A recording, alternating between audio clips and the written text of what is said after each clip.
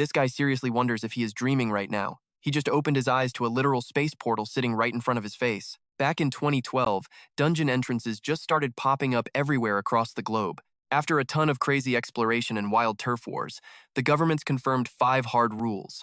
Rule 1, these portals are absolutely indestructible. Rule 2, if you fail to conquer a dungeon before the timer runs out, the entrance flips inside out. That means every single monster inside that dungeon will rush straight out into our world to wreck things. Rule 3, anyone who accidentally wanders into a dungeon and somehow survives becomes a legit adventurer, officially stepping onto the path of absolute superhuman power. Rule 4, the higher the level of the monsters inside the dungeon, the more insane the loot you get for clearing it. And Rule 5, the highest tier dungeon bosses can literally survive taking a direct hit from a nuclear bomb. And guess what? Our guy Trinh Hai actually happens to be one of those insanely lucky dudes. Standing right in front of the dungeon portal, Trinh Hai scratches his head and mutters about how this is a massive headache. He starts calculating his next move. In his memory, Trinh Hai clearly remembers that 5 years ago, the death rate for entering a dungeon was a solid 50%, meaning you either make it or you die. For a guy like him who already makes bank writing massively popular hit stories, becoming an adventurer is just way too much of a stupid risk. He actually wonders if he should just report this thing straight to the government or the Adventurer Guild and get it over with. He remembers regular citizens getting legit physical rewards for reporting portals to the higher-ups. Probably some rare magical treasures or something. The teenager pulls out his phone, and right at the top of his newsfeed is a breaking alert that completely freezes Trinh Hai in his tracks. A massive scandal. Staff members at the guild were just busted by the cops. The early reports say they were involved in smuggling and straight-up murder just to access dungeons. Trinh Hai shakes his head, arms crossed, looking completely stressed. Yeah, scratch that. If he gets unlucky and runs into some greedy staff member, he is basically inviting a wolf into his house. Selling it to a mega corporation is definitely a no. A dungeon entrance can only be used less than 10 times total. To stop him from selling shared access, those corporate suits would either arrange a mysterious accident for him or completely control and monitor his every move until the portal runs dry. Betting his life on the morals of greedy capitalists is a massive joke, but he cannot just leave the portal sitting there either. Once the timer hits 0, the whole entrance flips. If people die and public property gets totally wrecked, simply failing to report this thing will easily land him 20 solid years behind bars. Trinh Hai lets out a heavy sigh and makes a firm choice. He decides to search up what exact portal type he has here. If it is the highly lethal mixed type, he is packing his bags and calling the cops on his way out. But if it is a hunting type with a high survival rate, he is going to clear it himself. With that wild mindset locked in, Trinh Hai starts frantically searching up portal classifications, danger levels, and base survival rates. When the results pop up, he breathes a huge sigh of relief. His luck this time is not too terrible. Turns out his portal is a level 2 hunting type, basically a beginner level since it is super small, meaning the danger is totally manageable. 2 days later, his doorbell rings. Trinh Hai swings the door open to find a delivery guy standing there, holding a massive, heavy-looking package. While he is signing the receipt, the guy suddenly leans in way too close and whispers with complete suspicion. He asks if our guy happens to have discovered a dungeon entrance, because why else would someone buy a bunch of illegal restricted gear? A massive chill runs straight down Trinh Hai's spine. He hurriedly rips the box open, holds up a metal baton, and forces an incredibly goofy smile. He claims he just bought it for fun to replace a broken prop, asking if there is any problem. The delivery guy flinches, quickly turning away and dropping a super casual apology. He mutters, "Never mind, he was just asking." Trinh Hai stares at the guy walking away, his heart pounding with serious anxiety. He knows regular people are super paranoid about portals, but getting called out by a random stranger is honestly terrifying. Right after that, the teenager turns his attention back to the massive pile of gear, his eyes shifting into absolute focus. Trinh Hai starts unpacking every single item, and after fumbling around for a bit, he gets completely geared up in a slick set of tactical armor. He is now gripping a heavy fire axe, which definitely looks like it got some major upgrades. Trinh Hai takes a few test swings. The axe is pretty heavy and the chest plate feels tight, but he can still move just fine. He stops dead in front of the glowing portal, locks his eyes on the space waiting inside, takes one massive breath, and steps right through. The very second he steps inside, the whole landscape instantly shifts into this incredibly dense, overgrown forest. Trinh Hai looks around to analyze the area, totally confused about why it is not a dark cave. It looks like his very first opponent is highly likely going to be some savage werewolf beast. A tiny smirk flashes across his face. Clearly all that cash he dropped on this tactical gear was absolutely worth it. After finally getting his nerves under control, Trinh Hai starts hunting for some actual data on his status screen. According to those super reliable rumors from the adventurer forums, the moment a total rookie enters a dungeon, their adventurer system automatically boots up and reveals the exact conditions to escape. And sure enough, he finds his own personal status screen floating right in front of his face. Name: Trinh Hai. Novice Adventurer rank. Race: human. Adventurer level is literally just a pathetic level 1. Class: absolutely none. Basic stats show strength 9, agility 9, vitality 10, intelligence 16, perception 10, and willpower 11. Looking at these completely average numbers, Trinh Hai is left totally speechless. He frowns and mutters about how basic his base stats actually are. Normal human stats sit at 10, 8 is weak, 16 is elite. With 0 physical training, pulling a 9 in strength and agility makes sense. But 16 in intelligence? Totally wild. Sure, it is basically the most useless attribute, but a 16 mind stat is incredibly rare across both the association and syndicates. After all, strength and stamina can be leveled up through brutal hard work. Intelligence? Not so much. Trinh Hai feels a flash of pride, but plays it cool. He taps over to the next tab, checking the exit conditions, and a notification instantly pops up with his very first quest. The Tide Merman hunting season. His face instantly drops, and he screams out in pure frustration. Why mermen? He is strictly allergic to seafood. Can he get a normal opponent? The scene cuts to a dense forest. A fish monster patrols the area, gripping a spear. Suddenly, Trinh Hai bursts from cover, swinging a heavy axe right at his slippery target. But the loud attack makes way too much noise, putting the monster on high alert. It immediately jumps back, leaving Trinh Hai only managing a shallow slash on its arm. Sensing an adventurer, the monsters start getting restless. The fight drags on way longer than expected.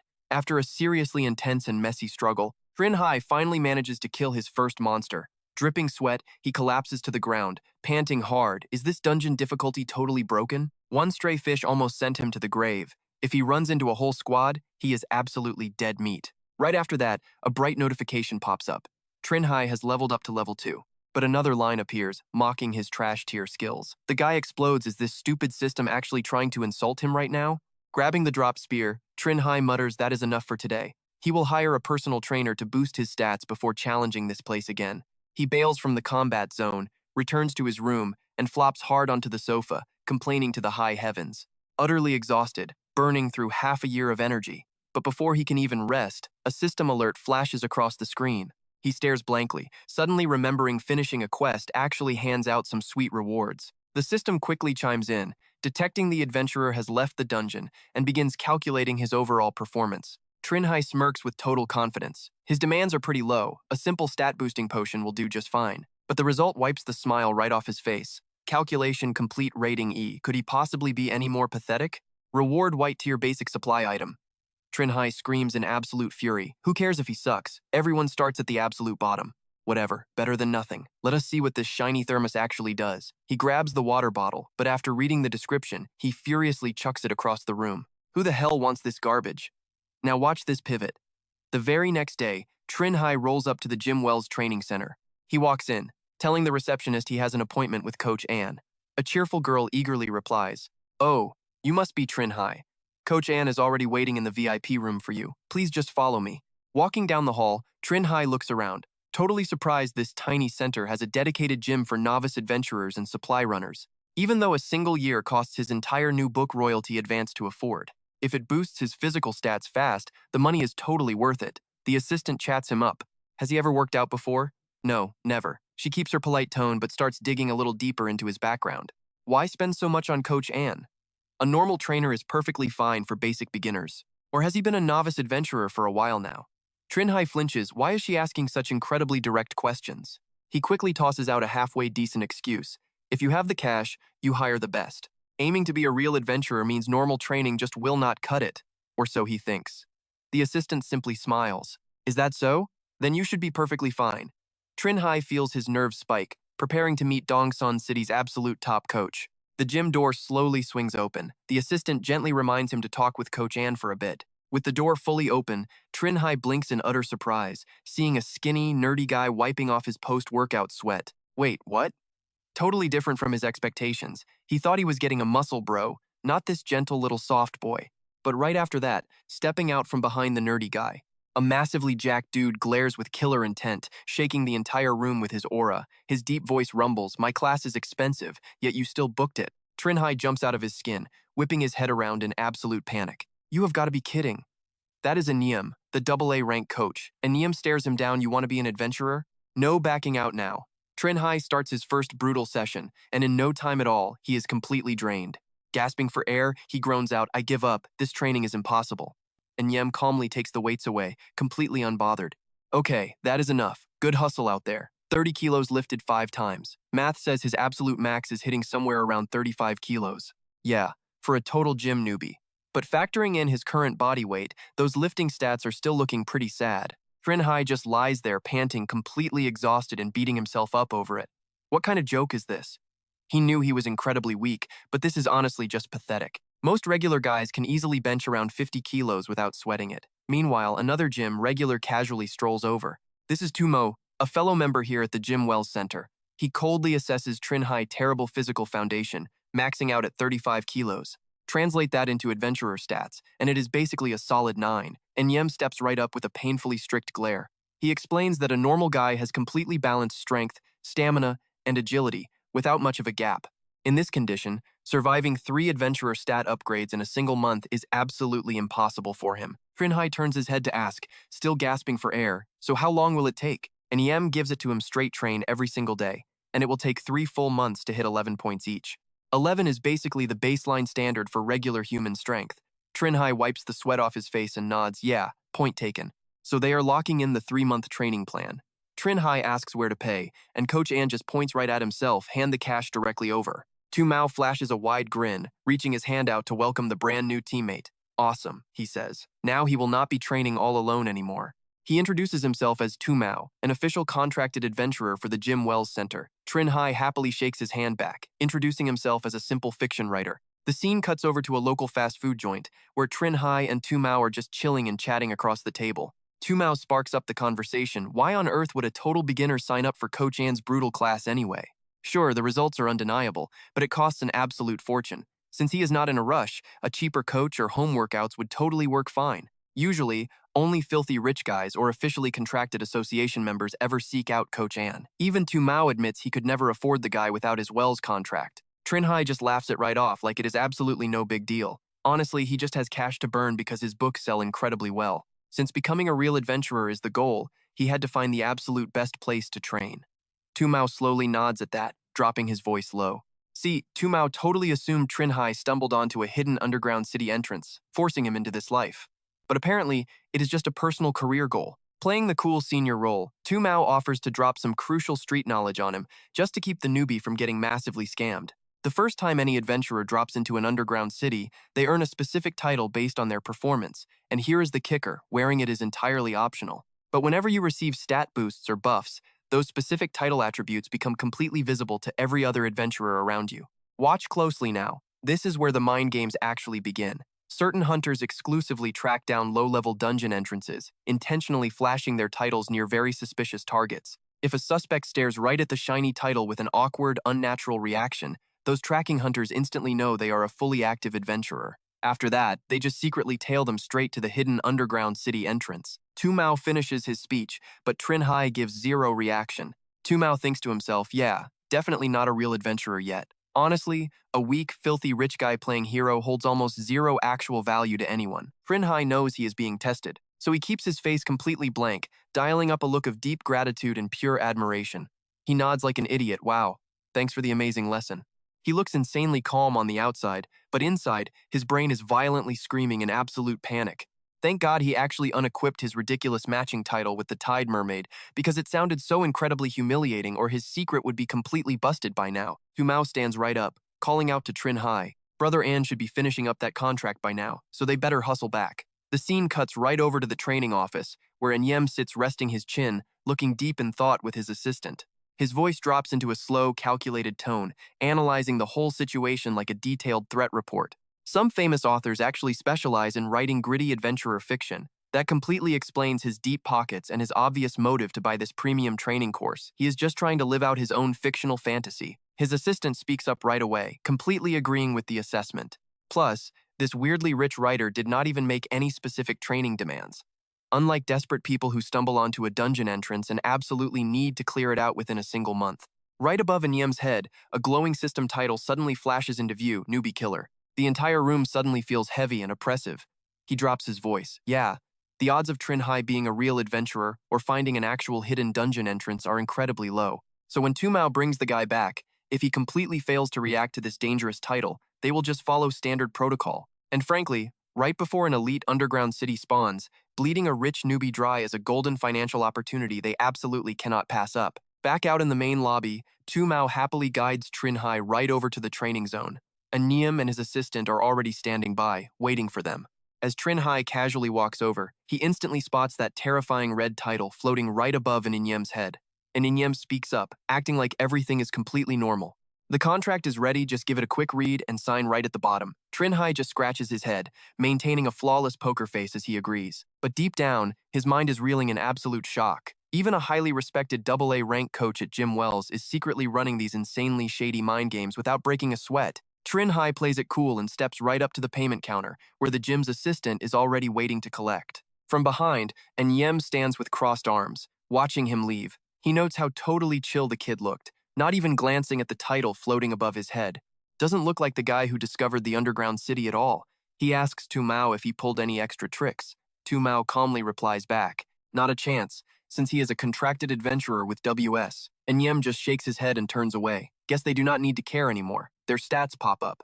Anyem is level 13, Tu Mao level 6. At the counter, Trinh Hai hands over his paperwork. He says it is all signed. The assistant flashes a smile and hands back the original copy. She tells him to hold on to it, adding that trainer Ann will take him for a physical checkup shortly. Trinh Hai nods. Sounds good. Cut to the gym, where Trinh Hai is running on a treadmill. His face is bright red, sweating buckets, while Anyem just calmly takes notes. Finally, the trainer barks an order to stop. Just what he guessed. The kid is incredibly weak, so they are entirely skipping the agility test. For the next week, they will just focus on boosting raw strength and stamina. When is he free? Trinh Hai is gasping for air, but his voice rings out with total determination. He says he is always free. Anyem gives him a look and tells him to come at 10 tomorrow. Later that night in his bedroom, Trinh Hai faceplants right into his mattress. He mutters that he never expected a massive gym to pull a stunt like this. They use the excuse of training beginner adventurers just to fish for easy targets. If he had not played dumb perfectly, he would have totally been exposed right then and there. No wonder this shady place has A-rank trainers. He bets this trap is set up in branches all over the entire country. He suddenly freezes up, and honestly, you can see the panic hit him. Hold up. If things are this corrupt, then every adventurer service is a massive trap, even the armor shop. Good thing he realized buying everything from one spot would have been a dead giveaway. Otherwise, he would have blown his cover instantly. Looks like he seriously underestimated the actual real-world danger of this crazy profession. Trinh Hai clicks his tongue. He realizes he has to change his whole plan. But everything is prepped, his armor, his weapon, his absolute focus. Trinh Hai steps right back into the underground city. He mutters that he originally planned to train up before coming back here, but he never expected the surface world to be so brutal. Everyone is targeting low-level newbies. He got super lucky dodging today's trap, but he cannot count on that kind of luck forever. Taking a deep breath, he grips his axe handle tight. He has no choice but to risk it and level up the hard way. He pulls up his status window to check things out. The new quest immediately makes him frown. The condition this time is to grab a pair of merman eyes. Instantly, the memory of his brutal fight from yesterday flashes back. He snaps his fingers. Right, he wonders if the eyes from that exact monster would still count. Wasting zero time, Trinh Hai immediately spins around and heads off to track down yesterday's leftover corpse. But when he gets there, he is hit with a pretty nasty sight. The monster's lower half is completely gnawed away, and it is already starting to rot. He quickly covers his nose with a massive frown. Damn it, the thing smells awful. Looks like some other scavenger was just snacking on it, but hey, the eyes are still intact. Talk about luck. No fighting today, he just needs a quick walk around here to scout the terrain. But while Trinh Hai is totally hyper-focused on digging out those eyeballs, another creepy creature is silently creeping right up behind him. A tiny rustle makes him snap his head around. A brand new merman is stomping toward him, glaring with pure killing intent like it wants some bloody revenge for its fallen bro. Trinh Hai just breathes a massive sigh of relief and smirks. A merman? He thought it was an actual threat. He points right at the thing, super confident. It is just one lone merman. He can totally take it. But before he can even finish bragging, a second one leaps out from the bushes. Trinh Hai goes completely pale and lets out a shocked yell. Time for the classic secret technique running for his life. One monster is fine, but two? Yeah, absolutely screw that. The sun starts setting on this marathon chase, leaving both sides completely out of breath. One of the ugly fish guys raises its spear, signaling its buddy to keep up the relentless assault. Dripping with sweat, Trinh Hai wipes his face and flashes an insanely cocky grin. He mocks them literally at death's door and still acting tough. Do they not realize? He points straight back at the trees. Your buddy completely lost track of us. The monster just freezes up. Now watch this flip. Trinh Hai steps right up, completely radiating killer intent, claiming it is his turn now. One heavy, brutal axe instantly drops the first beast. The second merman immediately lunges forward to attack, but seeing its buddy get sliced in half under that heavy axe, the thing totally freezes up in pure panic. Trinh Hai flashes a vicious grin and sprints after it. He yells out, "Hey, do not run away now." The second he gets back to his room, a system notification pops right up. It verifies that the adventurer has officially exited the underground city zone. It starts calculating his results. The final verdict claims his performance was decent enough. But guess what? Absolute zero rewards. Trinh Hai is sweating bullets, gritting his teeth, and ready to curse the sky. What absolute garbage. He scored way higher this time around, and still got literally nothing. He flops down onto the sofa, totally exhausted, clutching his forehead with a massive sigh. Is the drop rate in this beginner-level dungeon really just this insanely terrible? Wait, that makes no sense. If every other rookie adventurer deals with this, how does anyone actually make money? Is there some secret exploit he just does not know about yet? He figures he will just ask Tu Mao and the trainer tomorrow. But for now, he needs to play the good little newbie until he is absolutely sure they stopped monitoring him. The very next morning, Trinh Hai returns to the Wells Training Center. He asks the front desk assistant if Tu Mao and the trainer are around. She smiles back, explaining that Tu Mao headed over to the neighboring city for a few days. Trainer Anne is busy with some errands. Trinh Hai just gives a chill nod. No big deal, he will hit the VIP room to train first. A few days later, Trinh Hai is still sweating buckets on that treadmill. Outside, Tu Mao and Anyem watch the show. Tu Mao just raises an eyebrow. I leave for a few days, and this is his workout intensity? The guy is an absolute beast. Keep this up, and his strength and agility will hit level 11 real soon. Anyem totally agrees if he avoids injuries, he could easily reach 12 by next quarter. Tu Mao leans in and whispers, "So is the magic department planning to recruit this guy to work with Wells anytime soon? A rich and insanely motivated rookie like him could definitely become a top-tier adventurer." Anyem just shakes out a quick no. That question was already asked before you returned, but got flat-out rejected. The kid wants the black market route. Tu Mao just shrugs, "Hey, whatever floats his boat." Back on the treadmill, Trinh Hai is practically drowning in his own sweat, muscles screaming, but he refuses to stop running. Tu Mao walks right up to him, dead serious. "You are pushing it way too hard. You will end up injured." Trinh Hai gasps for air but shoots back a grin. "The sooner I level up the better. Wait too long and my drive might totally fizzle out." Tu Mao goes totally silent for a second, his eyes narrowing in deep thought. He pictures the crazy escalating costs of being a black market adventurer and finally gives a nod of agreement. Later at a fast food joint, Trinh Hai scarfs down a burger, completely lost in his own thoughts. Factoring in that whole recruitment pitch from Coach Ann the other day, he is absolutely sure Tu Mao and Coach Ann dropped their suspicions about him having a secret dungeon entrance. Now, he just needs to find the perfect moment to act. Right in the middle of his plotting, a familiar voice snaps him back. Why the blank stare? Tu Mao drops his food tray on the table and sits right across from him. Trinh Hai jumps slightly, a little flustered. "What is up with you?" "Just super tired, so I spaced out a bit." Tu Mao stares at him for a second and nods. "Man, you look terrible. Training that hard is just begging for a major injury to happen. And getting hurt will completely wreck your progress." Trinh Hai lets out a heavy sigh. "Yeah, I know. I should probably dial the crazy workout volume back down. Anyway, have you made any of your money back from this gig yet?"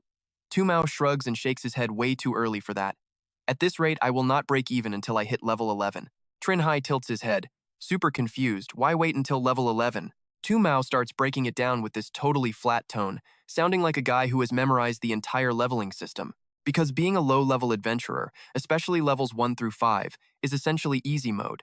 With veterans leading the squad to finish quests, the death rate actually stays incredibly low. Lazy adventurers with zero ambition usually just stick to this safe route. But from levels 6 to 10, mission difficulty spikes, making juicy monster intel way more valuable. This entire phase is basically just gathering information. The survival rate drops quite a bit, but you can still totally manage to scrape by. But at level 11, the dungeon difficulty cranks up to pure insanity. That is exactly when a sharp adventurer like me starts making real bank. At that stage, adventurers are absolutely desperate for power, grabbing better gear, rare artifacts, and skill books. Anything that boosts survival odds sells for an absolute fortune. Hearing this, Trinh Hai tosses out his own logic. "I do not get it," after level 11. If the dungeon is so insanely deadly, why not just stock up between levels 6 and 10 before leveling up? Tu Mao stays totally chill and fires back. There are tons of reasons for that. First off, the official Adventurer Association Council never actually forces anyone to conquer the underground city. So the vast majority just coast until level 11 before they seriously consider tapping out and going back to a totally normal life. On top of that, whatever loot the underground city spits out is barely enough to help an adventurer maintain a solid foothold inside the elite dungeon zones. Compared to the absolute death trap and insane paychecks of levels 11 through 15, running safe logistics and gathering basic intel back in levels 6 to 10 slowly earns back your initial investment. That way, those guys never have to risk their necks in the brutal level 11 to 15 bracket. Dead silence. Trinh Hai's eyes turn pretty dark and calculating, so that is the real game. Adventurers are basically sorted into different classes, starting from level 6 actually, maybe even earlier than that. Cut to Trinh Hai chilling back at his apartment. He is slouched on the sofa, aggressively scrolling through his phone, whispering to himself, okay, I get it now. No wonder the online forums are completely dead when it comes to useful guides. Turns out a massive chunk of the adventurer community is gatekeeping intel just to make a quick buck. Any reliable tricks or tips are locked behind a heavy paywall. And if these greedy sellers figure out a low-level rookie owns a private dungeon entrance, they will scam the kid absolutely blind. But guys, here is the part that actually blows my mind. This entire underground city just gives out basic clear rewards and turns random unlucky trespassers into actual adventurers. That is literally it, just those two simple things. Wasting zero time, Trinh Hai straps on his armor and double-checks his gear. His voice sounds sharp and totally locked in. Considering I am definitely not broke, and the outside world is packed with crazy adventuring hazards, I should just fight my way out of this dungeon solo. Then I can actually decide if I want this adventurer lifestyle or not. Yeah, exactly. Tu Mao's method comes first. Right now, focus completely on gathering intel. Figure out the layout, then clear the stage later. Suddenly, a bright system alert pops up: Tide Merfolk hunting season. Challenge level set to 2. To meet the escape condition, the current challenger must locate the hidden lake and completely wipe out a full Tide Merfolk squad. Remaining attempts for this specific underground city stand at 7. Once the stage is completely cleared, the challenge counter resets right back to 0. 19 days and almost 19 hours left until the reverse entrance closes. Trinh Hai squints at the timer and completely jumps. Wait, no combat required for this mission? Thank goodness he actually listened to Tumar's nerdy advice and bought himself a support drone. Finding that lake blindly would have taken a literal eternity. Deep down in a dark, incredibly damp sector of the underground city, a whole nasty school of merman monsters is currently chilling right by the water. Suddenly, one of those freaks jerks its head up, spotting the little drone hovering quietly way up above them. Its ugly eyes instantly flash with suspicion. Miles away, Trinh Hai is watching this whole live feed like a total gamer. The screen perfectly highlights every single creepy movement the pack makes. His eyes lock onto one specific mutant that looks way more jacked and absolutely terrifying compared to the rest. A merman sporting razor-sharp teeth and skin as bright red as fresh blood. Sensing the digital peeping Tom, the beast throws its head back and roars loudly. Trinh Hai squints hard at his screen. Is that thing seriously supposed to be a merman? The drone's camera feeds him crispy, ultra-high-definition horror right to his glowing screen. The creature staring back is still technically a merman, but totally supersized and definitely not messing around.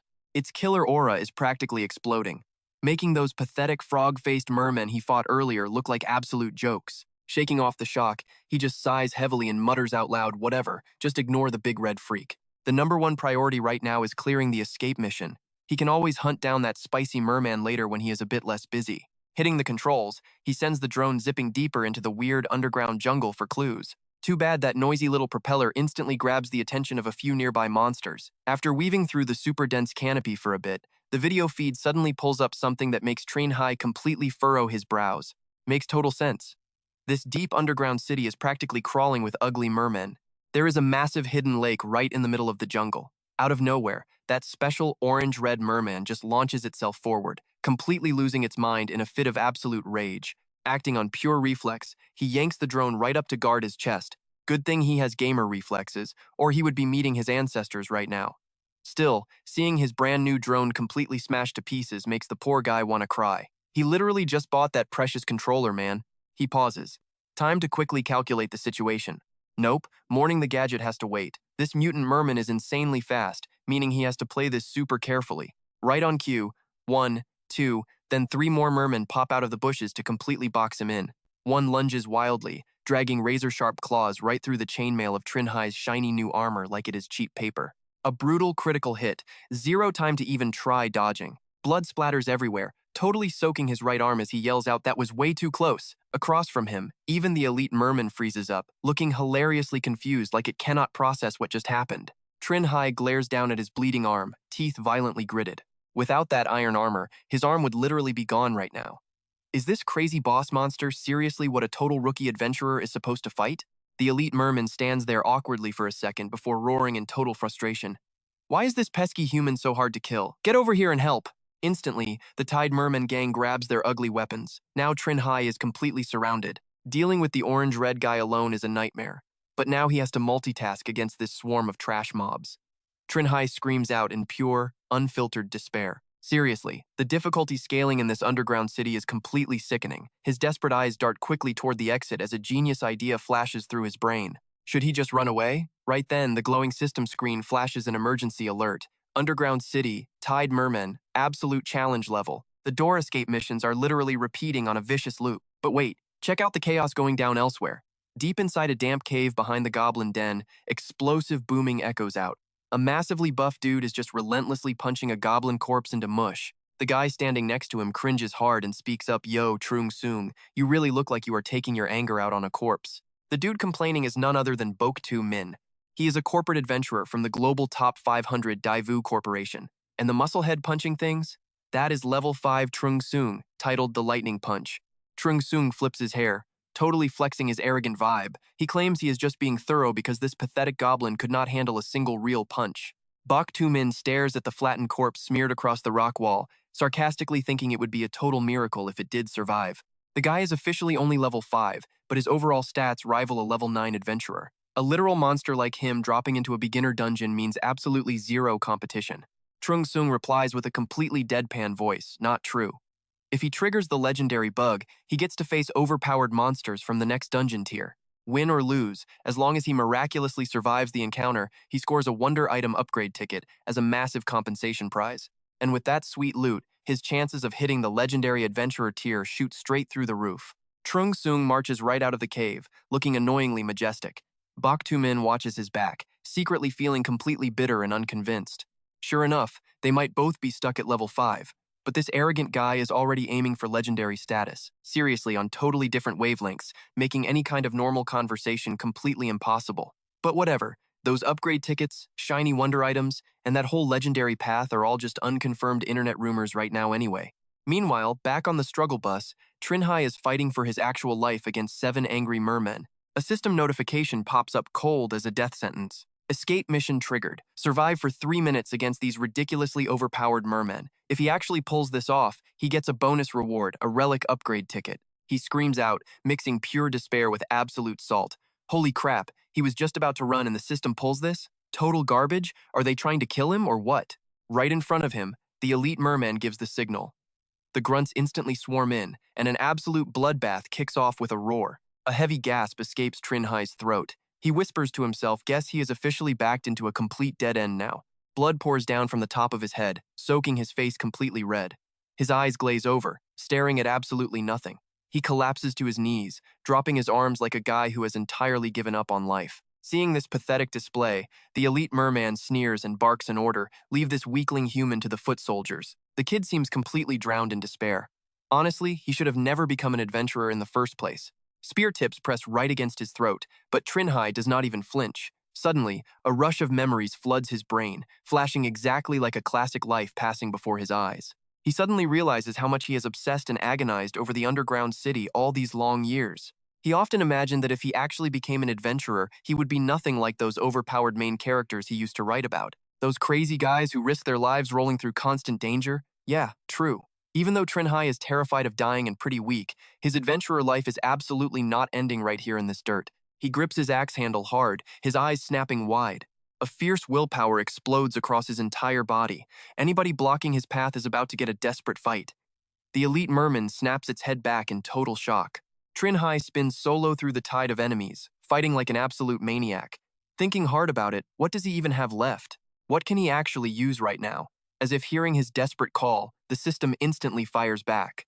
It displays the most perfect new title for this exact moment. Without any hesitation, Trinh Hai completely activates it, equipping the title On Par with the Tide Merman. The title effect instantly boots up, and its hidden attributes automatically lock onto the absolute strongest merman in the entire area. Right away, he gains stats matching the boss. His attributes surge up strength +1, speed +8, and perception +6. Trinh Hai feels entirely weightless, his limbs instantly becoming crazy flexible and ridiculously fast. Every single strike lands super clean, slicing right into targets without a microsecond of hesitation. His axe swings upward, and a Tide merman loses its head right in front of its crew. Trinh Hai roars out, his eyes flashing with pure killer intent. Hell yeah, with this insane speed, he can actually pull this off. The elite merman leading the pack totally freezes up, unable to believe its own eyes. So weird. This puny human feels entirely different now. What in the world did he just do? Trinh Hai points a spear right at it and yells out, "It is just you now, boss." Now the pack leader is actually taking him seriously. It screeches back, "You only beat up some low-level trash, so do not get too cocky." Trinh Hai knows perfectly well that even with this massive buff, fighting with his starting axe and armor means he will never beat this freaky orange-red merman. He tosses his axe completely aside and ducks to grab a nearby spear. His gaze turns dead serious, willpower practically catching fire. How will he know without trying? There is only one shot at this. Pay attention, his entire game plan revolves around one absolutely insane life-or-death gamble. He uses his unarmored head as pure bait, waiting for the perfect split second to land the final blow, targeting the enemy's exact attack pattern and blind spot. If he messes this up, Trinh Hai knows there is zero going back. This hardcore life-or-death rush makes him physically tremble with hype. It is totally boiling his blood, so intoxicating he cannot even stand still. This is the exact moment. Trinh Hai grits his teeth, waiting for the gap to close. The elite merman lunges forward, and the distance between them drops to less than an arm's length. Trinh Hai thrusts the spear straight into its throat, piercing right through the fatal weak point for a critical hit. Huh. Guess he is pretty badass after all. But at that exact same second, the enemy's desperate final claw swipe slashes right through Trinh Hai's major artery, and blood just keeps gushing out non-stop. Trinh Hai instantly faceplants onto the dirt, though his eyes stay intensely bright even as his body totally gives out. The elite merman trashes around, using its last drop of strength to desperately yank the spear tip out of its neck. Its face contorts in pure agony as it screams out, "Damn it!" It simply cannot accept the bitter reality of getting wrecked by a total weakling. But after a few more pathetic twitches, it just goes limp and lays completely dead. Trinh Hai is in a totally different mess right now, practically on death's door. Blood is still violently pouring from his neck without stopping, and his consciousness is rapidly fading to black. Right on cue, the system flashes a new prompt. Escape mission officially completed. Verified that the abnormal intelligent merman is super dead. Beginning reward calculation phase. The drop for this insane mission is a literal ordinary thermos. Trinh Hai forces himself to pick up the item, his entire arm violently shaking. He softly mutters to use the relic upgrade ticket on this utterly basic thermos. A blinding light suddenly erupts from the mundane object, birthing an absolute super item. It is an entirely new kind of healing potion, crazy rare and honestly super weird. Its effect literally generates a different flavor every single day, and it can be used to treat injuries while restoring massive stamina. With zero time to overthink, Trinh Hai grabs the medicine and chugs it completely dry. Every single gash on his body slowly knits back together, his skin returning to a healthy color. He cracks a wild smile. He actually lived. His body completely relaxes, and Trinh Hai immediately passes out. A few minutes later, he wakes up, checks himself, and sees that nasty neck slice has perfectly healed. Trinh Hai nods that healing potion is seriously no joke. He opens his system panel. His adventurer interface is still pretty basic. Level 3, 0 class. But now Trinh Hai actually holds 2 brand new titles, equal to the Tide, Merman, and Born from Death. His base stats actually shifted a little bit too. Landing just 1 extra perception point is enough to make Trinh Hai feel like he scored a massive surprise gift. He thinks it over. Time to see what the clearance quest changed into. The system spits back Tide Merman hunting season, and the brand new mission objective is set. Destroy the spawning pool. Trinh Hai instantly slumps down. Thinking about that pool, he sighs, forget it. He is nowhere near strong enough to handle a crazy mission like that right now. He stands up, carefully tucks his weapon into his belt, and goes to gather a few leftover spears from those dead mermen. Then he finally extracts himself. Stepping outside, Trinh Hai immediately senses something completely different. He frowns hard. Is this just some kind of wild hallucination?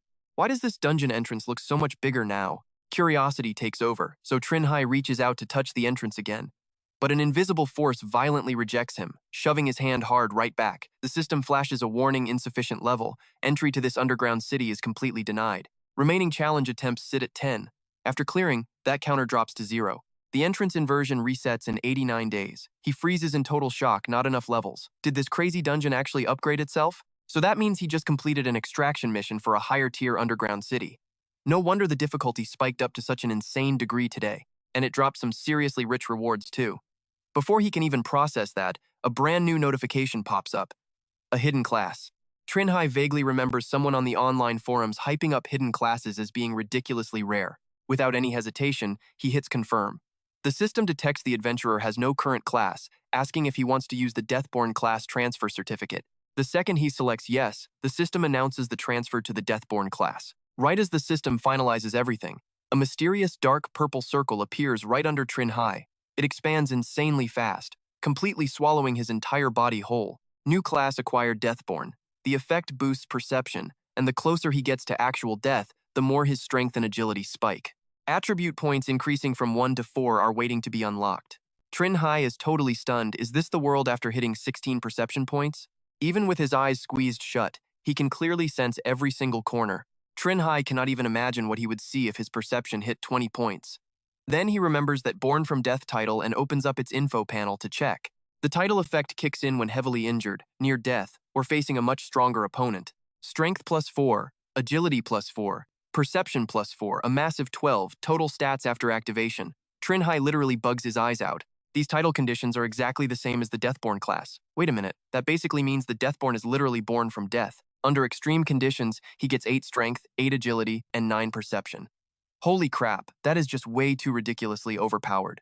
Next time he meets a tough enemy, he can easily trigger this effect automatically. After crushing them, he just chugs that healing potion to restore his entire health bar. Plus, that potion does way more than just that. With it, he never has to worry about getting injured from intense training ever again. He gets a full heal every single day, so he can train like an absolute beast. A whole month flies by, and Trinh Hai is still grinding hard, lifting heavy weights and panting wildly. Right at the exact moment he strains to lift a colossal mega weight over his head, Tu Mao actually witnesses the whole thing. Pay attention right here, because Tu Mao is utterly shocked. This is totally unreal. Not too long ago, this guy was a scrawny weakling, yet in under 2 months, he achieved results that take normal people a full year. This insane volume of training would literally drive anyone else crazy, but he just blasts through it without a single break. Just looking at that alone proves his physical constitution is totally outstanding, easily hitting level 16, or maybe even 17 or 18. Coach Ann, are you sure you are seeing this right? Stopping for a brief second, he turns and catches Tu Mao staring at him.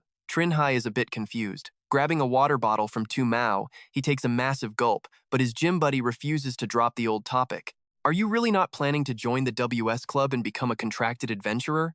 Trinh Hai shoots him down flat out. He refuses to be an adventurer chained down by some corporate contract. Tu Mao lets out a soft sigh, saying it is a shame since he really thought they could be colleagues and raid underground cities together. Trinh Hai just smiles back. Even if they are not co-workers, they still share the same strength.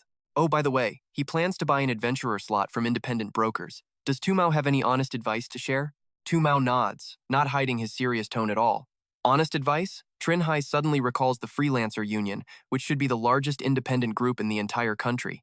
Tu Mao confirms it entirely. Exactly. If he really wants to take the black market route for a slot, Tu Mao highly recommends picking the Freelancer Union for actual safety or just using an underground city entrance that they exclusively manage themselves. This piece of advice definitely catches Trinh Hai off guard.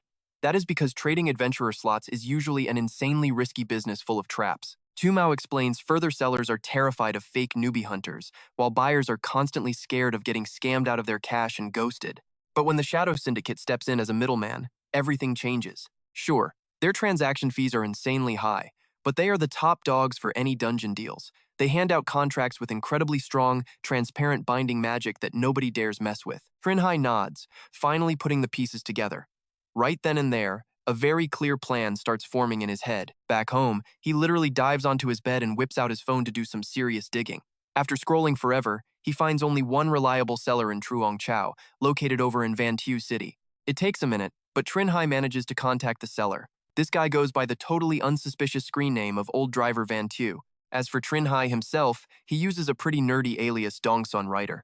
They hammer out the location details, and the timing is absolutely perfect. The team only has exactly 2 open slots left. The schedule is locked in. 2 days later, right on time, Trinh Hai shows up alone at the Van Tu City People's Park. Even from a solid distance, it only takes one quick glance for them to spot each other. A loud voice rings out across the park. The frantic guy waving his hand over there is Old Driver Van Tu. He immediately yells out to confirm, "Hey, are you the Dongsun Writer guy?" And get this sketchy dude holds the literal keys to the dungeon entrance. Old Driver Van Tu rushes him. "You are the last one. Hurry up. Once the contract is signed, I will guide everyone straight into the dungeon." Over at the gathering spot, a guy in a purple robe is drawing contract runes. That right there is the contract master from the Shadow Syndicate. The contract master clears his throat and loudly declares the three main rules of the deal. Rule number 1, all buyers must transfer the remaining funds to our designated account. In exchange, the seller will provide services to awaken you from normal citizens into actual adventurers. If you guys survive and return from the dungeon, my syndicate will release the rest of the money to the seller. Rule 2, once inside the dungeon, buyers are strictly forbidden from breaking the safety protocol, and sellers absolutely cannot leave buyers to die, nor use any violence against them. Third and final rule, leaking the exact coordinates of this hidden dungeon entrance to absolutely anyone is strictly forbidden. Any questions about the contract? People speak up one by one. First is Luong and the captain, followed by Trinh Hai, proudly rocking his Dong Sun Rider alias. A few others, like the guy named Hate, have zero complaints. The contract master shouts out with total authority, contract established. Instantly, a bright glowing rune burns onto everyone's arm. Eyes go wide everywhere as they stare at their right hands lighting up, muttering about how magical it is. Total silence. Everyone just stares with huge eyes, totally unable to hide their pure shock. The contract master nods. All right, my job here is officially done, and I hope to serve you all again someday. With that, he simply turns and walks away. Old driver Van Tew waves them over. Stick with me, everyone. I am taking you straight to the dungeon entrance right now. The entrance is cleverly hidden inside an abandoned building, sitting right in a completely deserted area. The group quietly creeps deeper inside. Only when they reach the very dead end does a pale blue portal appear, standing wide open and waiting. A forum member, who actually goes by the name Dungeon Money Manager, speaks up the location of this entrance really is incredibly well hidden from the world. No wonder the officials and greedy corporations never found it. Right as he says that, the guy named Luong and the captain exchange a very sketchy, meaningful look. Watch these two closely. Nobody else notices they are quietly plotting something seriously shady right now. Not wanting to waste any more time, old driver Van Tew quickly rushes everyone line up and go in order. Our target dungeon for this run is the level 4 Harpy Forest.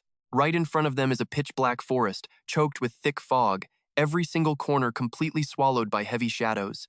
The second the group steps inside, Van Tew's partner, who was already waiting, steps up and immediately asks how this new batch looks. Before he can even answer, the newly awakened adventurers start popping up one by one. Some are bouncing with hype, while others nervously check out the creepy dungeon scenery. Trinh Hai, though, he stays perfectly calm, quietly bringing up the rear of the group. Van Tew and his buddy exchange a look, flashing a sly smirk. Not bad, he mutters under his breath. None of them look like tough targets. That sketchy little exchange does not escape Trinh Hai's sharp eyes. He frowns slightly, figuring it out so there are actually two sellers.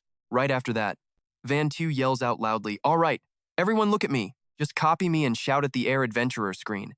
The whole squad of rookies follows along, chanting Adventurer screen in absolute unison. Instantly, a personal glowing screen pops up in front of each person, displaying their basic stats and their own specific quest board. Private screens. It is something only they can see, completely safe from anyone else snooping around. Van Tew's vulture of a friend quickly speaks up, "Please report your escape quest to us. We will handle them one by one." Nervous whispers instantly ripple through the crowd. You have got to be kidding. Are my starting base stats seriously this pathetic? When it is Trinh Hai's turn, he quietly checks his own glowing quest board and is genuinely shocked. Harpy Forest, challenge rating level 4. His personal escape condition is just to hear a harpy's voice.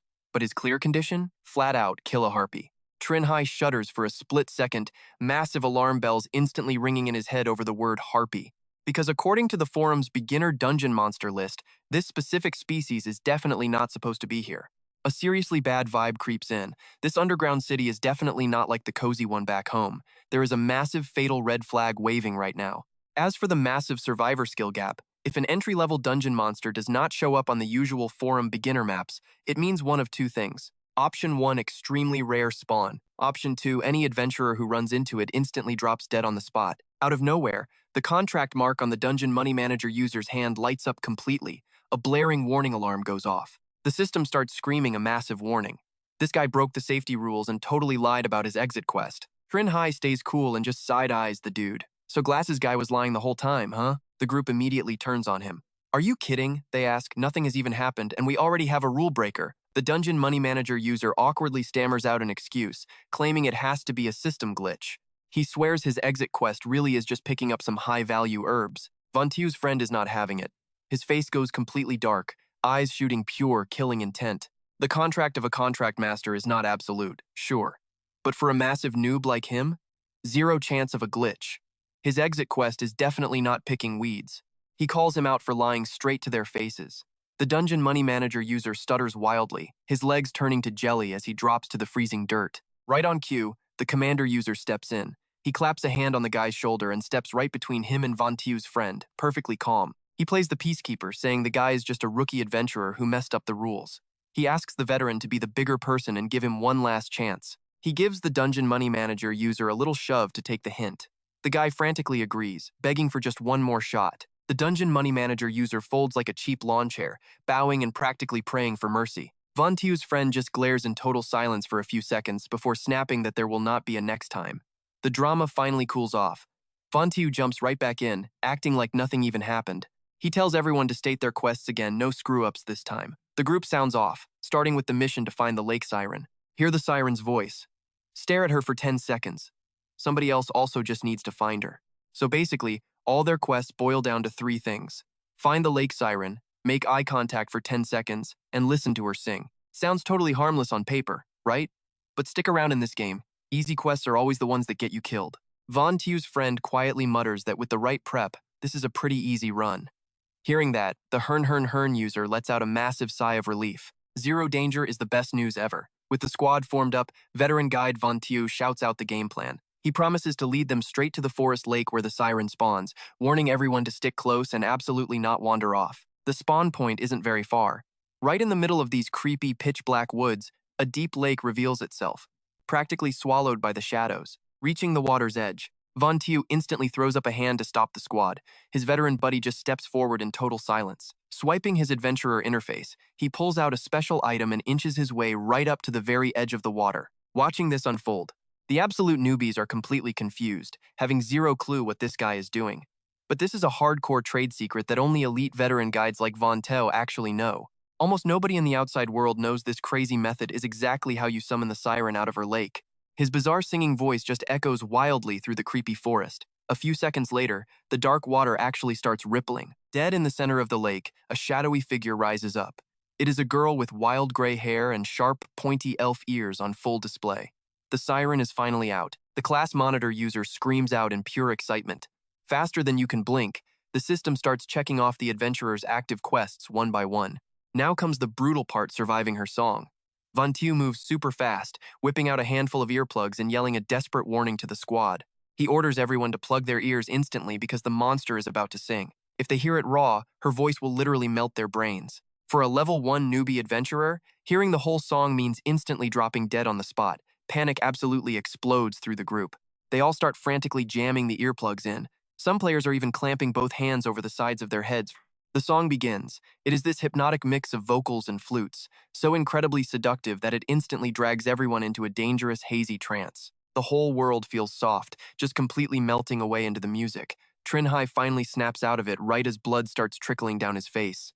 Wait, a nosebleed? He frantically wipes the blood away, his heart hammering in his chest. Good thing he brought those plugs a few seconds of full volume and he'd be totally dead. No wonder this dungeon boss never shows up on the beginner forum guides. She is totally lethal, terrifying, and yet somehow insanely captivating all at once. A loud shout breaks the silence. All the quests are officially cleared. The guide checks if everyone bagged their exit requirements, then orders the squad to pack it up and head straight back out. Head back out so soon? Suddenly, a massively annoying, challenging tone comes from the sarcastic guy user. With dried blood still smeared on his face, the dude just openly demands answers. He did his homework before this run. Dungeon plants and rare ores sell for crazy money. He accuses the guide of rushing them out just so he can hoard this entire gold mine for himself. They paid good money for this tour, so why exactly can't they grab some epic loot to pawn off later? Veteran guide Von Tiu absolutely refuses to take that disrespect, immediately clapping back. Hold on, that clause is nowhere in our contract. The sarcastic guy just smirks and totally flips the argument around.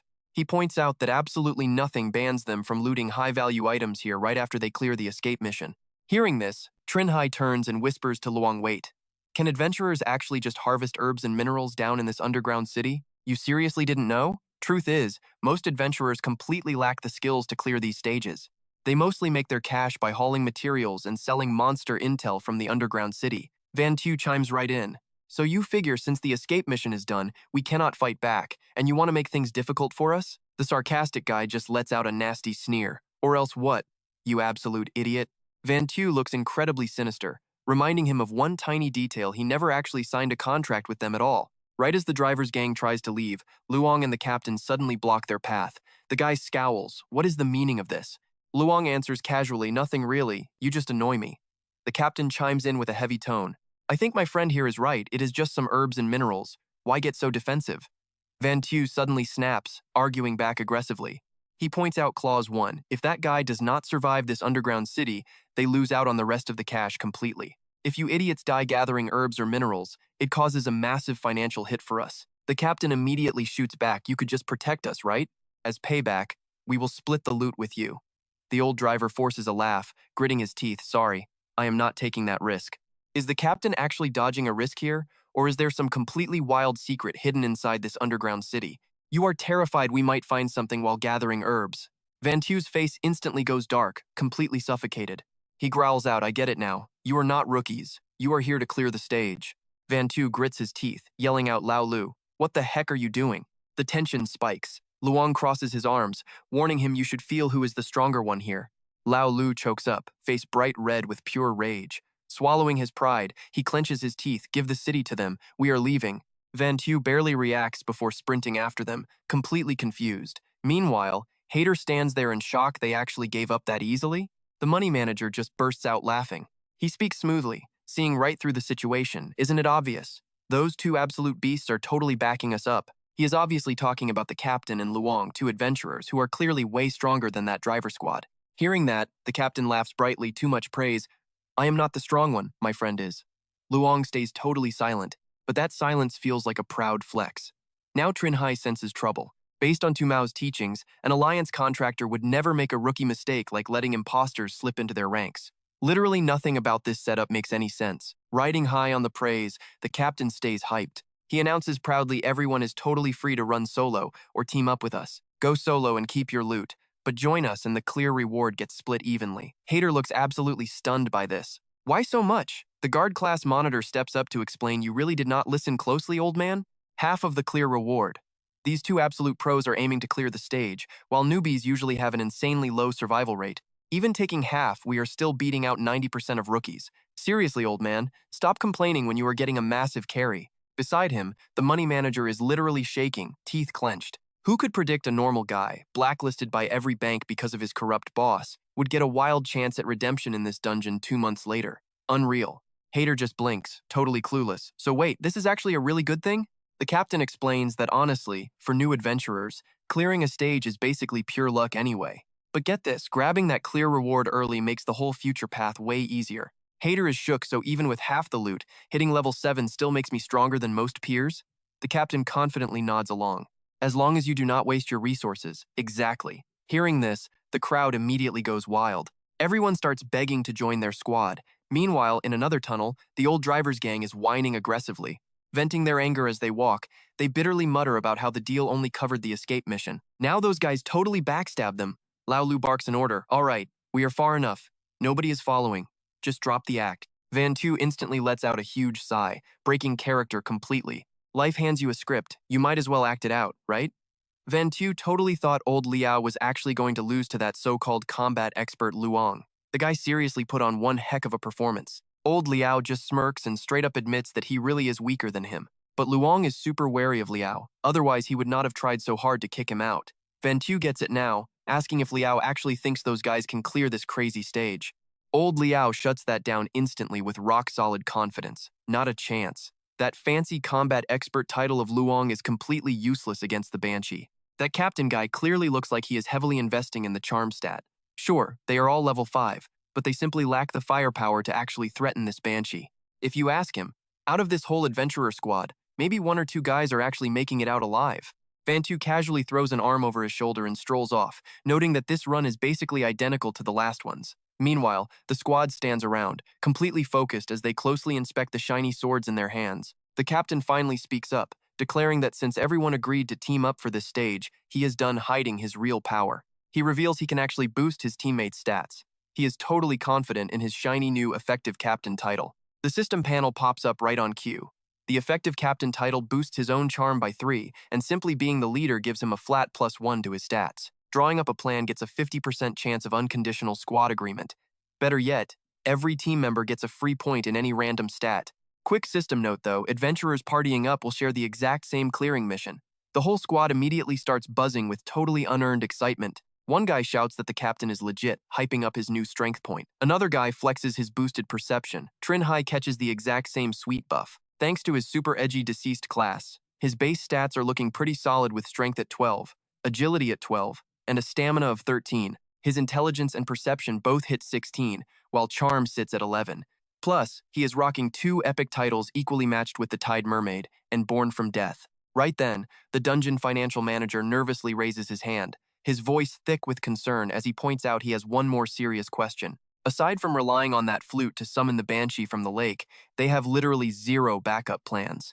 If the monster just camps underwater all day, how are they supposed to actually clear this crazy mission? Hearing the dungeon financial manager raise this extremely valid point, the guy named Mocking You steps up with wild confidence, declaring that is not an issue at all. He instantly equips his dog teaser title, dropping his charm by 2 but bumping his stamina up by 2. Once fully activated, this ridiculous title gives him a 20% chance to force a conversation and a 50% chance to enrage the target while draining 2 of their intelligence points. The guard class monitor totally panics and screams out. Meanwhile, our guy Mocking You casually bends down and grabs the absolute biggest, heaviest rock he can find by the water. He shifts his weight and winds up his arm, striking a pose like he is about to unleash an absolute game-ending finishing move.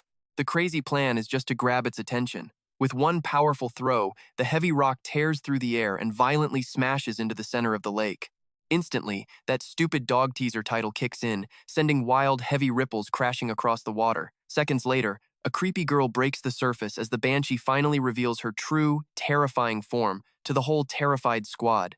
Mocking You immediately throws up double middle fingers and screams total trash talk, daring the stupid monster to come get him right now. The system confirms the taunt effect lands perfectly. The banshee absolutely loses her mind with rage and charges straight at the helpless group waiting on the shoreline. Mocking You practically pats himself on the back, proudly cheering that his insane little trick actually worked and the monster is officially triggered. Combat expert Luong does not hesitate for a second, charging forward and yelling to leave the rest to him. Wild cheers immediately echo from the squad below. The whole team scatters so their expert can pin down the banshee. Everyone else violently plugs their ears, just waiting for the perfect opening to launch an attack. Luong tightly clenches his fists and goes head-to-head with the monster. It looks like an easy win, but his punch literally phases right through her glowing body. What the heck just happened? His heavy strike hits absolute air. Wait for it, things are about to get wild. The entire squad is suddenly panicking, and even Mocking You starts sweating cold bullets. He forces a pathetic, twisted little smile, begging the monster to hold up a second. Instead, a soul-crushing scream rips through the forest, directly attacking the minds and fragile bodies of every single person standing there. Even with their ears tightly plugged and totally braced for impact, the squad still takes heavy damage, bright red blood streaming straight down their noses. You have got to be kidding, this banshee is actually an untouchable phantom. But somehow, nobody backs down. The captain wildly screams out, asking Luong if he can actually handle this nightmare. Luong nods firmly, his eyes dead serious. He absolutely can. It is just going to take a little bit of time. Luong starts winding up his special move, the Fist of Love he scored from the last dungeon. He hasn't mastered it yet, but with the perfect timing, it will definitely do some real damage. Slow works just fine. The captain plays it super cool, staring down the raging banshee while loudly guessing that she probably does not have any hidden crazy tricks up her sleeve anyway. He has a really strong gut feeling that this dungeon's loot is going to be absolutely massive. Right at that exact second, a silent girl in the back finally speaks. She pulls her hood down low over her face, calls their choice incredibly stupid, and just turns around and bails before anyone can even process what she just said. Trinh Hai reaches out, yelling for her to wait. Why does she think they are wrong? He frowns hard, suddenly sensing that something is seriously messed up here. Was teaming up actually a fatal mistake? But before he gets any answers, the mysterious girl activates her sneaky little title, They Do Not Think I Exist. The title's crazy effect instantly starts running, but she unfortunately fully steps out of the dungeon a tiny 3 seconds early. The effect finalizes, and every single memory Trinh Hai had of her is permanently, entirely wiped clean. Trinh Hai stands totally frozen, staring into absolute nowhere. It takes a solid smack from the guard class monitor to finally snap him out of it. The monitor barks out, "Why are you spacing out, mumbling to thin air? Nobody is even standing over there." Trinh Hai stammers out that he just saw something, pointing ahead, but the spot is totally empty now. A hallucination? Suddenly, he catches a savage flashing red light and absolutely freezes in sheer panic. It is here. A crazy powerful aura is closing in fast, coming from the exact spot he was just staring at. A thick wave of crimson fog rolls in, carrying this bone-chilling murderous vibe. Then a massive swarm of demon girls appears, and every single one looks hideously thirsty for blood. Meanwhile, Luong is still desperately blocking wave after wave of their relentless, rapid-fire attacks. He catches one demon slipping and lands a totally brutal punch that leaves her completely curled up in agony. Turns out, his fancy combat expert title actually does mean something against these monsters. But that tiny spark of victory vanishes as a fresh nightmare drops in. Thanks to his super sharp hearing, Luong yells out a desperate warning we were completely wrong about this place. This underground city does not just have one single demon girl roaming around. Those two shady merchants definitely played them from the start. The warning comes way too late though, because her lovely sisters just crashed the party. They step out from the absolute pitch-black shadows, perfectly trapping the adventurer squad from every possible angle. Facing this total nightmare scenario, the terrified adventurers just start screaming their heads off in pure despair. Are you kidding me? This is way too many. How many earplugs would even block this out? Luong immediately barks a sharp order. What are you all just standing around for? Just run. Nobody needs to think twice about that, and the whole crew completely books it for their lives. While running for his life, all these old memories suddenly hit Han Han Han. Flashes of Din, Tu Nien, and the infamous Cao Tua Dung flood right back into his brain. An A-rank wanted criminal and level 7 adventurer. A mocking voice echoes back, yeah, I thought about it, and I will actually spare you. Who told you I love seeing people suffer in absolute misery? That memory fades as he runs, only for a demon girl to pop up right behind his back. Are you freaking kidding me? I have not even warned Din and Tu Nien yet. Han Han Han screams out in absolute utter despair. In one brutal blink, she completely wipes Han Han Han off the map in a bloody mess. Meanwhile, things are looking just as terrible for the guard class monitor and the underground city financial manager. Those two are completely boxed in by a massive flock of demon girls creeping closer. They can scream, beg, and thrash around all they want, but it is totally hopeless.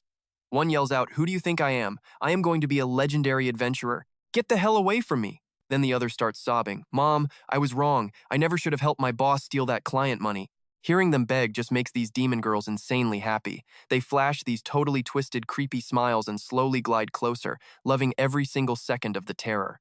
Now watch this absolute massacre unfold. In just a flash, the only survivors left are the captain, Luong, and Trinh Hai. And honestly, both the captain and Luong are completely blinded from that demonic attack. But Luong still stubbornly screams out, "Bring it on! I am not afraid of you, freaks. Come here." The captain is running completely on empty now. He just slumps against a jagged rock, barely whispering. We got totally played. No wonder those two entrances did not block anyone level 3 and up. They literally lured mid-tier adventurers in here on purpose just to test the freaking dungeon clear rate. They are just waiting for our entire squad to wipe so they can collect the data. What an absolutely sick plan. Right now, surviving this hellhole is the only thing that actually matters. Trinh Hai turns to the captain, casually asking if they should just go ahead and slaughter these demon girls. If you have a bright idea, spit it out, because these demon girls definitely pack more brutal tricks than just their screaming attacks. Their raw strength is low, but they can completely mess with physical matter. I dodged that first sonic wave, but honestly, fighting my way out of here is a massive gamble. The captain finally takes a good, hard look at Trinh Hai. He mutters, "I really never expected a total rookie like you to react way faster than a veteran like me. But wait, your hearing got totally busted.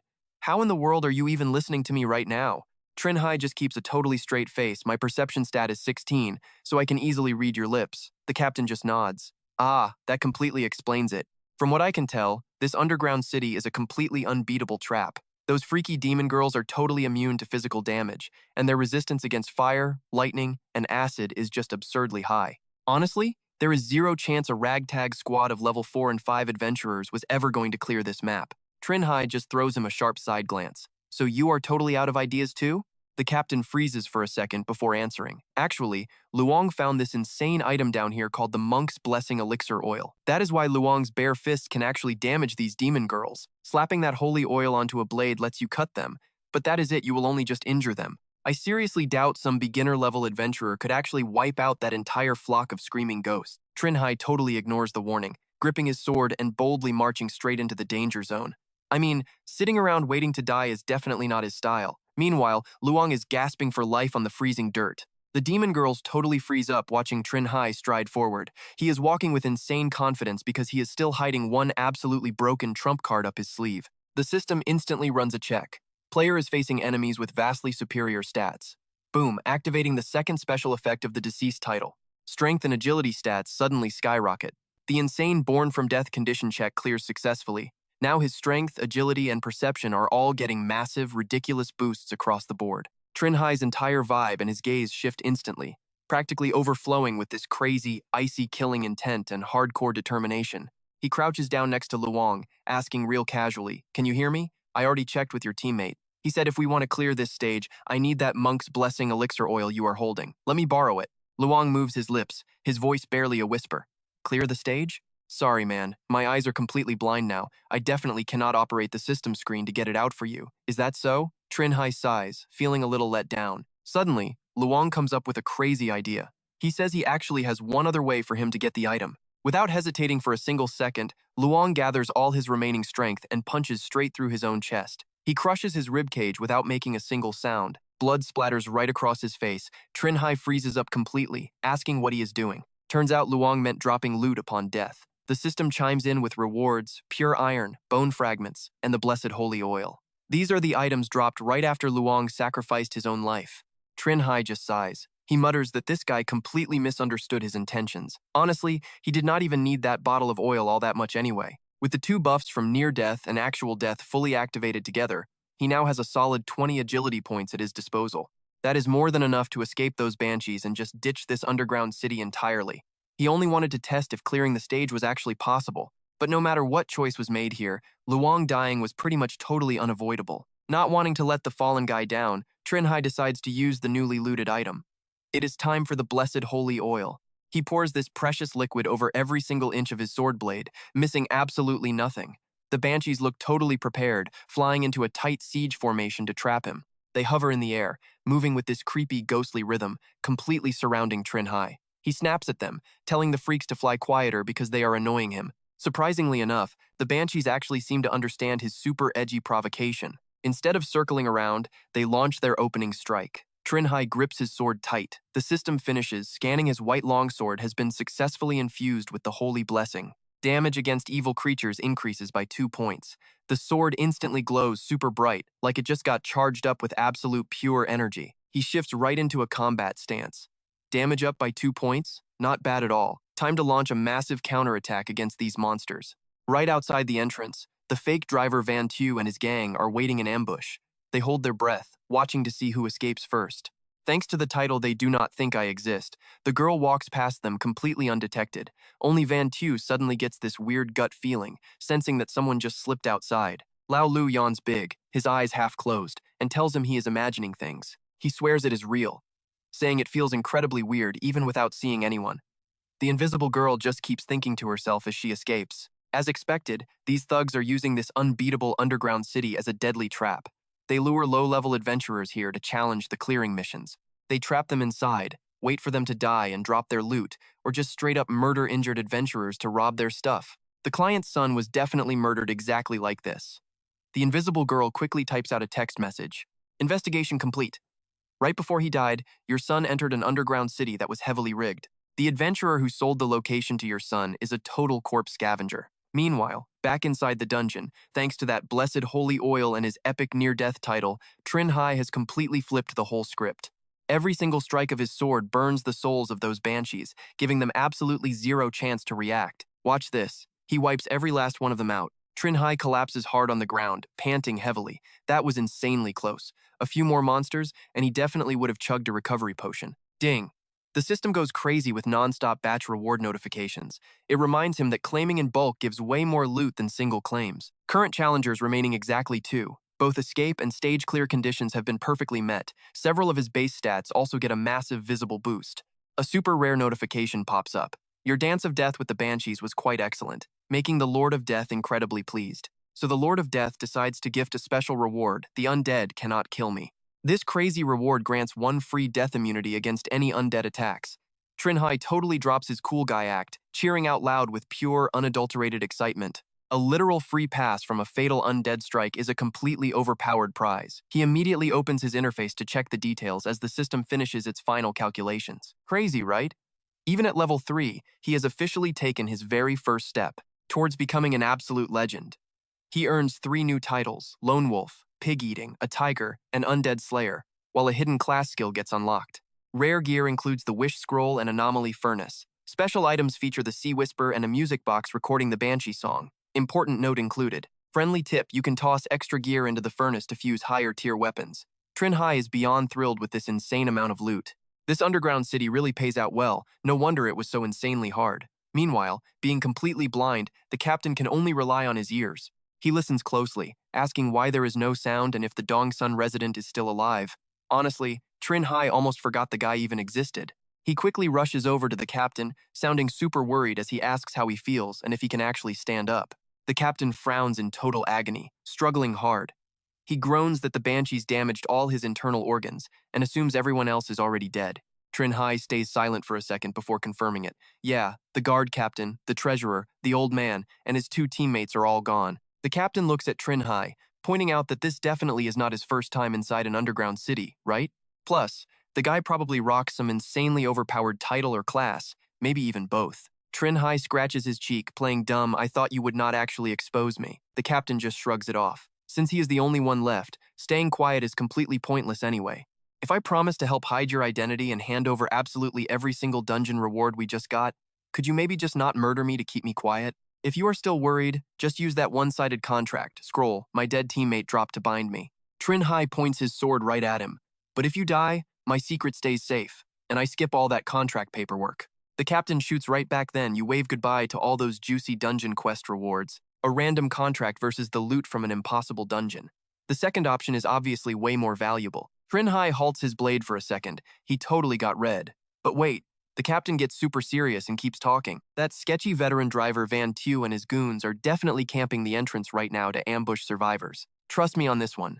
Those disgusting bottom feeders are seriously no joke to deal with. I can act as a distraction, giving you a chance to counterattack or bail out entirely. Keeping me alive is your absolute best play. Right on cue, the dungeon gate starts shifting with a loud crackle. Lao Lu instantly spots the familiar glow. See that? Now this is exactly what it looks like when someone exits. Well, all right. Guess I was totally wrong earlier, veteran driver Van Tew says while cracking his wrists. Seeing Trinh Hai support the captain, Van Tew instantly panics. Hold up, the dungeon door is closing, meaning they actually cleared it. Lao Lu spots the danger and screams. Wait, watch out for the guy on the right. He is not normal. Swish. A freezing blade pierces straight through the veteran driver's heart, ending his life in one brutal strike. Lao Lu freezes in pure shock, completely refusing to believe his eyes. Trinh Hai already activated his two deadly titles.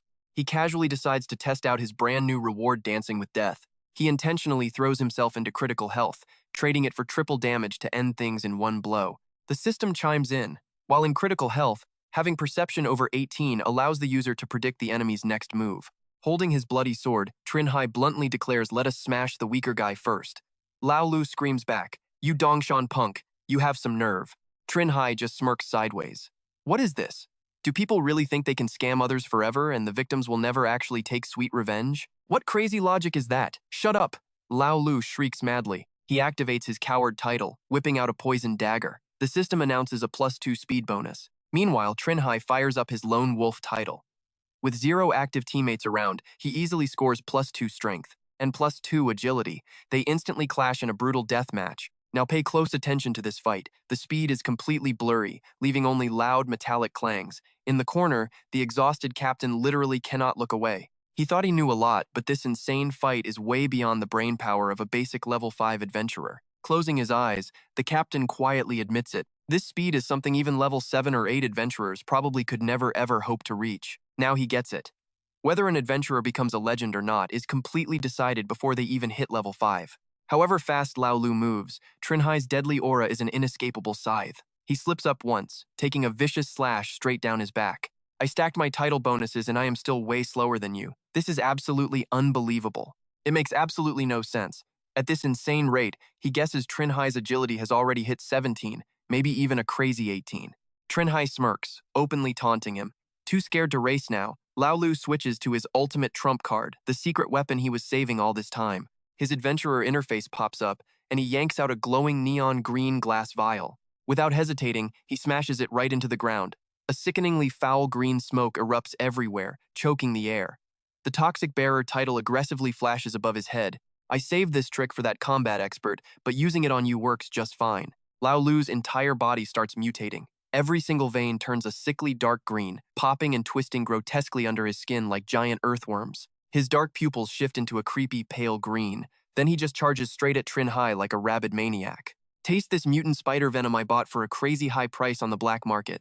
Trinh Hai immediately jumps back, but he is a second too late. the insanely fast toxin invades his body, making him wince in sharp pain. Lao Lu flashes a twisted, creepy grin. Oh wow, your poison resistance is literally worse than a normal guy. You cannot even counterattack.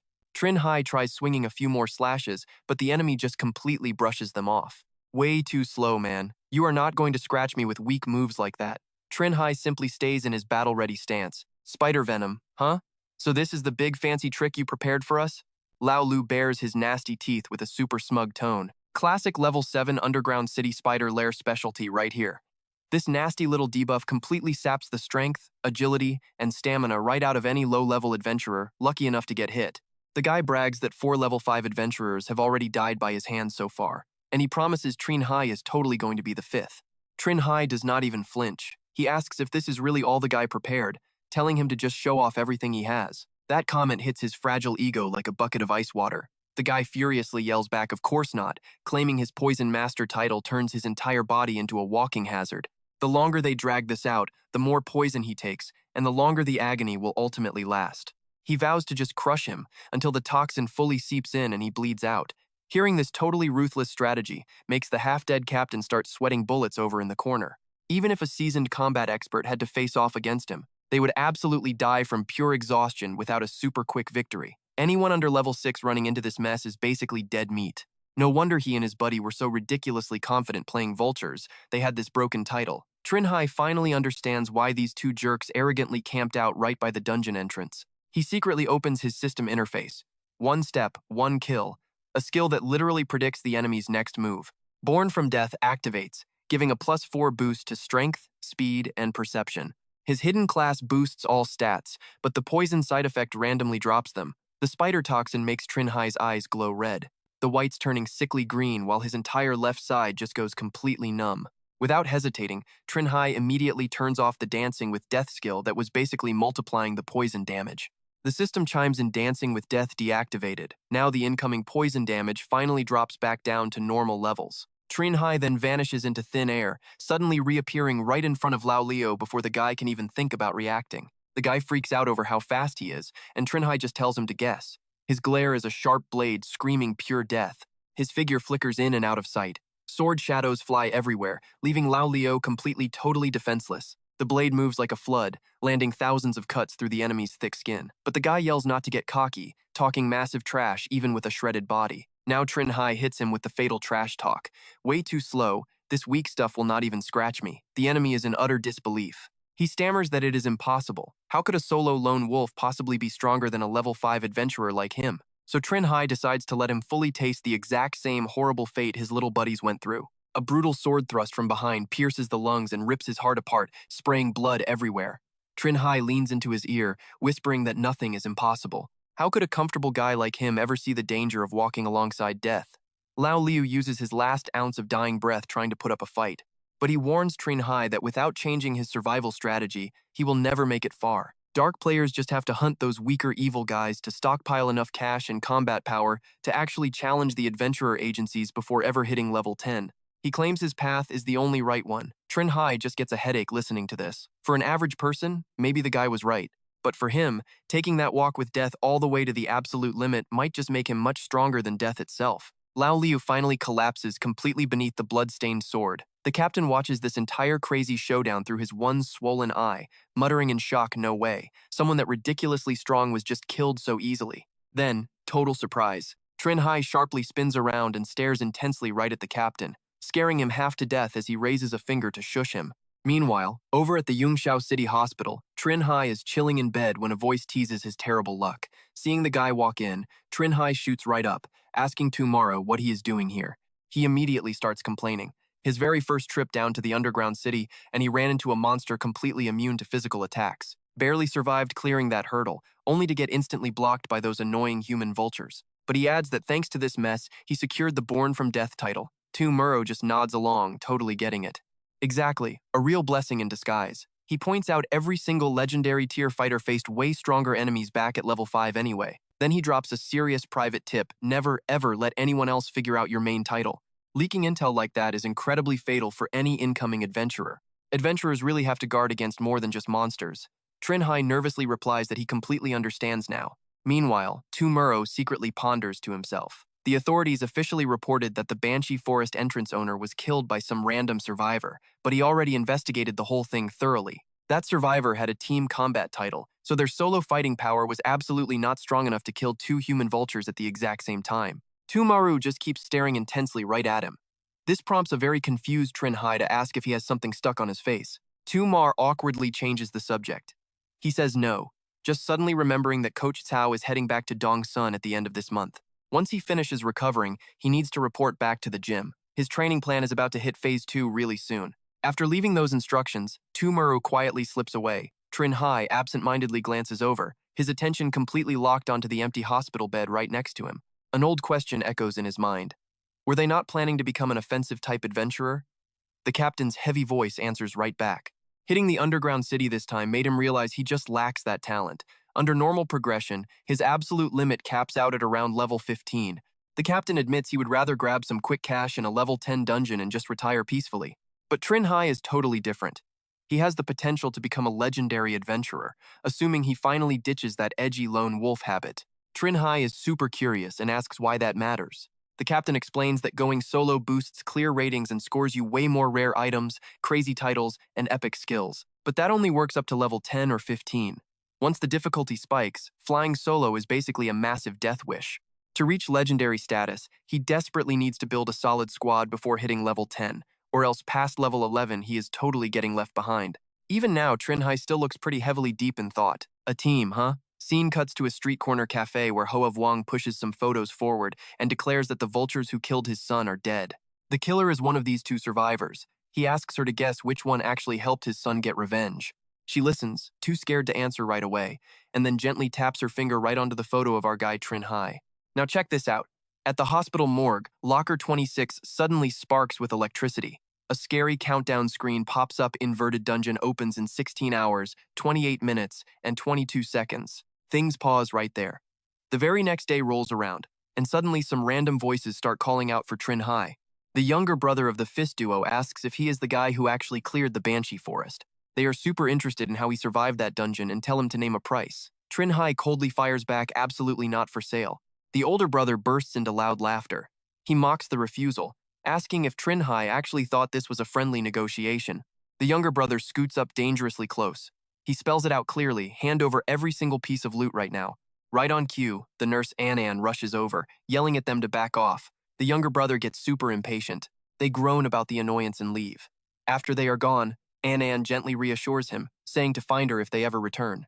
Her brother is level 10, so those guys will not dare touch her. Trinh Hai awkwardly says thanks, but she suddenly grabs his hand. No, she needs to thank him instead. Her friend actually died inside that Banshee Forest. Since he and Mr. Vuong cleared that dungeon, they basically served justice.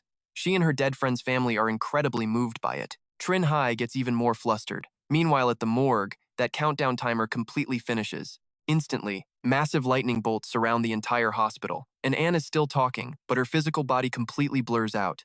He yells in panic the dungeon is going rogue and randomly sucking people inside. A second later, he gets violently pulled in too, so Trinh Hai gets completely swallowed up. Moments later, he crashes hard onto the dirt, wincing in total pain as his nerves scream. The view ahead is even more shocking.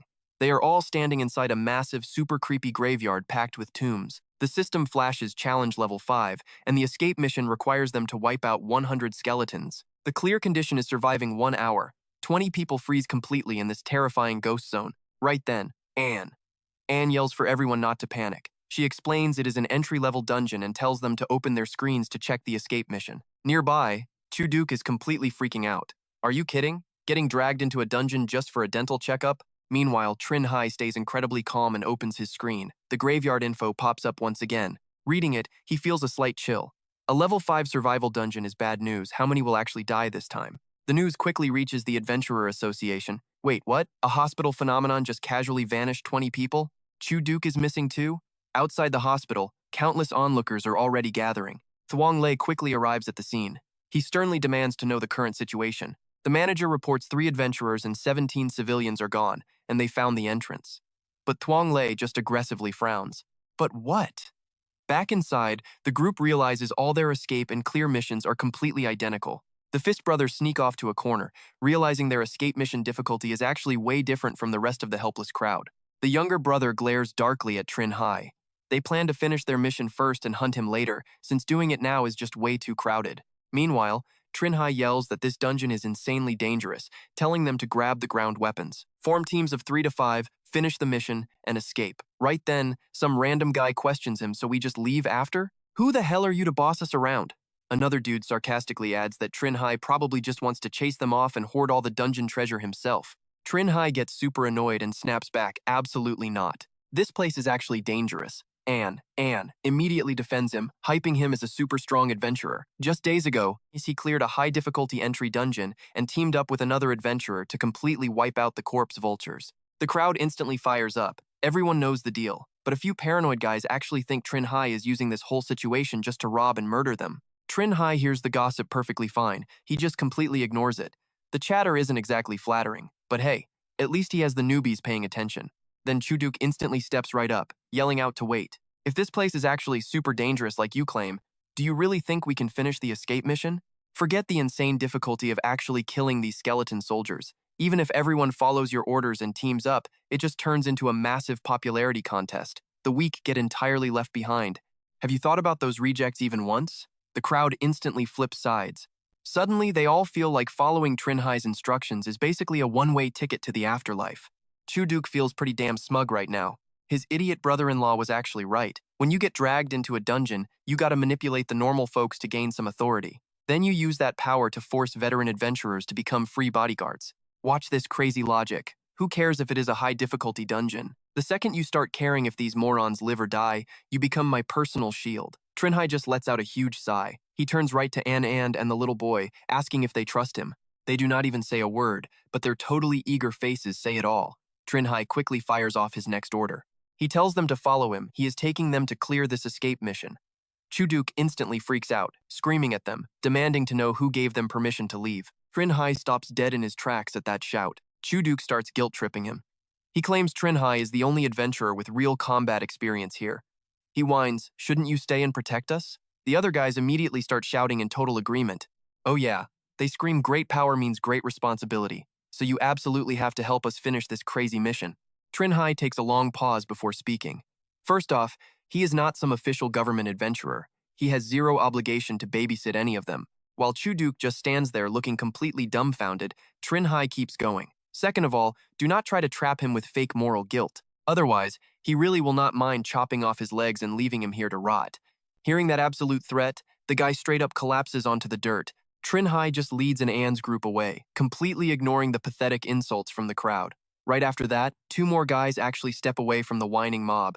One sick guy instantly yells out, "What are you doing?" The younger brother just shrugs and explains. They think the crazy guy is right.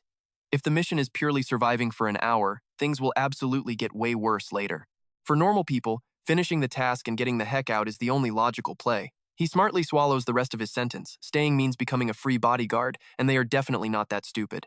Meanwhile, Chu Lei and his pro team finally reach the morgue outside. The whole situation has him completely terrified. He panics, why is it this specific monster? The staff member next to him asks in total confusion, is there some major problem with this dungeon? He answers with a heavy tremble. It is not about problems. It is about how many people can actually survive and walk out of this cursed place in the next hour.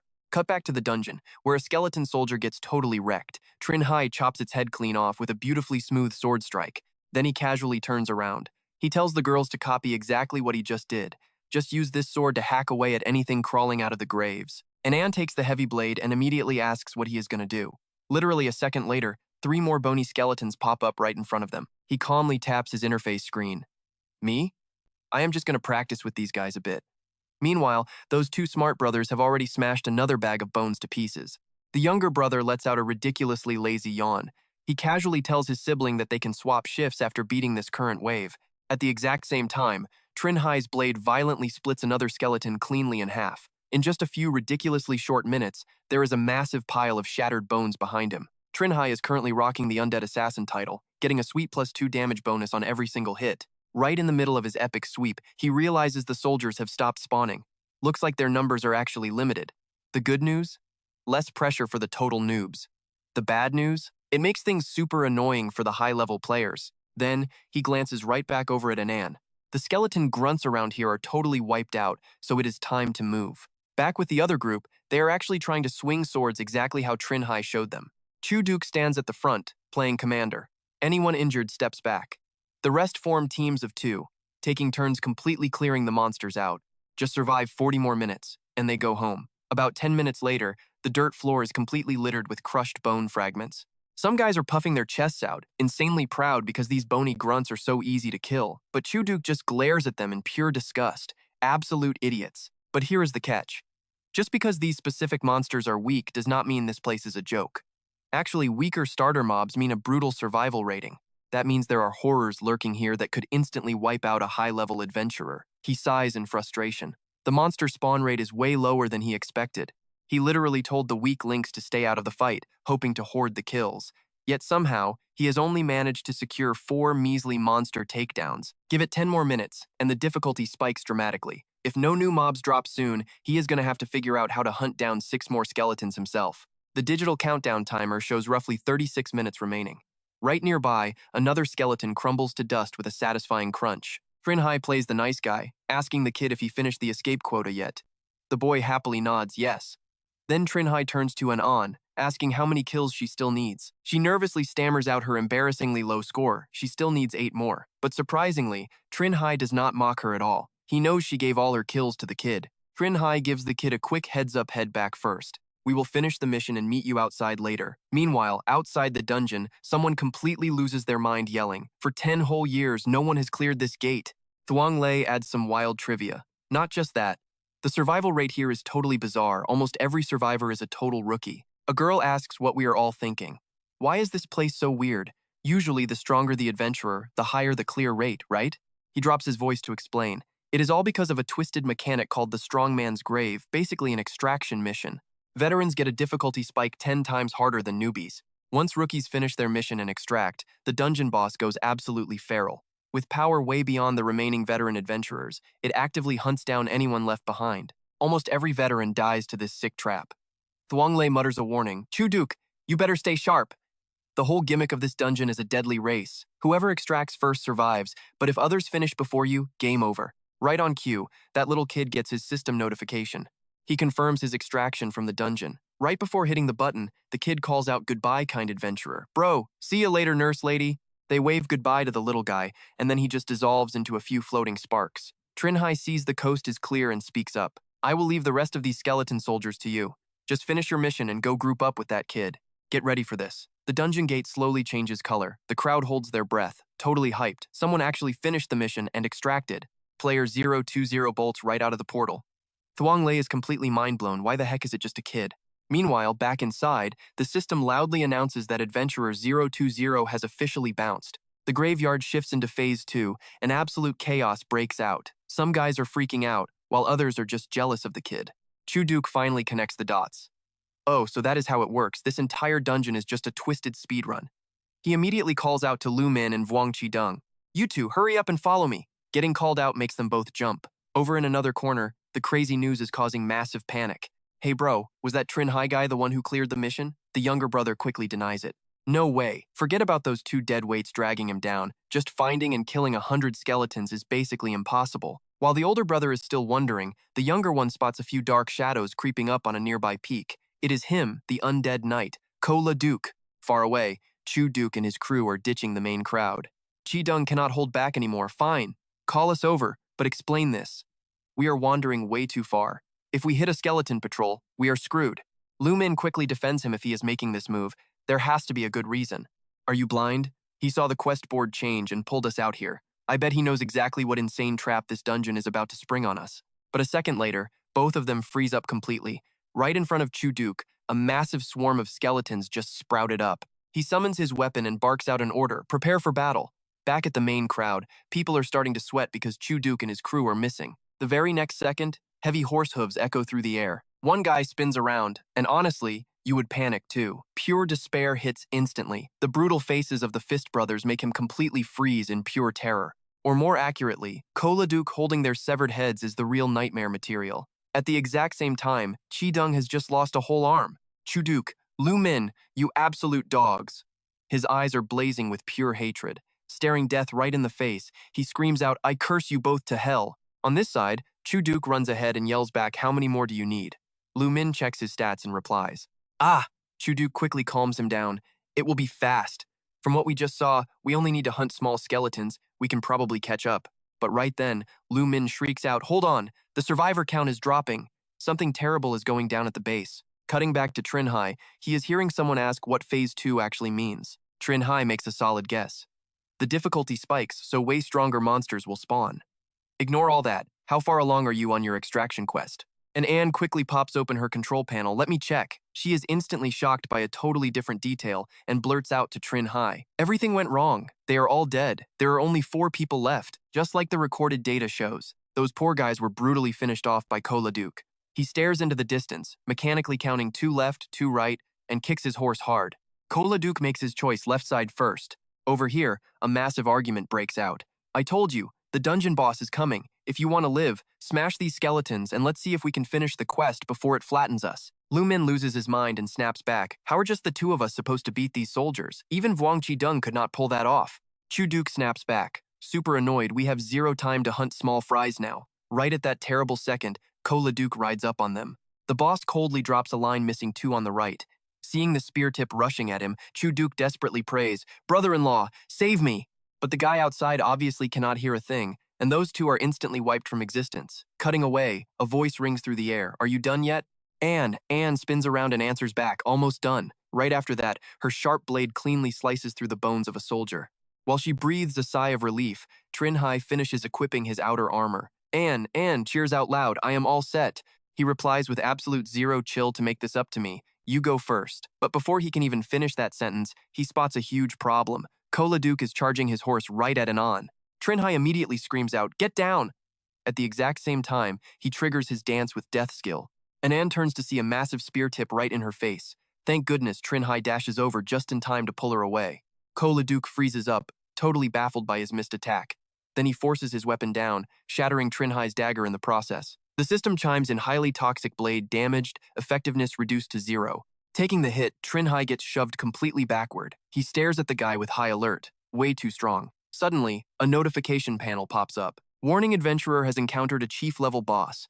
Following that, a whole series of his titles activate all at once to handle this life-or-death situation. Finally, the system flashes one last incredibly helpful line, good luck. Trinh Hai grits his teeth and asks her, do you get it now? You staying here will only drag me down. And An instantly replies back, I understand. I will wait for you outside. You better survive this. And just like that, she successfully extracts from the underground city. Meanwhile, Duke stands completely silent, posing like a statue. Trinh Hai speaks up, now it is just the 2 of us, and I am guessing you will not let me walk away, right? Hearing that, the big guy keeps a totally deadpan face.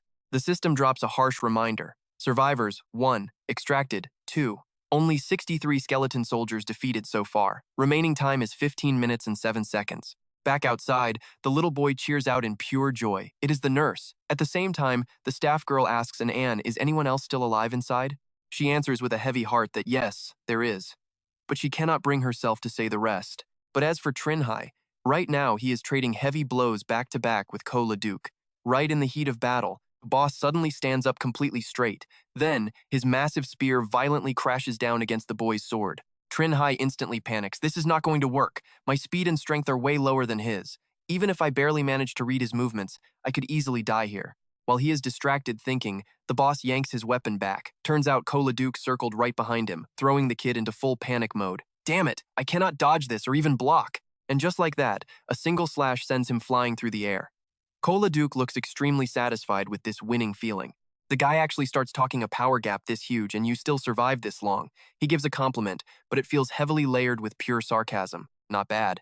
Trinh Hai wonders to himself, wait, is this boss actually talking to me? No, snap out of it. This is definitely not the time for random thoughts. He desperately pushes himself, think. Come on, think. What in the world do I actually need to do to survive against this absolute monster? The clock officially hits the 5-minute mark. Thuong Le shouts out in pure despair, it is over, just report this incident to the Truong Chau branch.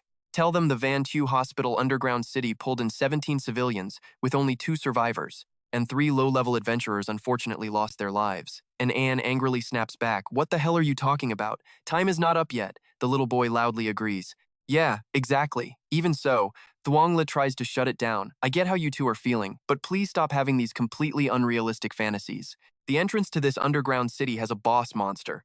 Even as a level 9 adventurer, I could not guarantee surviving in there past 15 minutes. The guy you are waiting for is level 5, and even if he is amazing, he lasts 5 minutes max. But it has already been a full 5 minutes since you came out, and he is still not here. You understand exactly what that means, right? And Anne completely breaks down. No way, if we did not drag him into this mess, there is no doubt Trinh Hai would have made it out alive. Thuong Le silently blames them. Yeah, this is totally your fault. If that nosy adventurer had not wasted time helping you two with the extraction quest, Chu Duke would have been the one with the highest chance to escape. Thinking about this, he firmly grits his teeth. Then Thuong Le turns and walks away. I am going outside for a smoke. You help those two new arrivals sort out their paperwork. The girl stammers out a question. Then what do we do about the underground city entrance? He immediately explains when it goes berserk, it drags people inside, but after everyone dies, the door naturally closes within half an hour. After that, this exact type of underground city will just spawn anywhere else in the world. The association laid out the cleanup method very clearly inside the internal training manual. Just record the survivor info and totally ignore the rest. Of course, if you are still feeling anxious, you can stick around and watch until the very end. Cutting back inside, Trinh Hai has an entire spear pierced straight through his body. Kola Duke is extremely pleased. You are worthy. The kid, meanwhile, offers zero response. Following that, the boss ruthlessly tosses Trinh Hai straight onto the ground. He even drops a parting note. I am really looking forward to your performance once you become a spirit. Right after that, he completely crushes the weapon in his hand. Surging magic power suddenly gathers and forms into a brand new sword. He uses it to slash a curved line right through the air, and dark spatial cracks begin forming. Within seconds, it opens up into a massive teleportation portal. Kola Duke coldly leads his horse and walks right through it. Now watch this.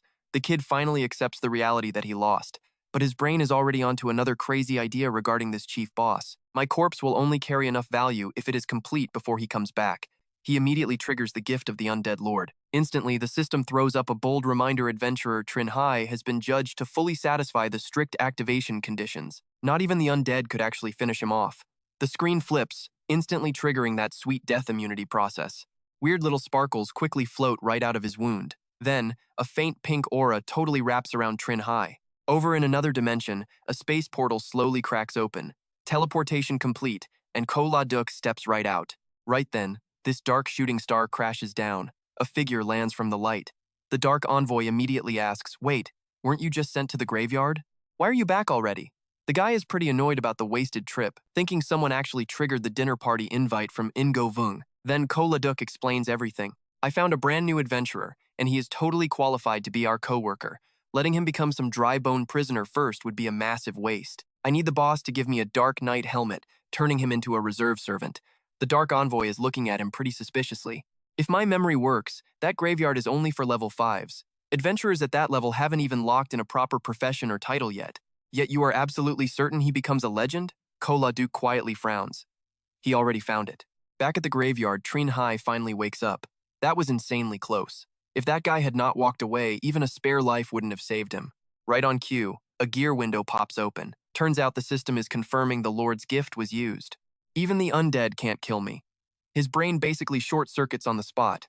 Wait, what? The clear mission is totally done, so where is the exit button? Whatever, he summons a long sword right out of thin air, might as well grind. Now check this out, he has to move before that monster knight wakes up. Half an hour later, reality gets a pretty wild surprise. Why is this entrance still open? That means Trinh Hai is fighting, he is actually alive. She speaks up fast, I will go tell the team leader. Out by the stairs, Thuong Le sits alone, stressing out big time. Chu Duke died in that dungeon, and his wife will absolutely unleash hell on the survivors if this gets mishandled. The subordinate comes running over. Team leader Thuong Le is pretty annoyed by the interruption. Why the panic? She frantically explains that the dungeon entrance is still open. The timer is definitely 0, but the gate refuses to close. Hearing that, absolute panic hits his face. Meanwhile, in the graveyard, white bones totally cover the ground. Trinh Hai immediately taps the check button. The system pops a prompt, want to calculate the rewards all at once? Zero hesitation. Trinh Hai hits yes. The system immediately starts processing the final calculation. Calculation finished, and a massive wave of item alerts and general info floods the screen. He thinks it over, so the knight is named Kola Duke, a legendary tier. I swear, only the absolute highest tier dungeons are supposed to have creatures at this level. A level 5 graveyard should not have such an insanely strong boss. With a boss this strong, has anyone actually ever cleared it? Back in reality, Thuong Le returns to his original spot. She urgently speaks up. Team leader, look at this low survival dungeon. If it stays completely open past the time limit, what does that actually mean? Thunglair frowns, looking super stressed. Two options: either the trapped adventurer finished the main quest, but just hasn't triggered the exit mission yet. Or two, the whole dungeon upgraded. Unan immediately guesses it is definitely the first option. The boy bravely agrees exactly, but Thunglair shakes his head, completely convinced it is impossible. The association already labeled this graveyard basically impossible to conquer. I bet the dungeon mutated, nobody cleared it. Unan looks annoyed. But wait for it, fresh smoke pours from the entrance. The young player yells out, "Hey, someone is coming out," and sure enough, Trinh Hai just casually strolls out. Unan gets super excited seeing him. It is Trinh Hai. Meanwhile, Trinh Hai looks totally chill. "You guys still here?" Thunglair glares at him, absolutely bewildered. "What the hell?"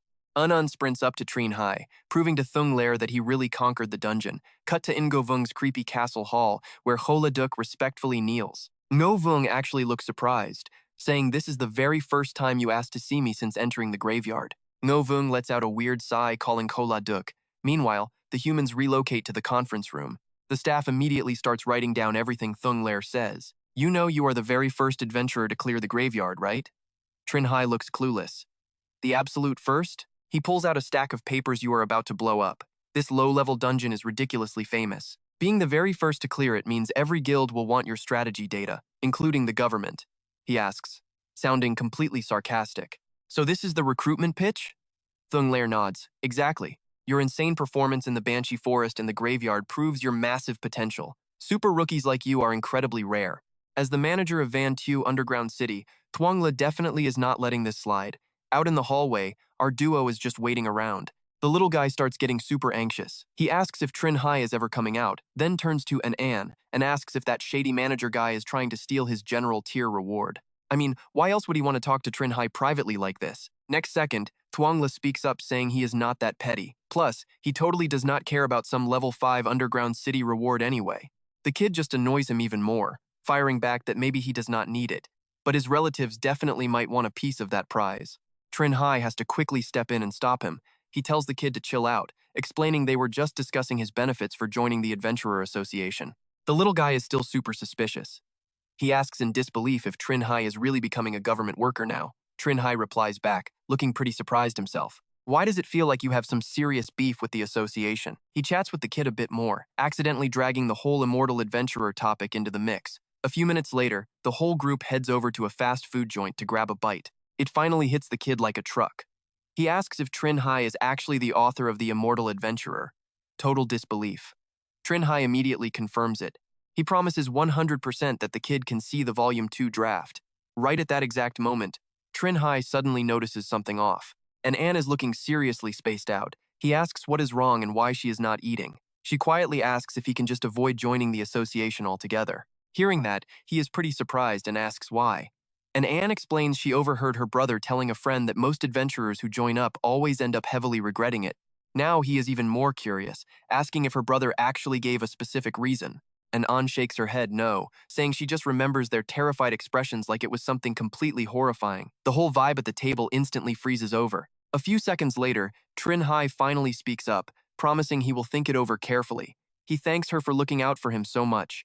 And Anne quickly replies she is the one who should thank him. Meanwhile, cutting over to another room, a glass violently shatters. Chu Swang screams in absolute rage, asking if he is seriously still recruiting the jerk who watched her brother die and did nothing. She yells at Thuong Lei, asking if becoming the Van Tu manager made him completely forget exactly how he even got that promotion.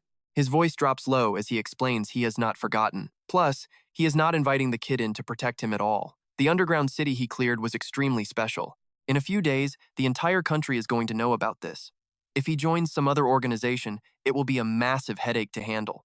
But if he becomes a government asset, especially in that high-potential group, you already know exactly what kind of nightmare is waiting for him once he passes level 15. Chu Swang angrily brushes that off. She snaps that it takes way too long, and having potential does not guarantee he even hits level 15 anyway. She wants him dead by next week. Finally, he just sighs and gives in. He agrees, deciding to borrow someone else's knife to do the dirty work this time. So that exact same night, inside some rundown apartment building, a super mysterious figure is sitting hunched over a glowing computer screen. Right then, a message pops up offering extremely high-value intel about the graveyard. It says the info is only good for 3 days, asking how much he can pay. Lao Hoang looks super confused and asks about the graveyard. Has not all the intel on that specific underground city been completely dug up already? Either way, he replies to the message. The other side quickly drops the bomb. Someone just cleared the graveyard a few hours ago. Back on this side, Thuongla smirks and says that should do it. She aggressively demands to know if he is sure, so he smugly explains his master plan.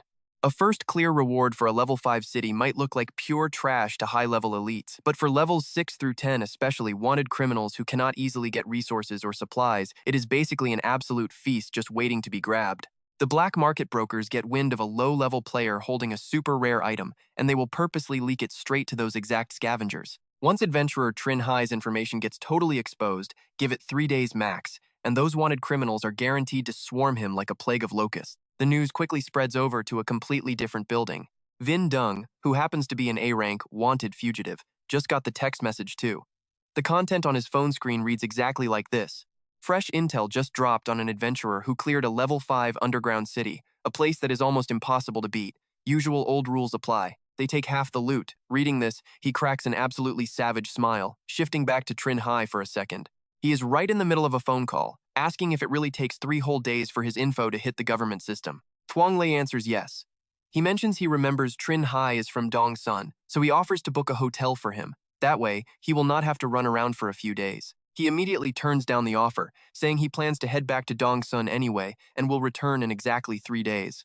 Thuongla does not push it, just agreeing to meet in 3 days. He hits the button to end the call. Then, he just stares off into the distance, deep in thought. The real question is whether he will even survive those 3 days. The very next day, Trinh Hai arrives at his place in Dongsun, looking pretty surprised. He has only been gone a few days, but somehow the entrance to this underground city feels way bigger than before. He decides to get a little closer to check it out, but a massive repulsive force actually blocks him. The system loudly warns that anyone under level 6 cannot enter. Trinh Hai starts guessing. If it strictly requires level 6, does that mean this whole zone is meant for levels 6 through 10? Checking his own rank, he is still sitting at level 5. With his insane leveling speed, clearing maybe 2 more level 5 cities should easily push him to 6. Let us see if that level 5 dungeon from the forum is still actively recruiting players. Trinh Hai scrolls until he spots the full post and his face completely lights up. Talk about lucky. He furiously types away hello, just wondering what exactly the recruitment conditions are here. The guy fires right back. You need solid experience clearing a level 5 dungeon, plus a recognized class or title. And once we clear it, you pay me a few black market coins as an entry fee based on your total contribution. Back in the room, Tu Mao shoots him a weird look. Black market coins, why are you even asking about those? Trinh Hai quickly fills him in. He saw this adventurer trading post online, but they flat out refused cash. They only wanted these sketchy black market coins, and honestly, it made him super curious. Tu Mao drops some immediate knowledge. He explains that outside of low-tier dungeon entrances and basic gossip that nobody wastes on total newbies anyway, veterans actually use black market currency for their real trades. Trinh Hai is totally scratching his head now. What is so special about them, and why completely ditch regular cash? Taking a quick sip of water, his buddy adds that black coins mainly drop inside dungeons ranked level 10 or higher. He even asked Coach Ann about it back in the day. Apparently, it gets super useful once you hit level 10, but the guy kept the actual details totally secret. Trinh Hai is hyped up now, so where do lower-level players even score that kind of loot? Because he definitely wants to get his hands on some right now. Tu Mao generously throws him a bone. Newbies can try selling their unwanted junk at the ghost market.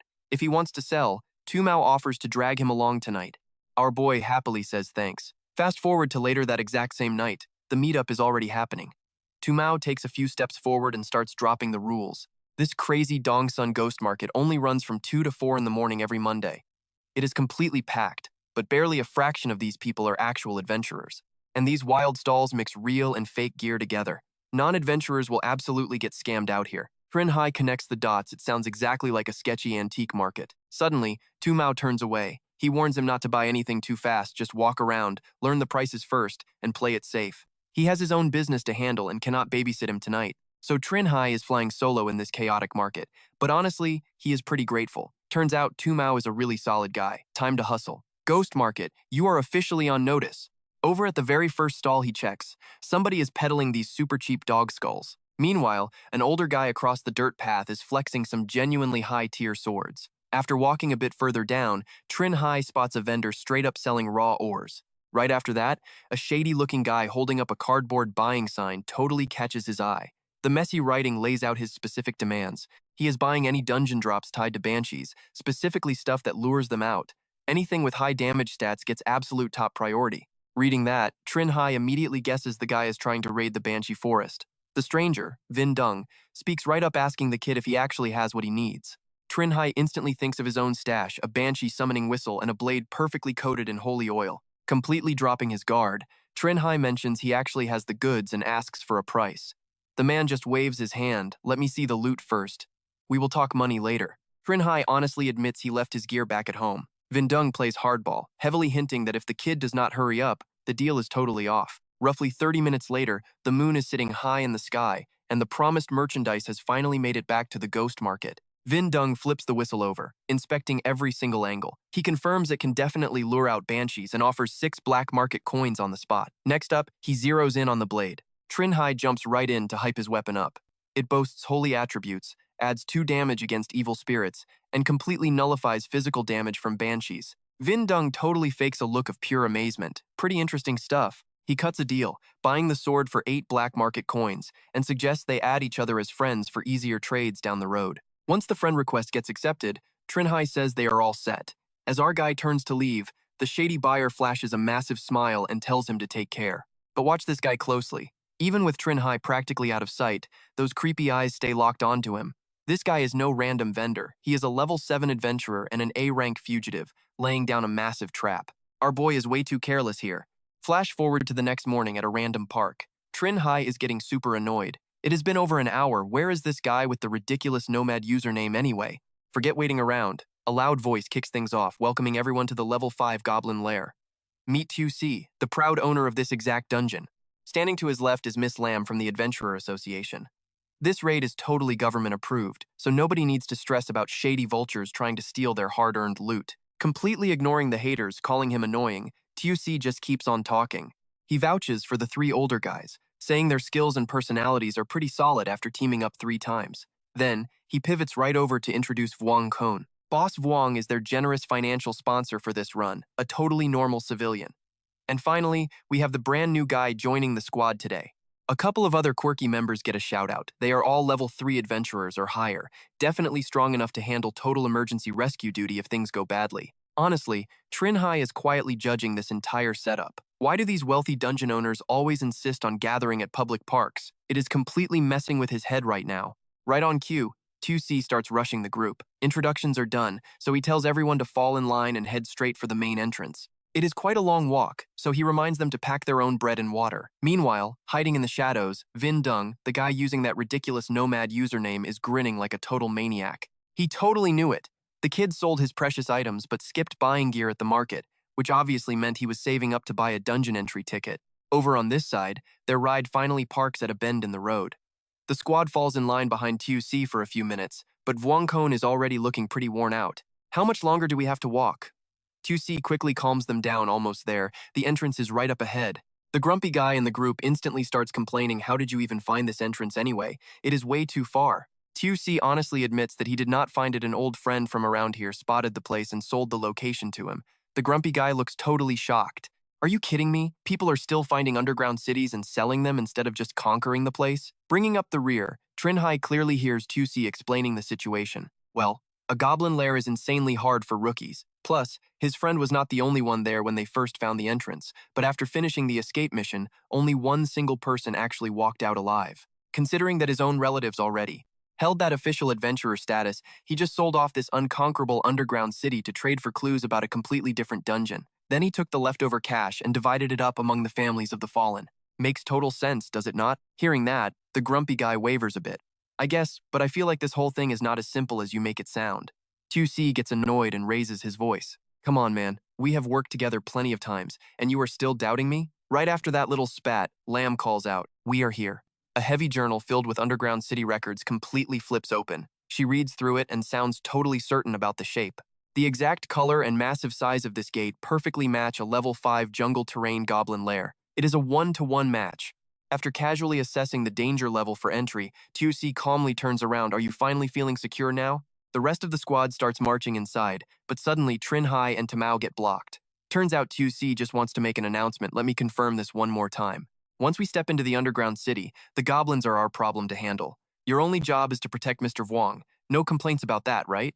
These 200 pounds of meat are entirely in your hands. Tamao cautiously questions the guy. What about the mandatory escape mission then? The clearance quests are exactly the same, but what if the escape mission is hunting down some goblins? 2C firmly guarantees it, then we will prioritize helping you two first and do the clearance mission later. She quickly compromises, then I have absolutely no objections. Getting a free reward is completely fine by me. Trinh Hai immediately chimes in, same here. After messing around for a bit, their entire squad finally steps inside. Next, those two mention they need to kill 2 goblins, making him realize the missions are exactly identical, just differing in actual kill count.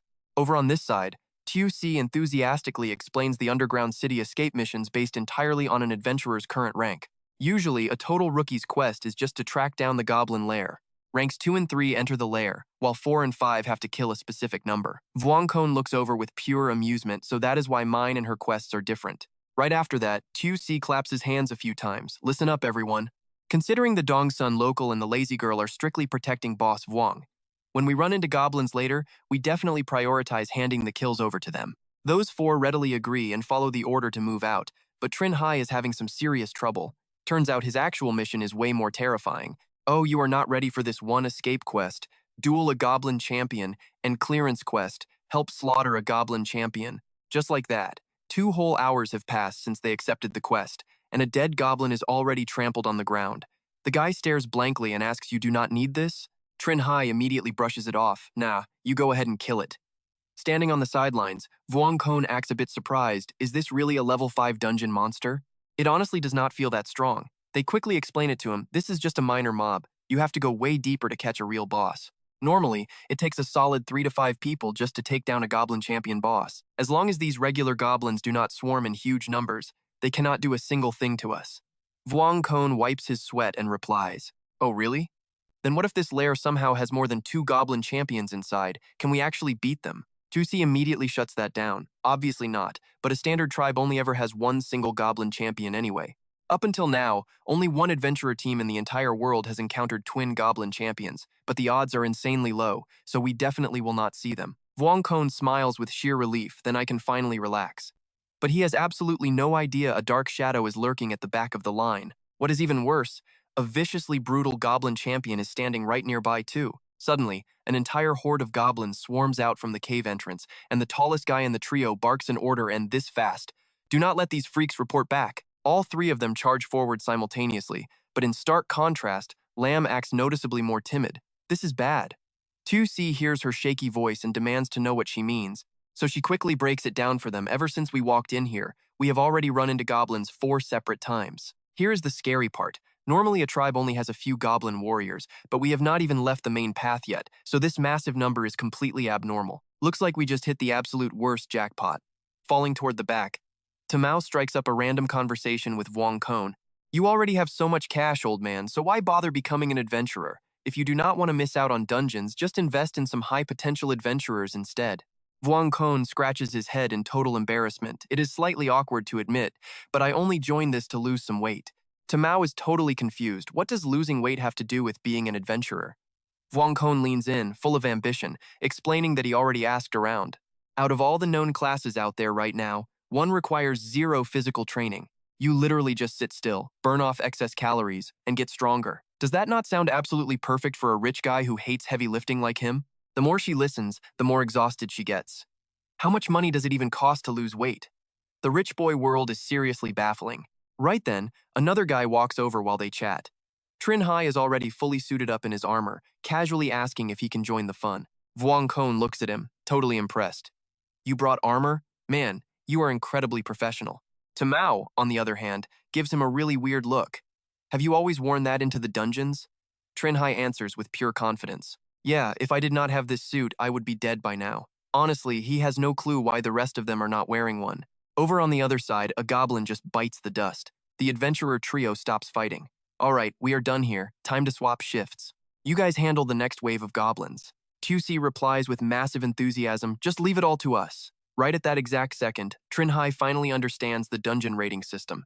Tamao stands right there, asking casually if he seriously did not know. In the dungeon, the less outside help you use, the higher your final rating will be when clearing the quest. No wonder he never had to kill any goblins. Turns out he always relied on this crazy armor to survive the dungeons. Honestly, she doubts he even has any real titles. Where are his class certificates or actual gear? So aside from his basic stats, level, and height, he is honestly not much better than a total beginner. She just keeps completely misunderstanding Trinh Hai. He knew that random matchmaking was pretty unreliable, but he never expected it to be this hilariously bad. In a squad of 8, they actually have to protect 2 people. Right then, the other teammate steps closer. Save the chatter for later, you 3. The goblin squad blocking their path is wiped out, so they can keep moving forward. Trinh Hai awkwardly jogs along at the very back of the group. Oh sure, 10 minutes later the whole party arrives at a spot with 3 cave entrances. 2C looks at it and gets super nervous. Why are there 3 paths? A normal level 5 lair should have 2 at most. Lam immediately speaks up from the front. Looks like her worries before coming here were totally justified. They hit a massive bug. She explains the situation with absolute seriousness. This is actually classified dungeon intel that is not supposed to leak. On average, every 50 low-tier dungeons will spawn a special condition where the difficulty skyrockets way past its rank, basically. A bug. A bug usually triggers 3 main scenarios. 1. The mob count increases. 2. The boss count increases. 3. The boss power level spikes. Right now, what they are facing looks incredibly close to Type 1. Trinh Hai gets it immediately. Based on what she is saying, every single dungeon he cleared before this probably had some kind of crazy bug too. Right on cue, Vuong Kon asks the real question. So if they keep going deeper, there is a huge chance they will run into even more goblins? Lam replies coldly, yep. He gets completely flustered, suggesting that it sounds way too dangerous. Maybe they should just pause and head back. But surprisingly, someone actually objects. No way. The number of goblins in this dungeon might be higher than expected, but the boss is not any stronger. Their clear condition is not about wiping out every single goblin in the place anyway. They just need to strike fast and hard. Before the goblin horde even spots them, they find the boss and take it down. That way, they still clear the level. Tamao immediately fires back with logic. The boss not getting stronger is just his personal guess. What happens if that thing actually leveled up too? By the time they figure it out, they might all be dead right here. Tu Si and Tamao start arguing even more intensely. Catching the tension, the other teammate walks over to Lam and asks a question. If a dungeon spawns a bug, the rewards drop higher than normal, right? She answers straight to the point. It depends on how much the difficulty jumps, but at best, it drops loot meant for level 14 or 15 players. Now watch this messy squad handle a crisis. The heated argument between Tu Si and Tamao gets cut off. Let us settle this with a quick vote. Whoever wants to push forward, stay here, and whoever wants out, head back the way we came. He thinks it over for a second and totally agrees with the idea. Best of both worlds, Tu Si yells out in sheer frustration. Leave or stay, your choice. Are you finally happy now? On this side, Lam takes charge and starts the vote, asking who wants to stay to raise their hands. The adventurer trio is completely united in pushing forward. Tu Si raises his hand with absolute arrogance, while Vuong Kon timidly chooses to retreat. Tamao also decides to stop right here, thinking this team is just horribly unreliable and lacks any basic sense of danger. But when she actually looks around, she gets even angrier. Right after that, Tamao starts screaming at Trinh Hai. Are you insane? Their levels are high, so risking it makes sense, but you are weak and still want to tag along? Tu Si casually walks over to Vuong Kon. Since everyone has already made their final choices, let us just… Boss Vuong, I will refund your entry fee later. The rich guy magnanimously shakes his hand, saying no need. Just consider it the cost of making a new friend. Meanwhile, Tamao is already storming off. He sees the only person leaving with him, walking away, and instantly panics. The whole group watches Vuong Kon scramble after her, yelling to wait for him. With the drama over, he turns to Tu Si and asks if they really have to take the left path. Going right seems way safer to him. The guy just cracks his wrists and makes a suggestion, let us play rock, paper, scissors. Winner decides the route. He asks about a tie decides on the center path. Both are dead set on winning this. Ko screams, trying to intimidate Xiaozi. Scissors, rock finally. Xiaozi takes the win on the last count. Ao celebrates. While his teammate fumes, he knew he should have picked scissors. Then Long turns to Trinh Hai, telling him there is no need to push when the boss appears. Just handle the small fries, and do not let the goblins mess with the spellcasting. Trinh Hai nods. No problem, shift to the 2 retreating. Wang Quan keeps stuttering, annoying Su Mao, until he finally finds the courage to speak. Why do you look down on them? Is this underground city really that dangerous? She asks, surprised, how did you know I looked down on them? Wang Quan stammers, I am a businessman. I know how to read a face. Su Mao then reveals the truth. I chose to retreat mainly because of this title. The danger warning effect. Earlier in the cave, she explains how she used it to detect 2 massive threats deep inside that could easily end her life. Combine that with the official adventurer intel they got, and this supposedly beginner-level dungeon is actually hiding 2 incredibly rare bosses. Do the math. Just one boss usually takes a whole squad of 3 to 5 same-level adventurers to actually clear the stage. So with 2 of them, their little group would get totally wrecked. Vung Kone gets curious and asks why she didn't just come clean and explain the whole situation to everyone. Tomar just shoots right back. Do you honestly believe that if I spelled it out for them, by tomorrow my personal intel and my special title wouldn't be completely leaked to the Information Guild? We are basically strangers, so why on earth should I risk my own neck just to stop them from making stupid choices? Plus, as a completely temporary teammate on this run, she already tried her absolute best to warn them without blowing her cover. If they ignore it, that is their funeral. Hearing this makes Vung Kone even more awkward. So why tell him all this, he asks. Tomaro answers ice-cold relax. She has zero plans to hurt him at all. He does not even run in this circle, and there is no way he would cross a rising adventurer like her just for some cheap intel cash. The guy instantly breathes a massive sigh of relief. But then Tomar stops dead in her tracks, her face dropping completely, which makes Vung Kone totally panic again. He nervously asks what is wrong with her. Tomaro actually trembles, muttering that they absolutely cannot keep going forward anymore. There is something way more lethal waiting outside. Meanwhile, cutting back inside, Tiyose is already swinging his weapon, smashing right into the goblins. He is playing the absolute hero, taking on 6 of these ugly things totally solo, but luckily he has got backup behind him. Lum keeps her eyes shut tight, channeling pure willpower right into her palms. When she snaps them open, bright light floods her face, and a massive spiral of fire completely torches the cave Tier 2 destruction magic, Flaming Burst. While Tiyose is still standing there completely clueless, the goblin horde is already roasted to ash. Seeing that he is somehow totally unharmed, the guy finally connects the dots. Turns out the elemental shield Lam slapped on him earlier was exactly for this crazy stunt. Her teammate next to her is mind blown as expected of an official adventurer, rocking level 5, a title, and a proper class. Her skills and her entire gear setup are already completely leveled up to match, plus she is flexing the hardest magic class build to ever assemble. Just a few seconds later, the skin of the remaining goblins turns completely gray. They are totally barbecued and just drop dead on the spot. Tiyose immediately flashes her a huge thumbs up, absolutely awesome job. Right after that, Lam barks out an order to switch up the formation. You guys handle the next wave of these freaks. Meanwhile, deep down in the cave, a goblin shaman is secretly laughing to itself. Right then, countless bright light specks start forming directly in front of Trinh Hai. The system panel aggressively flashes a warning about an unrecorded boss spawning, confirming the overall danger rating of this dungeon just spiked. Right after that, a goblin charges straight at their squad. Spotting a level 6 goblin shaman, the whole team completely freaks out. Is that the boss? It honestly looks way different from your average basic goblin trash. He squints hard and replies, no way, this tiny little weirdo does not look anything like a massive champion. Lam immediately screams out for everyone to hold up and watch their backs. That thing is a shaman, not the heavy-hitting champion. Its creepy little smile does not drop for a second even after getting exposed. Then, the shaman commands all its ugly minions to rush in and attack. Lum rapidly barks out orders to wipe them fast. They have to end this fight right now before the actual goblin champion shows up, or they are all completely dead. As the team charges forward, the stone wall right next to Lam starts making this terrifying cracking sound. Trinh Hai catches onto the weird noise too. Now watch closely. In an absolute flash, the heavy stone wall is violently smashed wide open. A giant goblin is already swinging a massive strike down. The champion has arrived. Facing this absolute beast several times her size, Lam completely freezes up. She is just totally paralyzed by sheer panic. Since when do dumb goblins use ambush tactics?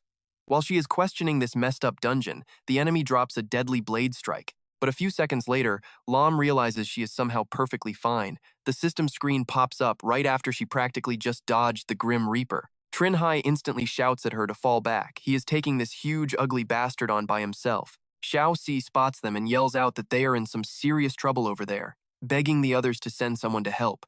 The guy angrily snaps back that with so many goblins swarming them, they do not have a single person to spare. Meanwhile, over on the other side, Cheng Hai is entirely alone, struggling to push back the massive blade of the goblin warrior. Right in the middle of it, he actually tells Lin to go help the squad, claiming he is perfectly fine handling this alone. Lin still wants to argue, but Cheng Hai shuts her down instantly, scolding her that standing around like an idiot is totally ruining his flow, so just go. Hearing that, she totally grinds her teeth together until she is practically shaking, promising to rush off, smash the goblin shaman as fast as physically possible, and come right back. Right after that, the goblin warrior completely obliterates the patch of ground in front of it. The big guy is totally convinced it just pulverized the annoying little intruder. But in reality, that giant blade is just aggressively tearing up some useless dirt. Cheng Hai suddenly speaks up, casually dropping that no one is around to bother them anymore. He slowly turns his body around to face the beast. The moment he raises his sword, a massive wall of system notifications completely floods the screen. Dance with Death activated, entering a highly critical state, matching every single step with a strike. Weak point warning activated, entering that hanging by a thread state, while his perception stat casually spikes way over 18. Now he can literally see the opponent's next move before it even happens. The monster is seething with pure hatred, blood vessels aggressively bulging on its forehead. Then the goblin warrior lunges straight at Trinh Hai, but he insanely fast dashes past and slashes it. After that, he even pauses to hit an absolutely picture-perfect pose. He is feeling pretty confident now because this boss has terrifying strength but is incredibly stupid. Even without using his special strike, he figures he could dodge almost every single attack it throws. Right then, the goblin warrior notices the fresh slash on its calf, turning violently red all over. It glares at Trinh Hai with blazing fury. Then the system unhelpfully notes it just entered berserk mode, boosting its pain tolerance, cutting its logic completely in half, and supercharging its speed and power, which actually surprises him quite a bit. A second later, its massive body charges right at him again. Trinh Hai quickly flickers in and out of the shadows like an absolute ninja, moving way too smoothly. Even though the beast seriously leveled up its speed and power, going berserk means its attack patterns have absolutely zero calculation behind them now. It actually makes it way easier to dodge. So is this really the normal difficulty for challenging a level 5 dungeon boss around here? Trinh Hai narrows his eyes, honestly feeling just a little bit bored by this whole thing. Right after saying that, he casually swats the goblin warrior's blade completely aside. Losing its weapon instantly makes the big guy look incredibly dumbfounded, just blankly staring right back at him. Then Trinh Hai coldly speaks up, telling the monster that with its weak level, it is not even worthy of being his appetizer. His sharply chilled sword tip aggressively radiates some seriously sky-high killer intent. Feeling that terrifying vibe, the goblin warrior immediately books it. Trinh Hai totally wonders if the thing lacks even a tiny bit of courage to fight to the end, deciding he probably should not expect much from level 5 dungeons anymore. At the exact same time, Lin's side looks like a total chaotic war zone. The teammate leading the trio angrily screams out, demanding to know how many more goblins are hiding in this cave, because he cannot hold them off much longer. Xiao Si hurriedly begs Lin to just use her fire magic one more time. She angrily yells back, "You think I don't want to cast it?" It is that annoying goblin shaman constantly spamming low-level spells to interrupt her casting. Right at that exact moment, a robotic blue light starts forming out of nowhere. Everyone totally panics when they see the system notification saying the stage clearing mission is complete. Lin calmly reassures them, saying the Shandong citizen did it and already handled the warrior boss. She tells everyone to hold on just a little longer, betting he will definitely come save them. The guy fights while shouting back that it is not guaranteed, arguing since he already cleared the mission, there is zero reason for him to risk his neck helping them. Another guy suggests retreating, but Lin immediately yells at him. If they do not completely destroy that goblin shaman right now, they will get mercilessly hunted to death by it and the smaller goblins during their escape. Xiao Si completely agrees that Lin is right, knowing they cannot retreat yet and begging everyone to furiously hold the line. But here is where the chaos really peaks suddenly. The stone wall behind the goblin shaman violently cracks open, and a massive boom startles the monster into spinning around. That hot-headed guy is also completely taken by surprise. From the gaping hole, Trinh Hai aggressively explodes outward like a super dark shadow. Lin is genuinely shocked seeing him show up. The goblin shaman just blankly stares at the flashing sword sweeping right past it. A second later, Xiao Si seriously cannot even believe his own eyes. It turns out a single slash from Trinh Hai just sent the goblin shaman's head totally flying. The creature got sliced right into 2 chunks of cold meat. The tiny mob of goblins finally realizes they just lost their big leader. They end up totally panicking and scattering away. The guy urgently asks Xiao Si where on earth he managed to find a crazy character like this. Did he really just one-shot 2 dungeon bosses like it was absolutely nothing? Xiao Si stammers out a weak reply, nervously admitting he did not actually find him. Right on cue, Trinh Hai chimes in, casually asking everyone to please keep his little situation a complete secret. Lin very carefully gives him her answer. She totally gets it, knowing that kind of insane potential attracts bad people, so keeping a low profile before leveling up is definitely the smartest play. But right after that, Trinh Hai spots something else entirely. Su Mao is awkwardly dragging Wang Quan along as they sprint back toward the group. Flashing back to a little earlier, the moment she noticed the crazy danger outside, Su Mao started stammering out a frantic explanation. She warns there is an adventurer guarding outside with a danger level way beyond these 2 dungeon bosses combined. If they step out, they are dead meat. He just trembles, asking what happened. So what now? Mao decides to run back to the others, talk some sense into them, and bust out of here together. Snapping back to the present, she stammers out a question. Did you guys seriously just murder both of those bosses? Someone immediately spills the tea. Oh, it gets better. They explain how the guy basically soloed both of those giant bosses while the rest of them barely even lifted a single finger. Tamao freezes up completely upon hearing that. Why him of all people? Her title had clearly confirmed earlier that he was absolutely zero threat to her whatsoever. Right then, Lamb totally interrupts her spiraling thoughts. Hold up a minute. How did she even know this underground dungeon had two bosses? After they split up earlier, had she seriously just been creeping right behind them and peeking at their fight the entire time? Tamao has to come clean. Nope, before the group even met the boss, she and her crew had already reached the exit. As for how she actually knew, she blames her title. It basically lets her scan for any super powerful entities that pose a real threat and harbor hostile intentions against her. She just used it to confirm that this exact dungeon was hiding two bosses. Tusei angrily calls her out why hide such an insanely useful skill instead of warning them. Tamao shoots back with total disgust. She might not have warned them, but she definitely told everyone not to go deeper into the cave. Right on cue, Trinh Hai asks the real question, why did she come back? Tamao hides absolutely nothing, explaining that right at the exit stands a high-level adventurer who is vastly stronger. He is way more hostile than the two bosses combined, just blocking the door.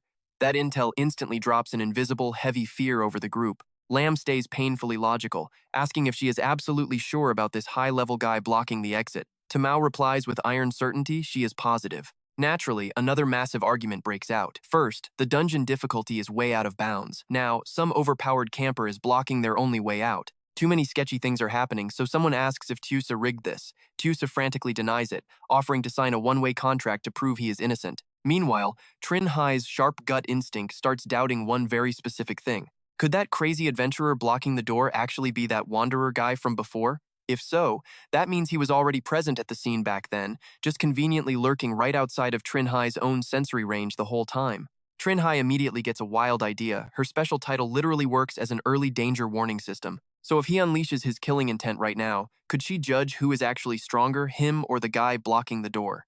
Tamao replies, ice cold, yeah, she could. Trinh Hai does not waste words, just giving her a sharp look of agreement.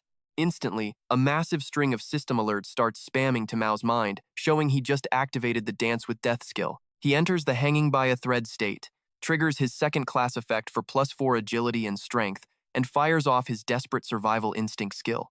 Trinh Hai's entire body radiates insane pressure as he asks her between him and the camper, who is stronger now.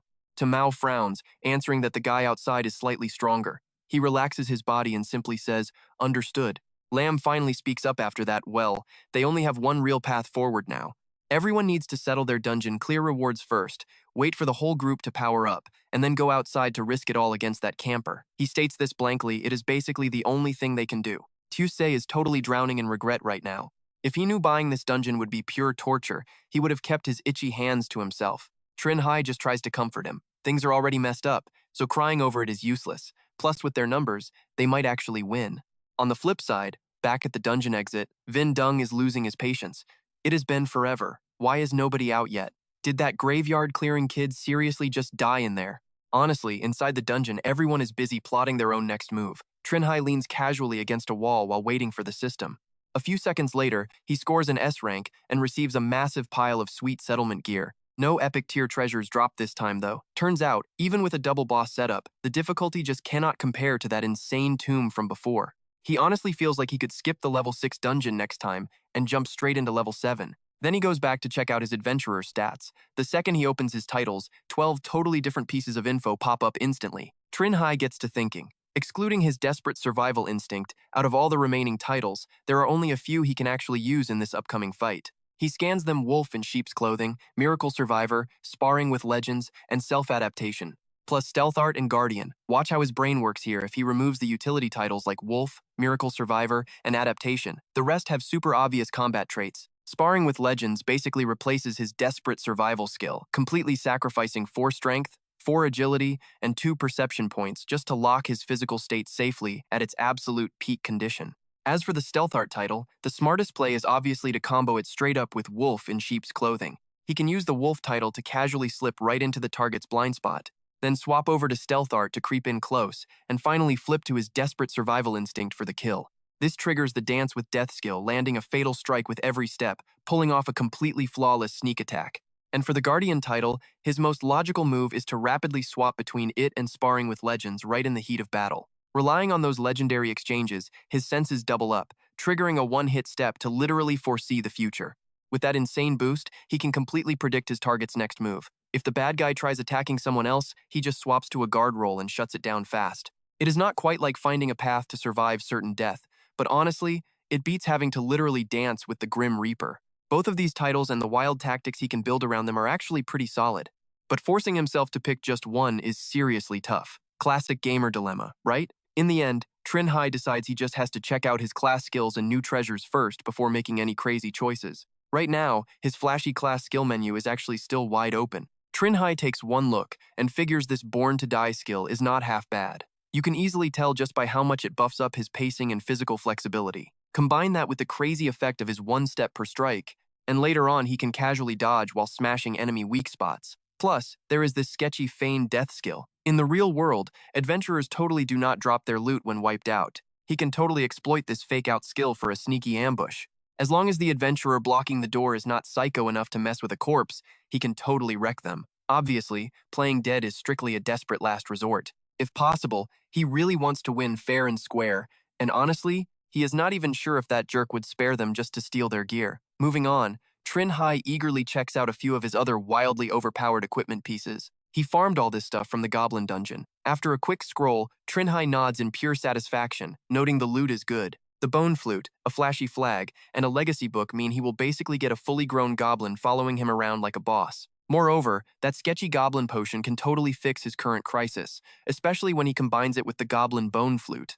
If he gets super lucky, he might just summon a goblin warrior as his trusty sidekick. That gatekeeper blocking the exit might be 2 or 3 levels higher, so hoarding his item upgrade tickets, gear, prayer slips, and the furnace is a totally bad idea now. First things first, he needs to max out his combat power. This thing right here is his highest mid-tier wonder item. Slapping an upgrade ticket on it is easily the most optimal move.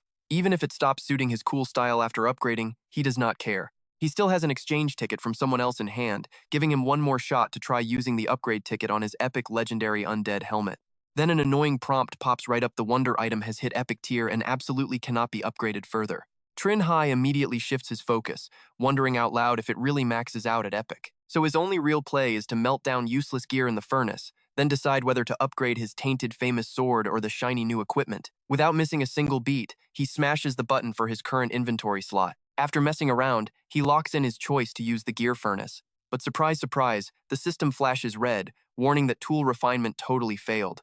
Luckily, all the tools this time avoid losing their refinement counts. Trinh Hai immediately yells out, "Wait a second, non-equipment wonder items seriously cannot be used as regular gear?" Well then, the only useless pieces he actually has lying around are the mermaid spear and that utterly plain longsword. Even if he wildly force refines these materials, the result will probably feel like total trash.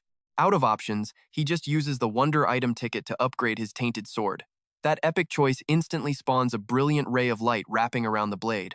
Right after that, its name morphs into the Black Knight sword. When used, the stats get a decent little bump, though the actual improvement definitely has a hard limit. Even so, Trinh Hai is super satisfied. This sword is way too cool, and since he has protection and weapons sorted, he uses the prayer slip for armor to finally ditch that heavy chainmail. The system processes it in a flash, successfully swapping it and consuming the prayer slip. Getting his fresh armor, he immediately starts praising it. Absolutely insane. Slipping this armor on feels so much lighter than the last bulky set. Right then, Lamb walks over and asks if his side is finished. Trinh Hai answers quickly, almost done.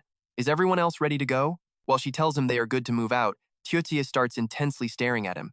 Your gear looks ridiculously cool. Did all this stuff actually drop from the Goblin Dungeon? Trinh Hai ignores that and just tells Lamb to wait a second so he can summon a monster companion. First up, he pulls out that creepy goblin bone flute. Then Trinh Hai takes a massively deep breath, and as he blows into it, the flute blasts out this bizarre high-frequency sound. The sound waves rapidly condense into a literal lightning portal. Right after, a tiny goblin crawls out of the void, but someone else immediately grabs it by the head. The hot-headed teammate scoffs with total disdain, asking what is the point of summoning such a pathetic monster. This puny thing has a combat power of literally 0, so not causing trouble is a miracle. Unbothered, Trinh Hai calmly pulls out the mysterious potion. "I am not even done yet," he says. He hands the bottle over, ordering it to catch. The little guy squeezes its eyes shut and brings the bottle close. Trinh Hai whips out the goblin flag to issue a command, "Drink it." Instantly, the tiny goblin shifts into an incredibly submissive, totally obedient posture. Keeping its eyes clamped shut, it chugs the whole bottle. The secret potion kicks in super fast. Seeing its body violently mutate, the teammate screams out, "Holy crap, what on earth did you just feed it?" The next second, a monstrous goblin roar echoes throughout the cave. The crazy dust cloud from its roar makes everyone flinch hard. Right after, they just see this massive, veiny green foot step out. Tiyose stutters and screams, "Wait, did he just turn into the boss?" And then the guy actually starts talking to it. "Hey, there are some clothes and weapons your giant size over there. Just go grab them." Surprisingly, the hulking monster happily skips over to do exactly that. On the sidelines, a teammate nervously asks, "Is that thing not going to lose control?" It is literally a boss monster, after all. Trinh Hai answers completely ice cold, "No idea, but we can have her check if this goblin holds any hostility toward us." Tomaro immediately activates her danger warning, a red light from her eyes scanning right across the giant champion. A second later, she confirms that the huge beast really has zero bad intentions against them. That makes him breathe a deep sigh of relief. Well, that is great then. Afterwards, Lam starts chanting in some ancient language. A moment later, she fires a spell right at him. It is mage armor stacked with a bear endurance buff. Seeing himself get pumped up with double the strength, the guy gets pretty hyped. Absolutely wild, he did not expect a 2-point stat jump. Lum, looking totally exhausted, warns him that the buff only lasts for one single hour. Plus, the magical armor can protect his exposed spots, though it definitely will not be as tough as the actual gear he is currently wearing. Right on cue, another guy walks up to her. The totally clueless goblin warrior asks where he fits into this.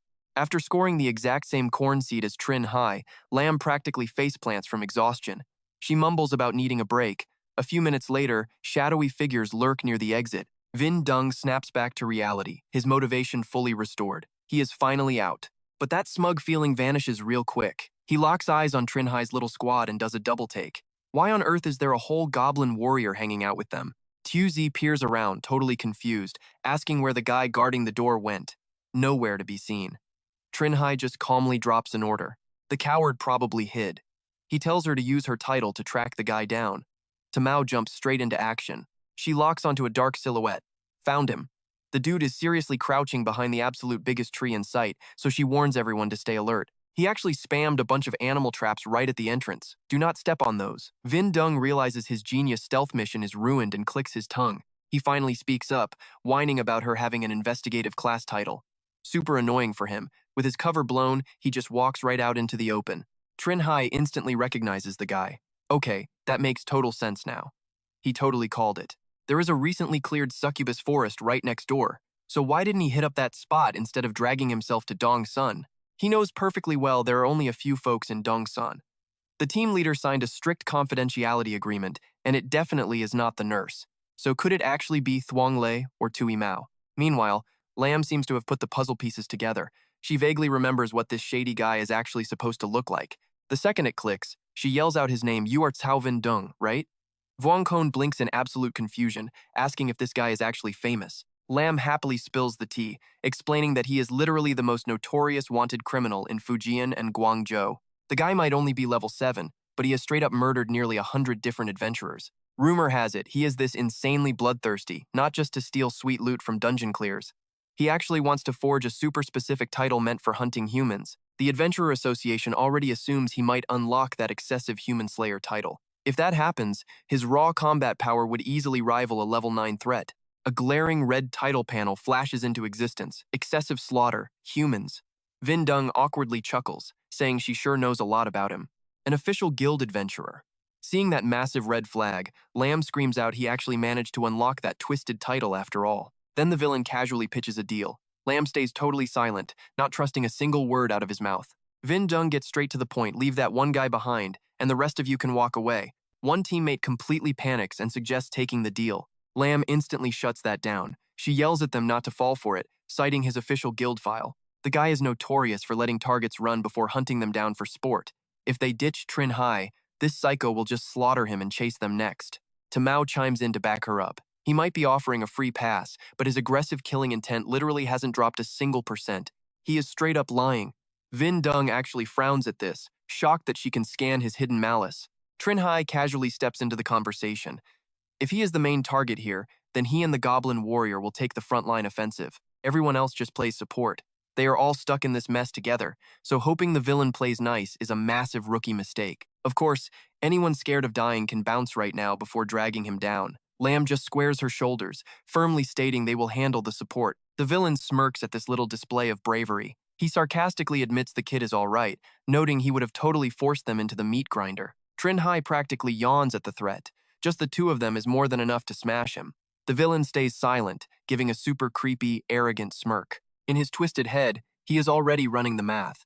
Classic arrogant behavior from these overly lucky S-rank rookies thinking they own the world. They always think everyone else is just holding them back. But reality hits super hard. It is practically impossible for beginners to actually collect enough titles, jobs, skills, and solid gear. He points it out directly. So you are rocking such flashy weapons and armor from the succubus forest and the graveyard? What a flex. Too bad this guy's entire skill set was literally engineered to absolutely crush cocky rookies like him. Trinh Hai does not even reply, just ordering his goblin warrior to push forward together. Right on cue, Virendung drops a slowness spell. A faint burst of light ripples outward from the magic. It rapidly swallows up the entire space right in front of them. Trinh Hai acts a tiny bit surprised that his speed actually dropped. Meanwhile, Virendung struts out looking completely relaxed. The cocky guy heavily mocks him, "You absolute idiot. A slowness spell does not just casually drop your movement speed, especially against my massive scythe. Affected targets cannot adapt or fight back in time." But plot twist, Trinh Hai just casually asks him, "Is that really what you think?" That one single question? Absolute pure nightmare fuel for the villain. Our guy tightly grips the enemy, scythe barehanded, bluntly stating that if this is literally his only trick, then he has officially run into his absolute worst nightmare today.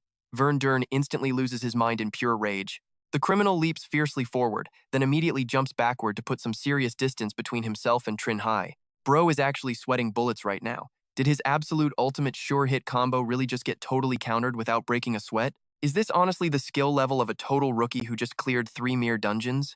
The intense battlefield suddenly falls completely dead silent. Right on cue, Teosei randomly shouts out, "Man, that guy actually sucks," getting completely disarmed instantly. Lum strongly disagrees though. It is not that the killer is weak, Trinh Hai is simply way too overpowered. She honestly figures he is already tied with the top supernova rookies being heavily trained by the association, maybe even way better. Cutting back to the fight, Virendung desperately scrolls through his item inventory. He tries to bargain, saying he surrenders the scythe and asks if Trinh Hai will actually spare his miserable life. Trinh Hai coldly replies, "If you were in my shoes, would you?" The killer smirks, admitting that makes total sense. Then he dramatically swooshes his cape and straight up vanishes. Trinh Hai notices the vibe shift, realizing the guy is rocking an invisibility cloak. The goblin warrior anxiously looks around. Meanwhile, a few eerie spots of light slowly materialize right behind the massive monster. The hidden villain gloats that burying a ridiculously rare supernova here actually makes him feel a little guilty. He cockily brags that if Trinh Hai had not met a rookie killer like him, he absolutely could have reached legendary status. Too bad your epic gaming journey officially ends right here. Do not blame me, I gave you a chance. You chose to fight to the death. Way in the back, Tomar screams out, "Be careful, he is lurking nearby." Virendung gets insanely mad at the shouting girl. Just then, Trinh Hai turns his head perfectly to address the invisible threat. "Where are you looking?" Trinh Hai slashes him dead in the chest. Virendung refuses to accept reality, screaming that it is totally impossible and wondering how he got caught. Trinh Hai drops the ultimate flex. "My perception stat is maxed at 20. I can literally read your every single pathetic move." Virendung belatedly realizes what max perception actually means. Then Trinh Hai casually commands his goblin to finish the trash off. The goblin warrior quickly steps right up to his face. In his final fading moments, the killer just thinks God is totally unfair. With the intense fight completely done, Trinh Hai strolls back to the squad, stopping casually right in front of Lam. He drops a totally random question: how long does it actually take to officially register a freelance adventurer into the association system? Lam honestly replies that it usually takes half a day on a normal schedule. That totally connects the obvious dots for him. This wanted criminal specifically targeted him for a reason. It is highly likely someone inside the Vontu City branch purposely leaked his personal info. He goes on to fully explain that he agreed to officially join the Vontu Adventurer Association recently, but somehow his data remains completely unregistered in their entire system. "So can I just switch to Dongsun instead?" Lum carefully replies, saying absolutely, and she officially welcomes him to their branch on behalf of the association. Now watch, this is where the karma hits perfectly. Cut over to the Vontu headquarters. A phone is blowing up, and Thung Lair coldly picks up the buzzing receiver.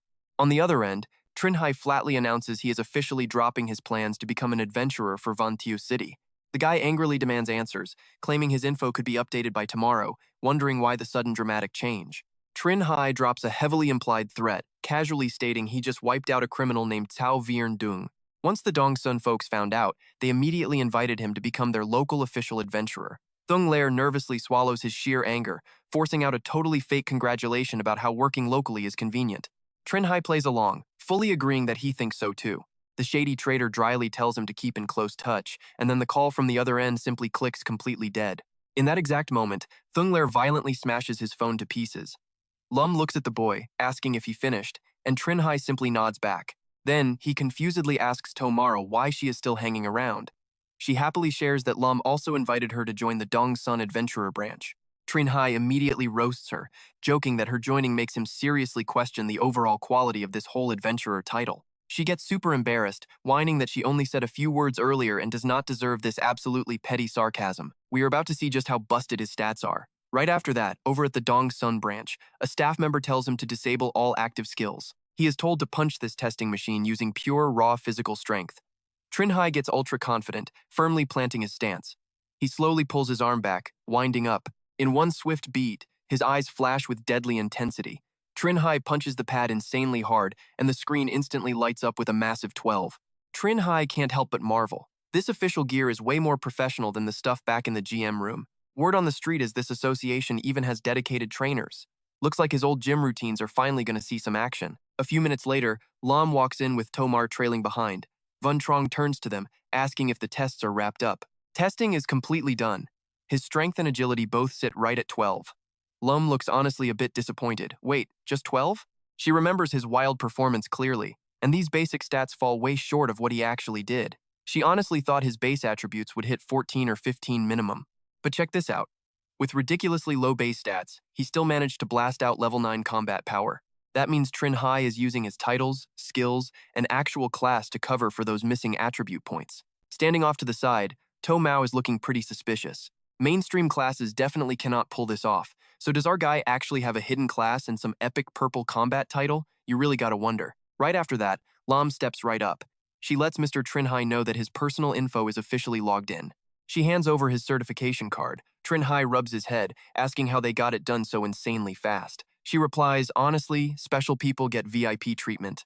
A guy who takes down 2 bosses and single-handedly wrecks Cao Verdung? Yeah, he absolutely deserves this kind of top-tier speedy service. Plus, get this, official adventurers sitting anywhere between level 6 and level 10 have to clear at least 2 assigned dungeons of the same rank every single year. Fail to do that, and you get booted from the assault team straight to intel or resource gathering. Considering his basic attributes still have a whole lot of room for massive improvement, her big advice is that he should hold off on raising his dungeon difficulty for the next 2 years. Just clear one matching dungeon every 6 months and spend the rest of the time physically training and doing real combat practice. Trinh Hai casually replies that is totally fine.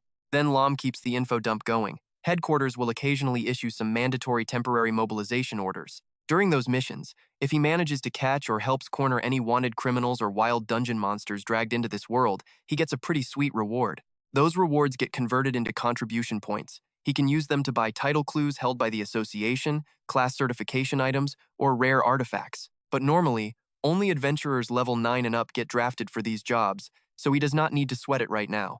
Hold up. Trinh Hai raises his hand. He actually has a question.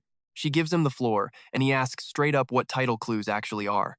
Lum kindly explains that they are paths adventurers recreate based on the process of earning a specific title. Fact is, every title clue the association holds is fully verified as totally reproducible. When he heads back, he can use the UID on his new ID card to log directly into their internal association network. He can check the organized title database and see if any of those titles catch his eye. If he finds one, and happens to have useless rare artifacts lying around, or if the database is missing a specific clue, he can easily sell them to the association for contribution points, then trade for his dream title or a class change artifact. Then Lam grits her teeth, asking when exactly he plans to evacuate his followers. Trinh Hai looks totally clueless, asking if he cannot just raise them right here. He points out the bone flute randomly summons goblins. He is genuinely worried that if he sends this guy back, the next summon will be a completely different dude. Lum quickly calms him down. Unless his precious goblin warrior dies back in that other world, or he actively tries to randomize the summon, he will definitely pull the exact same guy next time. Silence. The master and servant just stare at each other. Then our guy finally replies, so that is how it works. Cut to the level 6 dungeon, right in the goblin tribe. A tiny goblin suddenly bumps into a massive calf. The little guy looks stunned seeing a giant goblin warrior just pop out of nowhere. Meanwhile, back at the headquarters, the portal slowly zips shut. Now brace yourself for some prime office awkwardness. Lum orders him to meet the coworkers, and Jia Cone starts acting completely flustered the second they meet. He nervously introduces himself as a backup explorer for Dong Sun, trying to list his stats before Qin Xuan violently cuts him off. She snaps at him to stop reading off his stats like a restaurant menu every time he meets someone stronger. Pulling stunts like that will seriously piss people off. Jia Kone immediately talks back, asking what the big deal is. There is no way his stats are actually higher than Trinh Hai's anyway. But realistically, Tomaro knows his numbers absolutely are higher. Moving right along, Trinh Hai asks the guy sitting nearby if he manages the Dongsun entrance. Nope. Vun Trong gives a totally cold reply, not quite yet.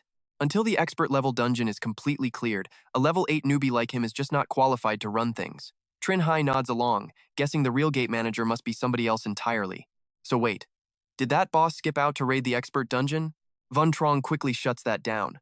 No, the manager skipped out to deal with a wanted criminal who randomly crashed into Dongsun yesterday. Rumor has it, someone in the neighboring city actually cleared the graveyard, and all those shady guys are showing up just for him. Jia Kone perks up immediately. Isn't the graveyard supposed to be completely reserved for those legendary veteran monsters? That is a northern tier dungeon, known for dropping crazy artifact upgrade tickets. Looks like their Dongsun base is seriously turning into a golden hotspot. So besides Trinh Hai taking down 2 massive bosses and throwing hands with an A-rank wanted criminal, apparently there is some other mysterious guy who totally cleared the graveyard. Just so freaking proud. Everyone stares right at the guy. Jia Kone gets super awkward and asks why they are all looking at him, wondering if he said something completely wrong. Lam drops a massive hint, asking if he seriously has not figured it out yet. He is totally clueless, begging them to stop beating around the bush and just spit out the truth. Right on cue, a hand pops up right in front of Jia Kone's face. Trinh Hai shyly chimes in, introducing himself as the exact guy who cleared that graveyard dungeon. Cut to this afternoon with our boy heading back home. Trinh Hai fixes his armor, reminding himself that he promised Lam he would totally slow down his crazy dungeon raiding pace. He is supposed to focus on some basic physical recovery, heavily boost his core stats, and actually cram some updated dungeon knowledge the association just put together for him. But then his eyes dart to the side. He stares intensely right at the wall, zeroing in on the hidden entrance inside his own house. He wants to end this right now, taking on a solo challenge. According to Lam's strict evaluation, going all out puts him right at level 10. A level 10 lone wolf going head-to-head with a standard level 7 dungeon. Even if he fails to clear it, an escape mission should be an absolute breeze, right? And just like that, he actually walks straight inside. Trinh Hai glances around and realizes it looks exactly like his last visit. Barely anything has changed at all. Right on cue, the system interface pops right into his view. The intel drops instantly. It detects a new level 6 quest, activating title integration, unlocking the main and subclass switching system, and completely upgrading the current quest bar layout. Seeing all of this, he finds it completely fascinating. Wait, so an adventurer's system interface can actually level up? Based on those 4 specific adventurer stages that Tu Mao summarized earlier, does that mean his screen will get another wild, massive update once he hits levels 11 and 16? A moment later, 3 entirely new system windows pop up. They showcase the title integration, the main and secondary class switching, and finally the newly upgraded quest bar layout. One specific thing really bugs him though, the title integration and the class switching options. Why does it honestly feel like hitting level 6 just slaps adventurers with way more annoying restrictions than before? But the good news? The escape mission just upgraded from a single option into a pick your poison situation. This is honestly a sweet spot for any adventurers totally avoiding the boss fight. After that, he takes a much closer look at the new title integration. Trinh Hai mutters to himself that the title stuff is sorted, so now it is time to check out what the brand new escape mission actually is. Another shiny screen instantly jumps right out. The Tide Mermaid breeding season begins now. The permanent escape quest is finding their hidden birthing pool. The rotating escape quest means somehow befriending those wild werewolves, and the ultimate clear quest is completely destroying that very same pool. Trinh Hai is totally stunned. Werewolves? So this creepy forest actually hides some other crazy monsters too. Meanwhile, jump over to a level 6 goblin dungeon where a goblin warrior is just chilling and grilling meat with the younglings. The kids suddenly start shrieking in absolute panic, leaving him totally confused about what spooked them. A split second later, the goblin warrior gets yanked into a portal, leaving 3 clueless kids just staring at the completely empty space. They are absolutely heartbroken because their tasty grilled meat got taken too. Back here, Trinh Hai chews on some meat, asking his newly summoned goblin if those werewolves are seriously that sneaky and incredibly cunning. And they also love bullying the weak? Doesn't that just make them the ultimate forest bullies? Seeing its master get it exactly right, the goblin gives a massive thumbs up. Trinh Hai instantly realizes something, so he is definitely skipping that ridiculous werewolf friendship quest today. He will hunt down the birthing pool first, then test his luck at clearing the dungeon. If things go south, there is always next time. Trinh Hai then gives the order he is done asking questions, so the goblin can head back now. Wait, is that a totally reluctant face? The goblin warrior shuts its mouth tight, giving him the saddest puppy eyes ever. He finally softens up, sighing and letting the little guy tag along. As they walk a bit further, he warns the goblin that this dungeon is a level 7 challenge, so it better stay sharp. Nearby, a werewolf scout watches them with pure suspicion. A human and a goblin hanging out? Are they adventurers? Anyway, watch this shift cut to that evening at the Far East Bay Hot Springs. Hoa Vuong asks in absolute disbelief, so he really just formed a temporary squad and let someone else carry him through the entire dungeon run? Vuong Cone awkwardly explains that it was honestly fine, even though they ran into a few unexpected hiccups along the way. But because of that crazy mess, he actually met two incredibly promising adventurers. Hoa Vuong is completely jealous, saying he just got purely lucky. If those freelance scrubs were actually reliable, his son wouldn't have tragically lost his life in that dark dungeon. He nods slowly and says he understands. That is exactly why he only committed after confirming real official adventurers were joining. Otherwise, even for a simple level 2 run, he wouldn't dare risk it. Speaking of which, he saw the news the other day. It looks like his son's death wasn't just some random accident after all. Hoa Vuong angrily vents, how could it be an accident? Before the kid even entered the dungeon, he personally geared him up with 2 rare artifacts. That gear should have kept him alive even in an elite dungeon, but he still died. Meanwhile, 2 total amateurs who weren't even experienced adventurers somehow walked out totally fine. It is an absolute joke. The only bummer is that those 2 punks couldn't even survive long enough for him to get his revenge. Someone else killed them first. Otherwise, he absolutely would have made them deeply regret ever being born into this crazy world. Vuong Cone then brings up a pretty good point. Whoever took them out basically got indirect revenge for his son, so they really owe this guy a favor. What is his exact name? The man asks seriously. Trinh Hai, he explains, adding he came to Dongsun just to personally thank the kid. Seeing his old friend so surprised, Hoa Vuong asks if they actually know each other. Vuong Cone hesitates, saying his temporary team had a kid named Trinh, so it might be him. Meanwhile, down in the underworld, we shift focus to a rather ugly-looking merman captain making his grand appearance. He barks at his squad to focus up, warning them that those sneaky werewolf scouts could be hiding nearby, and slacking off right now is basically a death wish. One of his lackeys obediently agrees, saying, "Sure thing, Captain." The second they walk past, 2 pairs of eyes snap open in the brush. Trinh Hai and his goblin warrior raise their weapons, making just enough noise for the captain to turn around. Fast forward a bit and 4 mermen are tied up tight. Trinh Hai turns to his goblin, asking if he actually speaks their weird fish language. The goblin warrior puffs out his chest, proudly saying of course he does, offering his premium translation services. Trinh Hai shoots that down immediately, coldly stating he will not be needing that today. He has a magical item perfect for this exact situation. He pulls out a gadget called the Voice of the Sea, an insane little tool that grants underwater breathing and lets you chat with literal sea creatures. Crouching down to their level, Trinh Hai gently but threateningly orders them to spill the location of their breeding pool, promising to spare their pathetic lives if they cooperate. Before he can even finish, a stream of water blasts him in the face. The merman captain puffs up in absolute fury. "You think I would ever sell out my own people?" he spits out, daring them to just kill him. Trinh Hai simply raises his hand, his eyes burning with zero hesitation and total hostility. Instantly, the smaller fish guys scream in panic, their captain is dead, and they warn Trinh Hai that Lord Lan Quan will definitely get revenge. Without missing a beat, another one gets sliced straight in half. Panic completely takes over as a 3rd merman starts screaming for his life. He blurts out that there is an underwater cave at the bottom of the lake leading to their breeding pool. The guy right next to him furiously yells out, calling him an absolute traitor. Naturally, that loudmouth merman gets instantly sent to the afterlife too. Trinh Hai coldly commands his goblin to tie the snitch upside down to a tree while they go find the lake. Then he pauses, asking why his buddy is standing so ridiculously far away. The goblin warrior shakily replies that he is terrified. Once the surviving merman is strung up by his tail, Trinh Hai claps his hands, cheerfully announcing it is time to move out. The duo quickly takes off. Right after they leave, 2 shadowy figures step out from the forest edge, muttering about how insanely strong that adventurer is. The tied-up merman panics, glancing back and screaming in pure terror, "Oh no, it is Hawk from the 100 Battles clan." Hawk immediately orders his werewolf scout to alert their guerrilla squad. They need to lure the mermen out of the lake and let this crazy adventurer destroy their breeding pool for them. With the plan set, he looks back at the dangling merman, saying it is his turn now. The fish screams in agony before joining his captain in the great beyond.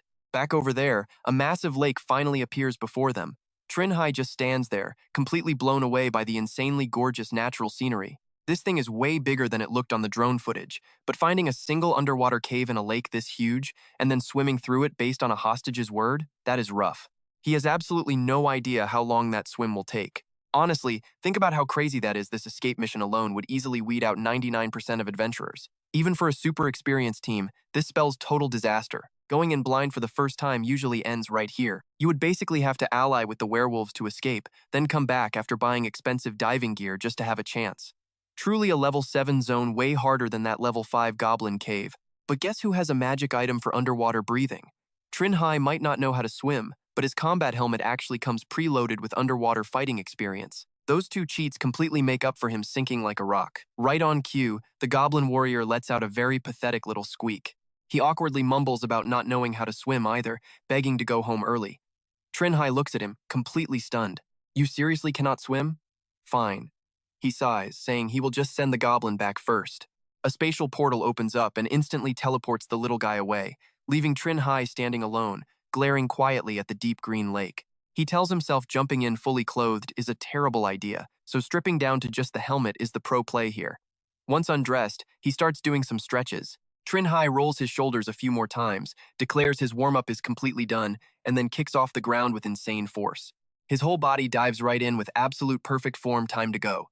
Once submerged, he starts doing full arm strokes, pushing himself way deeper.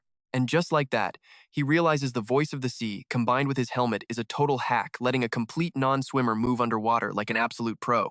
Meanwhile, down in the muddy depths, a long dorsal fin slowly rises up. That right there is the level 4 merman guard, just waiting for a fight. Trinh Hai swims fast, aiming to breach the surface.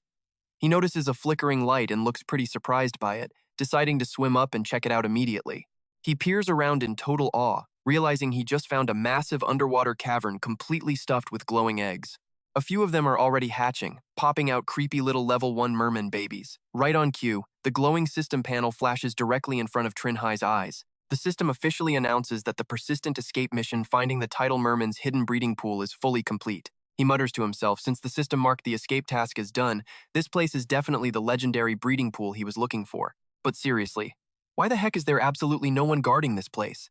Trinh Hai is totally clueless right now. Are these fishmen just so cocky they didn't leave guards? Or did the security team just clock out early? He stands there overthinking his next move. Then he just steps onto the shore and figures, whatever, who cares about the reason? This is definitely the best chance to clear the level. Literally cannot go wrong with this plan. But up on the cave ceiling, a bunch of creepy creatures are tracking his every single move. They are staring at Trinh Hai, completely ready to jump him. They drop down right behind his back, but he senses something sketchy and whips his head around. Those dungeon guards start chattering in some weird alien language. Wait, is there really just one guy? That is definitely not enough meat to share. One of them sneers out loud, it has been forever, but there is actually still some idiot with a death wish trying to mess around at the spawning pool. Yeah, but nobody expected a human instead of a werewolf this time. Trinh Hai gives the guy a deadpan look and asks, so that is the trick. The guards were just hiding up on the ceiling all along? A brutal 1-against-4. They definitely will not give him time to equip his gear, so he has to fight for survival and finish this super fast. At that exact same moment, over at another pool, the fishmen guards are patrolling right across the surface of the water. Those ugly dudes notice something is wrong and immediately want to warn the whole squad. They blast a massive ultrasonic wave straight toward the forest. The sound wave echoes loud and crashes right over to their side. Way over there, the fishman commander is busy brawling with some other totally random intruders. He catches the signal and wonders out loud a human actually broke into the spawning pool. A brutally heavy axe swings down. Hawk completely obliterates the monster in front of him, locking a terrifying glare right onto the rest of them. He totally ignores the blood splattering everywhere. Hawk steps right up to stand next to the werewolf scout. The scout sees him coming and immediately reports Boss Hawk. The fishmen are falling back right now, so their pool guards must have definitely spotted that human adventurer. Hawk barks back to send someone quick and sneaky over to the pool to keep watch. If that human adventurer somehow makes it out alive, report back to him immediately. Meanwhile, the system screen flashes right in front of Trinh Hai. It reminds him that the Black Knight sword effect is active for beating strong enemies. Trinh Hai gets a permanent +1 to his adventurer physique stat. Smash cut to the Daivu Group headquarters, literally a top 500 global mega corporation.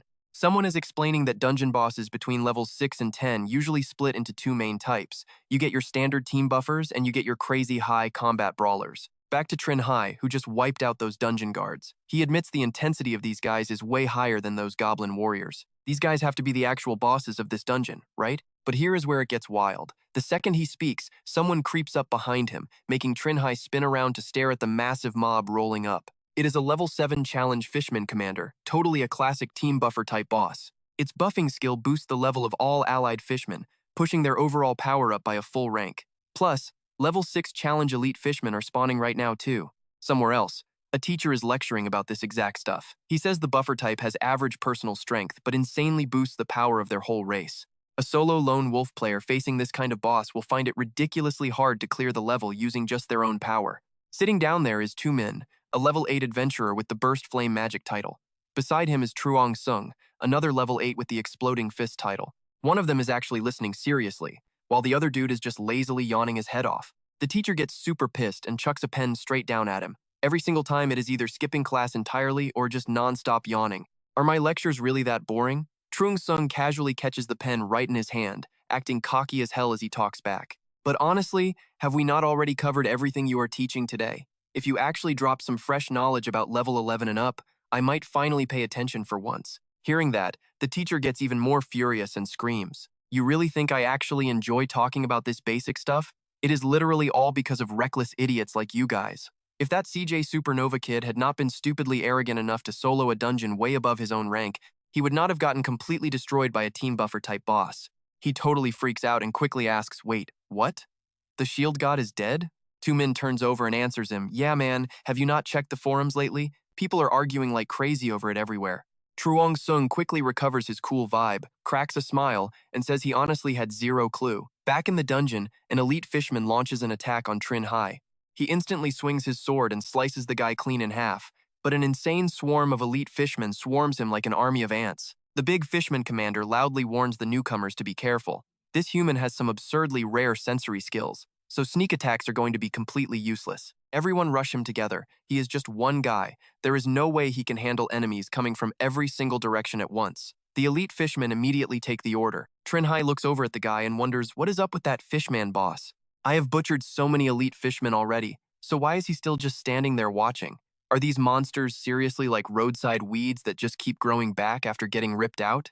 The system suddenly explains that the slashing effect of the Black Knight sword has hit its absolute limit. It stacked up a nice boost of 2 agility points and 3 physique points. The fishman commander screams out at his troops again, keep pushing hard everyone. He is already getting anxious. Just keep draining his energy until he completely burns out his stamina.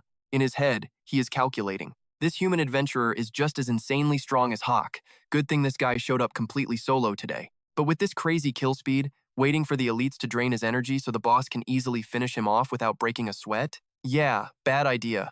The surviving elites would not even stand a chance against the werewolves later. Hawk knows their forces are way too thin now. A total disaster. The Merman Lord grips his sword tight, whatever. Time to take a little risk.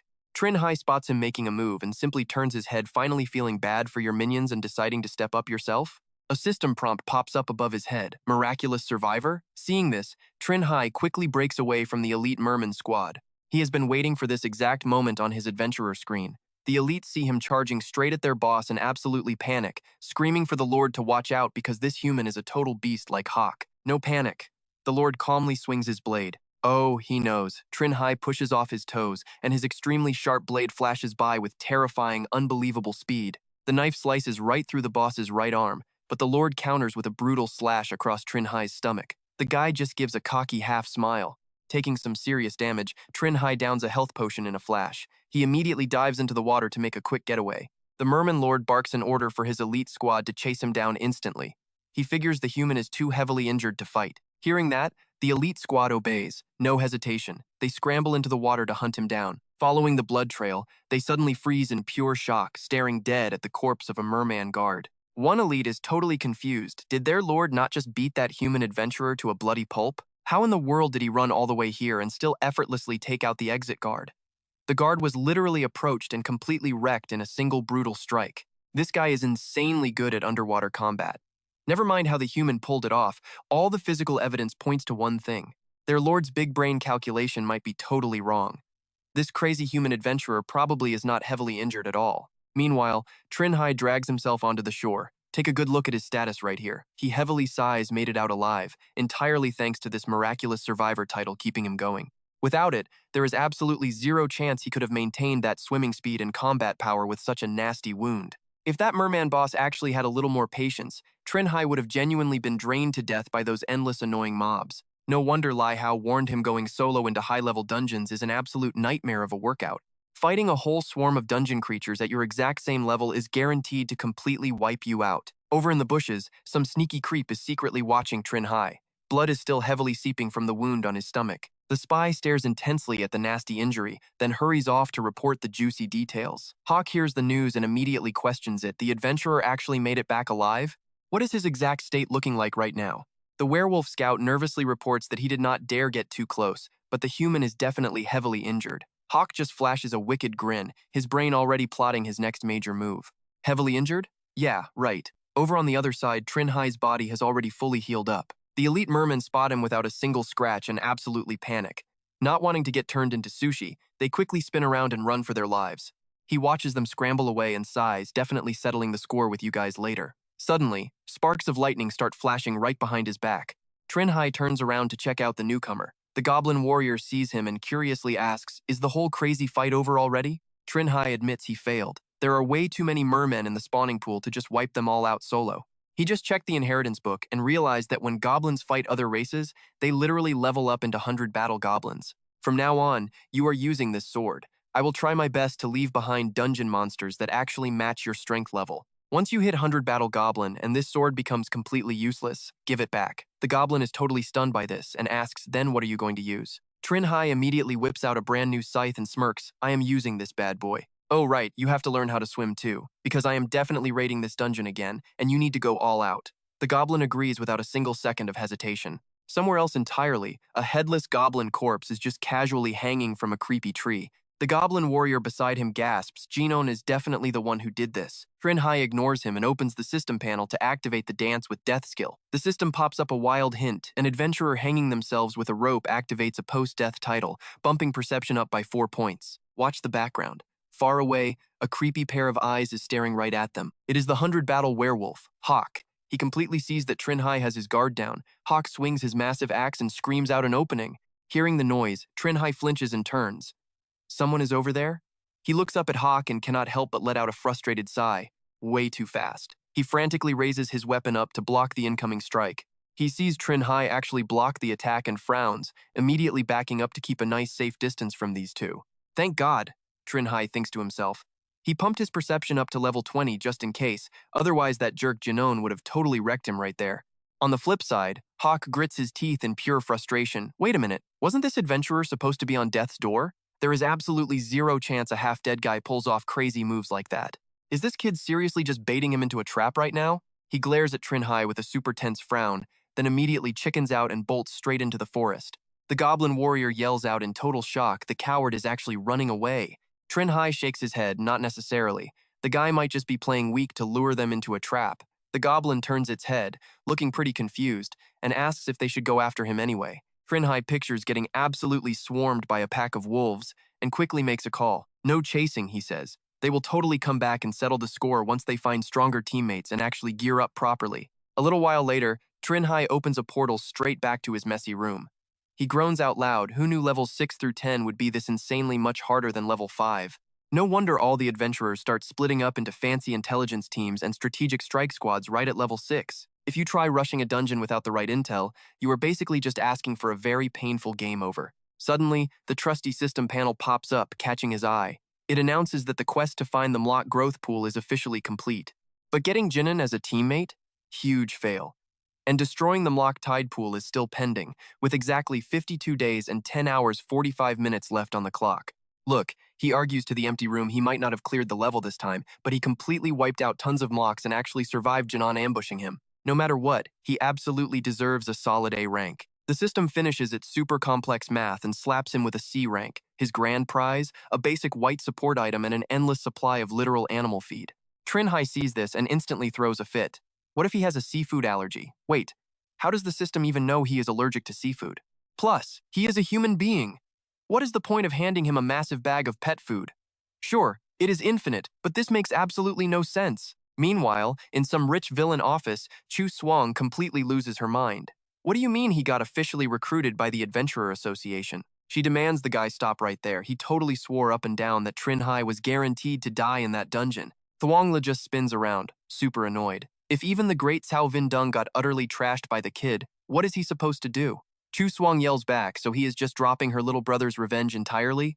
Oh, it makes perfect sense to her. He only became the gate manager of Vantu City by riding her grandfather's coattails anyway. Now that he is sitting pretty at the top, why would he ever risk getting fired just to whack the neighboring city's shiny new rising star? She sneers that she completely misjudged him. Her grandpa's resources should have just gone to Chu Duke. Thuong Lei nervously watches her dial a number and asks what the heck she is doing. Chu Swang scowls at him, throwing out the ultimate bait. Wasn't he practically drooling over her grandfather's legendary relic? Her brother is dead, and since he refuses to help, she will just give the prized relic to someone who can actually handle her revenge.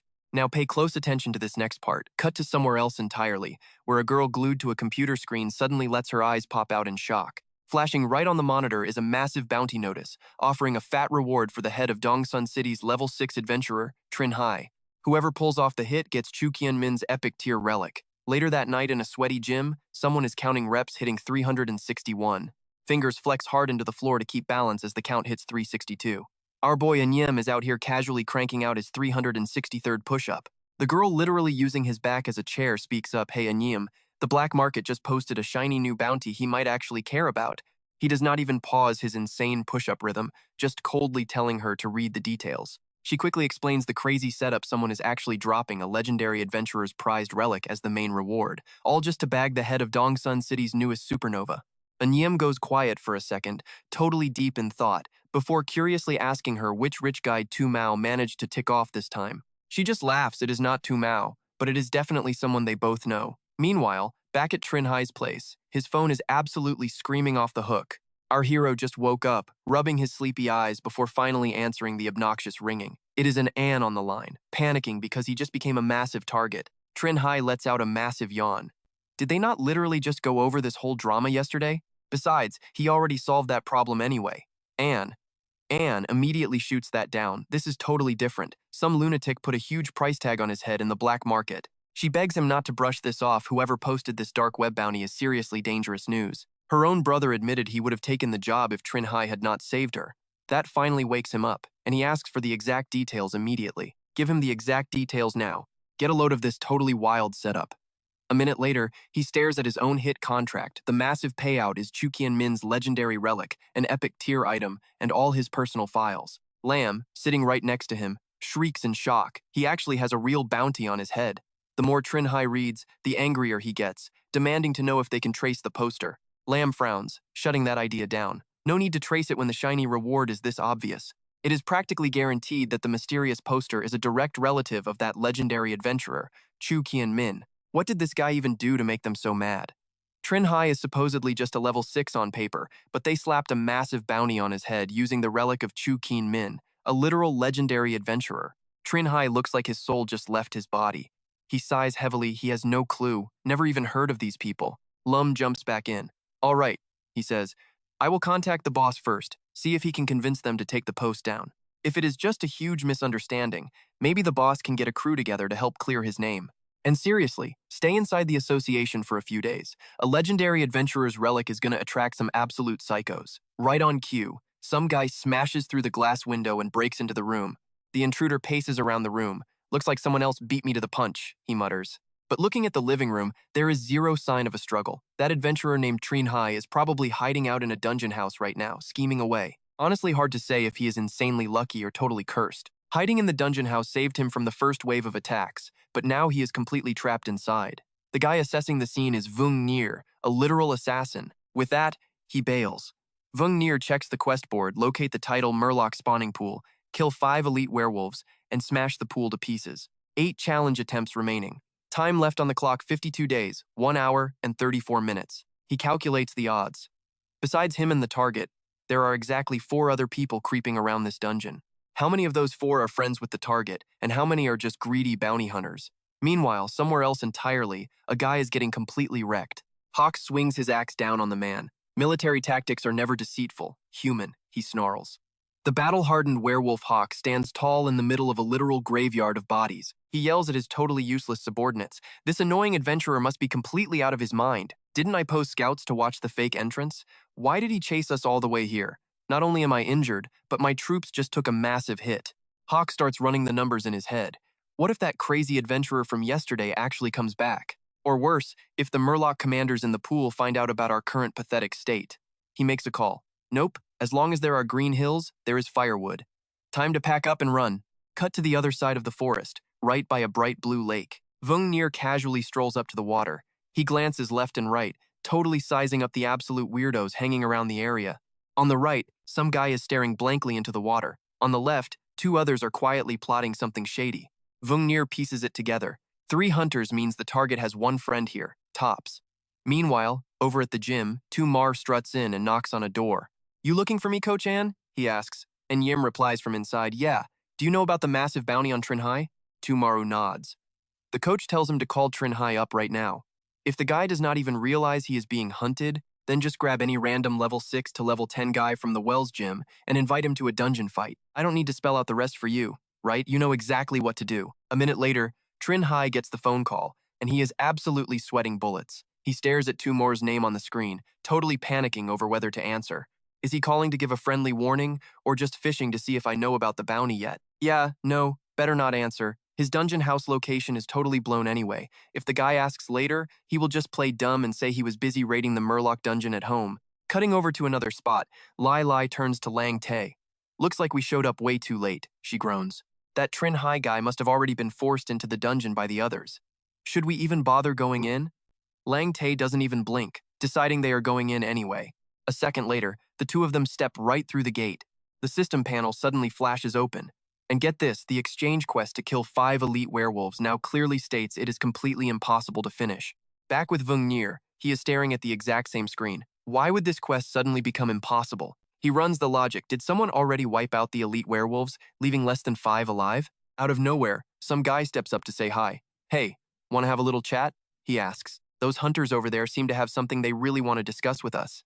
Vung Nier just stands there, totally deadpan, not saying a word. The group huddles around to explain themselves, and honestly, the news actually takes him by surprise. So you and your teammate were the very first ones to enter the dungeon, and Trinh Hai isn't even here? The guy beside him chimes right in. Yep, we were exactly the first and second to arrive. The mage next to you and the shield warrior were the third and fourth. Vung Nier scoffs. Then I really don't get it. If you couldn't trap the guy, why not just leave? Why are you all aggressively guarding a random lake? The guy immediately answers back. Because my partner right here is actually a sea beast priest.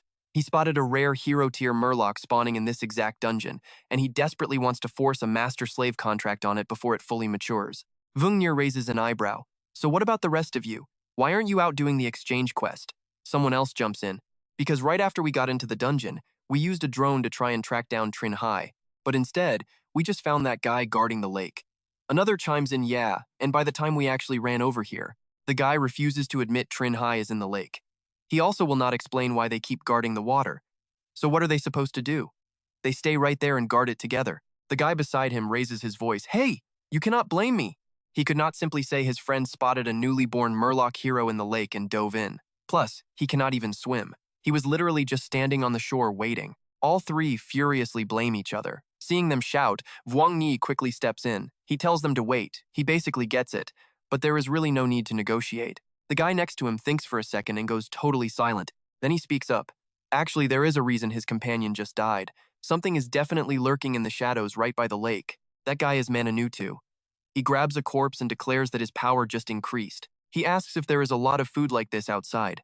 The Fishman Lord replies quickly. Besides the occasional human adventurer, there is a whole pack of werewolves in the nearby forest, totally enough for him to grow up. Manhanutu levels up by eating corpses other than fishmen.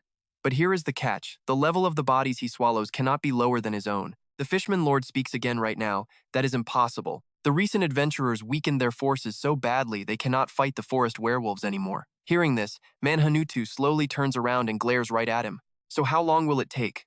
The Lord trembles and quickly answers 50 sunrises and sunsets. Elsewhere, a man's corpse lies slumped on the ground. Right then, Han smells something weird and approaches. He is a level 6 challenge hellhound. Han immediately spins around and barks wildly to grab their attention. Lang Tae hurries over. He looks completely stunned. Who would expect the lone wolf to actually die in this dungeon? Lai Lai bends down, petting the hound. She chimes in lone wolves are exactly like that. He might have recklessly pushed all the way to level 9. But trapped in a restrictive dungeon, he falls with absolutely nobody there to help him. Lang Tae smirks, his voice dripping with absolute contempt. True, but he never expected this idiot to play so hard he completely ruined things for everyone else. Lai Lai cannot hide her panic anymore. What should they even do next? The Murloc incubator is probably underwater, but their skills and strange items are totally useless for fighting down in the deep. If they fail this mission, they are permanently stuck inside this dungeon. He thinks about it, but watch this somewhere else. A voice rings out, growing steadily louder. The dungeon allows a max of 15 challengers. Besides them and that idiot, there are 12 others. If someone excels at underwater combat or can help finish the quest, they can still escape. The scattered group stand around, whispering and arguing wildly. Right at that moment, the guy loudly screams out, "The Marine Summoner has insanely strong underwater combat skills. If someone with her actual strength cannot escape, this place must be on a whole different level." The guy beside him chimes in, looking absolutely furious. Some total idiot made the rotation quest completely impossible to finish. Now the only way out of this dungeon is finishing the escape quest, but that specific mission requires them to dive deep underwater. Anyone good at underwater stealth combat is already dead. Because of that, they basically have absolutely zero options left. Right then, a sharp voice cuts in, "Why not just head back to the exit?" Vuong Ni quietly suggests an idea. Besides the jerk who ruined the rotation quest, there are still 7 other people trapped inside here. He quickly breaks it down. Maybe one of the 9 others besides them, and that jerk can actually help them finish the escape quest. Meanwhile, a weird fish with a creepy human face suddenly pops up. Sensing danger, Han instantly goes on high alert. But a crowd just swarms towards Long Tae's group. Seeing them, Lai Lai gasps in shock, "The Assassin King." She finds it incredibly hard to believe. Didn't he go to Guangdong? Why on earth is he showing up here? He ignores the shock and asks bluntly if she understands. Vuong Yi sighs heavily. Nope, the target probably never even showed up. They got totally played, completely scammed. Cut to the Dongshan City Adventurer Association cafeteria. Jia Kone excitedly brags away. He tells Hai this is the first time he has heard of a level 6 bounty linking to epic wonders. Trinh Hai just looks annoyed. This is nothing to be proud of. Right after that, he fires off a massive string of questions. No matter how you look at it, an official adventurer getting a public bounty is just too weird. What exactly is this reward for him? Did nobody even bother to check it? Hearing this, Jia Kone thinks seriously about it. He mutters quietly, "You are absolutely right. Adventurer laws are different from regular people." But even so, this is his first time seeing an official adventurer get a reward handed out so publicly. Right at this exact moment, Van Trong's voice rings out. See, the initiator is always a special breed. Acted like lifelong bros, running his mouth with zero hesitation. Yeah, they looked into that pretty fast. Turns out, the late legendary explorer Chu Qianmin was the guy who witnessed the Tianmon entrance totally flip upside down. Meanwhile, the dungeon boss is screaming his lungs out in agony. That absolute beast somehow survived a literal nuclear strike, and absolutely nobody knows why. Down below, the whole squad stares up. Total panic, sweating bullets. Suddenly, Qianmin lets out an earth-shattering roar and charges. On that cue, the whole crew bolts straight back toward Trinh Hai, pure survival mode. He pulls a massively confused face. So, Chu Qianmin's descendants over at Tianmon inherit all his epic loot, plus some seriously overpowered top-tier perks. Van Trong gives a little nod. See, Chu Qianmin's grandson totally died at the cemetery. He managed to save 2 regular civilians, though completely blocking that guy's escape route. And that is exactly why Chu Qianmin's granddaughter is furious. She wants him completely dead. Hearing this absolute drama makes Trinh Hai curious. Very curious. He follows up with a super tough question. Based on that logic, hasn't their whole beef become completely impossible to squash by now? Van Trong nods again. The big boss actually set up a high-stakes meeting with the supervisor, an old buddy of Chu Qianmin and his furious granddaughter. Just to hash out this totally insane situation, he confidently throws a wild guess out there. If things go smoothly, they might wrap up negotiations by this afternoon. Right then, Non Quan just boldly plops down. He totally steals the spotlight, asking out loud, "Did we show up late to the party?" Sitting right across from him is Hoang Tuyen. He crosses his arms and says no, but then just starts glaring daggers straight at him.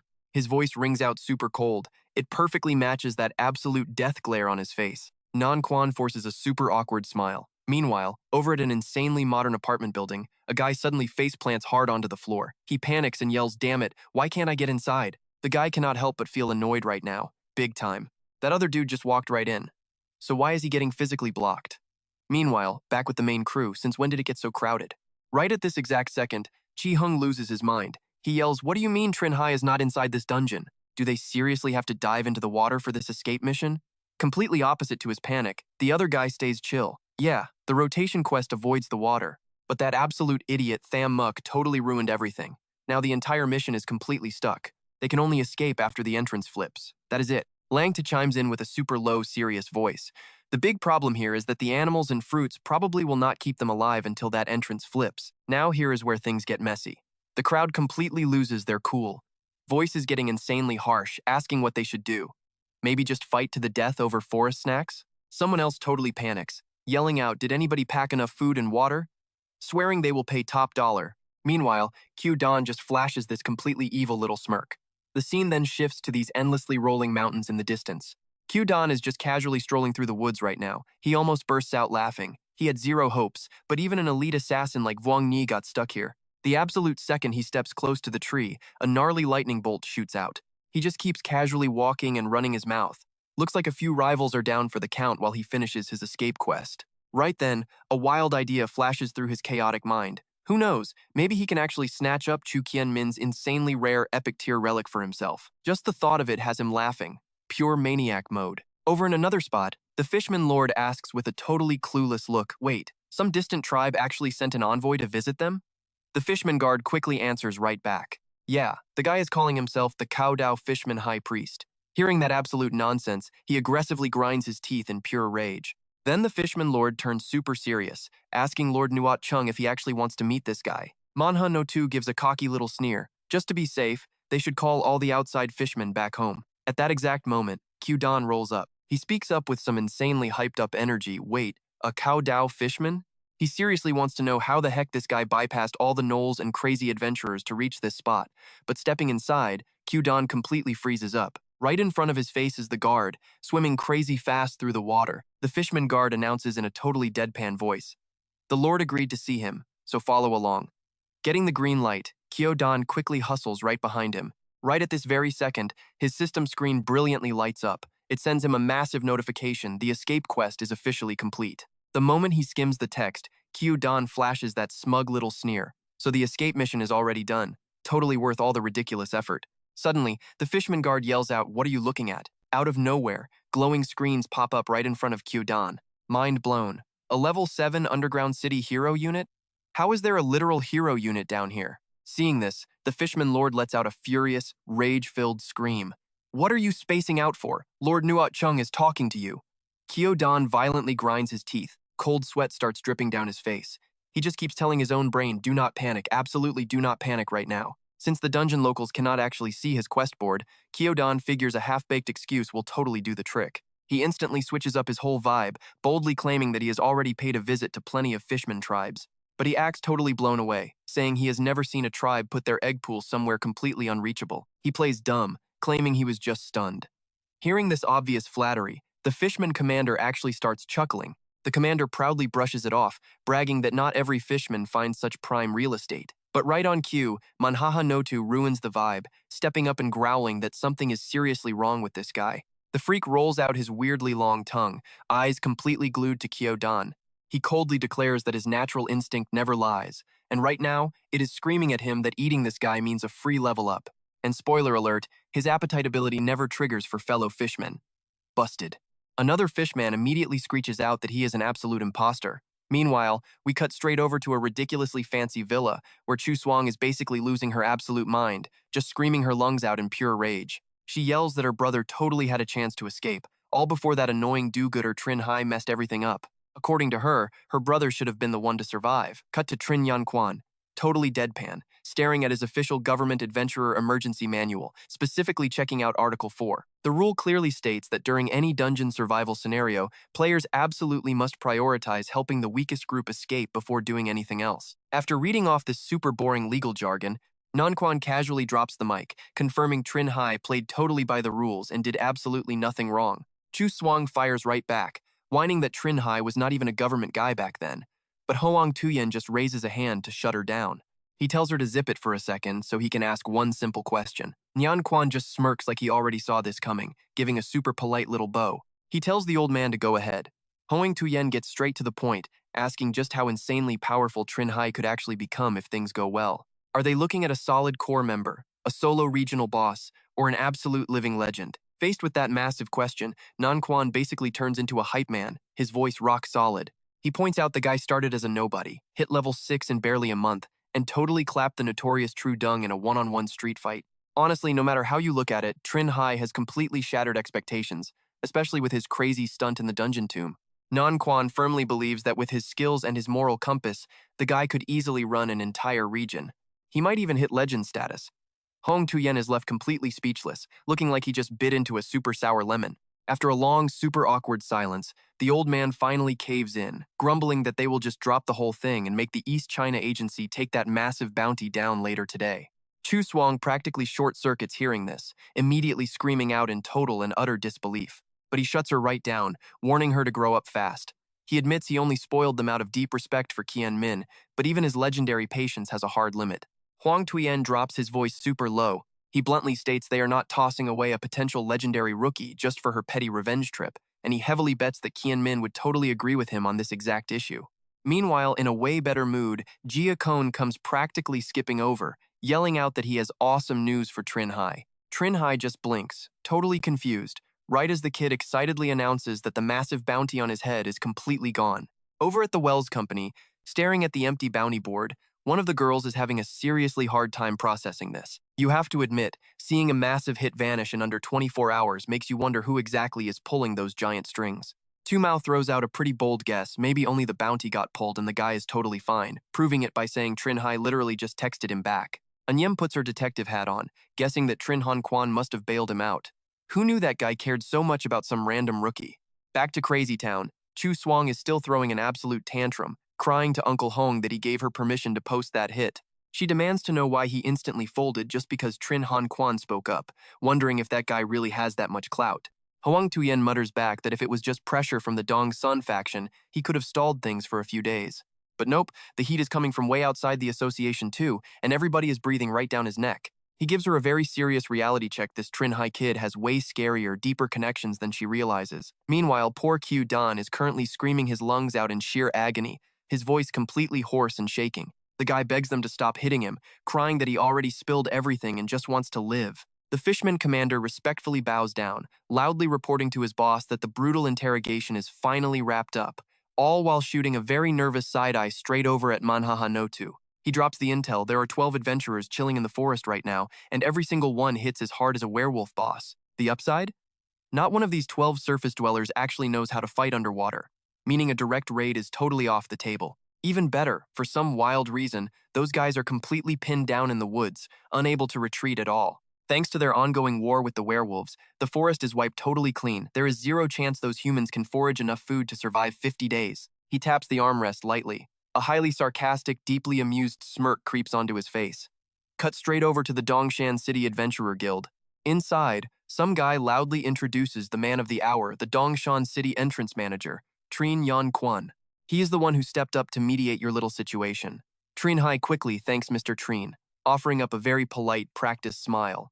Trinh Yan Quan shoots a sharp glare right back at him, dropping his voice into a dead serious warning. The East China market might have canceled that massive bounty on your head, but for sheer survival, do not step outside this building for 2 whole months. He keeps that extremely grim expression, warning that some totally insane, high-level wanted criminals might still risk everything just to take a shot outside. They could hunt him down and squeeze the original bounty issuer for cash. Trinh Hai loses his color instantly and nods hard. Yeah, staying indoors sounds great. Right on cue, Jia Kone speaks up, totally outraged, asking what happens to the jerk who actually placed that bounty on Trinh Hai. Breaking the rules like that has to mean some kind of punishment, right? Trinh Yan Quan just gives a faint smile, his tone slow, explaining while quietly testing the waters. The person who issued it happens to be the granddaughter of Chu Qian Min, the totally legendary adventurer who recently passed away. The government cannot exactly punish her directly, but her husband, Thung Lair, his official penalty is definitely coming down the pipeline very soon. His voice drops even heavier now. The protection rights for Chu Qian Min's remaining artifacts have just fallen into the hands of Huang Tuyen, the guy running Fujian province. Even though their absolute top boss is still Chao Thong, Huang Tuyen still gets to supervise all the future trades and transfers. Trinh Hai immediately nods a long message, fully received and understood. Then, like a light bulb going off, his eyes totally light up. Trinh Hai forces a very awkward smile. His house actually has a level 7 dungeon entrance, with just 50 days until a reverse break. If he is stuck hiding in this building for 2 whole months, that personal dungeon becomes completely useless to him anyway. Meanwhile, over in a super modern apartment, Vun Trong aggressively swings his hand right toward a completely normal-looking wall. A massive pulse of pure energy radiates from it. Without warning, a sharp bolt of lightning physically blasts outward. Von Trong pauses to process this. The challenger limit for this specific dungeon is fully maxed out, nobody else can get inside. He quickly turns to report his findings. It is definitely a level 6 to 10 dungeon, but the player cap is hit, so entry is blocked. Hearing this update, Trinh Hai flashes a highly mysterious, knowing smirk. Before making his exit, he waves a hand, ordering the logistics team to install a few hidden mini-cameras around the perimeter. If anyone manages to exit that dungeon later, they need to notify him immediately. Catching the vibe, Von Trong hurriedly calls out to him. Now you might be wondering what happens to Trinh Hai. Trinh Hai looks straight ahead, his gaze cutting like a literal knife. His tone stays totally flat, handle him by the adventurer manual. Over on this side, Lom takes furious notes, muttering under her breath. Hiding a private dungeon entrance absolutely violates the core adventurer regulations, but they are cutting him some slack, considering he joined the guild midway and never actually received any of the standard-related training before this mess. Because of that, his official punishment is set to the absolute lowest tier once he hits level 9. He just has to take on one extra mandatory guild mission. Reaching the end of her spiel, she glares up at him. Can he accept this incredibly light punishment standard? Caught slightly off guard by the question, Trinh Hai quickly says, yeah, that works. Hearing that easy, yes, Lum sighs heavily. Her pen flies across the paper, and then she suddenly snaps her gaze right back to him. Oh, and one more thing. Starting bright and early tomorrow, he has to attend a mandatory dungeon appreciation class right alongside Thung King Xuan and Lung Jia Hun. Class starts at 8 in the morning, and Trinh Hai quietly nods. Meanwhile, down in the dusty archives department, Un is practically yelling from the corner, sounding completely outraged. Wait, they actually slapped him with an internal punishment? Her fierce, totally furious voice blasts through the other end of the phone line. It is incredibly unfair, since he literally caused zero negative impact. Plus, Trinh Hai reported it pretty early anyway, so why on earth is he getting punished for it? He just chuckles lightly, his gaze entirely calm like he is completely used to this systemic injustice. The rules are the rules, he says, and honestly, the penalty is a total joke. Trinh Hai pauses, a brutally cold flash crossing his eyes. Dropping his voice, he admits he is actually way more worried about those clueless bounty hunters rushing in blindly. Honestly, the dungeon under his house is super weird. If those guys get reckless, they will definitely get themselves completely killed in there. Un clutches her hands, her voice shaking with absolute pure emotion. She cries out how amazing Trinh Hai is. These people literally want to kill him, yet he still worries for them. He instantly shuts that down. Nope, she has it all wrong. He is only terrified they will get stuck, fail the final escape quest, trigger a reverse dungeon break, and drag him down with them. Trinh Hai goes quiet for a brief second before remembering something important. He brings up what she mentioned just a minute ago. Aside from the Dongshan Guild and her brother's alliance, other unknown parties are apparently applying serious pressure to bail him out. Dropping her voice to a dramatic whisper, she spills an incredibly massive secret. Her brother heard that the insanely wealthy Fujian tycoon, Tao Hua Vern, has some massive problems with this whole bounty situation. He argues that prioritizing the descendants of a legendary adventurer over regular, vulnerable women and elderly citizens is completely absurd. If this continues, in the long run, it will absolutely turn into some toxic class privilege for elite adventurers. Un practically squeals, revealing that this mess even alarmed the big boss of the East China region, which is exactly why his bounty got yanked so incredibly fast. Hearing this, Trinh Hai makes sure to tell her, hey, thank your brother for me, and once this blows over, dinner is on me. He hangs up fast. Trinh Hai mutters under his breath, am I running way too hot right now? Back over to An, she is giggling like crazy. Ngoki suddenly cuts in from behind with a total sneer. Seriously, sister, this random kid just made our older brother waste years of favors. Ngo steps up to defend him. The guy saved our sister, so as a brother he had to do something. Right as the tension peaks, a sharp phone ring breaks the silence. Trinh Hai looks down, totally confused.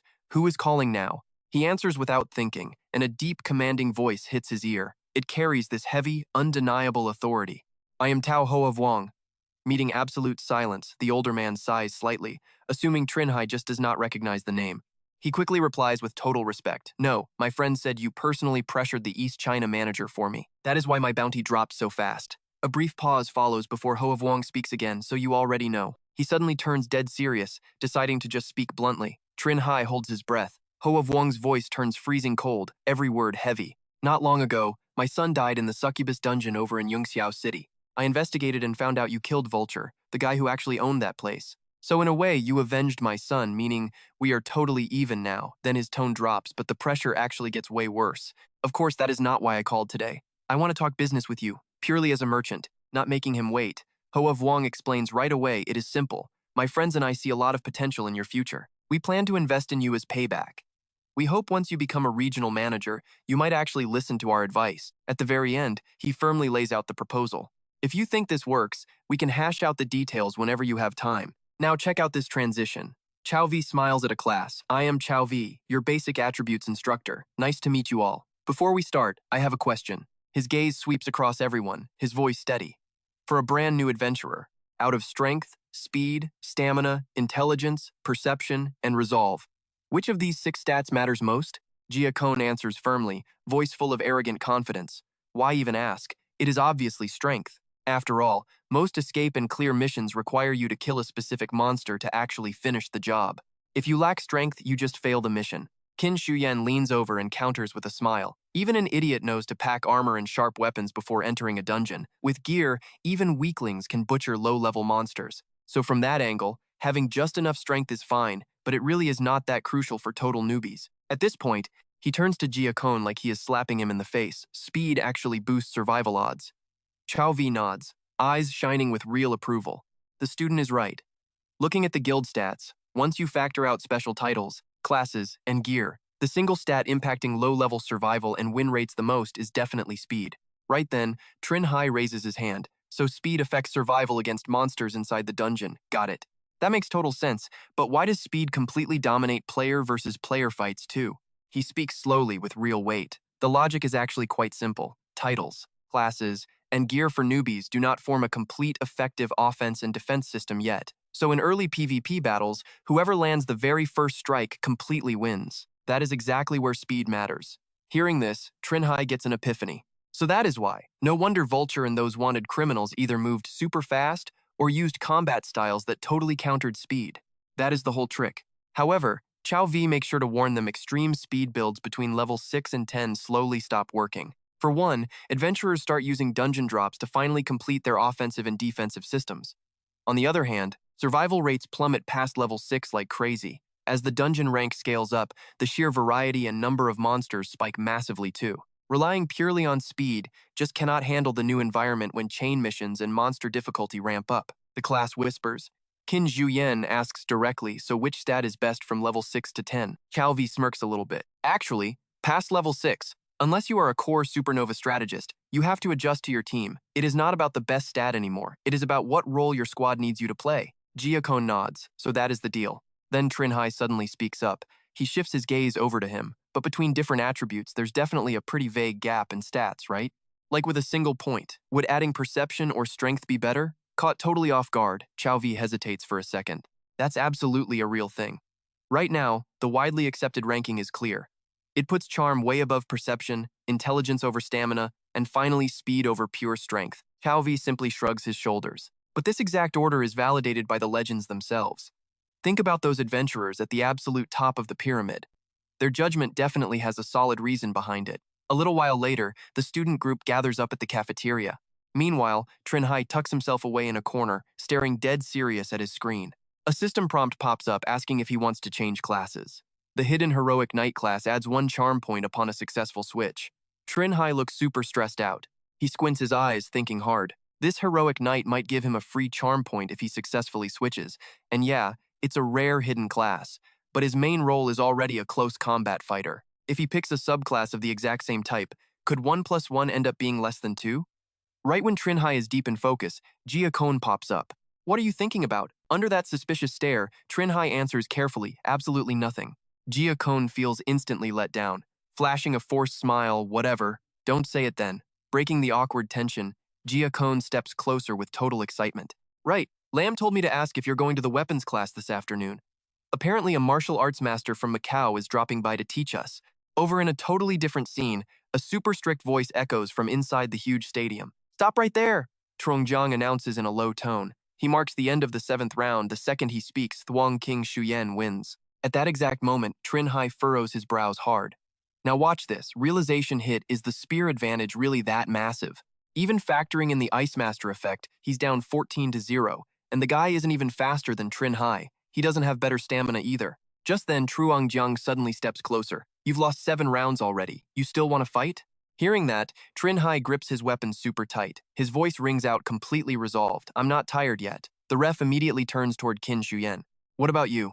The guy just bends over, letting out a heavy breath. Right at that exact second, Trinh Hai stands up straight. Qin Shuyan turns around. He simply flashes a cocky smirk, let's fight. Hearing that, Truongjiang announces a 3-minute break before they go again. Over on this side, Jia Kone puts on a totally confused face. How come it feels like Trinh Hai without titles or class skills performs even worse than me? Lam jumps in to explain. That's because he just built up the most basic physique. Then he dove headfirst straight into the Banshee Forest dungeon in Vantu City. Sure, the Banshee Forest incident and the school burning right after made him the top rookie adventurer in the East China region overnight. But if you just look at raw basic skills, he's actually nowhere near your level. Faced with her answer, Jia Kone just gets more and more bewildered. Is that really true? Van Trong slowly follows up, but for a total outsider to weapons combat, his performance is already stellar enough. Right after that, he starts analyzing. You watch closely. These 7 rounds, Trinh Hai got completely wrecked by Thuong Qin Zhuyan. He went from clashing head-on to getting totally exposed and attacked. His speed of improvement in this combat field is literally visible to the naked eye. Speaking of this, Van Trong makes a pretty bold guess. I bet Trinh Hai actually has an intelligence stat higher than 17. If everything goes right, he'll definitely start winning in 5 rounds. A little while later, Truongjiang's voice echoes out again. Stop right there. He loudly declares 8th round goes to Thuong Qin Shuyan. He mutters in pure disbelief. Are you kidding me? Not even 10 rounds in, and he's already stronger than Luong Jia Khan. Just how insanely high is his intelligence? Meanwhile, Trinh Hai struggles to sit up, a defiant spark flashing in his eyes. He feels like the fighting style isn't the actual problem here. If his explosive power was just a tiny bit stronger just now, he might have actually won. Right at this moment, Qin Shuyan suddenly calls out Trinh Hai by name. Without waiting for a reaction, he gives a strict order. Use your titles and class skills next round. Trinh Hai freezes up slightly, his eyes full of doubt. Are you completely sure? Qin Shuyan gives a faint smirk, a hazy light bursting up all around his body. I want to feel the exact gap between me and a super rookie firsthand. Witnessing that epic scene, Van Trong looks incredibly intrigued. You're not ready for this. Thuong Qin Shuyan just lit up his title.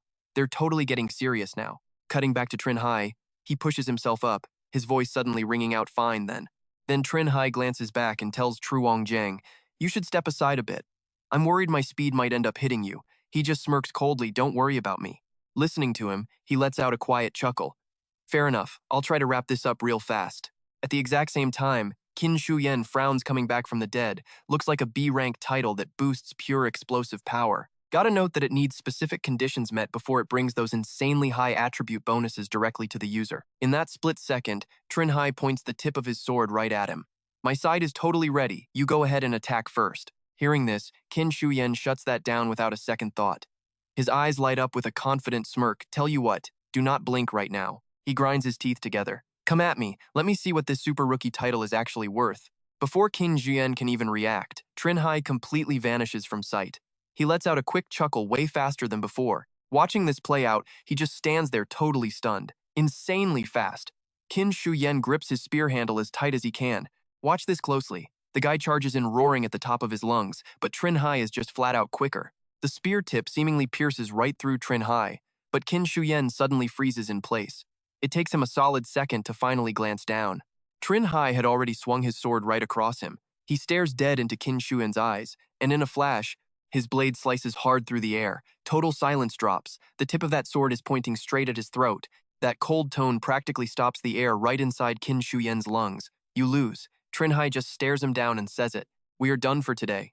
The second he turns away, Qin Shuyan collapses straight to the ground. He grabs his own throat, totally rattled. Qin Shuyan side-eyes Trinh Hai. Is the power gap between them seriously this insanely huge? But opposite of him, the guy just casually waves his hand. I am done. Time to switch classes. Right then, Truongjiang chimes in. Your spear work really is not bad at all, honestly. Even my younger self could never dodge that strike. The older man smiles warmly. Do not let it get to you. You just got unlucky running into a complete freak who can literally read your next moves. Qin Shuyan looks completely lost at this. Read the next move? Truongjiang jumps right into breaking it down. The biggest flaw anyone has is right in the middle of launching an attack. Anyone who can capitalize on that exact split second can use slow movements to completely counter fast ones. They use the weak to overpower the strong, and use absolute formlessness to beat structured techniques. He pauses to let out a heavy breath. This concept sounds super easy out loud, but pulling it off in real combat, the user has to perfectly read the opponent's next step before they even move. Truongjiang bluntly wraps it up. Martial artists with that kind of insane eye power? There are probably less than 5 in the entire world. So yeah, losing was absolutely guaranteed. Meanwhile, Giacone is practically jumping out of his shoes Trinh Hai. What was that move called? That was way too cool. Over on the side, the older man just watches in total silence. He cannot believe some outsider with zero martial arts training actually mastered a technique like this. A bit later, Giacone and Trinh Hai are chilling at a dining table together. The kid literally cannot stop himself from laughing. You totally missed it. After taking that big L, the look on Qin Shuyen's face was priceless. He repeats it, laying on the sarcasm, what a total loser. Hearing a sudden noise, Giacone gets totally spooked and whips his head around in panic. It is Qin Shuyen. The guy just ignores the trash talk and asks flat out, can I sit here? Trinh Hai gives him a nod. Sure thing. Qin Shuyen stays quiet for a second before letting out a soft laugh. Honestly, I totally planned on making you my main rival, but now I am forced to admit I was just being naive. With your kind of ridiculous strength and potential, a tiny place like Dongson could never hold you. Giacone immediately jumps right back into the conversation. I mean, is that not completely obvious? I mean, even a globally recognized top-tier dungeon was completely wiped clean by my guy Trinh Hai here. So why in the world would he ever lower his own status to compete for some basic entry manager position in Dongsun City next term? He gets way more hyped as he talks. Honestly, he might even be running a whole province by then. Qin Shuyen cuts him off real quick. Hold up. If you say he becomes a legendary rank adventurer later, I would agree. But running an entire province? Giacone spins around to taunt him. You want to bet on it, loser? Meanwhile, completely somewhere else, Van Trong is looking highly confused. You are asking me how to pick a secondary class? Trinh Hai answers right back, looking absolutely full of confidence. I am already at level 6, am I not? Back when I was clearing that dungeon at home, I noticed my whole adventure interface got an upgrade. On top of what I am using right now, I can actually trigger a secondary class. He gives this really awkward smile, but I have zero clue how to pick one, so I came to you. Hearing that, the guy just goes completely quiet. They usually cover main and secondary classes in the basic knowledge courses, but since you are asking, I will just give you the quick rundown. Van Trong switches into serious teacher mode. Normally, adventurer classes are split into common and hidden ones based on rarity. Right now, most upgrade paths for common classes are pretty well known. So if your main class is a common one, how do you know which secondary class is the perfect fit? You just log on to the adventurer intranet and look it up. Trinh Hai flips into his own serious mode and asks flat out, so what happens if your main is a hidden class? Oh man, you can feel the mood in the room instantly drop. He stares directly into Trinh Hai's eyes. I knew it. You totally have a hidden class. Van Trong tries his hardest to keep his voice completely steady right now. Hidden classes are insanely hard to actually get. Right now, the association only knows the optimal paths for a few of them. For all the others, you literally just have to use process of elimination, cross off the bad choices, and pick your secondary class purely on gut feeling. Hearing that, Trinh Hai asks the real serious question here, and what happens if you choose wrong? So does developing backward actually make you weaker than a normal class taking the best route? Van Trong shakes his head, his gaze turning deadly serious. You really cannot say that because even if a standard adventurer hits legendary status, their actual power still caps out right at the middle tier. If your main class is a hidden one, Van Trong makes sure to remind him. Just be careful not to pick a subclass that drags down your main, and your potential limit definitely will not be low. Then his tone shifts entirely. Honestly, there are some hidden classes out there that do not even need a subclass. They can jump straight to legendary and a top-tier legend at that. He just goes quiet, a flash of pure shock in his eyes. Seeing Trinh Hai look so stunned, Van Trong keeps going. But this specific kind is ridiculously rare even among hidden classes. Some are literally one of a kind, like the Knight of Bat My Duke. A few hours later, he huddles in a corner, his eyes totally glued to the glowing screen. Right then, Trinh Hai practically screams out the internal network has absolutely zero data on the Deathwalker class. He feels pretty suspicious about that, but he actually manages to find the heroic knight. Who would have thought the class change item he bagged from his very first ancient tomb clear is hunted by adventurers worldwide? It even carries the massive fame of a Bat My Duke knight. After a pretty tense moment, Trinh Hai finally cracks a grin while reading their online comments. The trial badge for this class change really only has one flaw, an absolutely insane difficulty level. Other than that, perfect. There is zero limit on challenge attempts, and if you actually pull off the class change, you are guaranteed to become a top-tier legend. Just thinking about that makes him giggle like an absolute idiot. A good while later, Trinh Hai carefully straps on his combat armor. His fingers tightly grip the cold metal badge. Without missing a beat, Trinh Hai thrusts it forward, activating the heroic knight trial badge right then and there. In a flash, his bedroom door starts glowing with an eerie red aura. Seeing that, he quickly readies his weapon, keeping his eyes completely locked on the frame. Trinh Hai does not hesitate for even a second as he marches straight forward, his voice ringing out firmly, time to head out. The moment that heavy door swings open, a completely different dimension reveals itself inside. Standing right in front of Trinh Hai is a blurry, massive figure. It takes a solid moment before he finally sees the enemy. Clearly, it is Valo. Right at that exact second, the blue system screen lights up. Okay, here is where things get wild. The class change quest demands acknowledgement from the legendary unit Valo with a 10-minute countdown. The timer is already ticking down to 9 minutes. In that terrifying split second, Valo violently hoists his massive scythe. Over on the other side, Trinh Hai screams out in total frustration. What is up with this quest description? Does it want him to survive 10 minutes against this boss? Or does he only get 10 short minutes to earn its respect? Then Trinh Hai violently snaps his head straight up, absolute terror filling his eyes. Valo is suddenly standing right in his face, slowly raising that deadly weapon. Sensing the lethal danger, Trinh Hai desperately tightens his grip on his staff, watching the giant scythe smash directly into the solid ground. Instantly, the exact spot Trinh Hai was just standing on completely detonates. Watching that crater form, he cannot help but violently shudder. This guy is a monster. Trinh Hai shoots a nervous glance over, carefully calculating the odds. Could this boss actually be stronger than Ko Leduc? He forces himself to calm down, quickly hyping himself up. Whatever, he just needs to survive this first test round. Locking his eyes on Valo, he decides to figure out exactly how massive the gap between him and a legend really is. Cut to the very next morning, he is completely sprawled out on his bed. Trinh Hai stares at the ceiling with total defeat. Seriously, who the hell is supposed to survive 10 entire minutes in there? Even with his gear, he got wiped out in 3 minutes flat. Below level 10, there is no way anybody clears that trial. Then, a risky new plan clicks in his head. He definitely needs to swap his title. He needs one that boosts survival stats.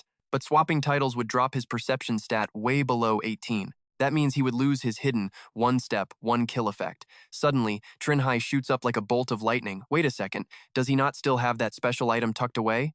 A short while later, that menacing door creaks open once again, bleeding a sinister crimson light from the other side.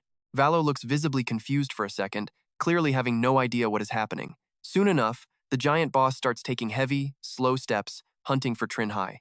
Trinh Hai cracks a ridiculously smug smile from the shadows. This giant brute has one fatal flaw, a terrible perception stat. The boss cannot even see him wearing the invisibility cloak. But then, Trinh Hai goes completely pale. Valo casually lifts a glowing magic sphere into the air. Trinh Hai freezes in pure panic as the giant clenches his fist, unleashing a massive burst of light. Instantly, his entire body is exposed, leaving Trinh Hai cursing his own luck. You can guess how this goes. Valo violently snaps his neck around, locking his terrifying gaze right onto the intruder. Fast forward a few hours, and Trinh Hai respawns looking absolutely battered.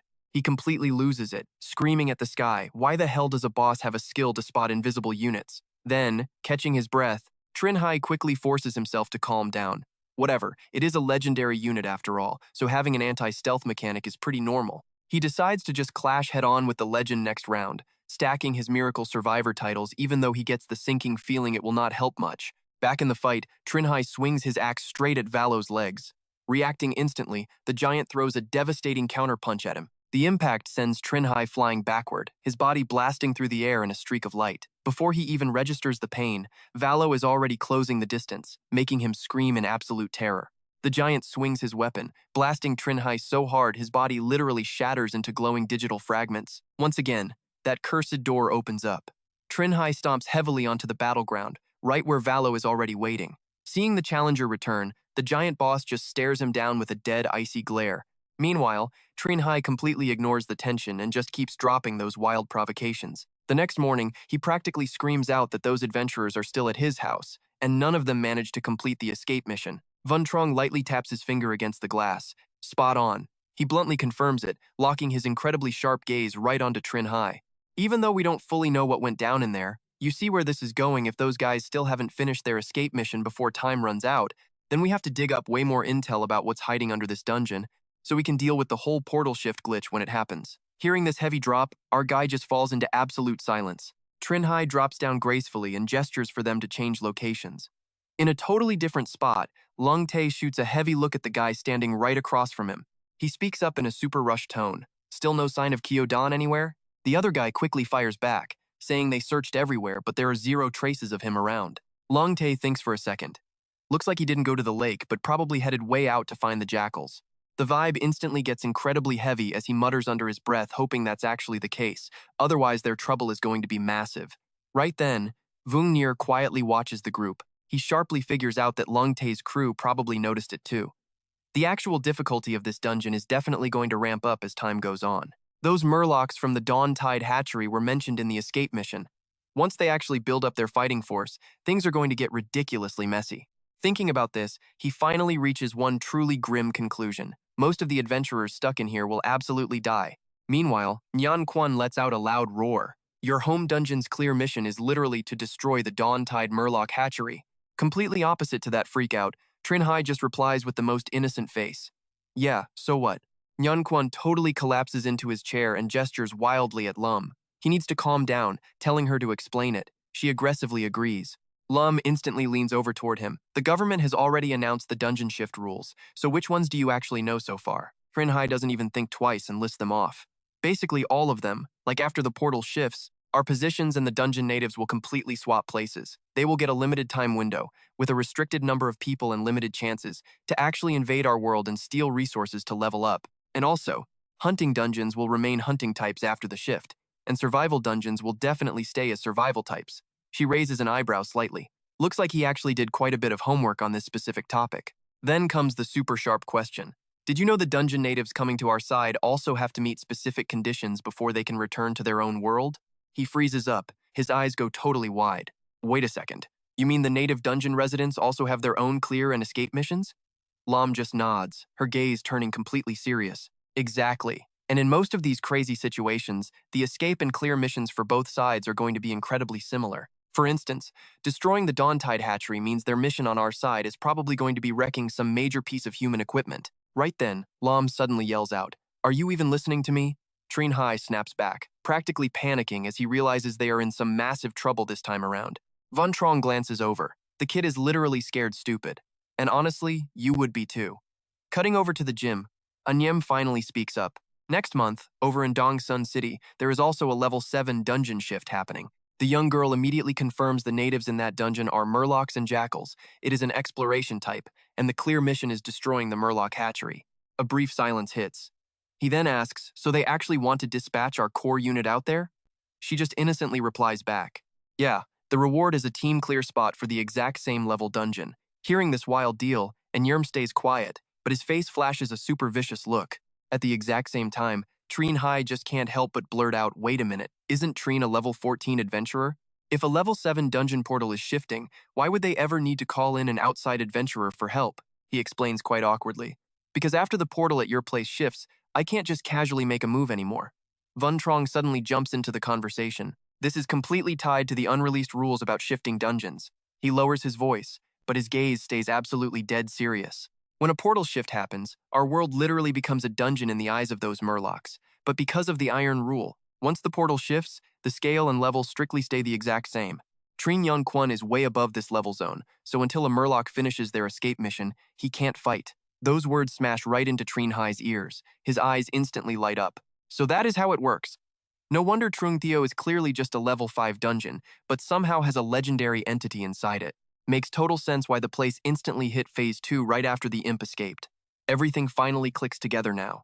Meanwhile, Nyan Quan drops a pretty heavy hint. Of course, this rule isn't strictly forced. The main reason I can't fight is because a Russian adventurer actually tried doing it once before. The result? It completely leveled up the portal, letting high-tier entities from the other side cross over into this world too. Seeing Trinh Hai looking completely dumbfounded, Lam jumps in to explain the situation. To put it mildly, they use same-level adventurers to deal with foreign ones whenever the dungeon entrances rotate. The association went through massive trial and error to find this optimal method. Trinh Hai is not having it. He snaps back the optimal method. Where is the military then? Sure, high-tier adventurers like him cannot just step in freely. But modern weapons and the actual army are obviously way more reliable for us. The mood instantly drops. Nyan Quan responds, his words incredibly heavy and dead serious. He admits that sending the army and heavy firearms to deal with dungeon rotations is technically the absolute most efficient strategy they have. But over the past 15 years, every single country that tried it ended up regretting it. Trinh Hai frowns and demands to know why. Long leans in toward him, because that means the real boss is about to appear. Thanks to the mirror principle, the actual challenge difficulty remains exactly the same before and after a dungeon entrance rotates. But throwing the army and heavy firearms into the mix forces our side of the dungeon to scale up drastically past its original difficulty. Vun Trong chimes in next. He explains this would make the challenge difficulty for the entire zone absolutely skyrocket beyond the official level. He pushes up his glasses. His voice drops completely low. If the military just rushes in and violently suppresses a rotated dungeon entrance, the actual challenge difficulty for the very next dungeon spawn will just keep spiking higher and higher. It simply will not stop until it completely matches our local defense strategies. Long makes sure to emphasize that once they hit level 11 dungeons, normal guns become practically useless anyway. Forget about level 16 to 20. Dungeons at that insane stage will literally spawn monsters that you need actual nuclear warheads to destroy. Finally, Nyan Quan speaks up to summarize the whole mess. Sure, having the military step in might completely fix the immediate threat today, but it does not erase the problem, it merely delays the inevitable. He hammers every single word home. If they ignore the warning signs and keep abusing heavy weapons, the moment that ticking time bomb finally goes off, we will all be facing monsters capable of tanking the most advanced modern weapons head-on.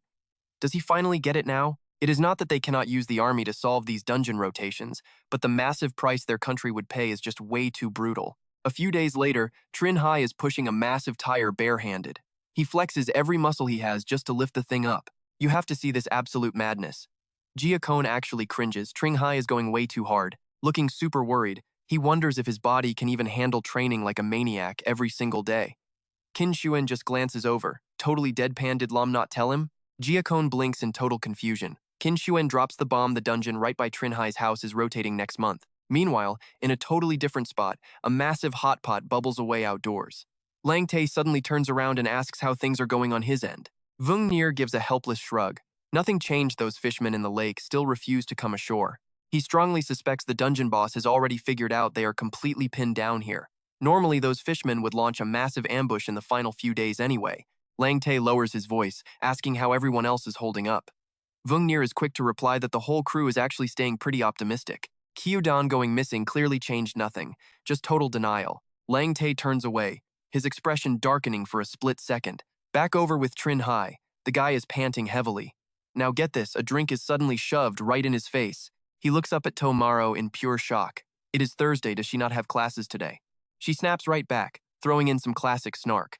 Of course she has class, but someone had to go and trigger a dungeon rotation right in their own backyard. Cutting to another scene, Thumai's voice rings out across the room. By direct order of the city management, their scheduled mineral identification class is getting swapped out. Instead, they are now learning the hardcore rules of dungeon entrance rotations. She sweeps her gaze right across the panicked group. This lesson drops some heavy classified intel that the public cannot know.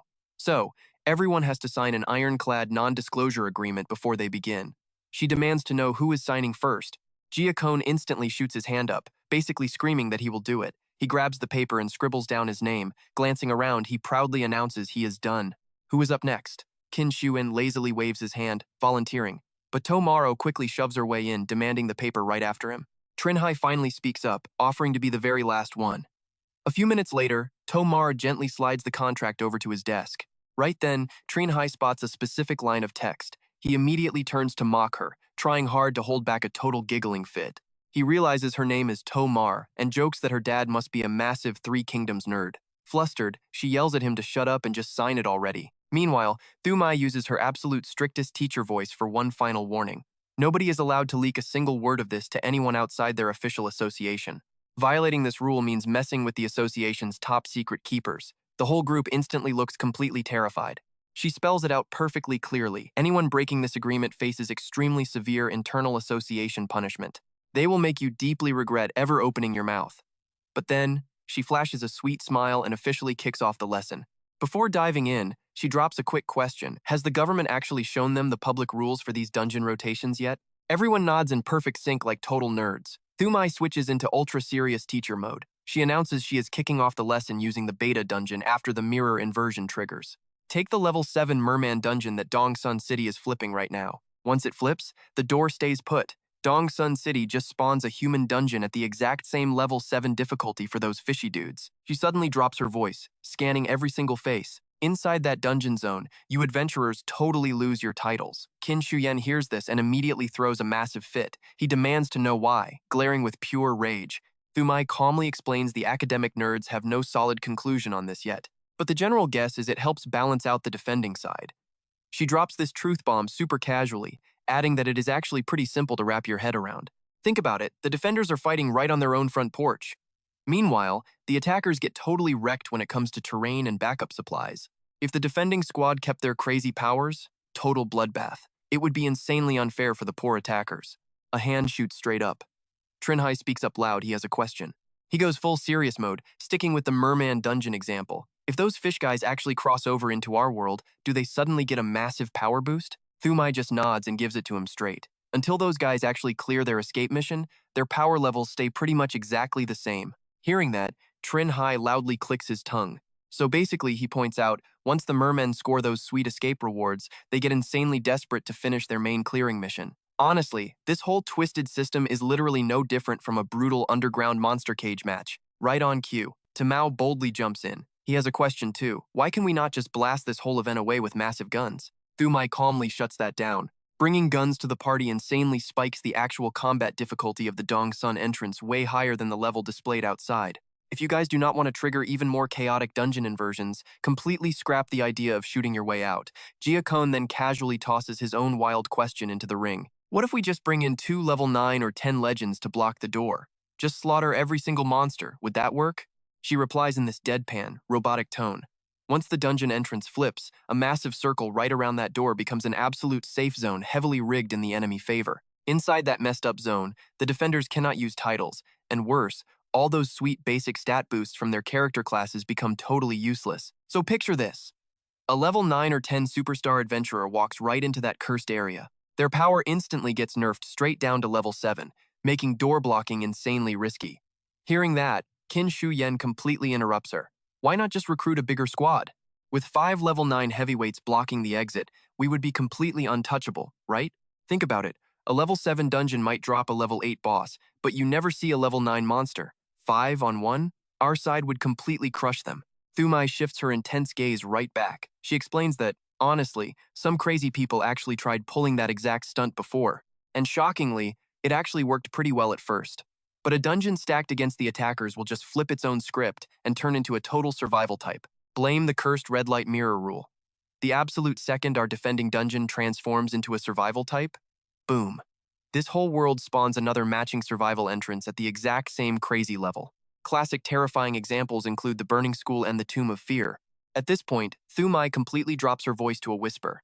So after finally decoding this nasty mechanic, everyone in our country tries to avoid doing it that way. Jia Khan furiously scratches his head, totally losing it. Oh my god, we are completely restricted. With these crazy entrances inverting right now, are we genuinely just supposed to evacuate everyone in the whole neighborhood and then helplessly fight off wave after wave of angry dungeon natives rushing straight onto our turf? She gives a sly little smirk and calmly fires back, not exactly. They found a trick. Honestly, they already figured out a shortcut to crush these events. Hearing this claim, Trinh Hai aggressively stares at Thumai, trying to read her mind.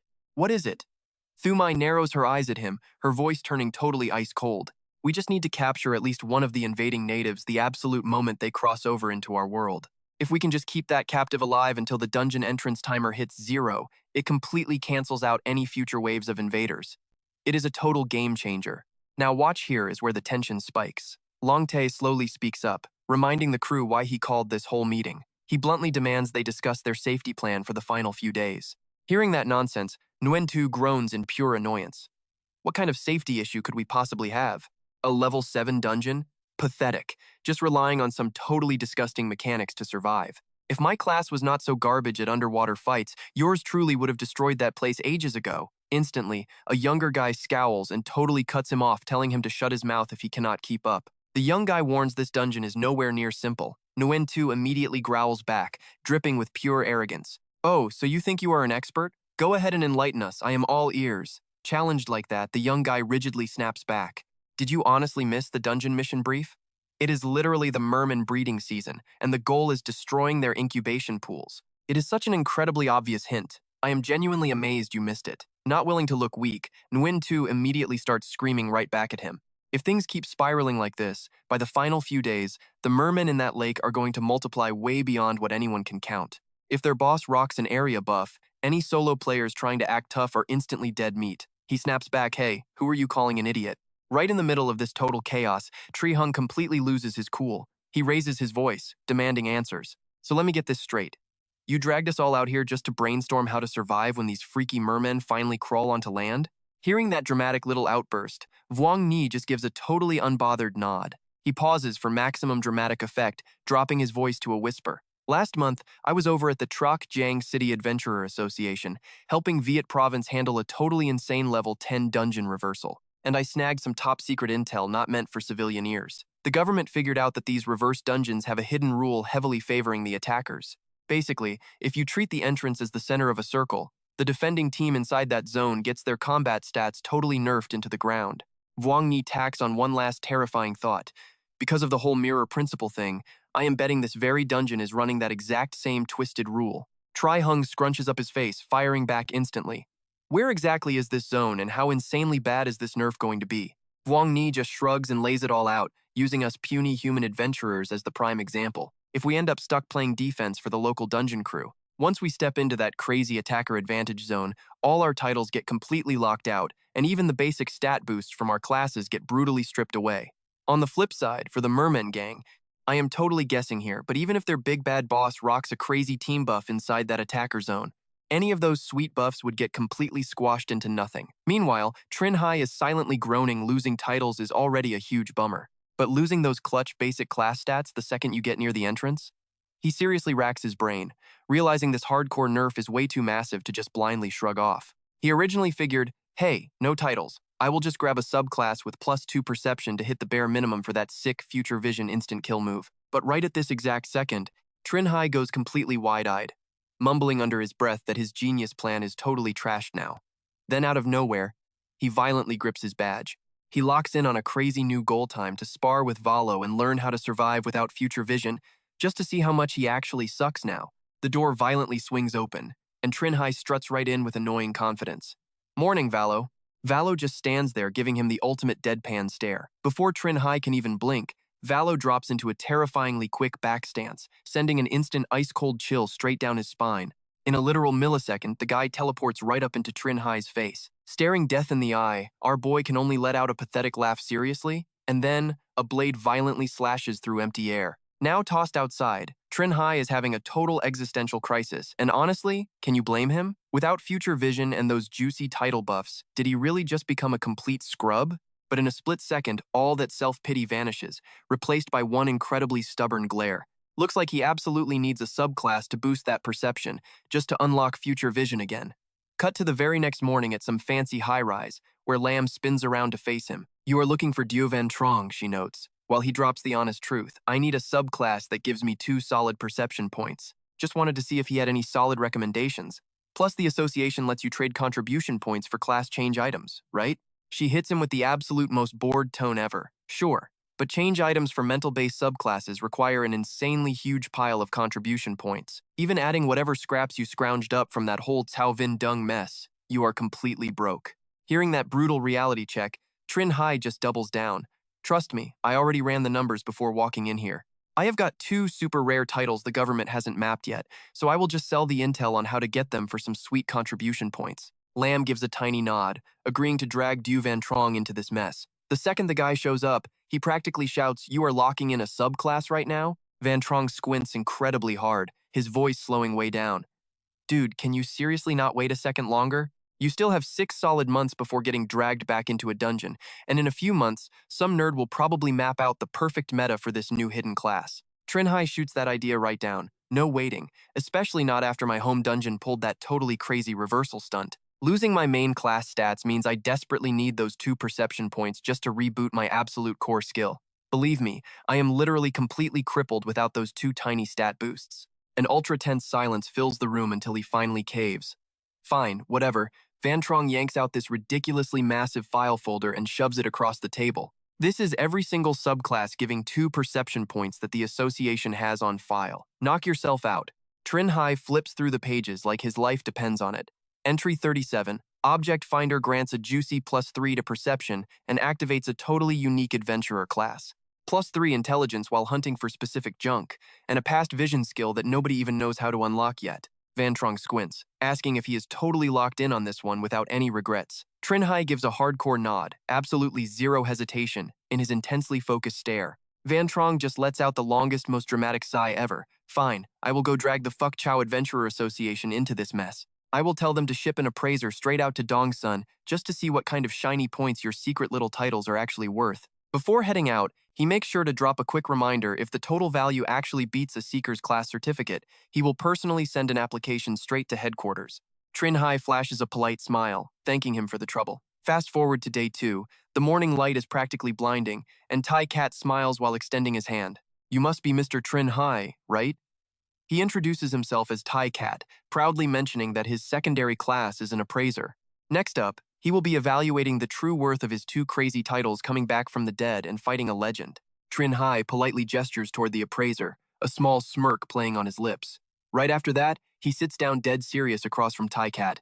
The appraiser types away at lightning speed, deadpanning that the calculations are finally done. Those 2 titles combined actually pack a seriously surprising punch, he explains, but the insanely harsh difficulty to obtain them and trigger their conditions drops their market value way down compared to other titles in the exact same tier. Hearing this detail, Trinh Hai frowns slightly. Exactly how much of a drop are we talking about? Tai Cat lets out a quick chuckle, his voice completely solid as he tells him not to worry. It is still plenty to exchange for that Seeker class certificate. A few days roll by. Lam points right at the testing machine, telling him to use his title and class skills to hit the thing with a single punch, just like last time. Following her instruction, Trinh Hai takes a quick step forward. He clenches his fist tight, his eyes locking dead onto the assigned target, and right after that, Trinh Hai pulls his fist back. A massive bang echoes through the entire room, leaving the heavy testing equipment shaking violently from the sheer impact. The screen flashes the number 13. Jia Khan stares at it in pure disbelief, wondering how in the world Trinh Hai's base strength is only a 13, since he figured the guy would hit at least a solid 14. Seeing his shocked reaction, Qin Shuyan just chuckles softly, telling him not to be fooled by that 13. Because when his Fishman dungeon shifted, grinding that stat up to a 14 or even 15 is totally not out of the question. Jia Khan still feels a bit confused by this logic. Sure, Trinh Hai is completely reckless, but jumping from 13 to 14 at this stage took even a guy like Du 2 whole months. Even if Trinh Hai is way faster, hitting 15 is impossible, right? Qin Shuyan just replies indifferently, do not believe it if you do not want to. Meanwhile, Lam is busy staring dead at his muscles. She accidentally blurts out exactly what is on her mind. Honestly, she is pretty jealous of that Superman belt of his. She asks if he would consider selling it straight to their Dongsun Association whenever he finally stops using the thing later on. Trinh Hai instantly agrees, but adds a catch: they have to wait until his base strength and agility stats both hit 16 first. Suddenly, another voice rings out from the front, noting that they are busy testing strength, which totally explains why he could not find them anywhere. Hearing this, the 2 of them reflexively tilt their heads to look. Van Trong holds up a stack of documents. Trinh Hai, your secondary class certificate is finally here. A few minutes later, his system screen lights right up, dropping a notification that the adventurer currently has absolutely no secondary class equipped. The prompt asks if he wants to use the Seeker class certificate. Now watch closely. Our guy hits the button without a single second of hesitation, smirking. Why even ask? Obviously the answer is yes. The system panel immediately pops up with a line: Seeker class transfer is now in progress. Detecting that his main class is Deathwalker, it fully unlocks 3 effects for the Seeker class. Trinh Hai goes wide-eyed, completely stammering, wait, is this for real? In that wild moment, he seriously cannot hold back a shout. His guess was totally spot on. The absolute best match for Deathwalker really is the Seeker class. Trinh Hai finally completes the class transfer, and his Deathwalker attributes immediately score an extra 5 points in perception. The closer his strength and speed get, the more explosive his death attribute becomes, with each stat capped at 4 points. Just like that, the first trial is completed. He gains an extra strength point, a surge of fierce energy flowing right through his body. Trinh Hai smirks slightly, his eyes practically glowing like he just dug up some legendary treasure. He honestly thought the first and second effects of the Deathwalker class were already super overpowered, but who knew the third effect would be this insane? He carefully crunches the numbers, realizing that most people relying on basic training hit a stat ceiling of 16 and 17 for strength and speed. What if he just waits until he completely hits his own limits before taking on those 8 crazy trials later? The idea flashes through his mind, and Trinh Hai bursts into loud laughter. He hit the jackpot. Forget tomorrow. He is heading to the gym to pump iron right now. From now on, unless training actually kills him, he will just keep pushing. As for Val, he is putting that on hold. After all, he cannot even pull off that class transfer quest right now anyway. Later that afternoon, a terrified scream echoes straight out from inside the main building. Are you seriously kidding me?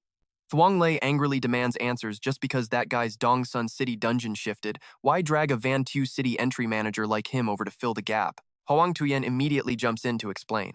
Because those government favor points your wife cashed in on my end are completely used up now. Plus, next month you will not even be the Van Tu City entry manager anymore. As a state adventurer, getting drafted by a neighboring association is just a completely normal procedure, right?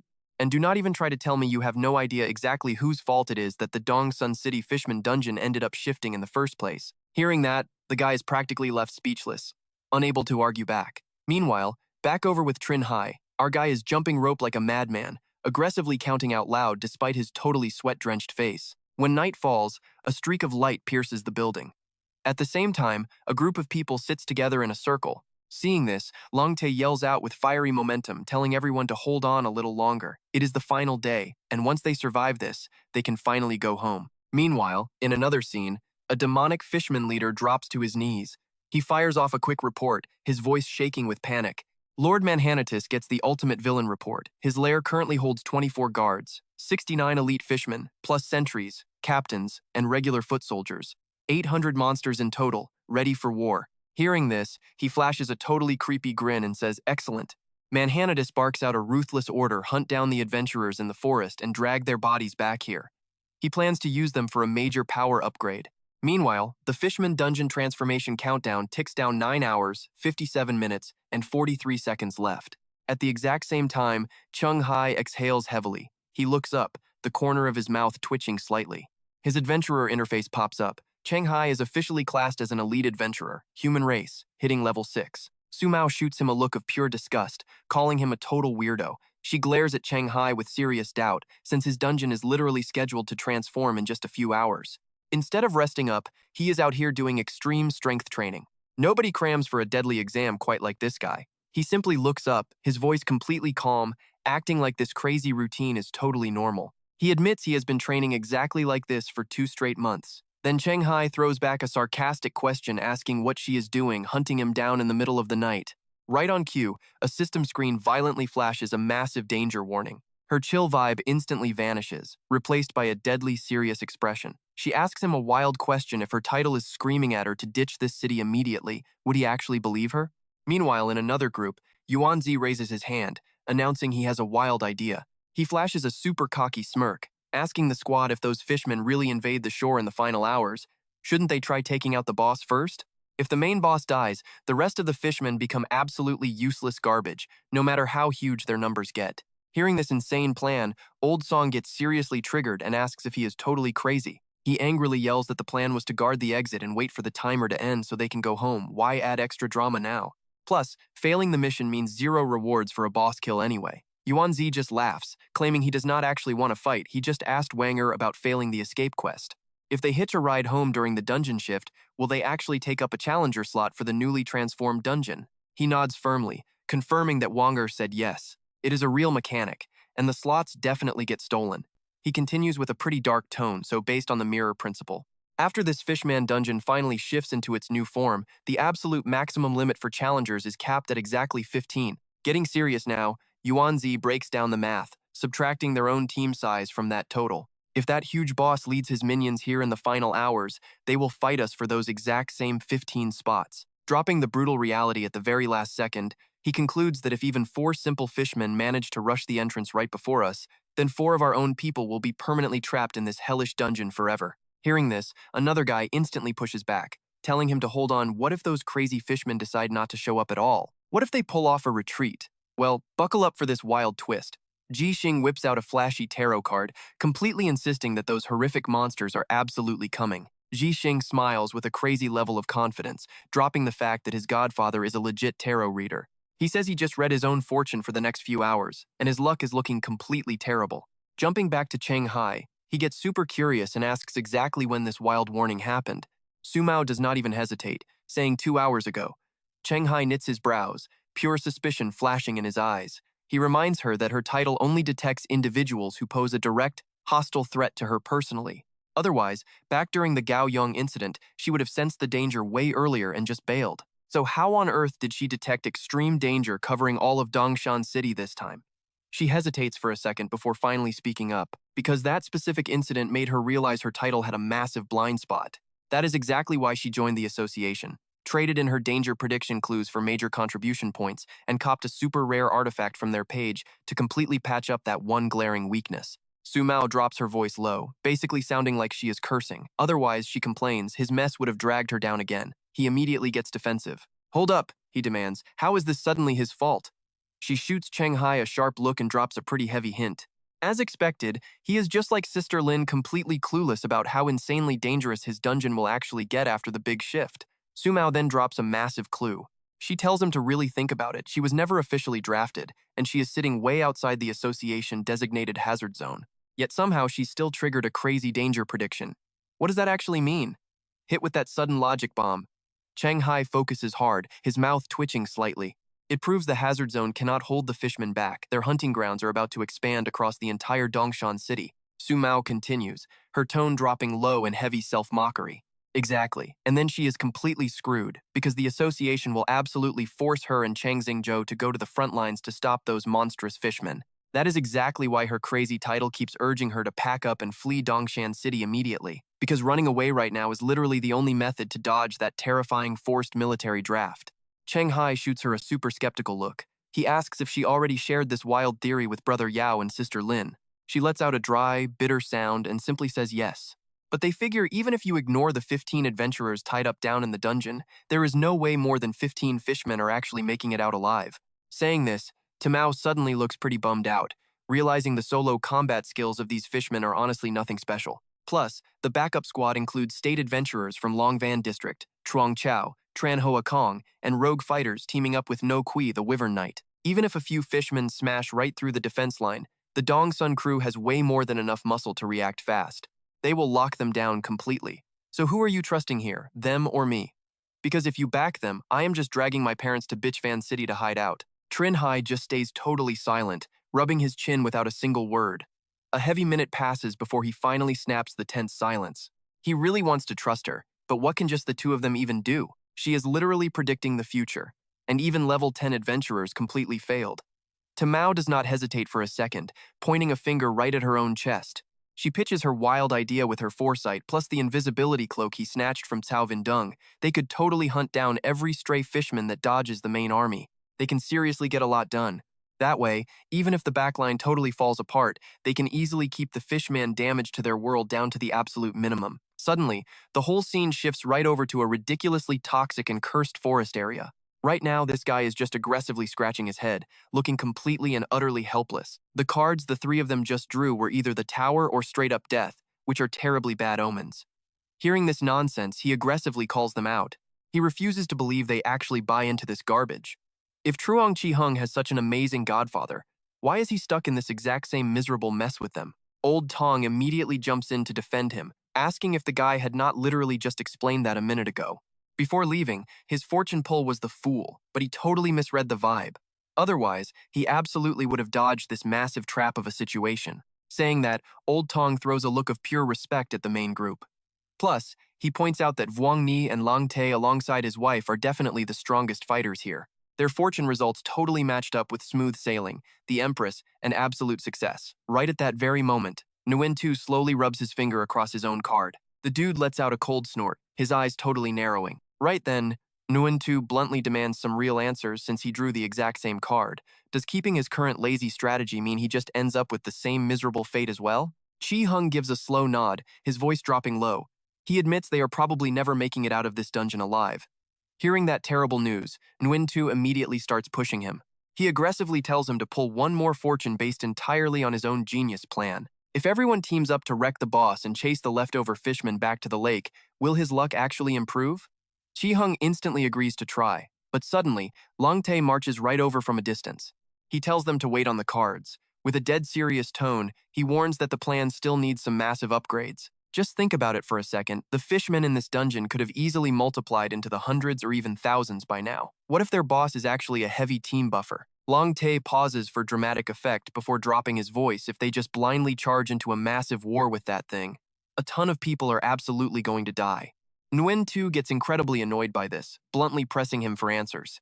He sarcastically asks if they should just sit around doing absolutely nothing at the entrance, waiting to get attacked, since those two luckily pulled the safe cards anyway. Lang Tae instantly shuts that nonsense down. He tells him he is totally misunderstanding things they need to figure out the boss type and prep a customized counterattack. Like, against a normal boss, his dumb plan works fine. But for a team buffer, they need bait to drag the mob away, then send the elite heavy hitters in to strictly assassinate the boss. There is also the crucial frontline scouting mission. Someone actually has to identify the boss and handle the signal flares. Right then, Vuong Ni throws his hand up, confidently claiming that job since he has a ridiculously fast blink skill. Hearing that flex, he quickly starts sketching out the master plan. This way, they can easily identify the exact boss type first, and then smoothly launch their perfectly prepared custom attack strategy. Chi Hung quietly chimes in from the side, admitting that Lang Tae's tactical approach actually sounds way more reliable than the alternative. He offers a fortune reading on that new strategy. Nguyen Tu awkwardly grumbles his agreement, while Trinh Hai just rubs his chin, looking totally deep in thought. He admits that doing this could honestly wipe out a decent chunk of the stragglers with super low risk attached, but if possible, he seriously hopes they can just avoid that whole massive mess entirely. Saying this, the guy lifts his head and locks eyes straight with Tu Mao. He plans on giving Brother Du a warning, but he desperately needs her backup for it. Right then, Trinh Hai throws out a super cautious proposal asking if she would come back to his place. He wants her to use her unique abilities to gauge exactly how many lethal threats are lurking right on the other side of that entrance. Tu Mao gives a small nod. Calm and decisive, she tells him it is absolutely no problem. Back on the other side, the guy suddenly stares off into the distance where a girl just collapsed. He mutters out loud that she must have pulled the terrifying death card again. Old Tong immediately drops an incredibly toxic comment, mocking her for pulling the absolute worst card twice in a row. He figures her chances of dying in this dungeon are basically guaranteed. Meanwhile, Nguyen Tu is gripping his own card so hard his knuckles go white. Frowning, he snaps his head toward Chi Hung, demanding to know how the Fool card works. Chi Hung lifts his head, dropping every single word incredibly slowly. He explains that pulling it right now means you will ruthlessly use your own power, and everyone around you, just to fuel your absolute darkest ambitions. Hearing that, a deeply cold and dangerous spark flashes right inside Nguyen Tu's eyes. Right on cue, Lang Tae claps his hands loudly and announces the fortune reading results are finally in. Except for whoever drew the Death and Tower cards, everyone else is actually getting a massive luck boost. This means taking the offensive will totally turn things around. Since this strategy benefits the vast majority, he confidently insists they just go ahead and do it. Lang Tae pauses for a quick second, adding that anyone who pulled those bad cards should be closely guarded by the folks right next to them. The second he finishes, he whips around and yells out for Vuong Ni. The guy instantly replies back, "Got it, heading out now." Lang Tae hesitates for a half-beat. His sharp gaze sweeps across every single face. He adds that if this dungeon boss provides group buffs, they absolutely need to split the squad half-act as bait, buying time for the rest to slash it down.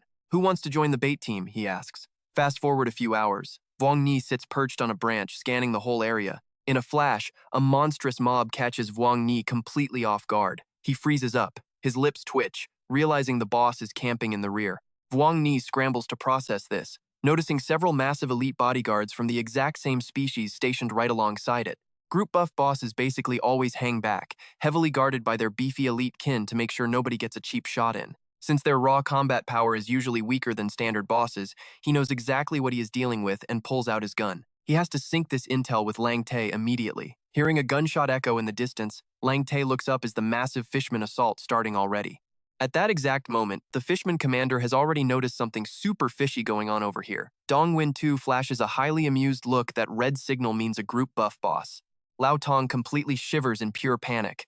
We are doomed. Bait duty it is. Right at this crazy moment, Lang Tae points high up at the sky. Vuong Ni fired the signal flare. You guys can clearly see it. The incoming enemy is definitely a group buff boss. He sternly barks out orders according to the plan. The bait squad needs to head to the prearranged spot, wait until enough fishmen are lured in, and then our side will strike hard. The whole crowd shouts back an okay.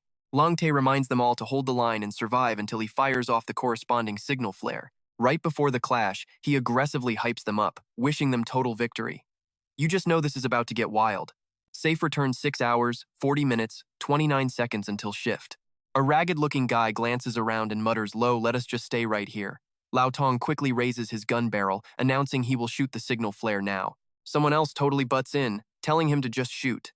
Then, cutting right through the heavy silence, a hesitant voice breaks the intense tension. "Can we discuss something real quick?" Chi Hung asks while gripping his crossbow tight, opening up super awkwardly.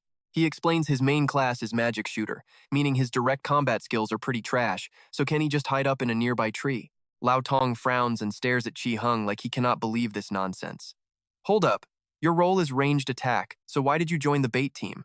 He scratches his head with a super awkward laugh. I did not want to, but Longtae said my class overlaps with the guys who pulled the tower card. That side only needs one person, but guys with bad cards cannot all be in the bait squad, so here we are. The air stays totally dead for a few seconds before a firm nod. Fine, get over there, which makes Chi Hung happily shout his thanks. At the exact same time, Lao Tong awkwardly fumbles with the item in his hands, frowning as he asks how to even use it. A frustrated guy stomps over, calling him an idiot and grabbing it. Honestly, Truong Chi Hung is totally lying. His subclass is not a fortune teller at all. He can just perfectly mimic other roles. When Chi Hung runs this sneaky mimic trick, swapping out from a tarot reader to totally different subclasses, his fortune-telling completely loses any real mystical effect. But it gets crazier. Truong Chi Hung also totally abused his swapped subclass to make the participants draw those highly dangerous death and tower cards, heavily boosting Dongwin 2's crazy persuasiveness. This safely lured the adventurers into launching an active attack, exactly like Dongwin 2 and Longtae suggested. The only reason he pulled this stunt was because Chi Hung originally drew the death card for himself, so he pushed things forward to totally dodge his own awful fate. Back when Dongwin 2 pitched the wild plan to kill the boss and chase the fishmen onto the shore. And this obviously works. Right now, 11 clueless adventurers are busy helping Chi Hung block and stall the fishmen, so he can just stroll back to the entrance and wait for the dungeon shift. In that exact moment, Chi Hung's mind races with wild questions. Honestly, think about it with Dongwin 2's insane power level. Even if the fishmen attacked in the final hours, that guy could definitely protect himself, so why even bother pitching such an overly complex plan? Plus, there is Longtae and Vuong Ni, who both secretly seem to be cooperating with Dongwin 2. This obviously does not benefit them, but whatever, he drops the thought their crazy schemes have absolutely nothing to do with him anyway. Right at this insane second, an object comes rolling across the dirt, and the assassin quickly reaches out to grab it. He loudly reports that this definitely looks like a one-time use foreign world artifact. The fishman commander instantly gets the whole picture. That red glowing thing from earlier was obviously set off by the adventurer sentries using this exact same artifact. It was probably used to warn his squad that we finally made it onto the shore. An elite lair guard suddenly screams out loud, "Commander, sir, just look up at the sky." Hearing this absolute panic, he instinctively snaps his head upward. The fishman commander flashes a freezing smirk. So that is what this is, a declaration of war from the reserve battlefield? Typical humans. Deep inside the gloomy cavern, right in the middle of scattered bones, Manhwa Hanosu finally shows up. He clicks his tongue in pure annoyance. Manhwa Hanosu is losing his patience fast, slamming his fist hard against the armrest. It has been way too long. Why have no adventurer corpses been brought back yet? The fishman commander answers with a slight tremble but keeps it respectful. He figures those adventurers are just hiding way too well. He tells the big boss that just tracking them down took serious effort, so he needs to wait a bit. Manhwa Hanosu scoffs, his mouth twisting into a totally murderous grin. Fine, he will wait a little longer, but if nothing happens, he is going ashore to hunt them himself. Meanwhile, the human crew is pacing back and forth anxiously. Old Song looks around in a total panic, keeping his voice low. The fishmen are not here yet, so maybe they completely missed the signal flare they sent up? Someone fires back a solid response with a firm nod. Nah, that is definitely not possible. That thing was way too obvious anyway. But suddenly the guy's face completely drops, and he screams out, "Guard my back. The fishmen are finally here." A rough, frantic barking erupts from the dog Han, ripping right through the dead silence. Right at that moment, the beast creeps closer to the ancient tree. Out of nowhere, Wang Er pokes his head out.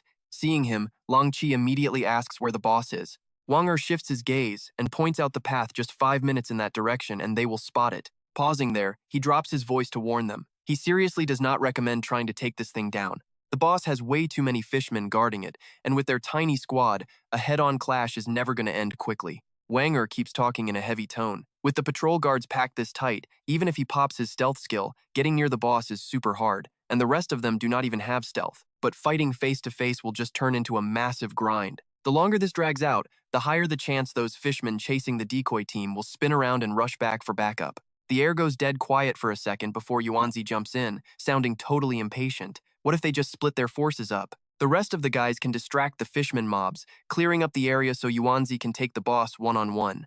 A calculating smirk flashes across his face. 5 minutes. If they can stall for just 5 minutes, he can absolutely shred this team-buffing boss monster. Wanger repeats it quietly, definitely sounding a little skeptical. Just 5 minutes? Lang Chi cautiously turns to the squad, asking what everyone thinks about this crazy plan. The girl fires back instantly, saying she is down for whatever. The guy beside her nods they might as well try it out. Getting the green light, Lang Chi steps up with aggressive energy. Fine, they will roll with his idea, but he is getting exactly 5 minutes and not a second more. If he fails to take the boss down within that time limit, they are absolutely not going to die trying to hold off this mob of fishmen. Meanwhile, the assassin is just standing around yawning his head off. Seeing that lazy attitude, one of his crewmates smacks him hard on the head, and the two start arguing in some local dialect. But right at this second, the fishmen group stares ahead in total confusion, and a raspy voice calls out on high alert. Signal smoke, the human adventurers are finally here. Suddenly, a plume of smoke rises in the distance. The fishman commander narrows his eyes. Sure enough, those two challenge letters were just a giant decoy. These adventurers want to use this trick to thin out their troops, then slaughter them when they are weak. They are as crafty as Hogger. The elite guard quickly asks a question. His eyes shift nervously. Since the enemy has shown themselves, shouldn't they split off half the lair guards to go help? The boss shuts that idea down without a second of hesitation. No way, the ones showing their faces might not be the real elites. Before this, Hogger traded his main force to bait out the core troops, then snuck in alone to assassinate him. These cunning humans might pull the exact same stunt. Cutting back over to Wang Er, he is busy activating his stealth skill. He frowns slightly. How is the enemy camp still not falling into chaos? This is getting really tricky. Meanwhile, Manhwa Hanosu aggressively jumps up to his feet, growling loudly as he storms off without waiting anymore. His pale-faced subordinate quickly reaches out to stop him. He begs his lord not to act recklessly because the surface is super dangerous right now. But in a blinding flash, the guy freezes completely. The subordinate's body gets instantly diced into dozens of bloody pieces. Manhwa Hanosu hisses, his bloodshot eyes flashing with pure rage. Dangerous? Did this fool actually think he was less dangerous than some weak little adventurers? A while later, some bizarre objects start popping up on the blue ocean. Manhwa Hanosu rapidly approaches the shoreline, his eyes still burning with furious energy. Suddenly, Manhwa Hanosu takes a massive sniff, his nose twitching. He is practically hypnotized by the scent in the air, muttering about how incredibly good it smells. Manhwa Hanosu opens his giant jaws wide, totally losing his mind as he drools over the scent. He roars out like a maniac it is all his. All this delicious food belongs to him alone. On a completely different note, Zhixing casually leans back against a large tree base. He lets out a low chuckle. Now watch this guy's dirty scheme. He has no idea how Yuanzi is doing, but he guarantees those two idiots in his squad are dead meat. Thinking about this, Zhixing almost bursts out laughing. Once Long Qi and Wang Er get back, he will just claim they got swarmed by too many fishmen. His whole story will be that his teammates died and he could not hold the line alone, forcing him to fall back. That excuse covers his tracks perfectly. There is no hiding his excitement over this flawless little setup. Suddenly, Qi Hung freezes up. He locks eyes with an incredibly weird-looking shadow and just stares at the freakish creature in total confusion. But the second it spots him, it bolts. Qi Hung grips his weapon tight, his chest pounding as he wonders what the heck is up with that merman. Do not tell me this guy just wandered from the main squad and randomly ended up here. Qi Hung lets out a furious roar if that is true. This thing absolutely cannot leave alive. They cannot let the mermen find the entrance before the dungeon fully shifts. A blinding beam of light rips right through the darkness, speeding straight for the merman. In a split second, the golden strike blows a hole right through its chest. Qi Hung stands there completely baffled. You have got to be kidding, it survived that? He furrows his brow, a flash of pure panic in his eyes. Did this merman actually sprint completely out of the attacker advantage zone? Did it seriously grab another group buff from that crazy support boss? But right then, a terrifying rustling sound echoes right into Qi Hung's ears. Hearing that noise, he slowly turns around, and suddenly, massive swarms of heavily armed mermen pop out of nowhere, totally surrounding him. His face instantly loses all its color. Cold sweat drips down his cheeks, and a desperate scream shatters the dead silence of the forest. Meanwhile, when did Nguyen Tu end up standing right next to Vuong Ni?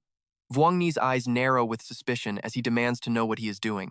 The guards by the boss have not even been lured away yet, but the guy just smirks no worries. They will just slaughter them all together. Right after that, Nguyen Tu struts over to the merman leader without a single ounce of hesitation. Spotting him instantly, the elite lair guard yells out. He warns the leader, clearly annoyed. The leader snaps back. No need to state the obvious. He can see. Instantly, the merman leader analyzes the threat. This guy is seriously strong. Jumping back over to Qi Hung, the guy is absolutely gasping for air. Qi Hung spits out an angry curse. Damn it, he got played completely. Who the heck taught these fish guys how to bait an ambush? He almost got utterly destroyed by their sneaky little trick.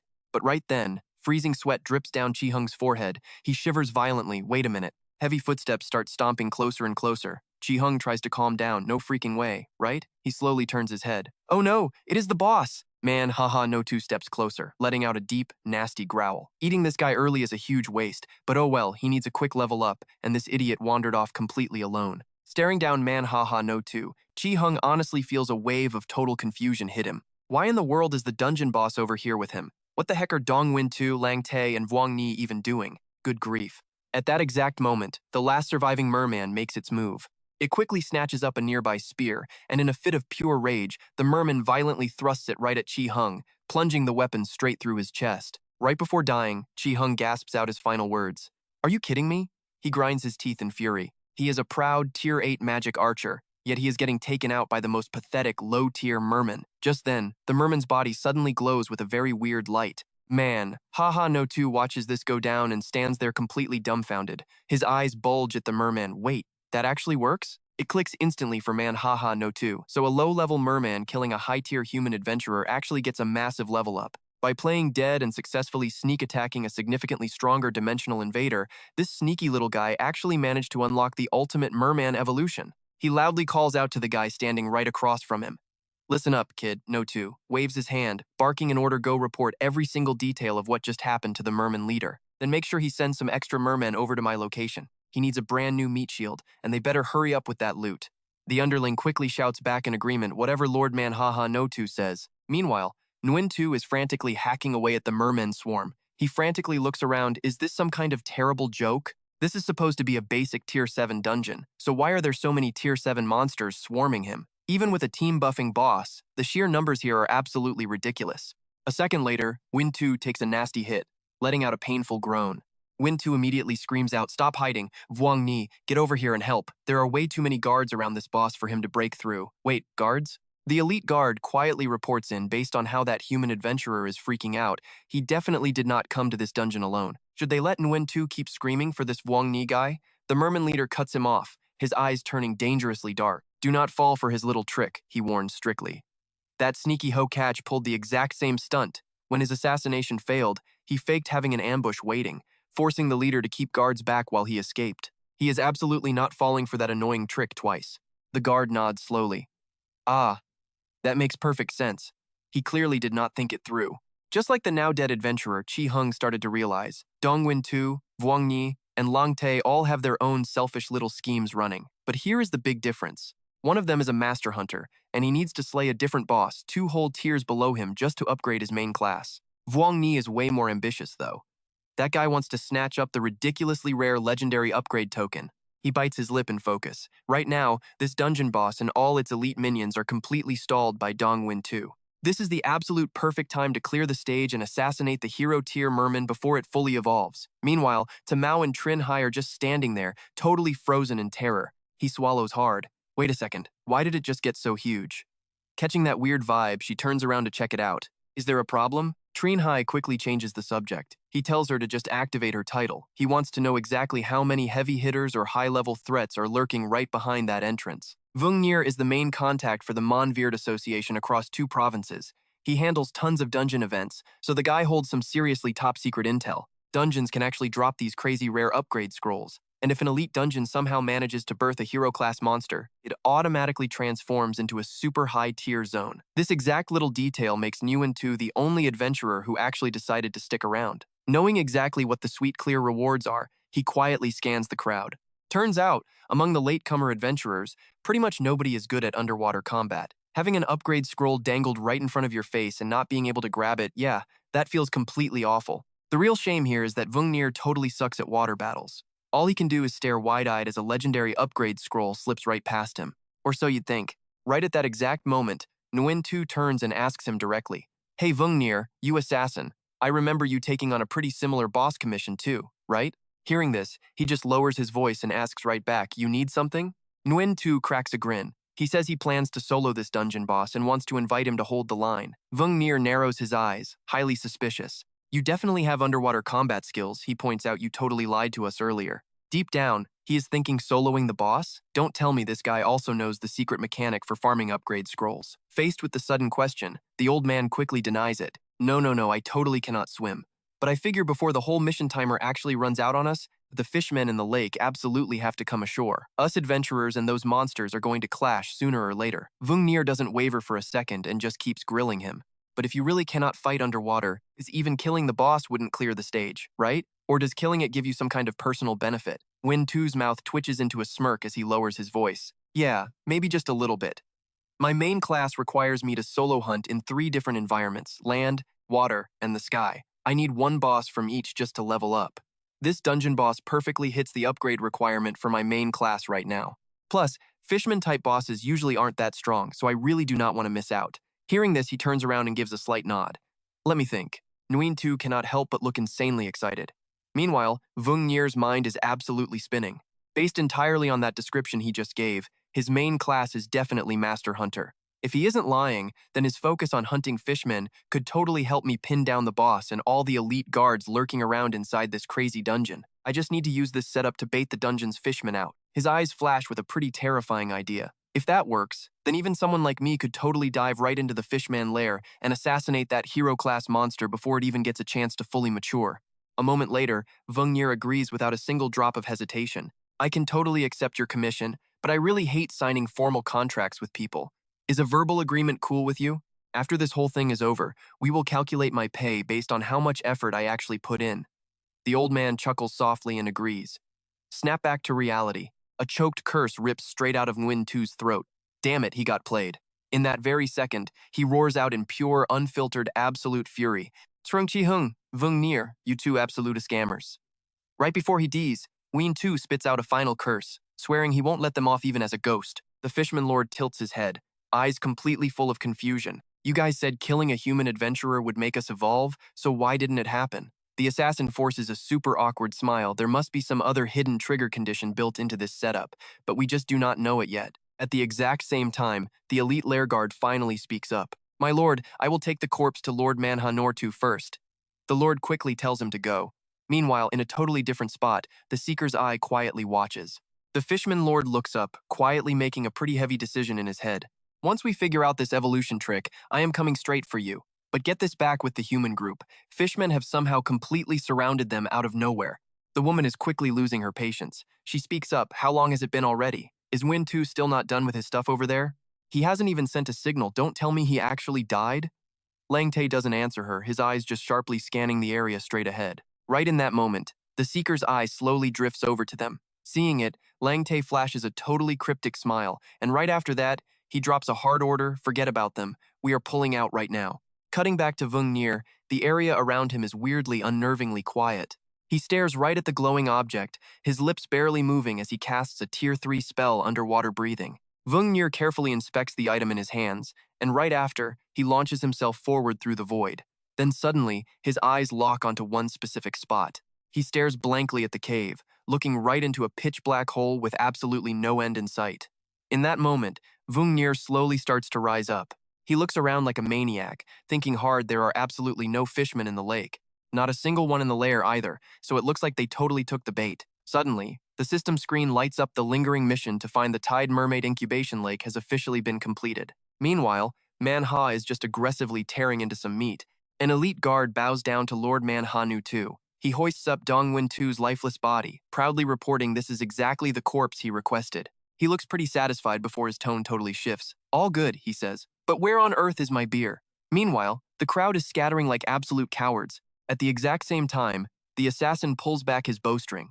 The arrow fires, carrying a crazy bright streak of light as it rockets straight down. The metal completely pierces through the woman in a flash. Lang Tae completely loses his mind, screaming at everyone to split up and run for their pathetic lives. Off to the side, 2 bodies lie entirely alone on the dirt.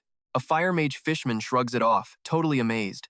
So apparently, taking out human adventurers actually lets them evolve into higher tiers. The fishman commander looks super annoyed that the guy in the hat got away. Flash forward to 3 a.m. in a dead silent apartment, and Trinh Hai grabs his ringing phone. He immediately asks Brother Du if the evacuation setup for the residents over at Kim Non Loan Phase 2 is finally sorted out. On the line, Van Trong answers him straight up.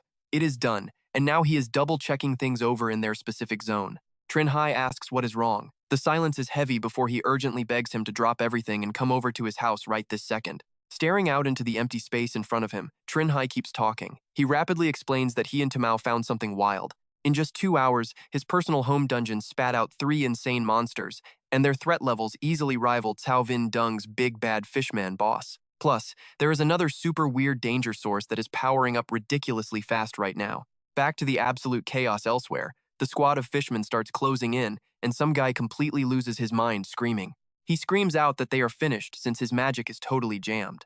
Old Tong brutally roars at Truong Chi Hung, yelling that since his class was built for hiding in the shadows, they kept him out of the light.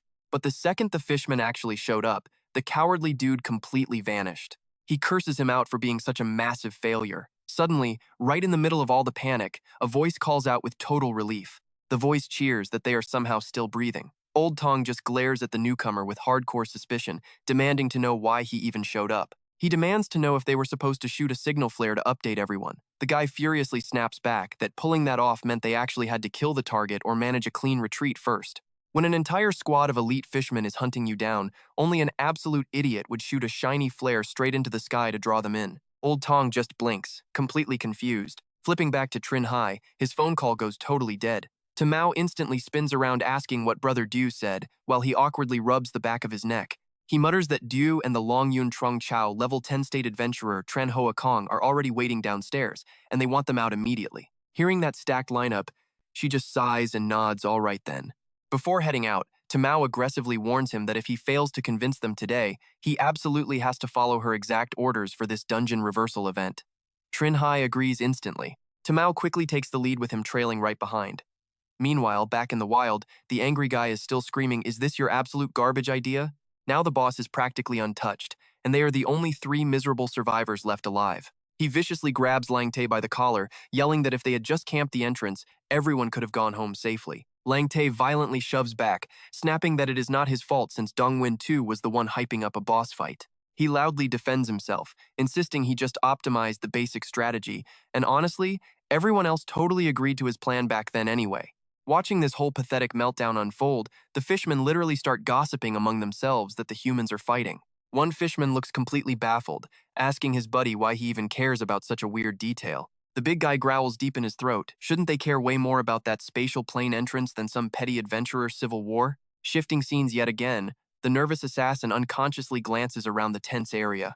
He quickly speaks up, reporting to the Lord Commander that the evolved fishmen have successfully dragged the dead adventurer's corpse back. The poison fishman brags like a total fanboy, yelling to the Lord Commander that this is exactly the fresh corpse Lord Manhwa Nu Tu requested. The commander completely ignores the hype, bluntly demanding to know what rank they were before evolving and what kind of sick powers they unlocked now. The fire mage fishman just smirks right back. He casually explains he used to be a basic elite, but now he can sling pure fire magic out of nowhere. The poison fishman eagerly interrupts the conversation, bragging that he used to be a captain, but now he can pump out all sorts of insanely lethal custom toxins on command.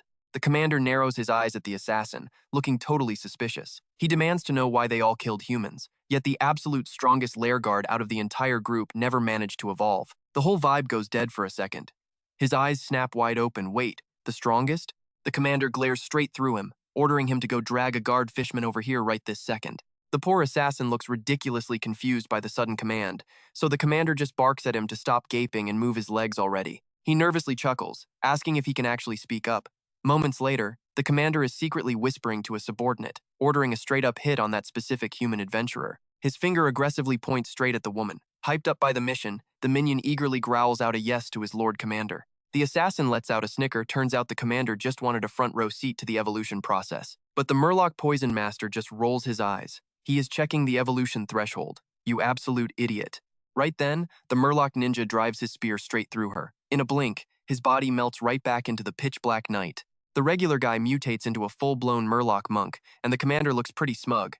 Makes sense, so the only real requirement for evolution is just having a low level to start with. That explains why hunting down human adventurers and guarding the base didn't trigger any upgrades at all. The level gap was way too small to grab any attention from the Mother of the Sea. Snapping back to reality, he falls into some deep thought. Figuring that out, the commander turns right toward the elite lair guard and barks out an order. Get every Murloc in the forest over here. There are things to discuss. The guard instantly snaps to attention. Yes, sir. He points a finger at the assassin. Grab that dead adventurer's body and take it straight to Lord Mananusu. The guy immediately bows low. Anything for the commander. Meanwhile, A fire flickers against the pitch-black night. Wang Er takes a slow, heavy step right into the tiger's den.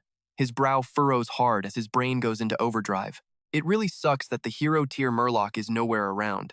Otherwise, finishing off that high-level dungeon escape quest, stacked with the standard clear condition and the hero bounty, the entire thing would just cash out massively at once. Honestly, besides getting a sweet relic upgrade scroll, an epic tier gear drop was a very real possibility here. But right at that exact second, a glowing system screen pops up in his face. Brace yourselves for this. The dungeon difficulty just spiked big time. It has officially mutated into a pure survival zone, completely altering the escape route and clear conditions. A super rare system warning. Wang Er reads the text and absolutely loses his mind. Are you kidding me right now?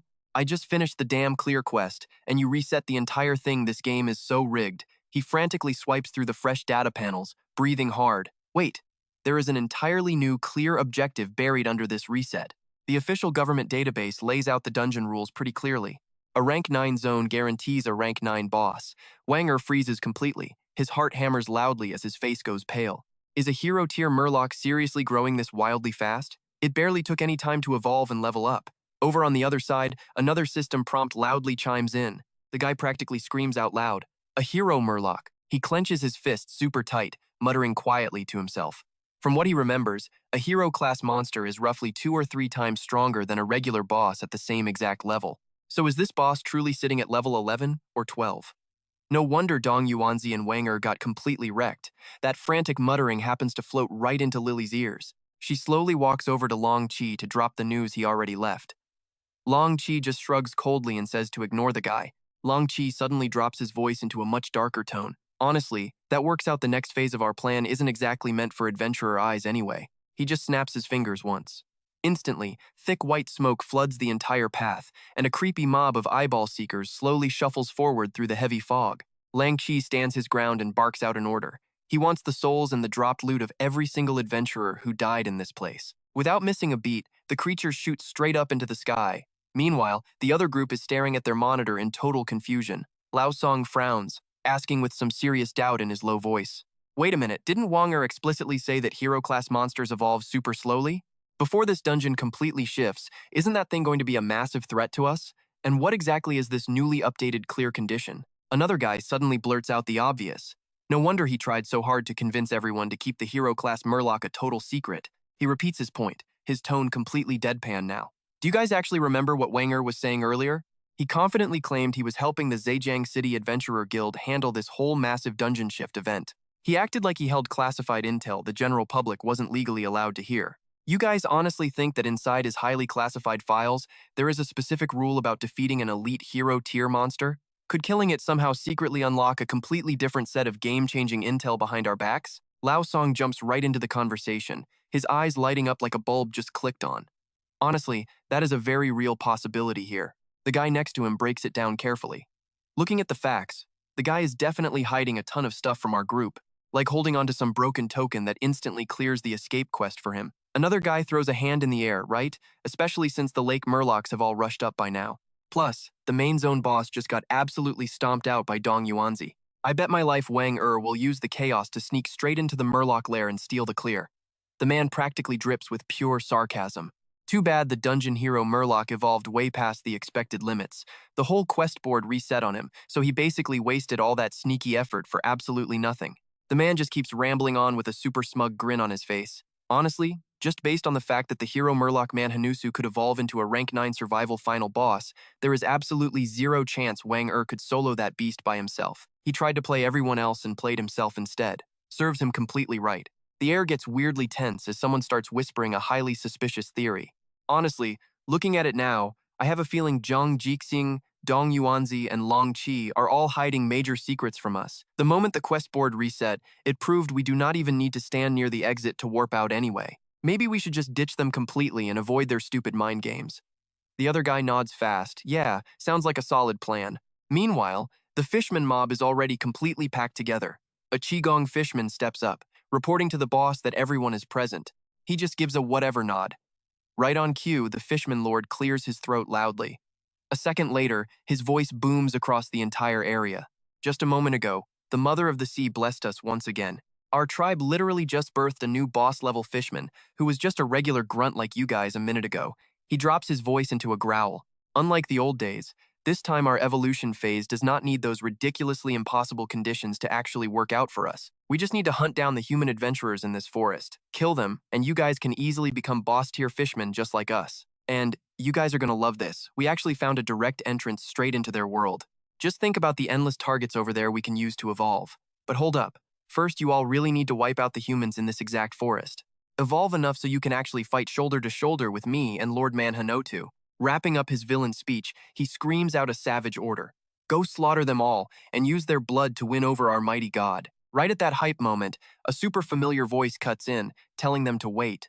The Fishman Lord looks completely confused. Oh, it is Lord Manhwa. He quietly gives an update. There are 6 human adventurers left in this forest, and 3 are running away right now. Out in the freezing dark, his creepy voice just keeps echoing. If you scrubs actually want to hunt down humans for your evolution, he does not waste any time. Manhwa points a finger straight ahead, suggesting they jump the solo guy wandering off in this specific direction first. The Fishman Lord totally snaps his head up, eyes wide with pure shock and hardcore respect. Who would have thought the vicious Lord Manhwa could actually act this friendly after eating so many humans? The guy literally starts tearing up with some wild fantasies. If Lord Manhwa can just lock down this completely stable mindset for good, then by training way more boss-tier fighters under him and leading this entire squad of totally exiled Trinh Hai fishmen, who knows? They might actually pull off a massive comeback and return to the mighty fishman kingdom of his majesty. Manhwa whips around super fast. His eyes go dead cold, screaming out, "What are you even crying for?" The Fishman Lord totally panics and denies it, swearing it is just the wind in his eyes. Meanwhile, over at Trinh Hai's crew, they are chilling beneath the apartment building. He just lays it out flat. They seriously suspect the shifting dungeon back at his place is going to spawn way more fully grown fishman bosses. Hearing this crazy theory, Hoa Kong obviously gets a little bit skeptical. Did those fishmen seriously swallow a rule rose or something? Trinh Hai keeps his voice totally deadpan, explaining that this is practically a super narrow rule in play. Trinh Nan Quan probably forgot to mention this little detail to you during your dungeon run. Hoa Kong breaks it down in serious detail. When a weaker guy takes out a higher level enemy, the dungeon locals actually score a very special reward. For them, this reward means pure evolution, but for us, we are talking free stat points, crazy rare titles, and epic loot like artifact upgrade cards. Those 3 fishmen turning into giant bosses probably farmed off the massive death toll of all the adventurers trapped down in that dungeon. But honestly, their threat level is a joke. They max out at this exact dungeon's limit, so whatever. Suddenly, Tamao jumps straight into the conversation. Wait a second, are there not like 15 entire adventurers stuck inside that dungeon right now? If a massive horde of fishmen evolves off that, are we seriously about to fight 14 boss-level monsters at once? Hoa Kong just chuckles at her. Definitely not that bad.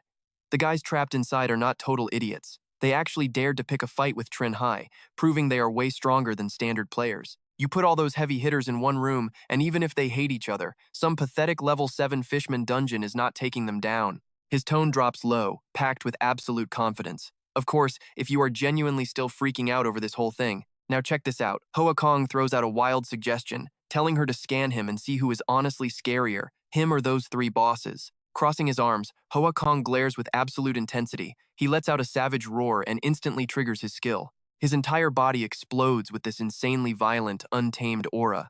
Standing totally back, Trinh Hai and Tamao just watch the flex in dead silence. Trinh Hai secretly runs the math in his head. The guy's physical buff is completely ridiculous, but shouldn't his base stats and class bonus cap out at 20 points anyway? Why is it that when I pop my own title and class skills, I don't get some massive glowing anime transformation like that? A second later, Hoa Kong whips around looking like an absolute beast. Between me and those 3 bosses you sensed earlier, who hits harder? Tamao freezes up for a second. She finally gives a tiny nod, answering dead serious, "You are way stronger, not even close." Hoa Kong just lets out a smug laugh, looking way too pleased with himself. Well then, we have absolutely 0 problems here. Out of all the backup coming to deal with this shifting dungeon in Dongsun City, there are guys even stronger than me. He flexes this fact like it is nothing. So even if 15 fully evolved bosses crawl right out of this dungeon, we are still going to crush every single one of them. Right on cue, Trinh Hai and Van Trong just lock eyes. The whole vibe goes totally quiet for a second before he sighs and says, "All right." Meanwhile, things are getting seriously weird over on the surface. Lai Lai drops her voice to a nervous whisper, muttering that this Dongsun trip is turning into a total nightmare. Lang Tae chimes in looking completely exhausted. Yeah, they originally found the target in this exact dungeon, but somehow they still completely failed the escape mission. He thought this whole trip was a total waste. But who knew things would just naturally work out, letting them actually snatch up the souls and drop loot from 5 elite adventurers. He carefully runs the numbers in his head. Adding in the guys they slashed in the last dungeon, they can definitely make a trade with the evil eye this time. Right at that moment, Hani turns sharply. The dog starts barking like absolutely crazy at something ahead, making Lai ask what is wrong. Before anyone can even react, a massive horde of murlocs charges right at them, and a gritty, raspy voice erupts straight from Manhwa Nudu's throat. It growls out that it is missing just one person, and if it swallows an adventurer at its level, it will finally undergo a complete physical rebirth. Lai angrily demands an answer. Does this mean the absolute strongest murloc in this entire forest is actually bringing a bunch of minions whose strength is only slightly lower, right toward them? Hearing this, Longtae immediately makes a quick guess. They are definitely targeting their group. He asked the eyeball orbs, and they said there is a monster in this forest that levels up purely by eating people. The clear mission actually mentioned a devourer named Manhwa Nudu, so this has to be it, which makes Lai speak up in total frustration. Get ready for a total mess. There is no way they can beat this absolute beast of a boss, especially with its whole squad tagging along. In that split second, he quickly comes up with a plan they just need to survive first. Right then, the undead eye tyrant messenger suddenly pops out of nowhere. It stares dead at the clone right in front of it, and the undead eye tyrant messenger casually judges that this batch of souls is pretty good. It speaks in a rather creepy voice, offering to give him 4 units of the insight eye and a single summon slot for the eye army. Longtae instantly snaps his head up. Hold on. He is not planning to expand his summon group this time. It just stares blankly at him, asking what he wants then. Faced with the sudden question, Longtae hesitates for a second before demanding its help. Saying this, he shifts his gaze straight toward Manhwa Nudu, ordering it to kill the hero-tier murloc standing right behind the boss. The monster instantly reacts to Longtae's voice, while the undead eye tyrant messenger slowly turns its gaze to look right at Manhwa Nudu. It rasps out a simple agreement. Meanwhile, on the other side, Trinh Hai and Tamao are walking straight ahead. Van Trong chimes in with an idea, suggesting they should just report to the Truong Chao Association. Hoa Kong immediately shoots it down, smirking and saying there is no need. Right now, his main class is in the second stage, putting his true combat power at least at level 12, easily handling a level 7 transforming dungeon. Hoa Kong then asks out of pure curiosity with him and Nodong from the Freelance Alliance holding the line, if the guy still feels unsafe, just how badly is he looking down on them? Van Trong casually agrees. All right then, but at the exact same time, Tamao speaks up, totally confused. Tamao wonders why Brother Yao and that adventurer named Tran Hoa Kong absolutely refuse to call for backup, since having extra insurance is always a good thing. Seeing this, Trinh Hai quickly explains that there is really no other way around this. After all, other places also have transforming dungeons, and if too many people come help here, other spots get neglected. Hearing this, she cannot help but feel pretty annoyed. That is still completely unacceptable. Trinh Hai suddenly glances right at his screen. Wait a minute. Trinh Hai answers his phone completely off guard, and a familiar voice rings out from the other end. It is Tumao, asking if he is joining the transforming dungeon later. Trinh Hai thinks for a second before saying he probably will, since they promised to call if needed. The guy responds with total satisfaction. Okay then, after the dungeon is cleared, they should definitely meet up since it has been a while. Meanwhile, over on the right side, Anan's phone rings, only for an automated voice to say the number is busy and to try later, making her yell in pure frustration. Who the heck is calling Trinh Hai in the middle of the night? Nokui looks absolutely helpless. Is she not doing the exact same thing? He lets out a heavy sigh. His little sister is great and all, but she is completely and utterly love-struck. Trinh Hai is just about to speak, but suddenly stops, glancing at his screen. Why is there a missed call?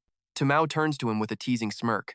Look at him being so busy, having people line up to call him at midnight. The second he picks up, Trinh Hai basically screams she is already at Dong Sun, and Anne lets out a super awkward laugh, explaining she heard about a level 7 transforming dungeon and dragged her brother over to help. Hearing this, he is pretty much stunned. Wait a second, her brother is also an adventurer? Now watch the realization finally hit him. Trinh Hai suddenly remembers what Anand told him before: if people bother him, just find her. Because her brother is a level 10 adventurer nobody dares to mess with. He gives a slight nod. Oh right. He finally remembers. The day they got dragged into the tomb, she mentioned her brother was a level 10 adventurer. Trinh Hai's voice immediately comes through the phone. Is her brother with her right now? And Anne turns to look at Ngo Kwai and confirms he is. Hearing this, Trinh Hai rushes out his words. Can she hand the phone over to him? He has something extremely important to tell him. She completely agrees without any hesitation. Ngo Kwai furrows his brow, his voice grinding out every single word. What exactly does he want? Trinh Hai quickly warns him to listen up. Dong Sun is incredibly dangerous right now, so before the dungeon spirals completely out of control, he needs to take her back to Van Tu immediately. Ngo Kui looks totally spaced out for a second. Out of control, he repeats, his eyes darting around as he demands details. Spit it out, he urges, finally suggesting that if the phone is too risky, they should meet up at his place and talk face to face. Meanwhile, one of the goons yells out for everyone to hold the line. They just need to survive until Lord Manhanotu arrives. Out of nowhere, a crazy beam of light blasts straight at the elite base guards. Seeing things go south real quick, one of them screams out a warning, watch out, do not get hit by that thing's eye beam. Over on the other side, Lai Lai spots it immediately. The target bolted. Lang Tae smirks, bragging that the envoy of the Dead-Eye Tyrant is not something a low-level hero-class fishman can just easily trick on a normal day. Manhanotu is absolutely sprinting for his life right now. He is completely baffled, realizing that even if he evolved, he still could not beat that insanely overpowered eyeball monster. He shoots a confused glare back. Since when do these pesky adventurers pack such heavy backup? Why didn't they summon that beast earlier? Back with the group, and Anne raises her voice, asking Trinh Hai if the girl is his sister. He denies it fast, saying she is just a friend. Tamao keeps it brief, making his female co-worker give a super awkward laugh. Oh, right, Ngo Kui suddenly chimes in again. On the phone earlier, he mentioned the Dongsun City underground was going totally haywire. How bad is it exactly? Not leaving him hanging, Trinh Hai explains the absolute worst-case scenario. In a few hours, 15 boss-level fishmen are invading our world right now. At that exact moment, the fishman horde starts aggressively mutating. The undead fishman mage looks insanely hyped. He just realized his natural magic comprehension spiked like crazy right after this sudden massive evolution. The Qigong fishman whispers over quietly. Boss, he says, it totally feels like that guy's evolution path is way more overpowered than ours. Just as the hype peaks, a voice cuts through the air. Another mutated fishman shows up. The undead fishman mage spins around confused, while the Qigong fishman loudly announces the arrival of Lord Manhanotu. The fishman lord pushes forward to report on the assassin. Right now, the Poison Master and Fire Mage are currently chasing down those three ranged adventurers. Manhanotu just scoffs, his eyes flashing with pure killer intent in the shadows. Then just ignore them, he orders. You guys take the surviving fishmen and follow me. Those pesky adventurers at the exit summoned an eyeball monster with power way beyond his own, so they need to dodge it and retreat to the lake. Wait, what? He accidentally yells out in shock. Total disbelief hits the Qigong fishman. There is no way something is stronger than Lord Manhanotu. Suddenly, the undead fishman mage steps up, offering to intercept the target. He speaks with total confidence now.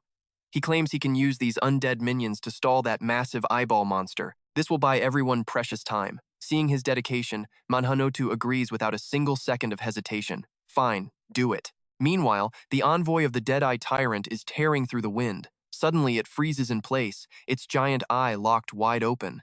Right in front of the envoy, a massive wave of fishmen marches forward. In an instant, the creature is totally surrounded.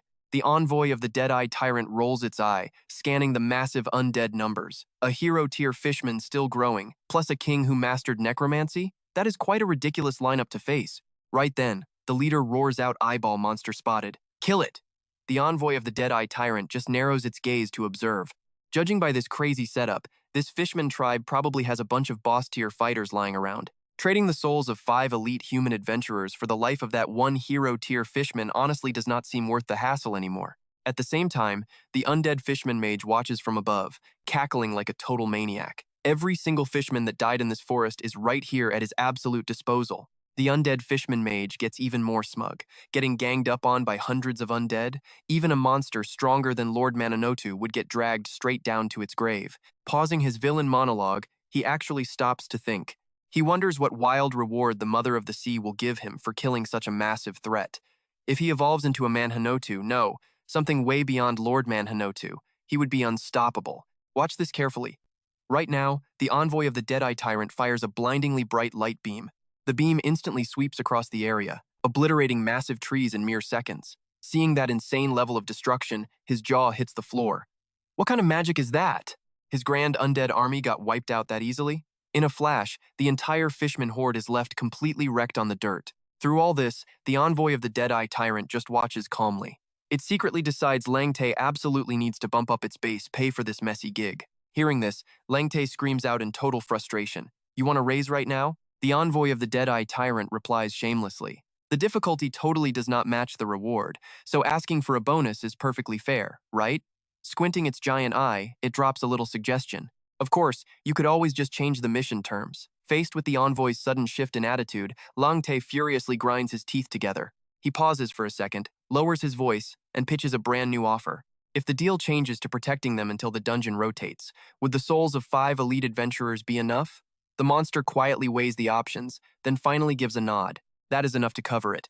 Cutting back over to the Dongsun Hotel, and Zhou Kui nods slightly, finally understanding the situation. So they used a special title to figure out that the Dongsun City dungeon is at massive risk of completely losing control. Trinh Hai jumps right in. Plus, just a little while ago, this exact dungeon somehow spawned 3 brand new boss monsters. At this rate, I'm worried way more bosses are going to pop out in a few hours. He speaks pretty slowly. Sure, it's possible, but really no big deal. Hearing this, Tomar totally frowns. How is that not a big deal? No Kui just chuckles softly, acting like he already figured out the whole universe. Let's look at this from a different angle.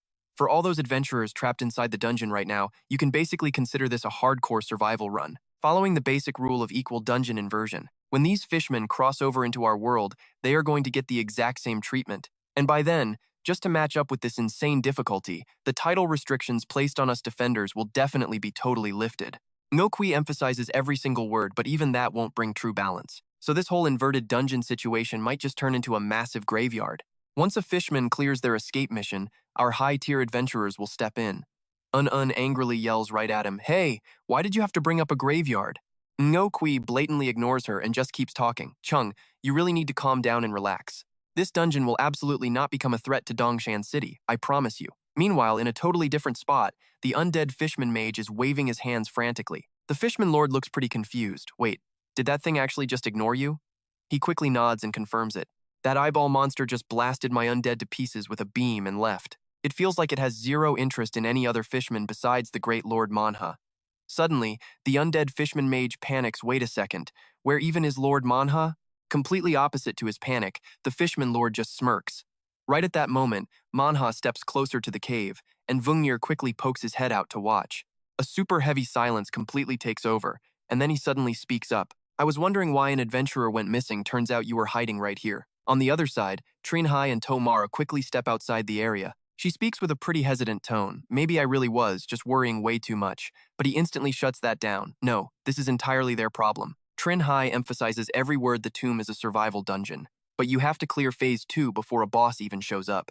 The actual challenge difficulty of Phase 1 is even lower than a normal dungeon of the same tier. If my dungeon has the exact same properties as the tomb after inverting, then its first phase is going to be an absolute nightmare for Dongshan City's elite adventurers. At the exact same time, Lum urgently shouts out, "Over here, over here." She immediately makes a judgment call in 10 minutes. The level 7 fishmen in this zone will invert. The challenger count for this dungeon is 15, considering the number of similar tier adventurers staying behind here. Heatdung suddenly interrupts her. "Get this, after the inversion, the number of fishmen coming our way should be smaller than that. Weren't Ngo Kwai from the Solo Union and Tren Hoa Kong from Zhangzhou supposedly coming too? So why don't we see them?" Anhai reports that 2 more from W Guild isn't here either. Thung Lair speaks up with a cold tone.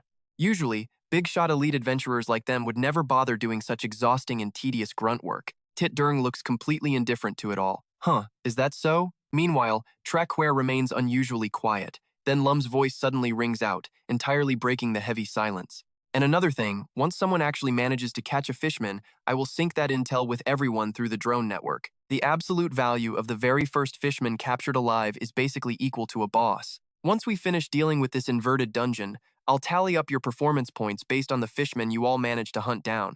Then I'll help you guys exchange them for artifacts, title clues, intel, and class change items." On a completely different front, the system screen just flashes open. Lang Te watches it closely. Wait, so in the end, only 5 lucky people actually managed to survive? A second later, he expresses his deep gratitude, thanking him for the help. The Deadeye Tyrant envoy gives a very polite reply.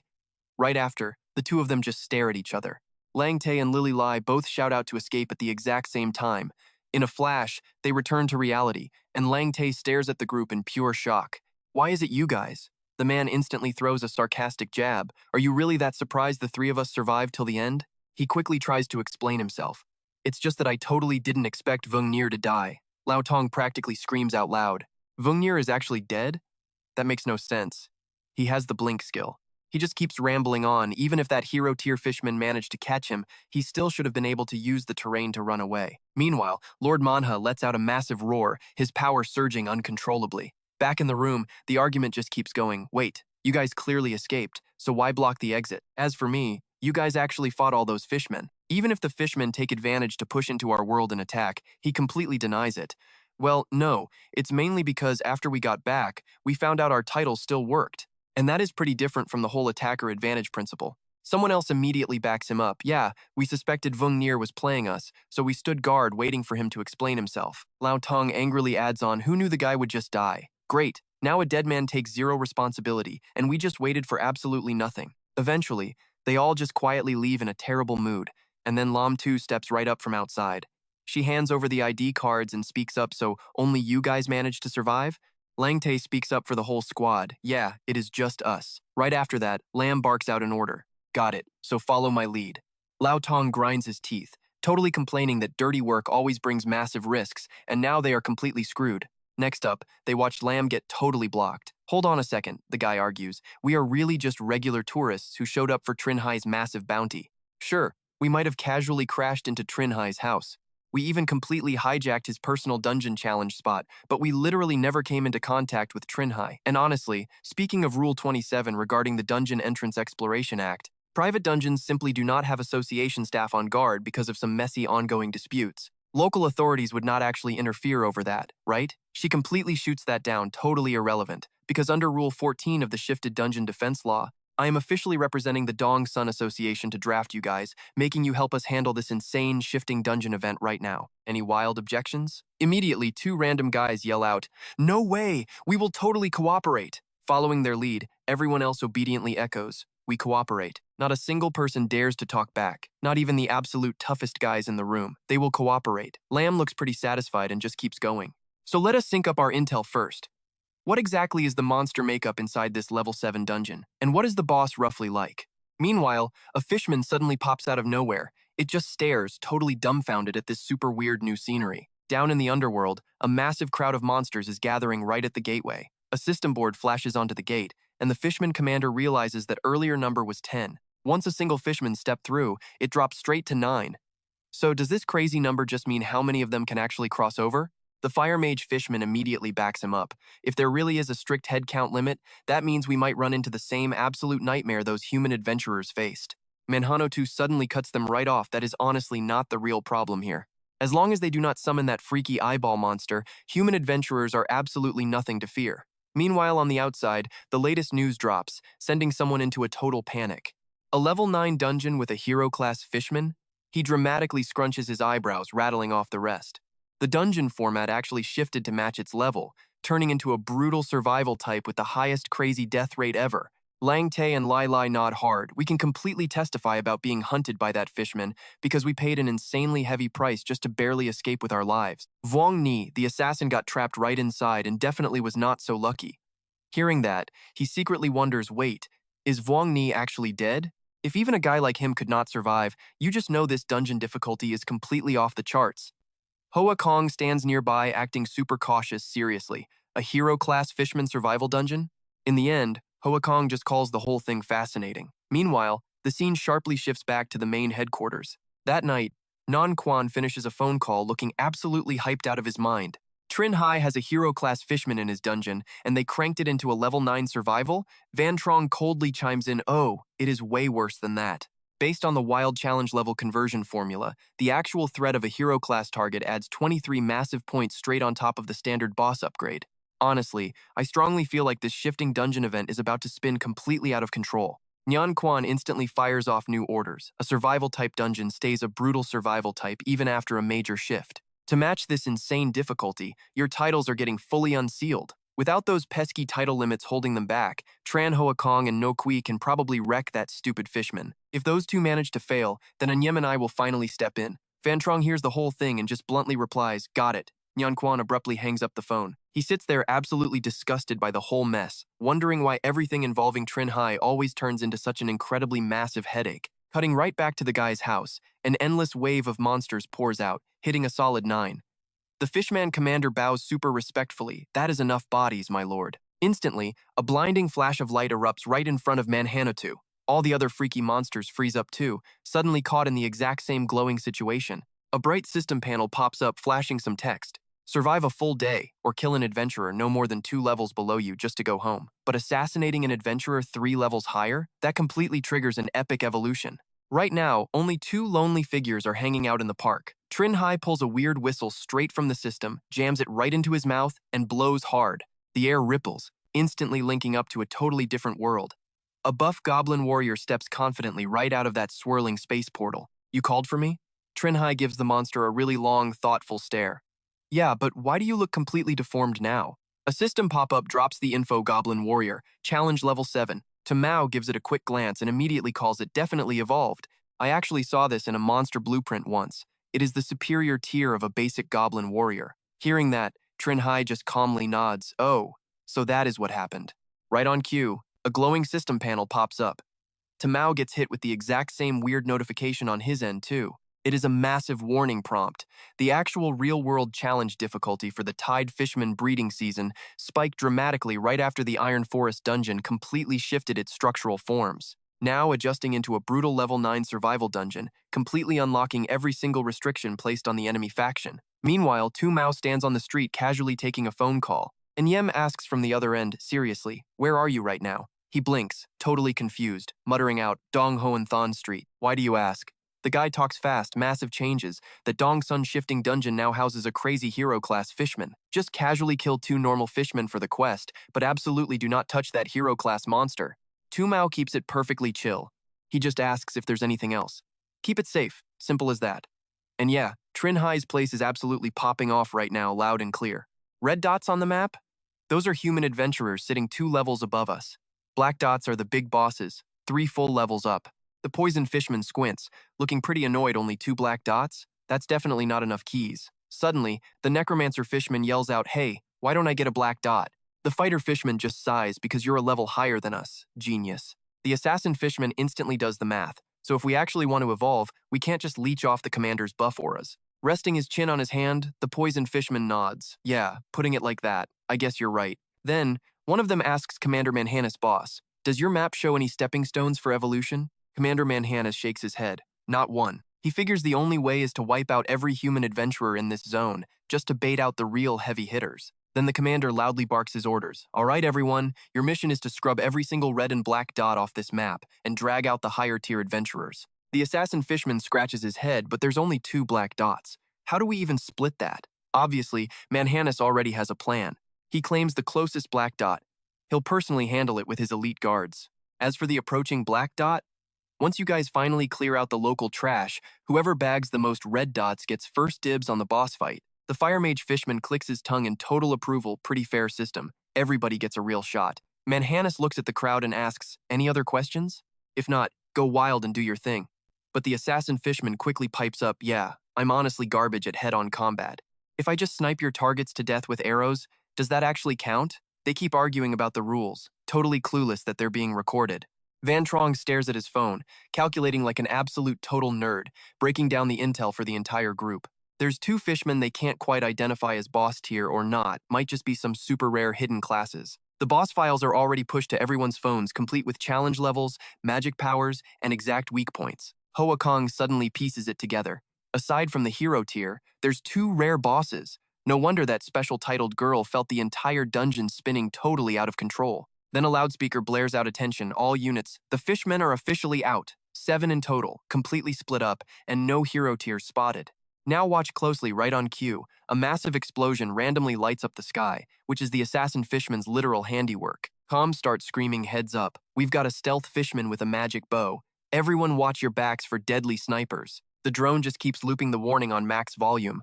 Manhwa glares at it, looking utterly disgusted humans and their stupid, noisy little toys. The necromancer fishman simply shrugs it off. Can't be helped. We're on their home turf anyway. Seriously though, out of us, who do you think is actually going to evolve? Manhwa just stares out the window, deep in thought. Meanwhile, in some hidden corner, a totally secret chat is going down. Which obviously means besides that crazy hero tier guy, there's another boss out there like that necromancer who's also just totally insanely overpowered, right? Lang Tae nods. Exactly. If we run into them, my advice is to play it super safe and wait for full backup. Lai Lai cuts him right off. Shut up for a second. We've got incoming. The whole squad snaps their heads toward the distance. The Shadow Knight gauntlet powers up. Thuongla asks softly, is this the one? Long Tae just coldly shakes his head, not even close. Thuongla laughs, having fun with it well. Looks like our luck isn't terrible after all. On the flip side, the Fire Mage Fishman is quietly cursing his own rotten luck getting stuck fighting the guy who summons eyeball monsters. He instantly blasts a huge wave of blistering heat straight at them. Manhanus watches from the building. His jaw fully drops in pure shock. That crazy blast confirms the Fire Mage finally found the eyeball summoner. It is the absolute perfect timing. Now he can finally see who's actually stronger, his own newly evolved form, or that incredibly gross eyeball freak. Then he leaps out entirely solo. Comms explode, attention everyone. The hero tier just dropped in. It's moving straight toward the west gate right now. Back on the ground, Lang Tae is screaming this fish isn't tough. Don't let it escape.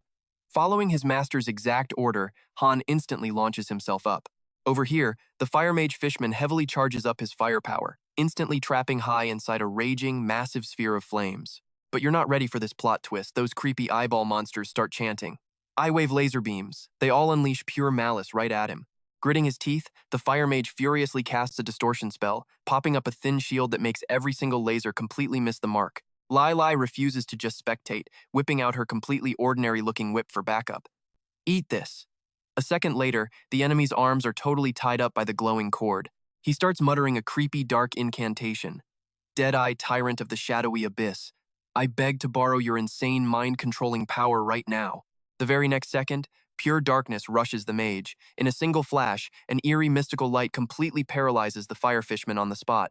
Lai Lai quickly signals, now's our chance. Thuongla moves in, chanting out loud, Supreme Queen of Shadows, please grant me the absolute raw power to brutally slay this enemy standing before me. A mystical voice instantly comforts him from the void. Use it to your absolute heart's content, my knight. Then, a freezing glare sweeps across the battlefield, and Thuongla's heavy blade slashes out a devastating wave of absolute darkness. Then the strike slices right into the Fishman Fire Mage. Taelang figures that taking down a boss-tier Fishman is definitely more than enough to brag about. Right after, a drone buzzes past with a loud alert. Heads up, a hero-tier Fishman is rapidly heading directly this way. Heavy Fishman footsteps slam into the dirt. They yell out in pure shock.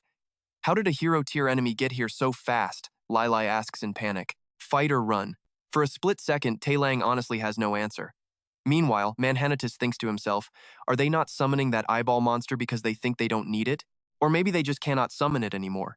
Over in the park, the assassin is absolutely thrilled. Found them. That green-skinned guard looks a fair bit stronger, so he decides to just kill him first. But in that exact moment, a bone-chilling presence appears, and in a flash, it slices the assassin entirely in half. The goblin warrior stands there dumbfounded by the sudden move. Trinh Hai, on the other hand, cheerfully announces he got a magic bow. He walks over and asks Su Mao if she wants it. She just looks at it with pure disgust. The design is way too ugly. Trinh Hai laughs it off, totally getting the hint. Alright, well, these guys are weaker than expected, so I want to attack first. Can you give me their positions? Su Mao replies coldly, sure thing, adding that Hua Kong has already started an absolute bloodbath. As for the Fishman commander, he is getting pushed into a corner by those two, leaving Wenzhong feeling pretty dismissive. Its strength cannot even match a goblin of the same tier, so that hero Fishman probably is not much better. Then Hua Kong swings his weapon right across his opponent. Two elite lair guards simultaneously land a bit further away. He feels incredibly satisfied, yelling that these guys are super weak. He can solo them, go help someone else. Wenzhong does not waste words and immediately agrees to the plan. But suddenly the whole situation shifts, yeah. Things are about to get real messy here. The two elite lair guards use a toxic buff to power up to level 9, making him mockingly ask if they can actually get stronger. Meanwhile, the refrigerator inside Trinh Hai's house is being completely ransacked. The Fishman necromancer secretly hopes that the human adventurer can put in a little effort. Otherwise, this whole trip would be a total waste of his time. Right then, the two bottom drawers start shaking weirdly, prompting the curious Fishman necromancer to pull them open. His eyes instantly go totally dead with pure disappointment, and he just asks a question. Dong Cheng is already like this. Could you seriously not find another spot to hide? Back over here, the Fishman Qigong master has also reached level 9, letting him channel energy into his palms. Lin quickly screams out that the monster drank a buffing potion. His elemental armor might not actually block that energy blast. On this side, the combat title continues to activate and is successfully received. Next is the Unified Brothers title, Resilient and Unyielding. The system also summons 3 shield fragments for them, specifically the Giant's Fragment at the elite tier. If an adventurer with the same title gathers enough giant shield fragments, they can temporarily upgrade this oddity to the rare tier. At that very same moment, Little C barely dodges 2 incoming attacks. The Fishman commander frowns and simply raises a single finger. Mid-run, Little C notices a tiny sound on the ground, and instantly, a shockwave bursts from a hole right into his gut. Lin calls out for Little C in absolute panic, totally freaking out seeing his teammate hurt, begging the brick-carrying bro to help. Right then, someone with the magic expert title makes an appearance. Sumao coldly asks the monster what it is feeling so smug about. Then she immediately fires a powerful strike directly at the enemy. In a flash, a frost spell completely freezes the fishman solid, while on the other side, the whip cracks once again. Taking the chance, Taelang chants Dark Hell Tyrant of the Dead Eye. I beg to use your true power. He then fires off a mind control beam way stronger than the last one. Surprisingly, Manhanatus is entirely immune to that massive attack. Lai Lai immediately jumps in pure shock, and even the famously calm Taelang grinds his teeth hard before Manhanatus speaks up. Not quite enough yet, is it? Call out that eyeball monster. I want to fight it right now. Knowing exactly what Lai Lai is about to ask, Taelang says he already tried. It is not answering. Shang Li, help us out. I know you still have a trump card. Strangely enough, Shang Li just turns his back, flatly refusing.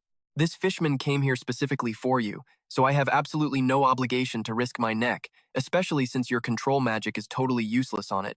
Taelang grits his teeth watching the guy walk away, while Manhanatus quietly steps right up behind him. What a pity. It seems you really cannot summon it. I figured killing it might actually trigger an evolution. Lai Lai trembles while calling out to him. By the time he addresses Taelang, his claws are fully out, declaring them completely useless. You just know this will hurt. A desperate cry rings out, followed by crimson blood spraying everywhere. Over on the other battlefield, Little C is being carried away on a stretcher, and the brother trio brings along the ice block trapping the fishmen. Hold up a bit. Lin turns around and explains that points for first captures are calculated based on boss intensity after everything ends. When that time comes, we will open the window to exchange oddities and other gear. Sumao answers casually that she is really looking forward to it.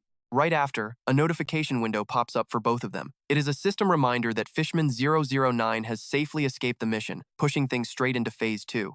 The scene shifts to the GM room where a meeting is taking place. Nyan Quan takes the lead, declaring it is finally their turn to hit the field, and Yem just casually bangs out a few more dumbbell reps. Cutting back to the city limits, the Fishman Lord is absolutely sprinting for his life. Big mistake. He totally expected a level 10 adventurer to pack a serious punch, but seriously? Did his heavily buffed elite lair guard just get completely wiped off the map with zero effort? These high-tier fighters are on a whole different level compared to the forest scrubs. A split second later, the Fishman Lord totally freezes in his tracks. No way. A massive beast from the Dragon Clan just completely flattens him, and to make it wilder, the dragon is actually giving someone a ride. Ngokui just coldly calls out that he took care of one target. His flashy entrance catches Hoa Kong completely off guard. Hey Ngokui, those were supposed to be my points. He scowls, telling him it is just a basic boss tier mob, so stop whining about the math. Right after that, a massive rumbling noise shakes the entire area. A voice demands to know if they are the strongest humans around here. Both guys turn around to face a totally jacked hero tier fishman.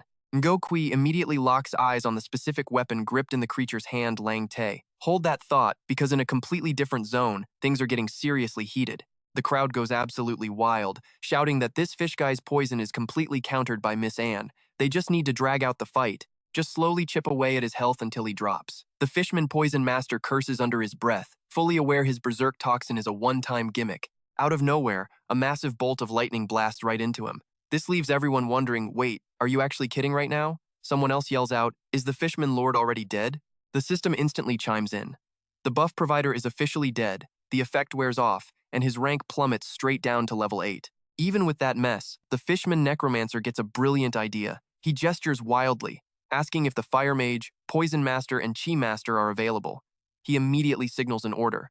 He tells them to drag the dead soldiers right over here so he can resurrect them as undead minions. If anybody is on the verge of dying, use this item to save them. Cutting back to the Fishman Poison Master, he is literally down to the final drop of his berserk toxin. Spotting the enemy making a move, Tiet Dung loudly warns the squad. The monster is targeting Miss Anne, and they need to block it right now. The team hears him and starts screaming out for Lao Tong. Getting the cue, Lao Tong instantly dives forward to act as a human shield. Lao Tong throws up his shield, absorbing every single ounce of damage from the Fishman Poison Master. Gritting his teeth under the heavy pressure, he absolutely screams at the monster, "You think you are getting past me?" The Fishman Poison Master furiously spits back at the pesky humans. Out of nowhere, a massive pillar of golden light drops down, scorching the monster alive. And Yem instantly looks around to see who cast that spell. The system helpfully throws up an alert.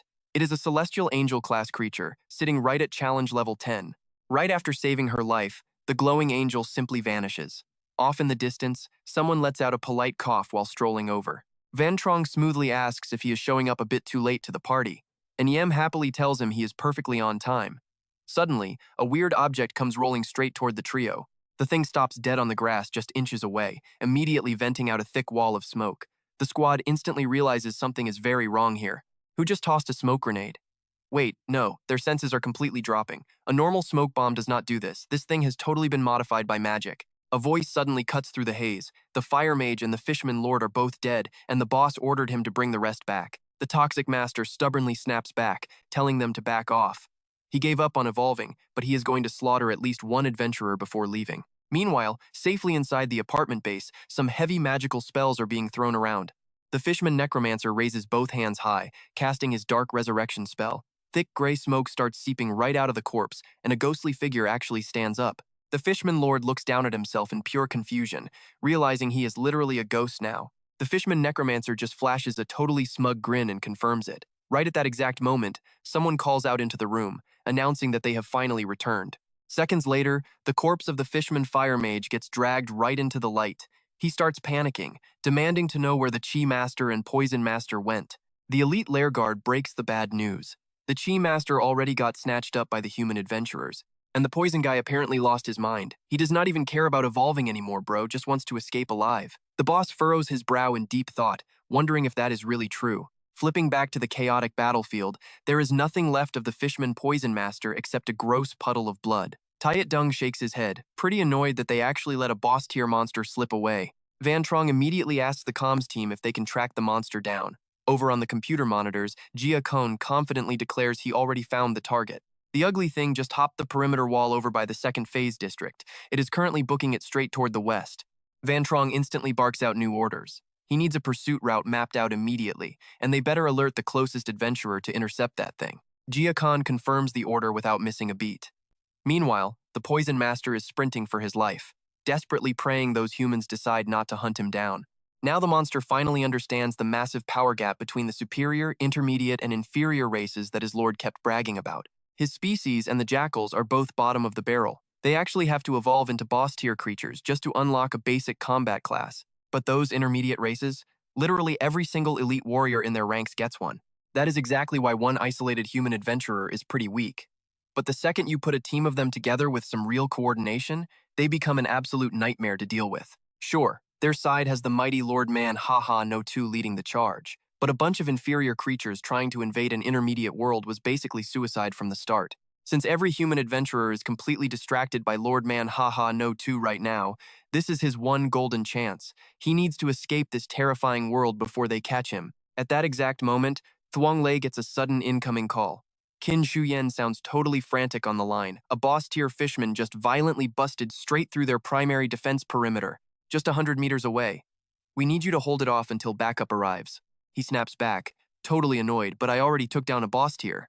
According to Rule 7, you guys can't do this. Qin Shuyen fires right back, I know. But now it's only 20 meters. Wait, 10 meters away. Actually, it's right behind you. The fishman poison master rages he got spotted. Thung Lair scrambles for his items, wondering why he always gets the absolute worst luck. The fishman whips out another flask of poison. Sure, it's a lower tier fighting a mid-tier, but as a boss, there's zero chance he loses to some elite. Cut to a massive blade swinging down, and right before it hits, Hoa Kong blocks it perfectly. That strike actually cracks his sword, and the heavy pressure is completely insane. Suddenly, someone screams out, "Get out of the way!" A red dragon comes crashing down from the sky. The massive impact forces Manhwa No 2 to leap totally out of position. Before he can even process what just happened, a system alert flashes right in his face. Higher-level human adventurer detected. Fishman escape mission completely incomplete. Please hurry up and secure the area.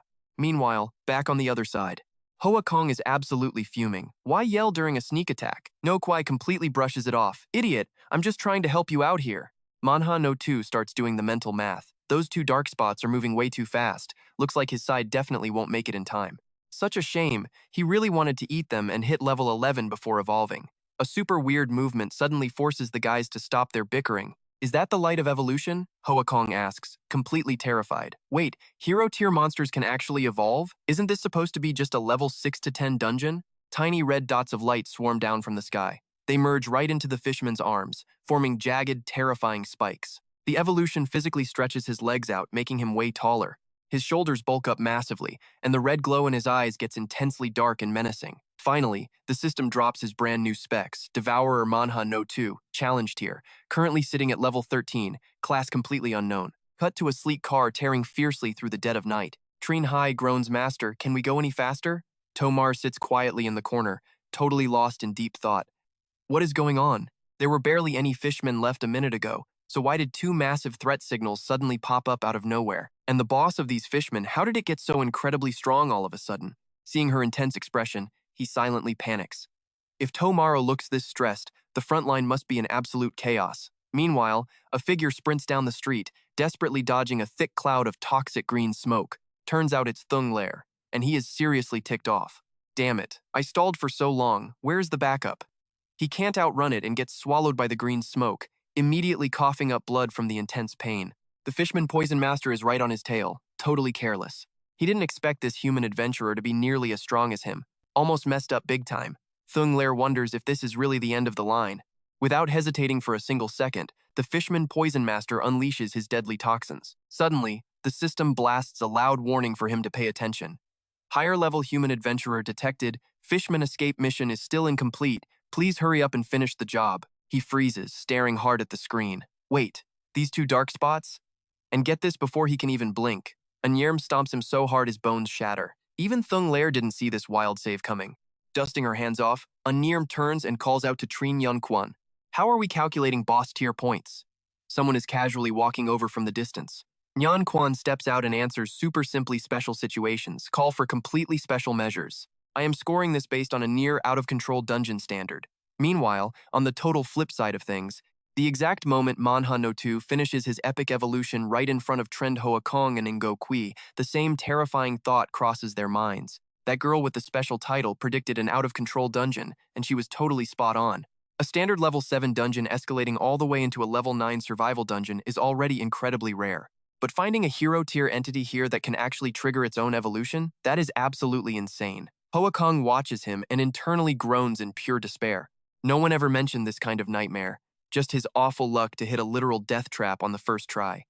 Ngo Kui frantically yells out, Tren Hoa Kong, looking at this absolute mess, I honestly don't think even Trinh Hai himself coming here could save this out-of-control dungeon from total disaster. Should we just bail right now? Hoa Kong hits him with the harsh truth, assuming it even lets us leave in the first place. Manhwa No 2 looks super confused. Trinh Hai, is he your boss? Hearing the monster actually speak, Ngo Kui is completely stunned into silence. Hoa Kong thinks to himself, what on earth is going on? Aren't fishmen supposed to be unable to use human language? The beast points off in one direction and says, I can sense two very strong people running this way right now. Is that Trinh Hai guy you just mentioned one of them? If so, care to share the details? Is this Trinh Hai some sort of living legend? Hoa Kong plays it completely mysterious, I absolutely cannot say. Manhwa No 2 thinks it over to himself, guessing if that's the case, he isn't anyone to worry about. Seeing the beast drop into a fighting stance, Noki screams out, careful, he is actually going for it. The guy barely finishes speaking before the enemy swings his sword in a wild flurry. He looks exactly like a starving beast hunting for fresh meat. Luckily, Ngo Kui is quick enough to throw on a layer of heavy armor. Seeing things go completely sideways, he shouts out a command to cancel the summon immediately. Ngo Kui dodges just in time as Manhwa No 2 slashes his camouflage beast into absolute ribbons. The giant monster just clicks his tongue in total disgust. Meanwhile, against the other side, their quote.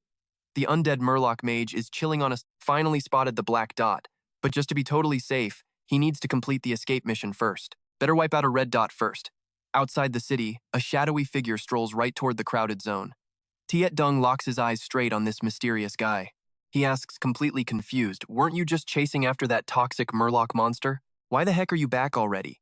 Van Trong just shrugs and says that boss monster already got wiped out by Trinh Hai and his sidekick. Walking up, Van Trong asks the real question, what are you all doing standing around here anyway? Are the Murlocs in this sector dead or what? Lam quickly reports the current status, saying most are dealt with. Enjo Kwai and Tran Hoa Kong are currently handling the elite hero Murloc. Right now, only the regular scout Murlocs, the undead Murloc mage boss, and all of its mindless undead slaves are left completely untouched. Tiet Dung adds that those cowards are hiding inside the building and refuse to come out. Fighting indoors gives our numbers absolutely zero advantage. Plus, this kind of tight terrain is a massive win for the undead forces, so the only play here is waiting for them to finally step outside. Hearing this miserable update, Van Trong falls completely silent, deep in thought. Meanwhile, a murloc stands high above, quietly spying on the whole squad. The ugly creature crouches on a nearby balcony railing. Then, this scout uses a sensory resonance skill to share its vision directly with another main force unit. Through the link, the Watcher wonders aloud, why the heck are all these human adventurers grouped up like this? So annoying, he mutters, realizing their own troop numbers might actually fall short. But right across the way, someone stands silently on an opposite roof, raising a bow. Over here, Trinh Hai takes careful aim before cleanly releasing the string. The arrow slices right through the dark night, soaring toward the distant building. The murloc has zero time to react and takes a brutal shot straight through the chest. Far away, the undead murloc mage clutches his own chest, panicking, who did that? Trinh Hai casually asks how many murlocs are left at his place. Tamao answers back. 5 total, and one of them is ridiculously weak and tiny. He turns and tells his goblin warrior buddy to come along for a trip. He needs the little guy standing in the open to draw enemy fire. The goblin immediately obeys. Meanwhile, Hoa Kong is locked in a desperate deathmatch against Manhwa Nutu, and the human is clearly losing this brutal fight. Bloody wounds are piling up all over his body. The monster speaks up first. Enough of this garbage. I am totally bored of playing. Hoa Kong ignores the trash talk and shoves the beast back with everything he has. He prays silently. No Kwai, I just made an opening. You better grab this damn chance. Watch this setup closely. Right on cue, Enjo Kui charges forward, busting out an epic piercing spear, ultimate to shatter the enemy guard. Manhwa Nutu just laughs, saying that boredom definitely includes him too. The monster slashes a nasty line across No Ki's chest, sending blood spraying everywhere like a fountain. Seizing this distraction, Hoa Kong tries to strike from behind, but Manhwa Nutu easily dodges, casually handing the guy another vicious cut across his chest. His blood pours out like crazy too. In mere seconds, both fighters are rolling in the dirt, proving neither of these guys is even close to his level. Manhwa Nutu casually calls out to someone hiding behind him, haven't you watched enough yet? Trinh Yan Quan steps out and asks how he got spotted. The beast gloats about his natural talent, claiming he can literally smell any strong fighter who matches his insane power. Then he glances toward a far corner, telling the other guy to stop hiding too, because he absolutely refuses to leave any blind spots open for a sneak attack. And Yem steps out, revealing his massive towering frame. Manhwa Nutu immediately shifts into this weirdly dramatic, sarcastic tone. He whines about how cold and heartless they are, just standing there watching him totally butcher their best junior fighters without lifting a single finger. If I didn't call you out, would you just keep enjoying the show? Trinh Nan Quan claps back, basically saying the feeling is entirely mutual. And Yem chimes in, didn't your precious underlings just get 70 or 80% wiped off the map? Hey Nan Quan, this guy's power is way beyond what you told me earlier. The man calmly explains that the monster just hit a sudden evolution spike. But don't worry, he promises to calculate the points using the out-of-control level 11 to 15 dungeon standards. Nobody is getting ripped off today. And Yem agrees that sounds perfectly fair. Cut elsewhere, and Van Trong's voice rings out in absolute panic. Wait, what? Trinh Yan Quan wants us to pull out of the Golden Egg Bay military drill phase 2? The voice on the phone confirms it, saying this shifting dungeon is totally out of control. The caller says when the real fight breaks out, they cannot protect anyone else. Van Trong asks in confusion, but isn't the undead Murloc mage and its army still running loose out there? Are we really just going to ignore it? Jia Khan answers while rapidly typing away at his computer. We aren't ignoring it at all. Tamao just radioed in, saying the Murlocs hiding inside the building are currently being handled by Trinh Hai. Van Trong lowers his voice. Trinh Hai is actually here? Call him right now. Tell that guy not to do anything stupid. That undead Murloc mage and the assassin Murlocs he just dealt with are not even on the same power level. A living legend like him absolutely should not be risking his life out here, even if this dungeon shift is secretly tied to his own past. Tu Mao hears Trinh Hai's name dropped and instantly snaps his attention over. Tra Q is right there with him, both of them listening in super closely. Cut to the building interior. The elevator doors slide open, and the goblin warrior slowly steps out into the hall. A fishman spots the summon and immediately hides in ambush. But this sneaky guy has absolutely no idea there is a massive scythe waiting right behind him. Trinh Hai barely even breaks a sweat, effortlessly taking out the monster. Hearing the noise, the goblin warrior snaps its head around. But Trinh Hai barks out an order, do not look back, just keep moving. The undead fishman mage loses connection with its minion and throws a total fit. Killed again? Is this some kind of sick joke? That was a level 7 elite undead. Out of options, this boss is clearly scheming up some desperate new plan. It barks out fresh orders to the crew. A boss-level green skin just reached their floor, and they need to take him out immediately. The surrounding murlocs instantly obey and scatter. Meanwhile, over on Jia Kone's side, he yells out to Brother Dio, "It is no use. Trinh Hai's phone is dead and the call will not connect at all." Van Trong refuses to believe it, asking if it is really turned off. Hearing this, two figures immediately walk over to him. Tu Mao casually asks if they need any backup. Van Trong just stands there with a dark expression, not saying a single word. Back on the other side, a door creaks open. The goblin warrior steps right into a room and spots a fishman aggressively whispering some weird magic spell. Spotting the intruder, the monster instantly launches a multiple fireball strike. A crazy storm of blazing flames smashes straight into the goblin warrior. The fishman cheers out that the moment is right now. Then it literally dives straight into the floorboards. Right after, another fishman comes sprinting down the hallway. Trinh Hai smoothly raises his gun and obliterates the creature on sight. The undead mage leader is totally caught off guard by this move. A human with straight-up assassin skills. No wonder the two lair guards got wiped out in seconds. That honestly explains a whole lot. Yet another fishman suddenly pops up right in the hallway. Trinh Hai does not even care, just turning his back and walking inside. He casually tells his summon to handle the trash left in the hall. Trinh Hai picks up his pace and dashes straight into the room. He grips his weapon super tight and recklessly charges right forward. The monster tries its old trick, shooting out multiple fireballs that go flying straight at Trinh Hai. But once again, he effortlessly destroys this fishman without breaking a sweat. The system warns that too many undead have been slaughtered. The monster totally loses it, screaming out in pure denial. But to Trinh Hai, all that screaming is pointless. He bashes the fishman so hard it straight up vanishes into a cloud of smoke. Trinh Hai wonders why that undead mage still has not shown its ugly face. Whatever, time to use the mental trace to look into the past. Perfect excuse to test this ability anyway. After activating the skill, he literally watches the exact events from moments ago, the undead mage giving out its panicked orders.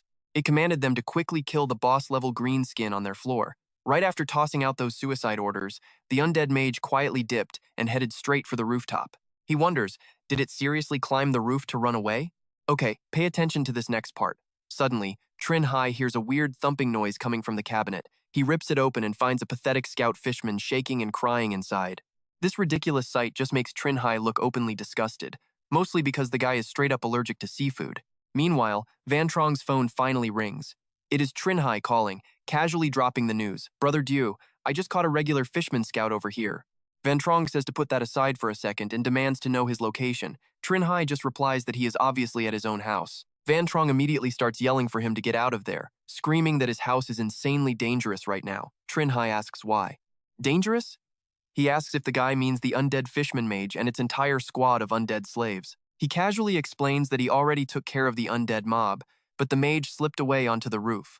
He warns the adventurers in the area to stay sharp and not get caught by it. A bit later, Trinh Hai is just chilling and drinking soda when someone calls his name. Turns out it is Van Trong and his whole crew. He looks confused, asking why Tu Mao is here too. Tu Mao explains he just came to check things out, since there is only one boss-level fishman left in the zone. Hearing there was one over here, he wanted to come and try his luck. Trinh Hai replies that he wasted his trip. The big fish escaped, and the boss-level undead it summoned were already wiped out by him and the goblin warrior. Hearing its name dropped, the goblin warrior proudly flexes its muscles for everyone. Meanwhile, Troc Hugh stands off to the side, carefully eyeing his sick weapon. Van Trong suddenly cuts in, saying they can chat later, but they have to pull back right now. Trinh Hai is super confused. Pull back? Aren't they going to help Ngo Kwai and Tran Hoa Kong? Van Trong replies that they literally cannot. He admits Trinh Hai and Tu Mao were right. This shifting dungeon is totally out of control. Even though the damage taken by an echo does not sink to the main body, getting it destroyed still drains a massive amount of stamina. And fighting up to this point, their side has basically played every single card they have. The scene slams over to Trin Han Quan's group. He mutters under his breath, "Anyem, if your assassination strike does not kill this monster, we are all going to die right here today." Manhwa is absolutely not showing a single sign of fatigue. The boss is still gripping its weapon, zooming wildly all over the place. Non Quan shouts out once again, immediately summoning an echo. The summon charges straight at Manhwa in his place, and the two clash swords in a wildly intense showdown. This echo has some seriously insane power. It has been fighting this whole time without taking a single scratch. Manhwa grumbles under his breath. This guy's class is an absolute joke, just spamming his own clones left and right. Does that not cost him anything at all? Anyem seizes the moment, dashing in from behind finally, the perfect opening. Manhwa is completely caught off guard. Before he can even blink, Anyem sinks a heavy punch right into his gut, sending the giant flying back dozens of meters. He crashes hard, groaning in pain against a pile of freshly smashed rubble. And EM just casually cracks her knuckles. Wow, he actually survived that hit. Looks like this boss is not just packing raw strength. His speed and reflexes are pretty insane too. She yells out to Trinh Hai, "This boss is too tough. I want my points scored at the level 15 dungeon standard." He agrees without a second thought. Holding his breath for a technique, he tells her to keep wearing the guy down. He will only strike when a real opening shows up. Maybe it is the sheer pressure from Trinh Hai and Eun working together, or maybe their totally casual, unimpressed attitude just seriously pisses the monster off. Either way, Manhwa glares at the two of them with pure, unhidden disgust. "You guys are literal trash, so far below my level. Did you really think some cheap class buffs could take me down?" And right there, Manhwa makes the most reckless, short-sighted choice possible for his own future. He trades it all for immediate power. The guy lets out a scream so deafening that Non-Quan actually has to cover his ears. Enyem just quietly watches the mess unfold. Manhwa roars out loud, "I want to pick a class." The system chimes in with a prompt. Because of his hero trait, he can adopt one of the lesser classes he has consumed in the past. Predator Master, Magic Archer, Assassin Swordsman, or a Fire Elemental Mage, just to name a few. After a quick second of thinking, he decides he desperately needs a solid ranged attack. But the system pops up again. Right now, he only has 3 valid ranged options available on the menu.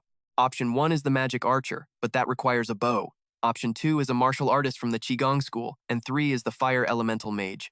After weighing the danger levels of those 3 against the overall power of his Sea Monster Priest and Druid forms, the system asks if he wants to reselect. He snaps back. Telling it to shut up, he takes option 2. The system immediately throws some petty sarcasm, just wishing him good luck. Meanwhile, the camera cuts to a completely different spot, where a small crowd is gathered below a building. A guy waves goodbye, saying they are heading out. Lamb tells them to stay safe out there. "Call me if anything goes wrong," she adds.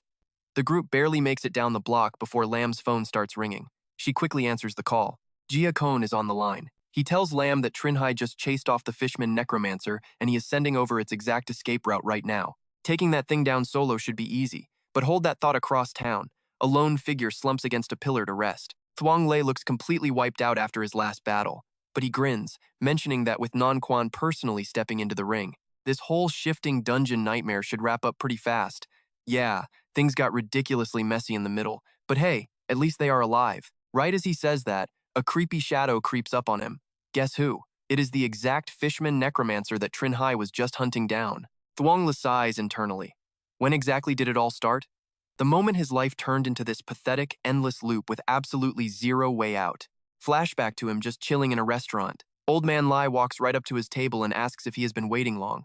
Thuong Lei politely smiles, saying it has not been long at all.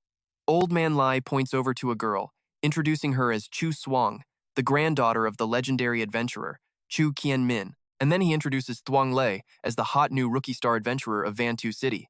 He hypes him up as the only guy the Shadow Queen actually likes, destined for big things. He tells the two of them to get acquainted. Chu Swang gives him this incredibly shy little wave. Thuong Le blushes hard and awkwardly stammers out a hello. Was that really the moment his fate was sealed? When Uncle Lai set them up at that dinner? When exactly did his promising career take a nosedive straight into an early grave? Was it when the guild started throwing crazy high-level missions at him just because he married into the Chu family while his wife literally did nothing to help? Cut back to reality, where Thuong Lei is getting absolutely destroyed, barely blocking the heavy swings of a cursed giant. Hoa Kong panics, screaming at Kim, then to do something before the guy gets completely crushed. Thuong Lei is practically coughing up blood, barely surviving these fatal back-to-back hits. It is a massive level 8 boss, and he is stuck down at level 5. The monster raises its weapon high for the execution strike. Thuong Lei mentally prepares to die, but wait. Kim Than finally finishes prepping her spell. She blasts her technique right at the last second. The boss instantly freezes solid, trapped in a massive block of ice, unable to twitch a single muscle. Hoa Kong does not hesitate. He charges in with his weapon drawn, yelling that it is his turn. He drops a single, completely devastating sword slash right down the middle. The giant boss is cleanly sliced into 2 separate pieces, but Kim Than just rolls her eyes and starts complaining. What exactly were the higher-ups thinking? Supposedly the main force of their raid, but he is just dead weight pulling them down. Did they want everyone killed?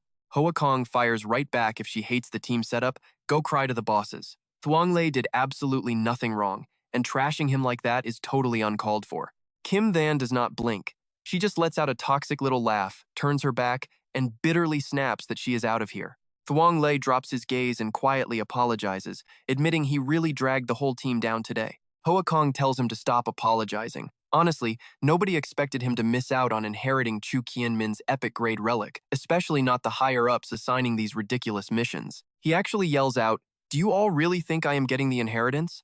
Then he asks, "If not, why did the three of us get totally busted sneaking into a level 8 dungeon that is way harder than average?" At least the state figured that when he married into the Chu family, he was basically the star adventurer of the city. Him inheriting Chu Qianmin's relics was considered a total slam dunk. Otherwise, the higher-ups definitely would not have arranged the team like that. If he wants to keep going, he better go talk to his wife.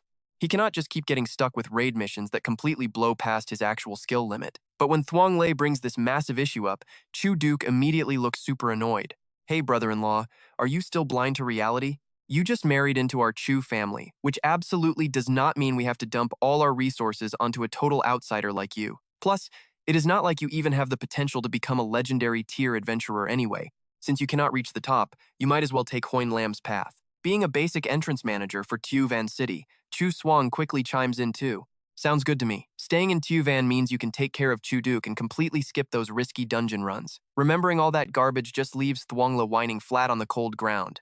He wonders, if he never married into the Chu family back then, would his entire adventurer life have actually turned out way different? One fishman suddenly gets curious. "This human is pretty strong, so why are you not turning him into an undead?" The fishman undead mage bluntly replies that it is impossible, he can only convert his own fishman species. Spotting the creepy mage, the human crew instantly charges right at him. "Got them! They are straight ahead," the fishman gasps. "These pesky humans are way too fast." The undead fishman mage just scoffs. What is the point of being fast? The escape mission is already completely wrapped up. Saying that, he immediately hits the shiny exit button. Right as Lam arrives, those freaks totally vanish. Van Trong picks up his phone. "Hello, what is that? Thuong Lei is actually dead." His face drops in pure panic. Jia Kone confirms it over the line. "Yes," and suddenly the guy typing on the computer completely crashes it. Watch this closely. Things are about to get wild. Over by Nan Quan, the absolute beast, Manhwa no 2, is straight up evolving. Nan Quan watches this and starts sweating bullets. Is this ridiculous monster seriously gonna grow even more? Manhwa no 2 finishes his wild evolution phase and levels up to 13. The boss actually surprises himself with his own sheer power. Is this really what a class feels like? Manhwa no 2 silently wonders to himself. Now I need to understand, your actual strength is basically garbage compared to mine. Why did getting a proper class just bring me such an annoying headache? But that little game ends right now. And NEM is sneaking up behind him to strike, but freezes cold when the boss smugly yells out. But this is the absolute end. Manhwa no 2 spins around and spawns a glowing energy ball, casually chucking it right at NEM behind him, launching the guy straight into the back wall. Thick dust immediately chokes up the entire room from the heavy impact, but once the smoke finally clears out, they see Nyan Quan's afterimage swapped right into a Niem's place. This weird trick leaves Manhwa no 2 looking pretty stunned. He snaps his head to the left, only to spot both of them standing completely unharmed. Turns out he just pulled off a slick displacement trick. And Niem slowly gets back on his feet and mutters a quick thanks, saying he owes him one. Nan Quan spawns another clone and tells him straight up, this is absolutely not the time to keep score. Manhwa no 2 flashes a completely ruthless, psychopathic grin that screams bad news. He finally figures it out and speaks up so your little knockoff clones can actually swap places with other people, huh? He shoots back, yeah, super convenient, right? The boss charges up another nasty attack and arrogantly asks a question. So if I blast you and your little clone at the exact same time, how will you dodge? Before they can even blink, he completely unleashes a savage double strike. Two glowing blue energy spheres rocket forward like missiles, locked right onto Nyan Quan and his decoy. He panics and curses under his breath. It is way too fast to dodge now.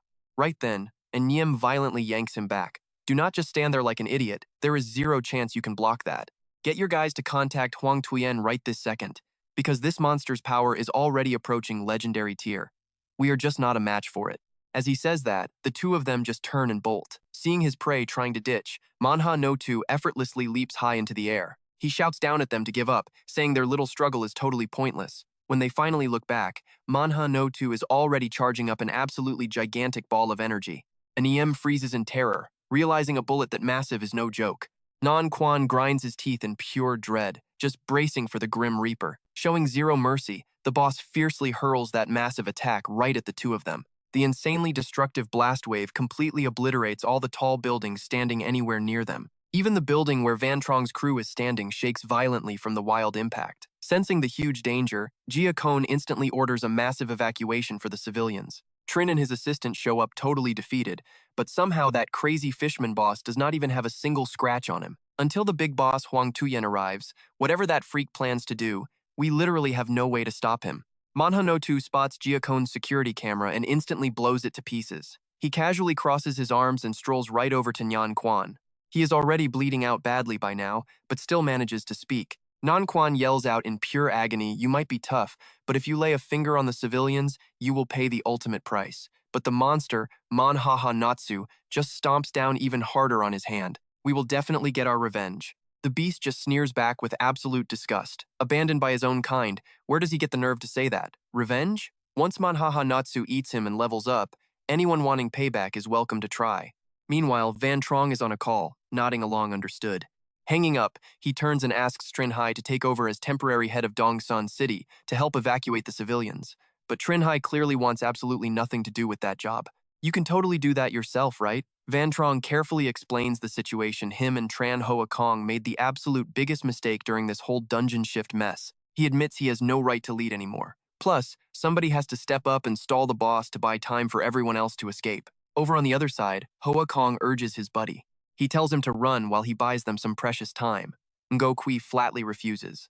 The dungeon losing control is everyone's fault, so Hoa Kong doesn't need to throw his life away over it. But Hoa Kong stands absolutely firm on this no. He is a state adventurer, and he absolutely refuses to become a deserter right after messing up. Back over here, Van Trong is practically handing Trinh Hai the keys to the kingdom.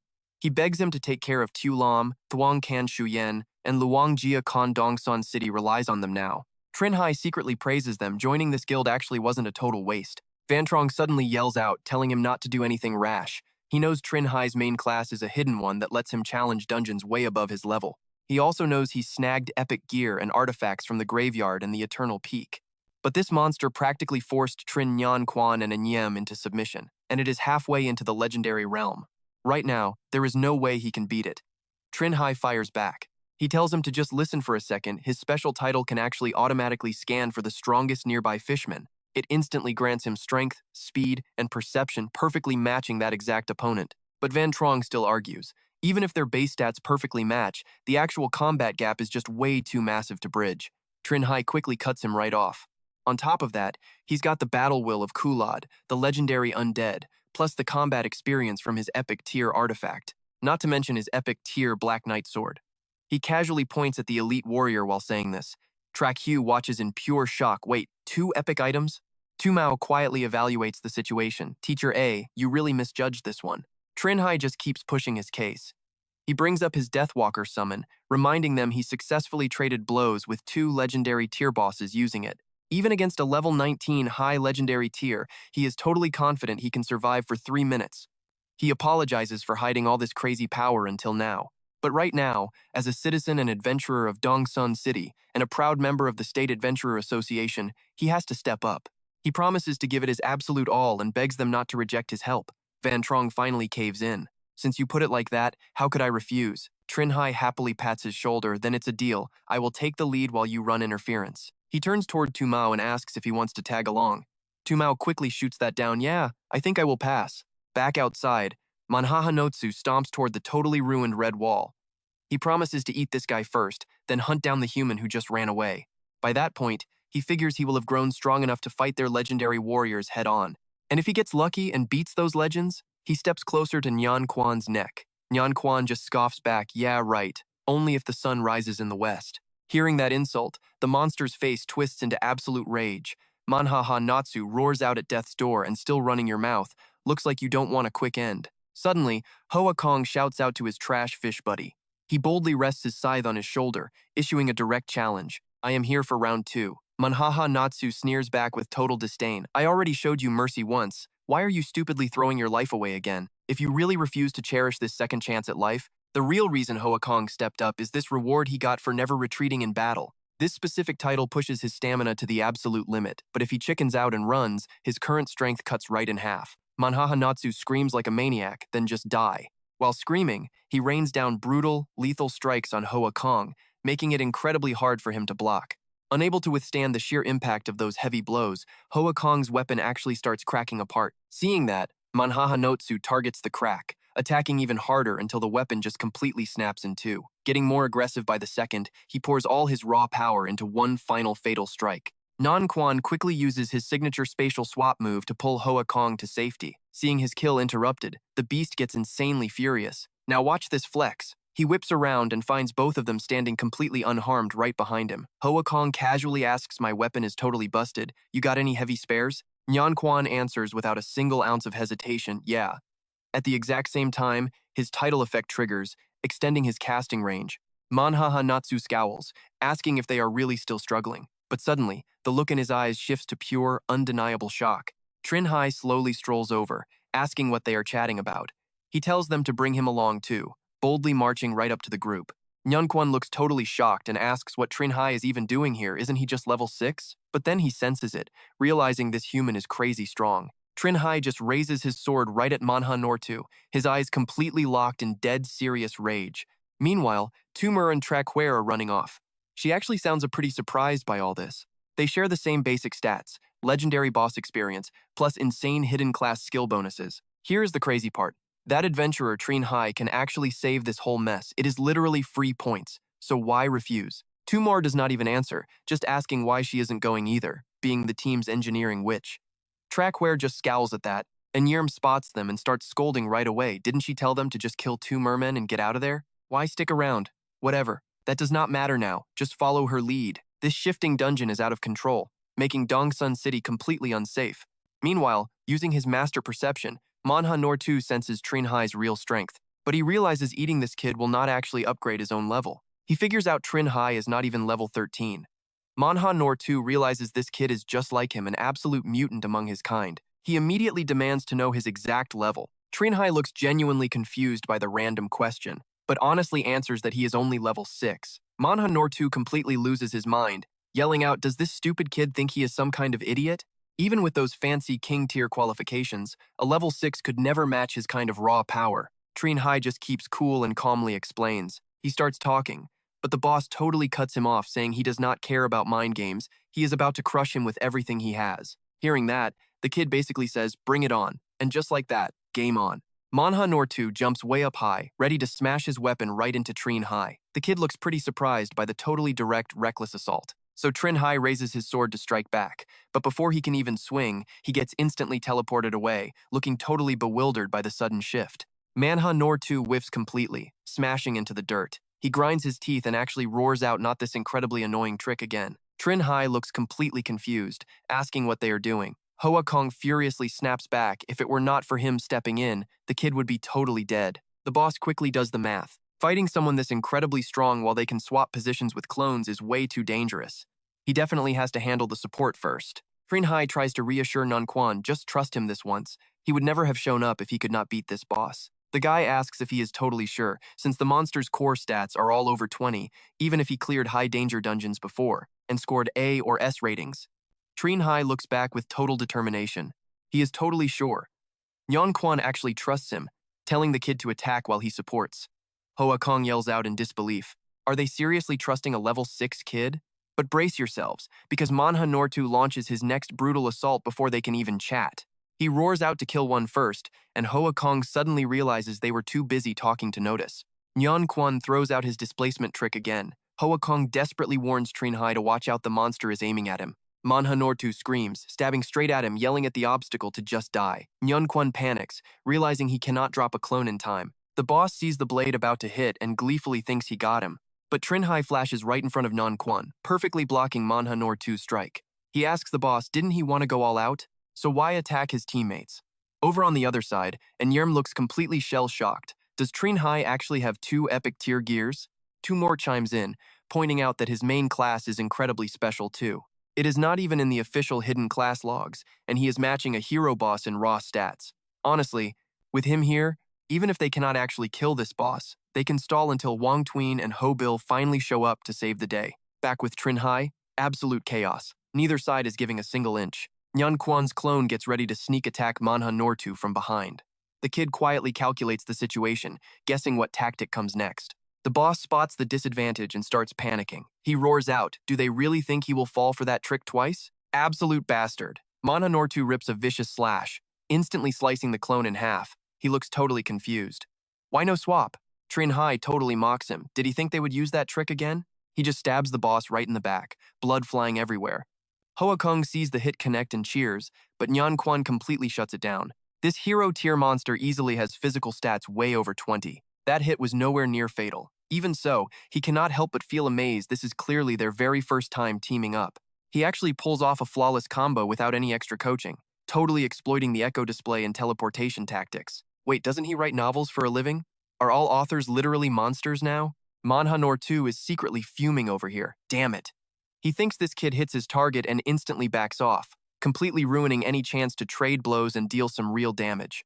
Trinh Hai scoffs out loud, mocking how this guy is somehow ranked over 20 stars. But after that short clash, Manhwa Nor 2 knows the brutal truth. Trinh Hai and Trinh Nyan Quan make a golden combo that easily outclasses him if he holds back his exclusive Qigong master skills. But if he actually plays that ultimate skill card right now, Manhwa Nor 2 is dead. Sure, the human legends will instantly mark him as a fatal threat, ruining his chance to advance. He grits his teeth in pure frustration. This is a huge loss. He originally planned to sacrifice his future just to slaughter these level 14 adventurers and boost himself straight to 15. Then he could challenge the legend here, but that is totally off the table now. Trinh Hai genuinely wonders, why is this so weird? This fishman boss feels like a cornered animal. Is he trying to run away or what? Manhwa Nor 2 finally makes up his mind to just wing it and take things one step at a time. He goes ahead and upgrades his exclusive Qigong master skill yet again. This is an absolute top-tier skill, burning up his stamina to massively boost his base strength and max out his reflex speed. The upgrade calculates entirely on its own, immune to class skills, gear, or title effects from either side, and completely impossible for anyone to just copy. Even Trinh Hai didn't expect him to actually level it up. The system suddenly chimes in, detecting a massive shift in the strongest fishman's stats. The system tries to copy it, but another loud notification pops up instead. Modification failed because the power gap between them is just too huge. The Deathwalker effect triggers, bumping his speed by 4 whole points. The system drops another hint. The Death Lord and the anonymous Mother of the Sea are secretly watching this fight, so we better go all out to impress them. The adventurer finishes upgrading as Manhwa Nor 2 sneers. He totally meant to save this move for the big legends. But guess he won't get that chance. Trinh Hai senses the insane danger, freezing up for a split second before whipping around to warn the guys behind him. He yells at them to run. The fishman's speed just spiked again, and there is absolutely no guarantee they can stop him this time. Obviously, the boss is not letting that slide, charging forward with a massive roar. He wants that sweet level 15 upgrade before he checks out. Trinh Nyan Quan sees the attack coming and immediately falls back on his classic moves. But Manhwa Nor 2 is way too fast now, catching him before he can escape and slashing his arm so deep it's barely holding on. Manhwa Nor 2 is having a great time. That is one arm down, making the rest easy, but just as he lunges for the kill, something stops him cold. Turns out Hoa Kong is locked onto him from behind. Trinh Hai instantly spots the opening, gripping his weapon and sprinting right into the chaos. Manhwa Nor 2 just flashes this incredibly toxic grin. Did they seriously think a simple grab would be enough to lock him down? Do not bet on it. He simply flexes, blasting Hoa Kong off him, breaking completely free before the backup can even get close. Now watch this. Trinh Hai doesn't hesitate for a single second, swinging his blade for a massive strike that lands right on Manhwa Nor 2. The crazy part? The boss just tanks it head on. The pure shockwave from Trinh Hai's attack totally obliterates the ground right under them. He freezes, looking up with absolute shock in his eyes. Manhwa Nor 2 casually brushes it off, declaring that playtime is officially over. He casually forms a massive energy sphere, looking down with pure disgust as he tells him to drop dead. Trinh Hai immediately screams out for help. He shouts for undue. A tiny spark flashes up high in the sky. A brutal beam of raw power drops from the heavens straight onto Manhwa Nor 2. Wait, is an attack this crazy really not enough to break his defense? Manhwa Nor 2 doesn't even flinch, just tilting his head up to take the hit. The Sky God finishes his strike, still hovering up there like an absolute boss. Looking down, he wonders if this guy is some favored god. The boss scoffs. Is this backup just a summoner? He is totally going to hunt them down. The guy starts calculating his next move. Manhwa Nor 2 just shuts his eyes, scanning the entire area. Found them. That blue-skinned guy is probably just another summon. Both look completely weak, so he can totally ignore them for now. But catching a Nirm's silhouette makes him incredibly annoyed. Hold up. Manhwa Nor 2 growls through his teeth. He actually has the sheer guts to come back here? And Nirm spots the boss acting weird and immediately pays attention. Without any warning, Manhwa Nor 2 launches a devastating attack straight at him. And Nirm had no clue he was that insanely fast, throwing up his bare hands to block. Thanks to his title effect, his physical build naturally tanks a huge chunk of incoming physical damage, but the hit is just way too heavy, launching a Nirm completely backward across the area. He struggles hard, but somehow manages to cancel out the strike entirely. Manhwa Nortu is not done though, leaping straight up to launch another savage hit. But before the boss can land his attack, Trinh Hai totally blindsides him with a kick from behind, sending Manhwa Nortu flying straight into the corner wall. Trinh Hai lands smoothly, asking if he can still keep fighting. And Yerm is pretty banged up, groaning that it might be a bit rough. He instantly pulls up the interface and grabs a health potion, tossing it over to him. He tells them both to drink it carefully and save as much as possible. Until backup finally shows up, they just have to rely on this to stall for time. Over here, Manhwa Nortu actually manages to sit up after taking that massive hit. He slowly drags himself to his feet, growling that he gets it now. If he does not kill this guy first, he cannot touch anyone else. He waves his hand, calling his blade right back to him. The long, incredibly sturdy weapon spins in a massive arc before returning to its master. He grips the blade, totally ready to strike, but still stops to ask if that is what he means. Trinh Hai is already locked into his combat stance, firing back that yeah, he could definitely see it that way. Manhwa Nortu scowls and lets out a cold snort. Both of them drop into a dead serious fighting stance, staring each other down, before launching forward at totally insane speeds. The fight just kicked off, but it is already insanely brutal, with neither guy backing down an inch. Manhwa Nortu throws a seriously heavy attack straight at Trinh Hai. He immediately follows up by forming a massive sphere of energy to strike. But the kid is not giving him any room to breathe, relentlessly slashing at him with his weapon. Manhwa Nortu mocks him, claiming he realized it way too late. But suddenly, Trinh Hai switches up his entire move, rearing his weapon back and swinging hard, completely terrifying the big guy. The second he hits the ground, Manhwa Nortu frantically leaps backward, desperately trying to keep a safe distance. He calculates in his head that weapon is just too bizarre. To actually aim for his eyes from such a crazy angle, he really needs to stay on guard. Trinh Hai is secretly cheering right now. Thank goodness this guy has absolutely zero experience fighting against a long scythe, otherwise he would be eating that energy blast head on. At that exact moment, Yerm hands a health potion to Nhan Quan, telling him to use it. He is busy patching up his injuries and just looks up, completely clueless. She warns him not to chug the whole thing, just one tiny sip will scab over the wounds. Nhan Quan takes it, wondering why they are being so insanely generous. An A-rank instructor mixed this potion, and he honestly thought only guildmasters could get their hands on stuff like this. Yerm explains that Trinh Hai actually lent it to them. Honestly, between you and me, she doubts the kid even realizes just how impossibly rare it is to score a relic-grade item like this at level 6. Nhan Quan says absolutely nothing, just quietly sipping the health potion. He gives a sharp warning, telling her not to get any funny ideas about the guy. No matter how this whole dungeon situation wraps up, Trinh Hai is definitely going to be the super rookie that their province fully backs. And Yerm fires right back, saying she is not quite that completely clueless. Just securing a solid position in this province is already a pretty massive achievement for her. There is absolutely no need to make enemies over something that does not even suit her. But keeping it real, that strict ban on firearms? Is he still actually following that rule right now?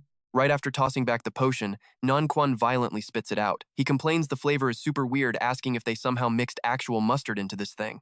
Meanwhile, over with Trinh Hai, he and Manhwa Nortu have basically turned the entire neighborhood block into their own personal high-speed chase track. Staring right at the kid running ahead, he yells out, is he seriously trying to use a foot race to stall for time? Calling him hopelessly naive, Manhwa Nortu pushes off hard, closing the gap in a flash. The kid genuinely did not expect the big guy to launch an attack quite that fast. He comes flying straight at him like a missile, bringing down a completely devastating strike. That exact hit sends Trinh Hai skidding pretty far back across the pavement.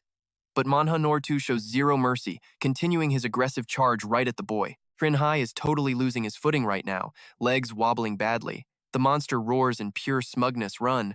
Why aren't you running away anymore? He curses to himself, incredibly frustrated seriously. Why did his legs have to give out right at this exact moment? The brute lunges in for a heavy slash, screaming that if he cannot run, he should just die.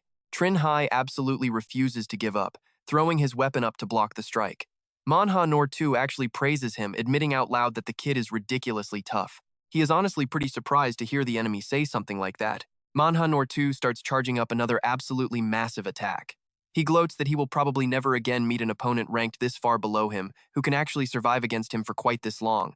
Up above, Thien Thun Chi calmly hovers in the sky, watching the battle. Vun Trong screams a warning, stop charging the holy light and save the kid first. Thien Thun Chi answers back super calmly, it is way too late. The expansion has already hit its absolute limit. Manhwa Nortu has already charged his attack to an incredibly terrifying scale. Grinning like an absolute maniac, he proudly declares that he is going to remember this boy forever. Staring down that ridiculously overwhelming power heading straight for him, Trinh Hai can only freeze, his eyes wide in pure horror.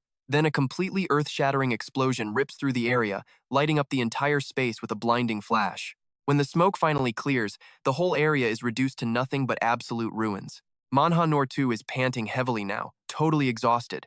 He admits to himself that while his ultimate skill is insane, it completely drains his stamina. Honestly, he is just glad that human was barely leveled up. He glances at Trinh Hai, who is kneeling there without a single sign of life. Manhwa Noor 2 flashes a pretty sickening, deeply arrogant smirk. He brags that if things had gone any differently, he might have actually lost to them. The monster just starts laughing like crazy, but then Nyan Kwon speaks up from right behind him. He tells the beast he hasn't won yet, celebrating way too early. He suddenly whips out dual pistols, fully ready to attack. Manhwa Noor 2 spins around, grinding his teeth in obvious frustration. He immediately starts mocking the guy, asking if a total loser seriously thinks a quick bandage job gives him enough power to challenge him again. Telling him to drop the delusions, Manhwa Noor 2 points his massive blade straight at Nyan Kwon. But the guy does not hesitate for a second, unloading a relentless barrage of gunfire straight at the villain. These bullets are lethal, tearing through the brute and making blood spray everywhere. Manhwa Noor 2 is completely stunned, and who can blame him? Why does his supposedly unbreakable iron skin suddenly feel like wet paper against these bullets? Nyan Kwon screams out over the noise, asking Anurm if she is finally done. Supporting Trinh Hai, Anurm confidently shouts back that yeah, they are ready. Manhwa sees Trinh Hai getting carried away and gnashes his teeth in pure rage. But Nyan Kwon just smirks with the kid safe. They have absolutely nothing to worry about. The fishman raises his blade, barely blocking Nyan Kwon's heavy bullet barrage. Suddenly, a system window pops up warning that the Sea Mother just violated the agreement, forcing an intervention against the dungeon. Adventurer Nyan Kwon's heavy machine guns are scheduled to completely jam in exactly 1 second. Nyan Kwon's fingers suddenly freeze on the triggers. He completely panics. How the heck did both of his guns jam at the exact same time? Are you kidding me? The gunner mutters. So that is what happened. Taking total advantage, Manhwa stomps the ground and aggressively charges forward for a massive strike. The monster rushes in, yelling that their god clearly isn't watching them. Nyan Kwon shouts right back, Envoy of Heaven, just how long are you planning to wait? A blinding beam of golden energy instantly crashes down from above. It hits the exact spot, blasting Nyan Kwon backward from the sheer impact. A moment later, the thick dust finally starts to settle. The gunner screams out, how terrible is your aim? You almost blasted me to the afterlife just now. The heavenly envoy just calmly replies that he totally had it under control. Suddenly, the angel takes a brutal hit, sending white feathers flying everywhere. Manhwa looks incredibly thrilled, endlessly praising his Sea Mother. Then the system chimes in again. Thanks to a second intervention from the Sea Mother, the Brahma Angel's holy baptism cannot actually kill Manhwa. The angel is completely baffled. Holy baptism is supposed to incinerate anything below the legendary tier, and this oversized fish clearly isn't legendary yet. The monster answers that it is obviously because the Sea Mother is watching over him. Saying that, Manhwa flashes a massively arrogant, gloating smile. Nyan Kwon absolutely hates this, showing pure disgust on his face. He figures he originally planned to strictly limit his heavy firearms to keep Dongsun City's overall defense rating from skyrocketing too fast. But now he is stuck dealing with this absolutely immortal, cheating freak. Manhwa openly mocks them. Keep going, little bugs, push harder. You almost managed to actually defeat the great me just now. And Yen suddenly speaks up from right behind the beast. He casually points out that if the fishman carelessly loses to these so-called bugs, that would easily be the most humiliating defeat of his entire pathetic life. Manhwa just scoffs in pure contempt, asking if this guy really thinks he can win. Absolutely delusional. Their fists violently clash against each other, neither side giving a single inch. The fishman is genuinely shocked by Anyen's sudden massive power spike. Anyen casually warns him, you are way too arrogant, fighting constantly like this without taking a single break.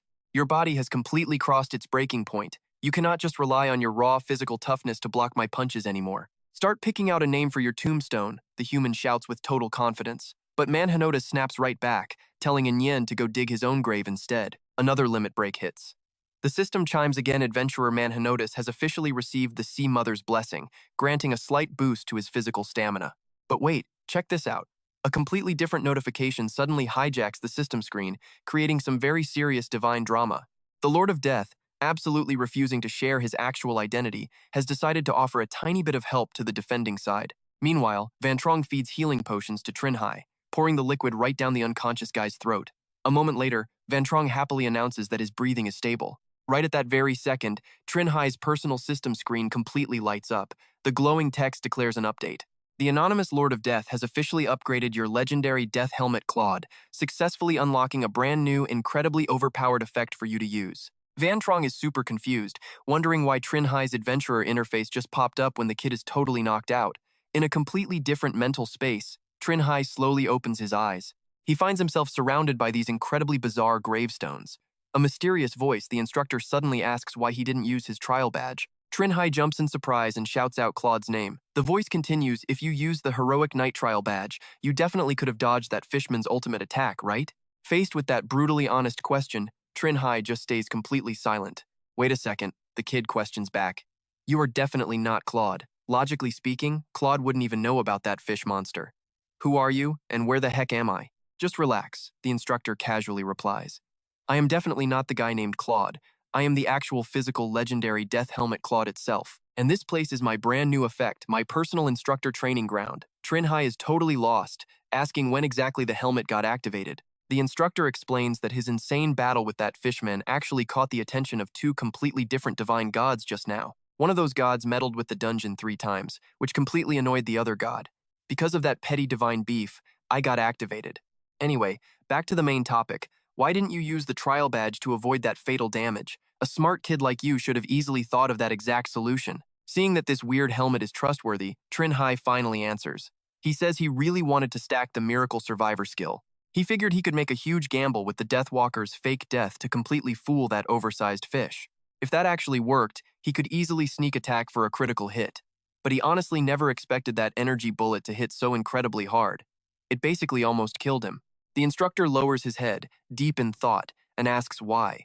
Trinh Hai is totally clueless, asking him what he actually means by why. Why would you take such an insanely massive risk on a bet? The instructor asks, pointing out the ridiculous level gap between Trinh Hai and the monster. Stalling for that long is already way beyond completing the mission. Even if you just completely backed out halfway through, nobody would ever blame you. Trinh Hai quietly confesses his dark thoughts. He wonders if this dungeon lost control simply because he is the actual root cause of all this mess. If he had just handed over this dungeon entrance instead of raiding it himself, maybe things wouldn't have gone so totally sideways. Bin Trong chimes in, did he ever think about what happens if the state adventurers fail to clear it after he hands it over? Plus, hasn't he already helped a whole bunch of people since he officially became a— Trinh Hai brushes that off as a totally separate issue. He just wants to know how to leave. But suddenly, a voice tells him no need for that anymore. Trinh Hai gets completely confused. Didn't the spectator god just say he was stepping onto the actual field to wrap this whole stupid little joke up really fast? Because that exact god just hijacked Trinh Hai's body. Van Trong happily cheers out loud. He says he is finally awake. The god stretches, complaining about how insanely weak this human vessel is. He pulls up the interface and admits the titles are somewhat decent. Van Trong is totally clueless about why his friend is acting so weird. The god quickly warns him, don't do anything stupid, human. He is just borrowing this teammate's body to teach a rule-breaking player a very serious lesson. He tells the human to stay put, promising this whole dungeon ends in 10 minutes max. Van Trong goes dead silent for a second. Then he asks why the guy just hijacked Trinh Hai's body without even a hint of warning. How is he supposed to trust that this literal deity does not have bad intentions for his friend? The god simply answers back, fair point. From a mortal perspective, he definitely looks crazy suspicious. The god casually snaps his fingers to make a move. Right over on the other side, Anyim and Manhwa no 2 are still throwing heavy hands relentlessly. Nyan Quan quietly aims his gun straight at the monster. He panics why the heck is his weapon jamming again right now. Over here, Manhwa no 2 is about to land a fatal blow. The beast charges forward at super high speed right towards Anyim. Luckily, the guy is pretty agile and barely dodges the strike. Anyim instantly launches his ultimate skill, the Dark Assassination Fist. Sadly, things go very wrong. Manhwa no 2 punches him so hard his face practically caves in, following up with a brutal kick that leaves Anyim coughing up blood. He crashes hard into the dirt as Nyan Quan nervously screams his name. Manhwa no 2 sneers getting played so many times means even an idiot learns how to counter them. Suddenly, a completely invisible hand reaches out to attack the beast. Manhwa no 2 spins around immediately, yelling out to ask who is there. The god casually walks right up to his face, radiating this incredibly heavy, terrifyingly dark aura. Nyan Quan looks completely shocked and shouts out Trinh Hai's name. The god just replies back, time to switch out, leave this annoying fish monster to him. Manhwa no 2 furiously scowls and mutters, not this persistent, annoying ghost again. Do these people seriously think they have a chance? But before he finishes talking, the goblin warrior aggressively charges in. Manhwa no 2 gets hit so hard he almost drops to the floor, panicking inside. How on earth did this dumb green guy sneak up right behind him completely unnoticed? Without giving Manhwa no 2 a single second to rest, the god slams his weapon down. Surprisingly, this time the monster actually turns and runs away. The goblin warrior complains that he somehow failed to kill it, totally frustrating. The god confidently tells him not to worry, since they at least ruined its vocal cords. Manhwa no 2 lays helplessly on the ground, agonizingly grabbing his throat. The god explains that without a voice, it cannot summon the adventurer interface. It is basically fish on a chopping block now, completely at their absolute mercy. Ordering the goblin to stay out of the rest of the fight, he decides to play with this fish and leave the final blow for later. The goblin warrior stands at strict attention, perfectly obeying. With his vocal cords wrecked, Manhwa no 2 cannot summon his system interface anymore. He finally realizes that abandoning his usual limits and going with this reckless strategy was a tremendously stupid move. Completely underestimating mankind just forced him into the exact same doomed fate as those poor, unsuspecting adventurers who foolishly invaded his own world earlier. A totally unprecedented wave of pure regret rises in his throat. He silently swears that if he gets a do-over, he would never play cat and mouse with these crazy humans again. The god casually strolls right over to where the beast is standing. His face shows absolutely zero emotion, just cold as ice. And guess what? The Mother of the Sea is feeling that exact same deep regret right now. But quietly breaking the game, master agreements over and over forces her to just stick to the plan. She quickly reminds Manhwa no 2 about one last desperate chance for survival. The system chimes in with a hint. Those human adventurers carry health potions, which he can use to fix his throat and immediately escape. He rejoices inside, silently thanking his mother. But suddenly, the god completely switches gears and sprints right toward him at breakneck speed. By the time Manhwa no 2 realizes it, the guy is already terrifyingly close. The god mocks him having to help so many times. Is their deity just a glorified babysitter? The monster stays quiet, quickly dodging the incoming strike. Manhwa no 2 just keeps scrambling backward, still frantically clutching his endlessly throbbing throat as he blindly runs for his life. The god notices something and thinks it over. Running that way, it definitely wants to snatch a health potion to bring back its interface. If he actually lets this thing heal up and escape, the Mother of the Sea will have totally played him. He would become an absolute laughingstock among the gods. The god pulls out a special flute, blowing it to summon a dark nightmare beast. Riding the monstrous horse with eyes full of pure killing intent, he yells out what a complete joke. But by the time Manhwa no 2 finally reaches the spot, Van Trong is already collapsed on the ground. He wonders why this guy is knocked out. Figuring out who did it is totally pointless right now. Since the dude cannot fight back anyway, he can just save himself some precious time. The moment he is fully healed, he is coming straight for payback. This time around, he is definitely not giving you a single chance to escape. How dare this brat insult his mother? Right as Manhwa no 2 swallows a single drop of his healing potion, his entire body is just brutally sliced in half. His brain is completely short-circuiting right now. Pure confusion and intense rage mix together as he furiously wonders what on earth is going on. Why did this suddenly happen to him? Manhwa no 2 just collapses straight down. The god complains loudly. He finally comes down for a fun little visit, and his good mood gets totally ruined by this guy and the deity backing him up. Oh, and it gets worse. That infinite potion bottle he prepared for his apostle got destroyed too. He asks the fish trash how he plans to pay him back for all this mess. The system panel pops up right in front of him with an alert. Hai Chi Mao begs him to show mercy, totally willing to pay any price to keep her divine survival intact. The god disagrees completely. Compensation is totally fine, but this specific fish guy has to die. The system fires back. Hai Chi Mao is super angry now. If he refuses, she will open a dungeon to get revenge for the Fishman Kingdom, making his precious apostle the main quest target. He genuinely does not care at all, calmly replying that it is whatever. The system chimes in again. Hai Chi Mao is highly suspicious and confused. The god gets mad, angrily warning her not to compare him to a degraded race like hers. If his apostle cannot actually grow strong enough to defeat a legendary fishman before her inverted dungeon fully activates, then that kid is honestly just not worthy of being his chosen apostle. At this point, Hai Chi Mao is just losing her absolute mind with rage. The goblin warrior awkwardly rushes over there, looking incredibly happy about the situation. The god actually criticizes him a bit. If he arrived just a second later, this fish guy would be dead already. The goblin warrior just awkwardly scratches his head. He remembers something. The Black Knight sword effect is probably not fully absorbed yet, right? So he tells him to use it for the final strike, handing the sword over. Manhwa no 2 only has one thought left in his head. Is he really about to die here? He refuses to accept it, heavily insisting he can still fight. Mother, if you are actually still watching me, he weakly opens his eyes. Manhwa no 2 silently begs her to just give him one more chance at this. The system alerts again. The goblin warrior successfully killed the hero-class fishman, becoming the devourer. Manhwa no 2 triggers a hidden evolution path, the hero route. The goblin warrior body suddenly starts glowing with intense, blinding light. He completely changes his shape. This is a crazy new form that does not even exist in the boss inheritance books. The shaman god explains that he totally activated a hidden evolution path. Even though he is not from their specific god race, jumping multiple tiers to brutally kill an enemy hero elite usually brings serious rewards. As long as he awakens his true name and talent later, he can become a legit capo hero class. The goblin warrior happily asks if that is actually real. He quickly warns the guy not to get too excited just yet.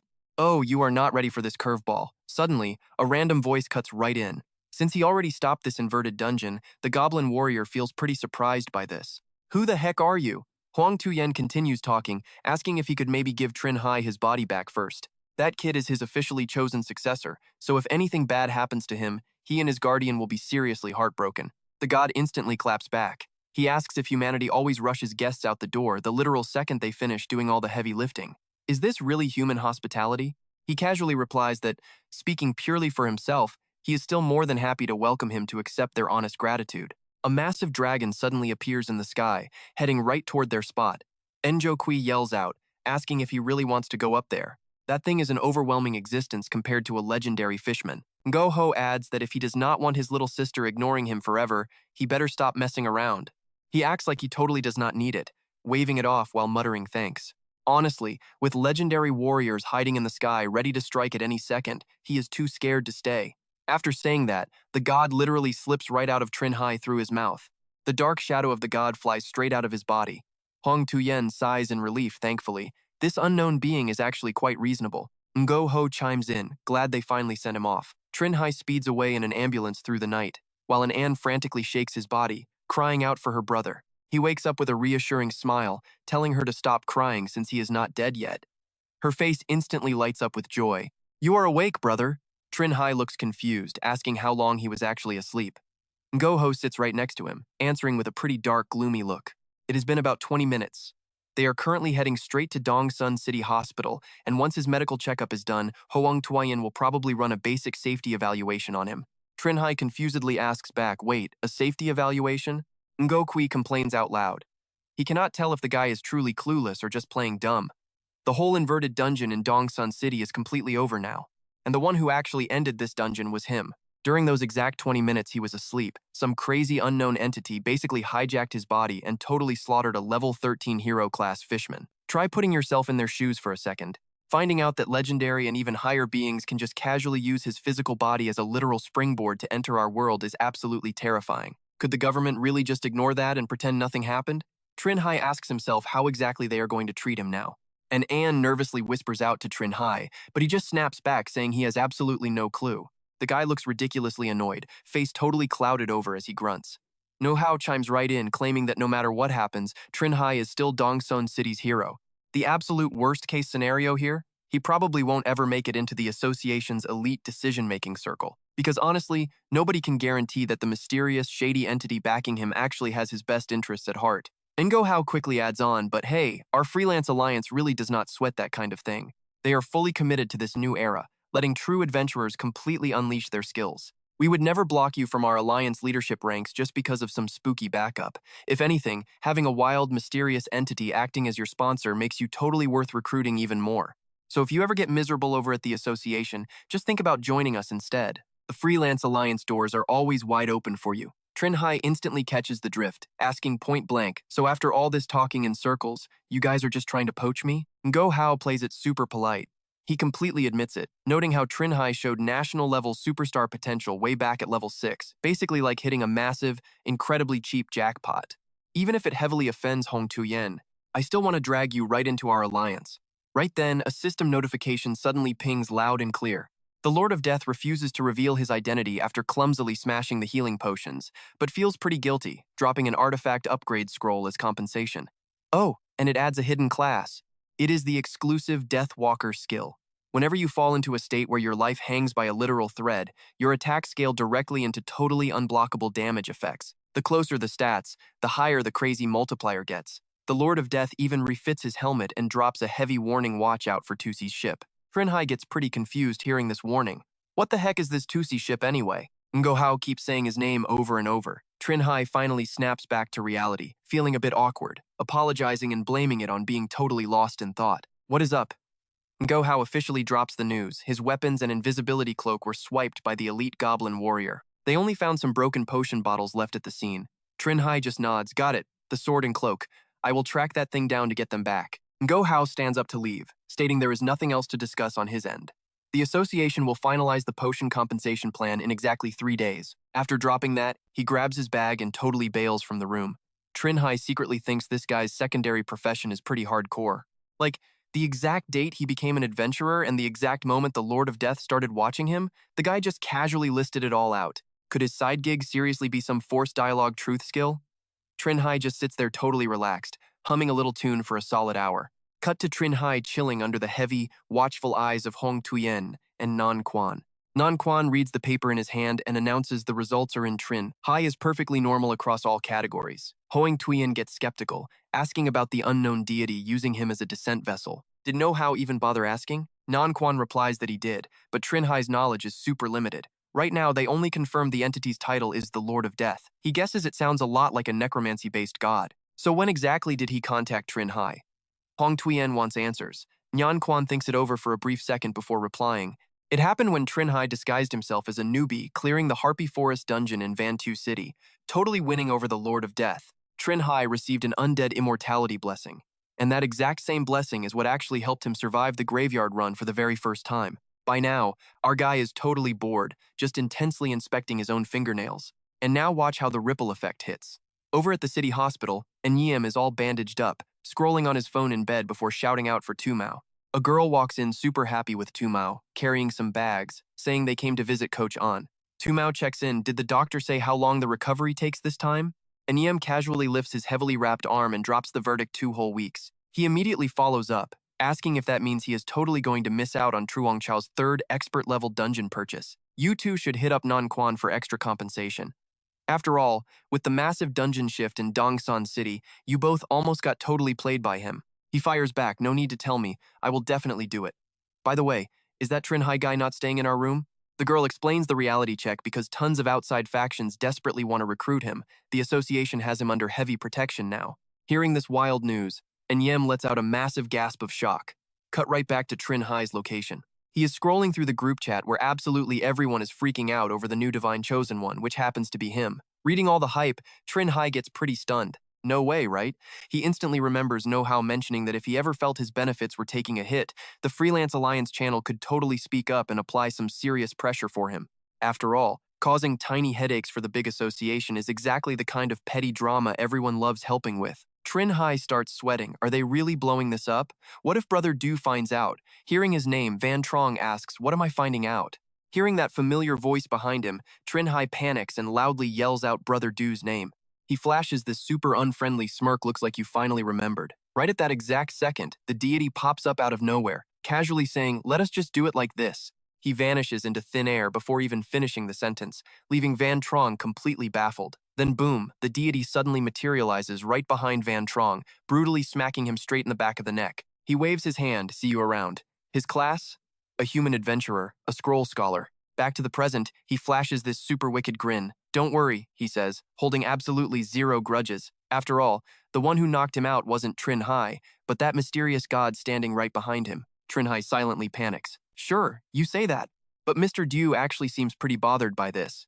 Van Trong respectfully pushes up his glasses, telling him the joke is over. His safety evaluation is completely cleared, meaning he can head home. Trinh Hai is confused right now, no need for a few more days of observation, the guy explains. Don't overthink this whole divine proxy thing too much. It is just a basic national record.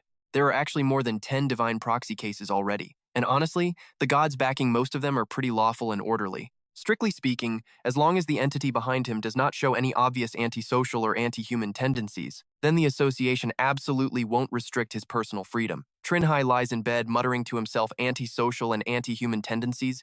On a beautiful day at a certain building, a sudden, completely unexpected scream echoes from inside. Trinh Hai stares at the goblin warrior in pure shock, asking how he transformed again. But honestly, he doesn't want to dig too deep into that right now. You and I know how weird this gets. He quickly changes the subject. Just tell him simply, what happened after that VIP commandeered his body? Right after that, the goblin warrior excitedly waves his arms and legs around, explaining the whole crazy story from start to finish. After listening to that entire wild rant, he finally comes to a solid conclusion. So the guy used his body to beat that fish monster, let the goblin land the final blow, and then he evolved into this exact form. The goblin warrior chuckles proudly, replying exactly, and not only that, he also unlocked a hidden evolution path. This is a super special form that even Shaman Man's legacy book absolutely cannot obtain. Trinh Hai happily pats his shoulder, laughing that it is pretty awesome. Since this new form is quite handsome, he will call him Hao Kiet from now on. Speaking of which, he suddenly remembers one more really important thing. Right, are his invisibility cloak and black knight sword with the goblin? Hao Kiet quickly grabs those two items and totally presents them. Trinh Hai takes the invisibility cloak, telling him to keep the black knight sword for now. Only return it after killing strong enemies when it stops upgrading. Right as he says that, Hao Kiet steps straight into another dimension. Seeing this happen, Trinh Hai secretly laughs to himself, having worried earlier that this guy might somehow fall behind his extremely fast pace. Now it seems he doesn't need to worry for a bit. A moment later, a very shocked voice suddenly rings out in his room. Oh my god. Legendary tier? Trinh Hai is holding a helmet in his hands, and a massive notification pops up showing all of its wild stats. He finishes reading the message and is left completely speechless, staring in absolute, pure shock. This expedition soldier temporary management just suddenly popped up out of nowhere. Could its effect really be a divine descent? Thinking about it, he decides to put the helmet on. Nope, he has to ask first. Immediately after, Trinh Hai appears in a completely different dimension. The soldier chief suddenly appears right behind his back, calmly asking if he was looking for him. He spots him and turns around immediately. Exactly, he has something to ask. Hearing that, the soldier chief coldly tells him to speak up. Trinh Hai asks straight up what is the temporary management effect, and how on earth does he unlock the pending feature of the expedition soldier. He stays silent, just staring for a second. Then the soldier chief answers deep and low, "You have already experienced temporary management." Hearing that, his jaw drops in pure shock. It really is a divine descent, which is honestly way too overpowered. He keeps talking, but watch closely, a spear has suddenly appeared in his hand. Now he is moving on to how to completely unlock the expedition soldier. Finishing his sentence, the soldier chief instantly thrusts the spear right at Trinh Hai. He dodges quickly, but still gets heavily grazed. Trinh Hai totally panics and screams out, "What on earth are you doing?" The guy simply frowns, aggressively rushing forward and flatly replying that beating him unlocks it. Snap back to reality. Trinh Hai rests a hand on his forehead, heavily sighing that he absolutely gives up. One is the absolute manifestation of pure combat awareness and experience from the legendary undead Kola Duke, while the other is an even stronger Valo. He is barely level 6. How can he possibly fight those two monsters? Right on cue, his phone sitting nearby starts ringing loudly. Hearing the noise, Trinh Hai checks his phone, looking pretty confused. The scene then sharply cuts over to a massive, incredibly grand hotel. Trinh Hai swaggers right into a private room. He glances around. A man is already standing up to warmly welcome him inside. He suddenly spots a pretty familiar face. Wait, isn't that the civilian female adventurer who helped defend during the whole Fishman dungeon crisis? Why is she here too? Vuong Kone happily greets him, pointing straight to the empty chair next to him. Come over and sit down. Right now, there is also someone else sitting at the dining table, none other than Lam Chi Thon. He looks over at Tran Thong. Is this really him? He doesn't look like much. The guy glances back, totally agreeing, shocked that this national rookie's aura is so noticeably average. Meanwhile, Trinh Hai sits down right next to Vuong Kone, casually joking around with him. Brother Vuong, long time no see, you lost some serious weight. Right on cue, the guy next to him calls out Trinh Hai's name, that would be Hoa Vuong. He drops his voice and hits him with a heavy congratulations on becoming the second national-level rookie superstar in Man Province. Keep growing at this insane pace, and he is absolutely guaranteed to become a provincial manager one day. Hearing Hoa Vuong's heavy praise, Trinh Hai refuses to smile. He just keeps a cold face and thinks so the real game finally begins. Then he flips the polite switch, flashes a fake smile, and shakes his hand. You flatter me, sir. I just got completely lucky. Behind him, Vuong Kone laughs and pats Trinh Hai right on the shoulder. He tells him to drop the fake modesty. At their level, everybody knows good luck is incredibly hard to come by. Plus, getting the title of a national-level rookie superstar takes a whole lot more than just some dumb luck anyway. Hoa Vuong gets super serious now. He says he hates beating around the bush, so he will just spit it out. Trinh Hai chuckles and tells the old guy to shoot, and so the lore drop begins. Having already dealt with a massive dungeon shift once, he surely must realize just how massively an elite dungeon entrance manager guarantees the safety and daily production for every single local resident out there, right? Trinh Hai gets serious too, nodding that, yeah, he fully gets it. The old man pushes forward so he can probably understand their current panic. After finding out Hong Tuyen actually stepped down as Man Province manager to challenge the level 18 dungeon that just reappeared, they are absolutely sweating bullets over what to do next. The second Hoa Vuong finishes that sentence, Trinh Hai physically flinches. He hears those words and completely panics inside level 18 dungeon, the infamous Tomb of Terror, so he quickly asks the guy back. He actually knows this specific dungeon. But didn't the legendary adventurer Chu Kiam-min lead a team and already slay its boss? Right on cue, Tra-Q jumps in to answer. That monster would literally survive a direct bomb blast. Chu Kiam-min and Hong Tu-yen risked their absolute lives back then, but could only manage to seal it away. Somewhere deep in the ocean, she thinks while explaining. Truth is, the story Trinh Hai heard was the heavily edited government version, spun just to stop the general public from completely losing their minds in a panic. Total fake news. Trinh Hai hears this, and the puzzle pieces click into place, so that is what happened. Then he hits them with another question. If this dungeon boss is already sealed away, shouldn't the Tomb of Terror's threat level drop down massively? Why would a clear dungeon make a big shot like Hoang Tu-yen throw away his manager status just to go challenge it a second time? Or is there something super insanely special about this Tomb of Terror? Tra-Q immediately jumps in to explain. Not exactly special. Hong Tu-yen just had way too many close comrades die horribly inside that specific dungeon, which makes him want to slaughter the master of the Tomb of Terror more than literally anyone else alive, despite the past. But now that the specific traits and fatal weaknesses of the Asarula race are fully exposed, our legendary adventurers can actually butcher the thing for good. Under these wild circumstances, think about it, would Hong Tu-yen really just sit back and watch someone else steal his revenge? Trinh Hai sweats bullets and mutters absolutely zero chance. Then he forces a laugh and reminds the room that he is still only rocking level 6 stats right now. When Hoang Tu-yen quits and someone else becomes the Man Province manager, there really is nothing in it for him, right?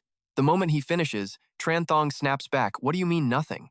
Chi Thon finally steps into the chat, pointing out that with his current insane potential and ridiculous growth speed, the math changes. If he just teams up with the right strike squad and gets their full backing, one single year is plenty of time for him to rush the Man Province manager backup spot. Trinh Hai hears all this grand plotting and just completely shuts his mouth. Naturally hyper-paranoid, he asks the obvious, so what exactly is the huge catch here? Because the insane amount of resources they are casually throwing down would make even a legendary adventurer drool with pure greed. If they only want someone to babysit their family and assets during the next big dungeon shift, to a higher level, he figures the very next Man Province manager would have zero reason to refuse such a totally minor favor. So what do they actually want him to do? Dropping the act, Trinh Hai shoots a dark, icy glare at everyone in the room. Hoa Vuong hears the hostility and quickly explains he got it all wrong. They really do not have some massive hidden agenda for investing in him. Honestly, they are doing this purely because they absolutely refuse to let a certain somebody become the next Man Province manager.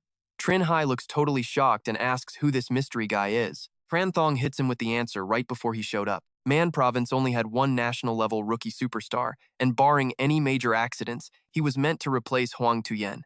Chi Thon chimes right in this dude might be a government adventurer, but his personality is pure toxic garbage. On his climb to the top, he completely devoured way too many normal adventurers and regular citizens, turning them into fuel for his own sick power trips. Hoa Vuong folds his arms like a boss and adds that according to their projections, once that lunatic secures the Man Province manager job, to take the very next step up, he will definitely come straight for their necks. Compared to him violently stealing all their resources later on, throwing this pile of loot at Trinh Hai is basically just pocket change. Trinh Hai hears the whole crazy pitch and finally gets the picture, but instantly fires back, so that is the deal, but I am going to pass on that. While he would absolutely love to take all their free investment money if it means poking an insanely vicious senior. With brutal strength and a toxic grudge, he would be taking a massive loss no matter what, so sorry guys. Trey-Q speaks up again. Is there any chance he might have already provoked the guy? Trinh Hai is totally lost and asks her what she means. Tra-Quare breaks it down for him. Tin Man only ever had one national-level supernova. So that guy got to hog absolutely all the support project resources for himself. But now that you showed up, the loot he treats as his own personal stash has to be split. How do you think he is going to look at you now? Trinh Hai grinds his teeth, message received loud and clear. Cut straight over to Jeju Island International Airport, where a pair of ridiculously shiny gold loafers struts right through the airport terminal. This absolute clown is none other than national-level supernova Dung Keen. He is on his phone, just scoffing a level 6 piece of trash, getting lucky with the gods. Wait until I get back. I will literally cripple him. Watching Dung Keen from way across the hall, two guys are whispering. Is that really him? Is this seriously Dung Keen? Trung Soong frowns at the ridiculous outfit. Anyone would think he came to Jeju Island to throw a massive pop concert.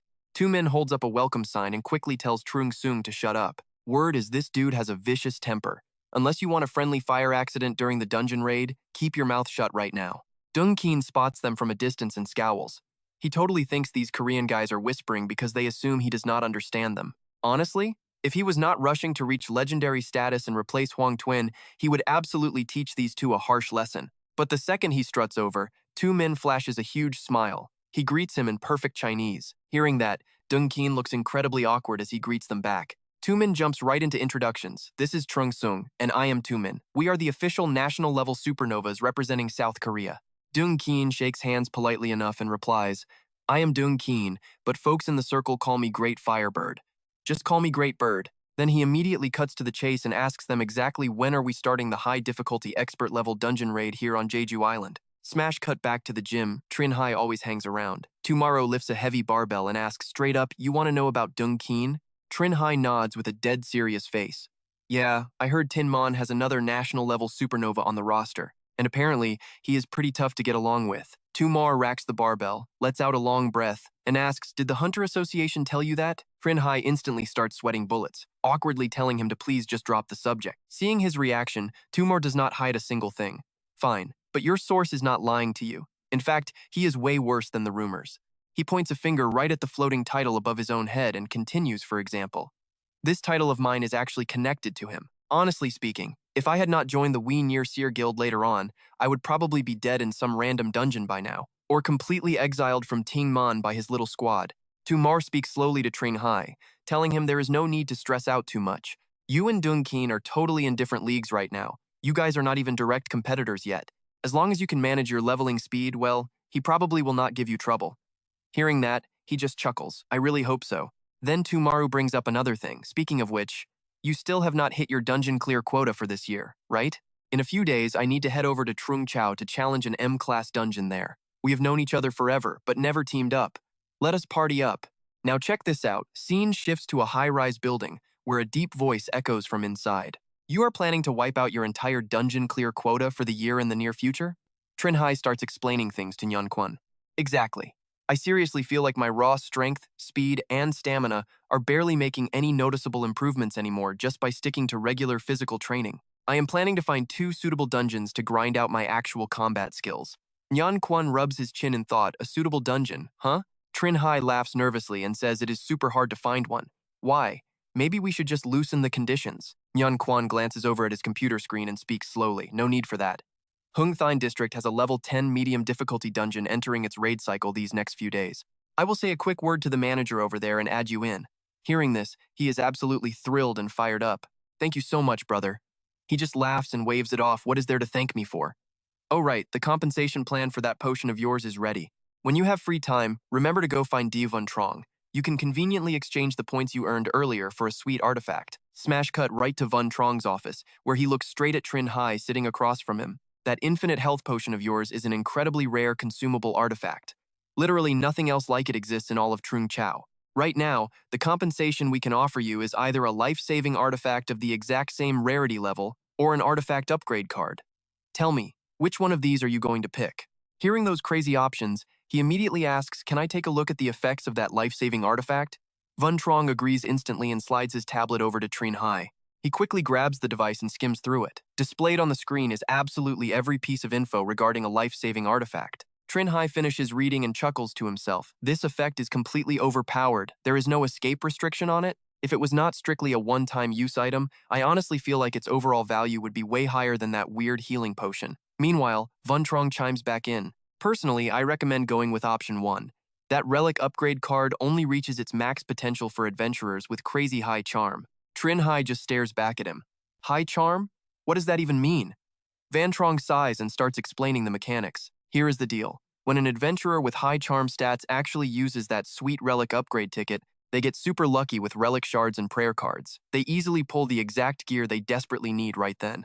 As for the actual science behind this insane phenomenon, the academic world is honestly still scratching their heads over it. Trinh Hai just thinks to himself. He remembers checking his adventurer interface. The system hint clearly showed he only had 2 measly charm points when he used the ticket. Does 2 points actually count as high? Or maybe the literal Lord of Death was watching him back then? Maybe some ancient being reached out and snatched him right back from the gates of hell at the last second. But why though?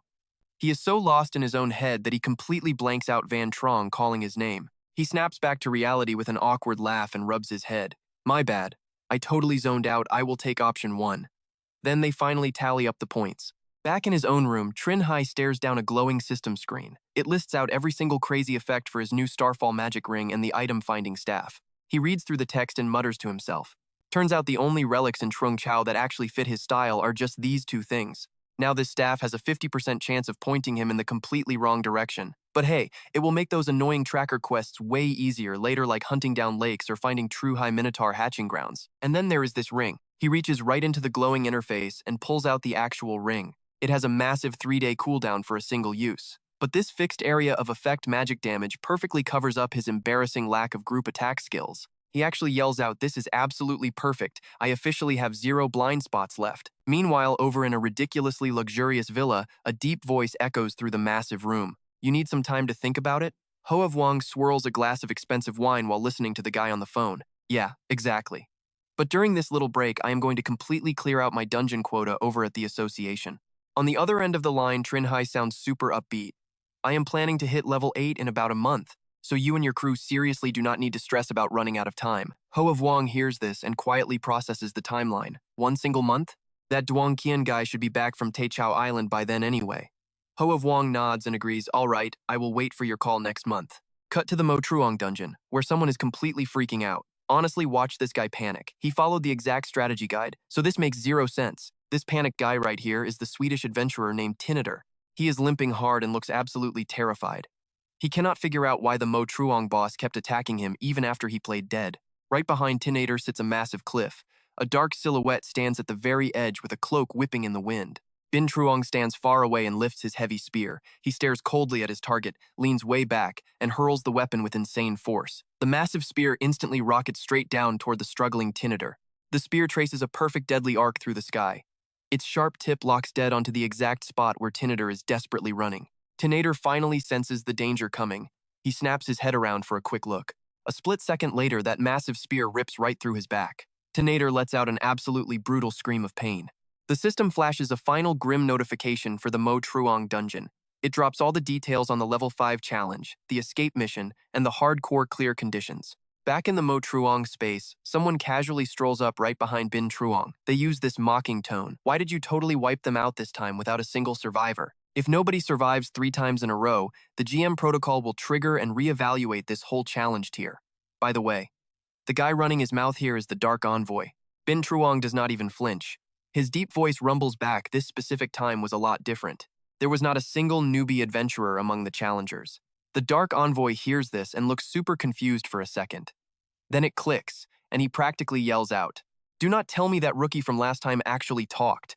Did he seriously leak the playdead trick to everyone after he escaped your grasp? Now all these human adventurers actually think that is the ultimate secret trick to clear the Mo Truong dungeon?" Fast forward a few days later, over in the Huang Thon district of Guangzhou, a small crew is standing around together inside an empty building under construction. Hoa Kong is just standing around waiting when he catches a voice behind him. He spins around. "Didn't they say we were grouping up at 3 p.m.? How are you guys here this early?"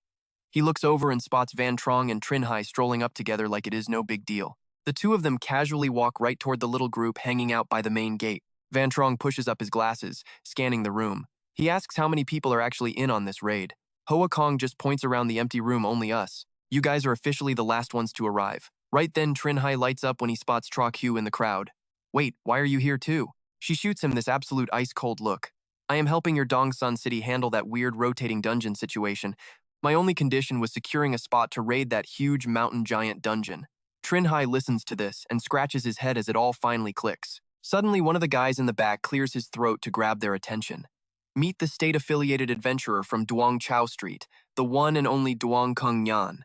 He urges everyone on, if they have enough people, they need to move out right now. With that, the whole crew steps through the portal one by one. Kung Tang and Hoa Kung are the very first to cross over, immediately scanning their new surroundings. Right in front of them is a pack of hulking one-eyed giants, violently butchering a dinosaur and feasting on its raw meat. He sees this and turns to Kung Tang. "How exactly did that tyrant dragon die? What a total waste. He actually wanted to tame that beast and ride it around." Right at that exact moment, Trinh Hai finally steps through the portal, boots hitting the dirt of this strange new land. He instantly swipes open his quest panel to check things out. The holographic board pops up immediately, showing 2 main objectives they have to finish: standard escape, rotation escape, and clearing the entire stage. Trinh Hai takes one look at those top 2 quests and asks in pure shock, "Isn't this supposed to be a giant-themed dungeon?" He is completely confused, loudly asking exactly where all these random dinosaurs even came from. And seriously, did this place even have dinosaurs to begin with? Hearing this, Von Trong steps up and explains things to him. It is not just dinosaurs. Some dungeons actually have human beings and entire human kingdoms hidden inside them. Trinh Hai finally gets it. He mentions that the clear quest requires them to hunt down a few one-eyed giants just to keep the local ecosystem perfectly balanced. So does that mean the dinosaurs here are the main prey for these giants? Von Trong pushes his glasses up and replies it is not strictly like that at all. According to the intel team, the absolute highest level boss in this dungeon is a tyrant dragon, and sometimes it actually hunts the giants instead. But it seems like someone here is not buying it. Kung Tang steps closer to the two of them, stating that is old news, that specific tyrant dragon is already dead. Von Trong hears this and instantly flinches in pure, absolute shock. Kung Tang just keeps on talking. Over the last few days, one of these giants must have luckily evolved right into a terrifying boss-level entity. Then it teamed up with its own kind to butcher that dragon. Hoa Kong chimes in from the side, the real problem right now is that an adult one-eyed giant usually rocks 22 strength and 20 constitution. A boss-level cyclops is only going to be way higher. If the enemy's constitution hits 23 points, elite adventurers like them who lack heavy strength skills are going to have an insanely hard time breaking through its defense. They just stand there by the cliff, loudly arguing about the whole crazy situation. Ahua, an adventurer named Kim Thun, quickly shoots back a question. Does he mean a boss-level one-eyed giant was literally just born in this dungeon not too long ago? Kung Tang nods right back. Otherwise, there is absolutely no logical way to explain that dead tyrant dragon. Right on cue, Tri-Quare speaks up as well. She clearly remembers the evolutionary paths for these giants are pretty limited, with the absolute most common being a one-eyed giant champion. Hoa Kong immediately asks her roughly how high a Cyclops champion's constitution would actually be. Tri-Quare tells him it is 23, plus the fact that this giant race naturally has ridiculously thick skin. The one-eyed giant champion is basically the absolute peak leader standing at the top of their entire subspecies. She honestly feels like even if they unseal their heavy firearms, they still probably wouldn't deal much real damage to that absolute tank. Hearing her say this, Von Trong pushes his glasses up again and suggests sending one person back early to inform Trung Chao at the entrance. The difficulty of this mountain giant dungeon just spiked way up, so they urgently need heavy backup and targeted magic items right now. Since he is easily the weakest fighter out of the group, he volunteers to play messenger. Hearing that, Hoa Kong pats him and says all right, he knows exactly where some dinosaurs are nearby, so he will drag him along for the escape quest. Tri-Quare chimes in next, noting she brought a drone, so they can leave the job of hunting down that boss-level giant entirely up to her. Right about now, Tumor crosses his arms, grins at Trinh Hai, and asks how it feels to raid a high-level dungeon with such ridiculously reliable teammates. He hears the question, awkwardly scratches his head, and laughs. Honestly, he feels like this specific dungeon might end up being the absolute easiest clear of his entire life. Over at the cliff, Hoa Kong and Von Trong stand together, peering down at a huge dinosaur roaming right below them. He speaks up slowly. This Triceratops has 22 strength points, making a direct frontal assault way too risky for them to attempt. Personally, he suggests a bleed-out tactic. One person holds aggro from the front, while the rest look for openings along the sides. And hey, wouldn't you know it, Trinh Hai and Hao Kiert stroll up right then, sounding fully confident. He says the frontline distraction job can totally go to his follower, Carbalin. Without even waiting for a reply, he turns to Hao Kiert, asking if there is any problem. Meanwhile, on the other side, Tri-Quare and Tumar are sitting around, staring intensely at a phone screen. A moment later, he casually looks up and asks if she still hasn't managed to track down that boss-level giant yet. Tri-Quare doesn't even bother looking up, eyes locked on the screen. She tells him if he is bored, he can just go help the others hunt dinosaurs. He hears this and lets out a heavy, dramatic sigh. Forget it, he has absolutely zero interest in hunting brainless wild beasts. The scene cuts to a whole different zone where a few one-eyed giants are stomping around. They glance up at the sky, spotting Tri-Quare's high-tech drone casually hovering right above them. Back at the camp, she watches the live feed, seeing several huge giants standing right near a completely butchered dinosaur corpse. But when Tri-Quare realizes every single one of them is staring directly up at her drone camera, her mind totally races in absolute shock. So, the low-noise drone was supposed to be completely stealthy. Weren't these one-eyed giants supposed to be blind as bats? Down below, one of those hulking brutes bends down to scoop up a massive rock. Meet the Cyclops champion. He grips that boulder tight, taking slow, heavy steps right toward the hovering drone. The big guy casually tosses the heavy stone between his hands like a literal baseball, his single eye deadlocked on the target above. Then he leans back and winds up his pitch. The rock violently launches through the air, completely obliterating the poor drone. Back at base, Tri-Quare instantly loses the feed. Her screen fizzles into total static game over for the recon mission. She yells out, "Target confirmed." The leader of this mob is definitely the Cyclops champion. Meanwhile, Howkird is desperately fighting that massive Triceratops. He grits his teeth, barely holding his sword up to block the beast. Just as he nearly breaks, Howkird lets out a desperate roar. Hoakong rushes in for the save. He charges forward, his signature spear flashing right beside him. With insanely quick reflexes, Hoakong swings his spear hard, forcing the giant dino to stumble backward. While the monster pauses to catch its breath, another shadow drops in from behind. It is Trinh Hai, launching himself straight into the air. Trinh Hai aims his blade straight down at the stunned beast and drives a lethal strike right through its thick skull. With the guys on the ground and the aerial squad watching closely, the giant Triceratops violently crashes into the dirt. Up top, Kung Tang watches the whole brutal combo and tosses some high praise at the super rookie Trinh Hai. But his buddy Kim Thun is seriously not buying the hype. He argues the kid will never make it big. I mean, look at the Chu family son-in-law back then, wasn't he amazing too? And yet, Dung Hao still targeted him so badly, he ended up as a glorified babysitter for the Chu sisters. Meanwhile, down below, Trinh Hai suddenly glances up at the sky and completely freezes in pure horror at what he sees. He instantly screams at the other two guys to dodge. The very second he yells, a massive blinding beam of pure light crashes down right onto the dead Triceratops. Turns out, Von Trong just used his magic book to summon an angel for a huge assist. The glowing figure hovers midair, announcing that this limited Heavenly Realm summoning book has officially expired. The angel warns that if he ever needs backup again, he better bring a rare scroll or some seriously expensive loot. Von Trong does not even bother looking back, just giving a cold nod of agreement. With that, the magical book in his hands completely dissolves into thin air. The guys below nervously circle the Triceratops on full alert. Hoa Kong yells out somebody go check if it is really dead. If not, Diu Von Trong needs to hit it with a finishing blow. But Von Trong casually walks over and declares the monster is definitely dead. His system prompt just went off, the escape mission is totally complete. Cut back to the rocky cliff, where the entire squad is now gathered up safely right in front of the dungeon entrance. Trarch Ware looks dead serious, warning Von Trong that the dungeon boss is now confirmed as the Cyclops champion. She tells him to have Trung Chao at the entrance send in some highly specialized backup. He simply flashes a quick smile and completely agrees. With that, Von Trong steps right through the portal. He pops out on the other side, landing straight back in that original unfinished construction site. He fishes his smartphone right out of his pocket and immediately dials a number. He speaks up, "Brother Dung, it is me." Cut to Dung Keen chilling in a club surrounded by gorgeous women, sarcastically asking if he finally remembered to call. He jokes that Von Trong must have completely forgotten who hooked him up with that rare summoning book. On the line, Von Trong stays totally deadpan. "I have not forgotten, Brother Dung." Now, Dung Keen's tone turns dead serious. He demands to know how that random kid beat a hero-level fishman that even Trinh Yan Quan could not handle. Rumor has it the kid got himself secretly blessed by some kind of god. Von Trong slowly confirms it, but admits the kid's crazy comeback at the Dongsun City dungeon was actually mostly pure dumb luck. Dung Keen just hums over the line, keeping his cards totally close to his chest. Von Trong keeps spilling everything. The kid somehow scored a super rare 5-year rival title as a total rookie, which literally buffed his strength to perfectly match the hero-level fishman. Throw in matched speed, insane perception, and here is the real kicker, an item granting instant combat experience, plus that wicked sickle he looted. It bumped his total stats right below Tren Hoa Kong. Honestly, that insane combo made him the only adventurer capable of surviving. On the line, Dung Keen heavily frowns. Wait? 5 years? Isn't that ridiculous title only unlocked if a rookie survives a brutal solo fight against a lower race? How does this brat get so insanely lucky? Surviving a start like that just to become a national-level super rookie. Sitting nearby, Trung Sung watches him plotting on the phone. Confused, he leans over to ask Tumin what he is even talking about.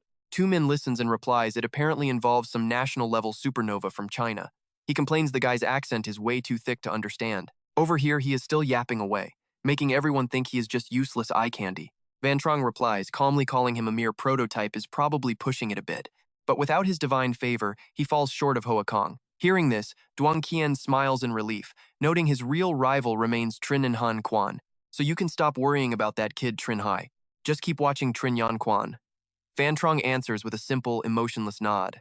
Hanging up the phone, he lets out a huge sigh of relief he finally fooled them. Meanwhile, night falls over the dungeon, 4 people sitting around a cozy cliffside campfire. Right then, Trinh Hai suddenly turns and asks Hoa Kong, "Brother Hoa Kong, we had plenty of time this morning, so why didn't we just finish the escape mission?" Hoa Kong slowly starts to explain. Taking down just one Triceratops won't exactly trigger the giants to go on high alert. But if we hunt too many, the local Cyclops giants will think we are invading and absolutely lose their minds. We lack manpower, so it is not time to clash with them yet. Trinh Hai understands, but Kim then chimes in right beside them. Do not listen to his nonsense, because hunting more dinosaurs means fighting even more giants to clear the stage. He and Kung Tang just want to avoid raising the difficulty, so they forced you all into the regular escape mission. Exposed like that, Hoa Kong yells out, "Hey, stop tearing down my grand speech." The two start bickering instantly. Kim Than scolds him, "So you can lie to the newbies, but I cannot tell our own people the truth?" Defeated, he still childishly calls her a rotten woman. Meanwhile, Trinh Hai stays silent, realizing, and trust me, this is wild, the dungeon's standard escape mission is actually one massive troll. Normally, between killing a dinosaur and recording its habits, anyone with enough power would just kill it rather than waste extra time tracking it. But doing that unknowingly cranks the stage difficulty way past the red line. Looks like I better stay alert, or I might shoot myself in the foot. Cutting to another side of the dungeon, the massive Cyclops champion casually tosses a giant boulder in his hand. He throws the rock up and winds back his club for a swing. The heavy club and falling boulder line up perfectly. Now check out this insane swing. The Cyclops champion smashes his club right into the boulder, launching it away. The massive stone flies out in a perfect parabola, heading straight for the group on the distant cliff. Sensing something off, Trinh Hai suddenly freezes, whips around, and sees that giant rock flying at them with absolute terrifying speed. He immediately screams out a warning enemy attack. "Watch out for the falling rock." The boulder crashes toward them with unstoppable momentum. But right before impact, Trinh Hai flashes forward, slashing it clean in half. The split rock crashes harmlessly onto the ground right behind him. Trinh Hai steps up to the cliff edge, asking Ho Kong to wake the others. Then he tells Hao Kiet to cover his back. Instantly, Trinh Hai summons a bow, aiming directly at the trajectory the boulder came from. He calculates the flight path backwards to find the source. Trinh Hai falls into a hyper-focused state. His vision zooms in, clearly seeing the Cyclops gang grouped up far away. Seeing this, his eyes go perfectly wide with fierce intent. "Found you." With that thought, he lets the string go. The yellow arrow rips right through the air. It flies directly toward the gathered mob of Cyclops giants. But just before impact, the Cyclops champion casually swings his club to block it. Trinh Hai glares down, sneering, "Seems you don't even respect my counterattack. You are actually too lazy to even dodge?" That giant glares right back at Trinh Hai's crew up on the cliff. Tu Mao speaks up first, asking how on earth those monsters found them. Kim Than, sitting nearby, replies that it was probably the fire. She still has questions, but Trinh Hai interrupts, sensing only 10 Cyclops giants total. "With those numbers, even if they attack, we have the high ground and a solid advantage, so we can totally push them back. Even if it makes the escape mission harder." Trok chimes in nervously, "Doesn't that still sound pretty bad for us? You guys can just use my drone to record the dinosaurs' habits." Meanwhile, Trinh Hai and Hao Kiet stand at the edge looking down. He asks what it thinks, and Hao Kiet replies immediately. "The elder of the Cabo tribe said Cyclops giants despise outsiders in their territory, and they will always throw rocks to chase them away." Trinh Hai goes dead silent and wonders if that attack just now was their little warning shot. He turns to Hao Kiet and asks what happens if the enemy completely ignores their advice, getting a deep frown in return. Hao Kiet mutters that they would just go totally berserk and violently chop up any invaders. Right on cue, someone walks up from behind and calls out Trinh Hai by name. Both of those guys snap their heads back to see who it is. It is just Kung Tang stepping up. He tells Trinh Hai to go get some sleep while his group takes over the guard duty. Morning is finally breaking, with the bright sun slowly covering every single rocky mountain peak. One ugly Cyclops pokes its head out from behind a boulder to take a little peek. It spots the raider camp way off in the distance and then quickly leans down to whisper the news to the massive champion Cyclops waiting below. Hearing that the raiders have not left yet, the giant boss frowns and looks pretty annoyed. Back down at the giant hangout, these monsters are just doing their usual morning routine until they spot something and completely freeze in their tracks. The champion Cyclops marches right up with that scout from earlier. The big guy glares so hard that his green veins literally pop out. Boiling with absolute rage, he roars that those humans refuse to leave, so he is ordering everyone to smash their camp and chop them into stew. Hearing this awesome news, the whole Cyclops squad aggressively raises their heavy clubs into the air. The scene cuts back up to the cliff where the raiders are chilling. One guy sitting cross-legged on the dirt complains that the dungeon difficulty for levels 11 through 15 seems way higher than usual this year. Tu Mao chomps on a snack and adds that if this keeps up, next year might bring a massive expert-level dungeon event across a huge area. Someone asks if that is actually true, but Kung Tang just stays totally quiet. Catching the vibe, Trok tells Tu Mao to drop it since the guy clearly cannot talk about it. But Kung Tang casually cuts in and says it is not a big secret anyway. He starts explaining that the Supernova project was born exactly because of this issue. Tu Mao listens to all this without much of a reaction at all. So that is the real reason, he thinks to himself. He remembers the Supernova system being proposed just last year. It really looks like the government knew those expert dungeons would completely spiral out of control. Right then, they all get totally distracted by Hoa Kong rushing off to quickly find a spot to take a leak. The dude just stands at the cliff edge, letting it all go, looking ridiculously relieved. Suddenly, Hoa Kong glances down and nearly jumps out of his skin. A massive swarm of cyclopes is actually crawling straight up the side of the cliff.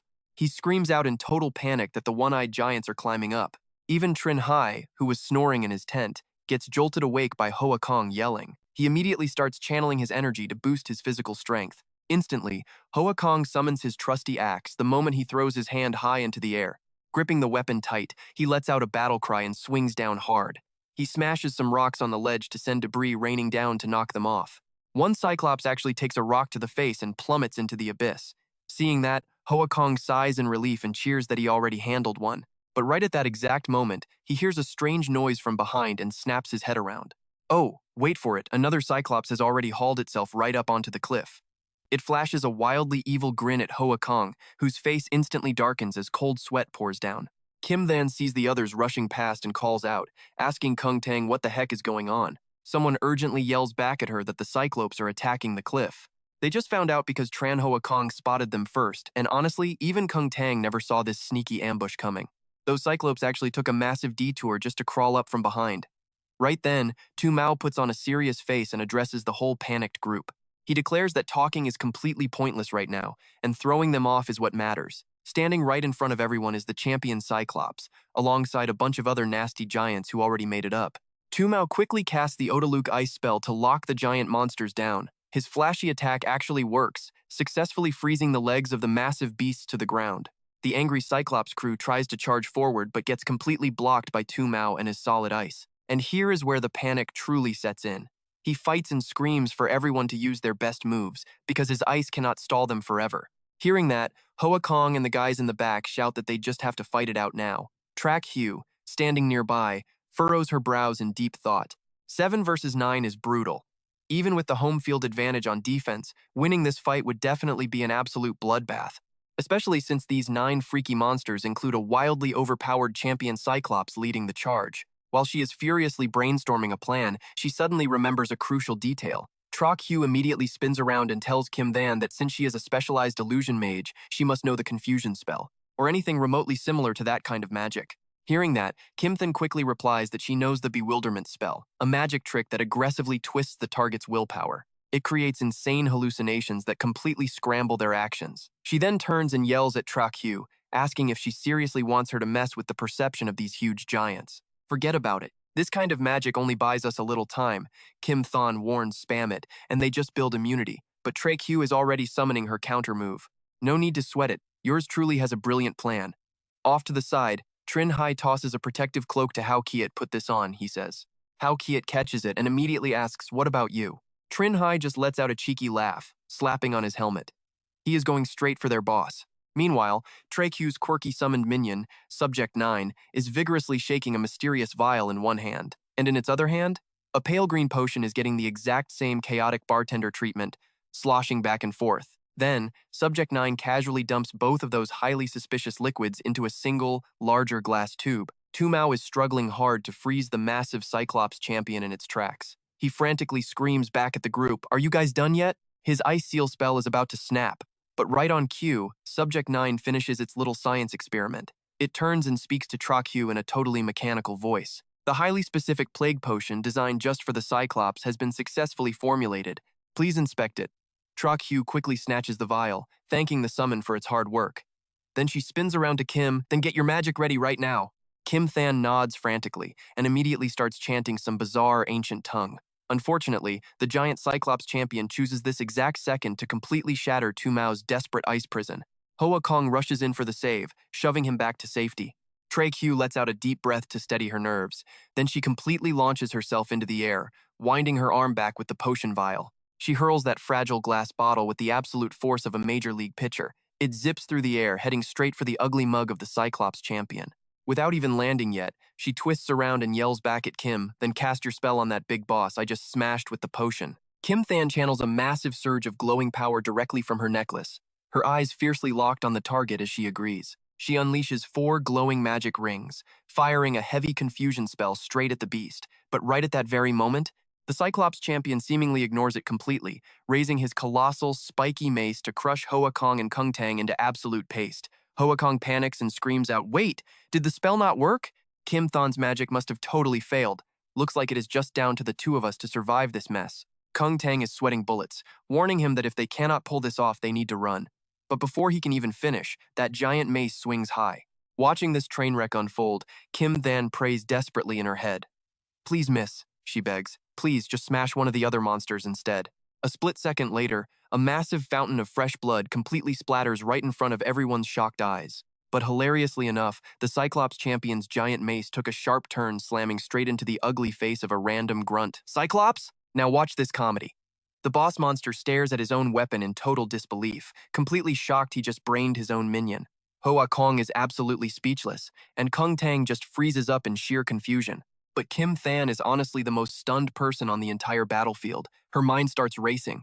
How in the actual world did her Tier 4 confusion spell just casually trigger a Tier 5 command effect? Command magic is heavily restricted. Targets hit are supposed to be forced into a severe mental perception check first.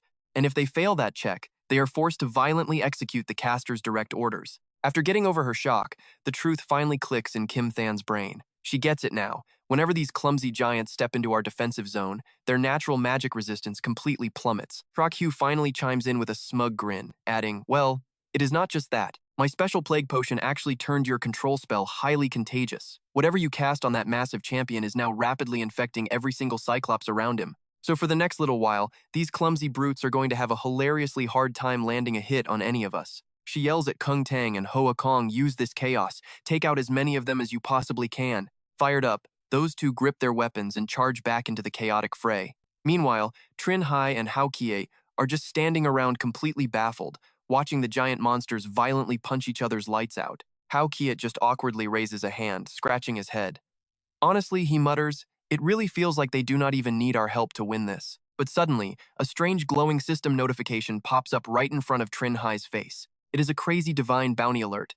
Some unknown god out there is officially offering a massive price to change his current survival escape mission objective directly to assassinating the Cyclops champion. Trinh Hai stares at the glowing text, his pupils instantly shrinking down to pinpricks. Who knows what crazy scheme is brewing in his head now? Back at the main brawl, Hoa Kong is going absolutely wild. He leaps through the air with his heavy weapon, aiming a brutal downward slash straight for a Cyclops' giant eye. He lands smoothly and quickly hollers back at Kung Tang, "Hey, aim directly for their giant eyes." Kung Tang nods and locks his sights on a monster winding up an attack. But honestly, before Kung Tang can even swing his weapon, that exact Cyclops gets absolutely folded by a massive sucker punch from its own buddy. The Cyclops champion just stands there in heavy, dead silence, watching his entire elite squad turn into a ridiculous bar brawl, beating each other senseless. He violently grits his teeth, glaring at everyone with pure, terrifying rage. Then, smash! His colossal mace craters the ground alongside a deafening roar. Enough of this. Hoa Kong and Kung Tang instantly freeze up, staring nervously at the towering boss. Even the mind-controlled Cyclopes drop their fists, pausing their chaotic friendly fire brawl to stare fearfully back at their furious champion. Seeing the battlefield finally quiet down, the giant boss slowly speaks up. "You win, humans." He groans out, "We officially acknowledge your claim and ownership over this entire mountain territory." The giant's face darkens as he barks an order in his own language. "Take the wounded and let's get out of here." One of the one-eyed giants hesitates, clearly wanting to argue back, but the Cyclops champion just snaps his head around and glares with absolute fury. He says it is an absolute order. Soon after, the whole squad retreats back down that exact same cliff. Kung Tang watches this unfold and literally cannot believe his eyes, asking if it is really over already. He was totally prepared for half of them to die today. Trekware then slowly breaks it down for everyone. The Cyclops breeding cycle is incredibly long, which actually makes them value the lives of their tribe members way more than you would think. That champion Cyclops absolutely refused to take heavy casualties in a fight to the bitter end, so he chose to back off. Meanwhile, Hoa Kong just lets out a massive, exhausted yawn. He decides to head straight back to the tent to catch some sleep, while Kim Thun runs over, hugging Trekware tight, begging to know about that crazy plague magic she just used. Right at this exact moment, Tumuro suddenly shouts out to the group. Everyone turns to stare at him in total confusion, wondering what the heck he could possibly be yelling about now. Tumor just stares at them with a blank face and drops the bomb. Trinh Hai has completely vanished. Meanwhile, those one-eyed giants are trudging back to their lair, looking incredibly grumpy about the whole situation. But they suddenly slam on the brakes when they spot a lone guy completely blocking their path. The moment they recognize Trinh Hai standing there, the Cyclops squad groans in pure annoyance. They yell that they already surrendered the mountain area, so why the heck is he still following them?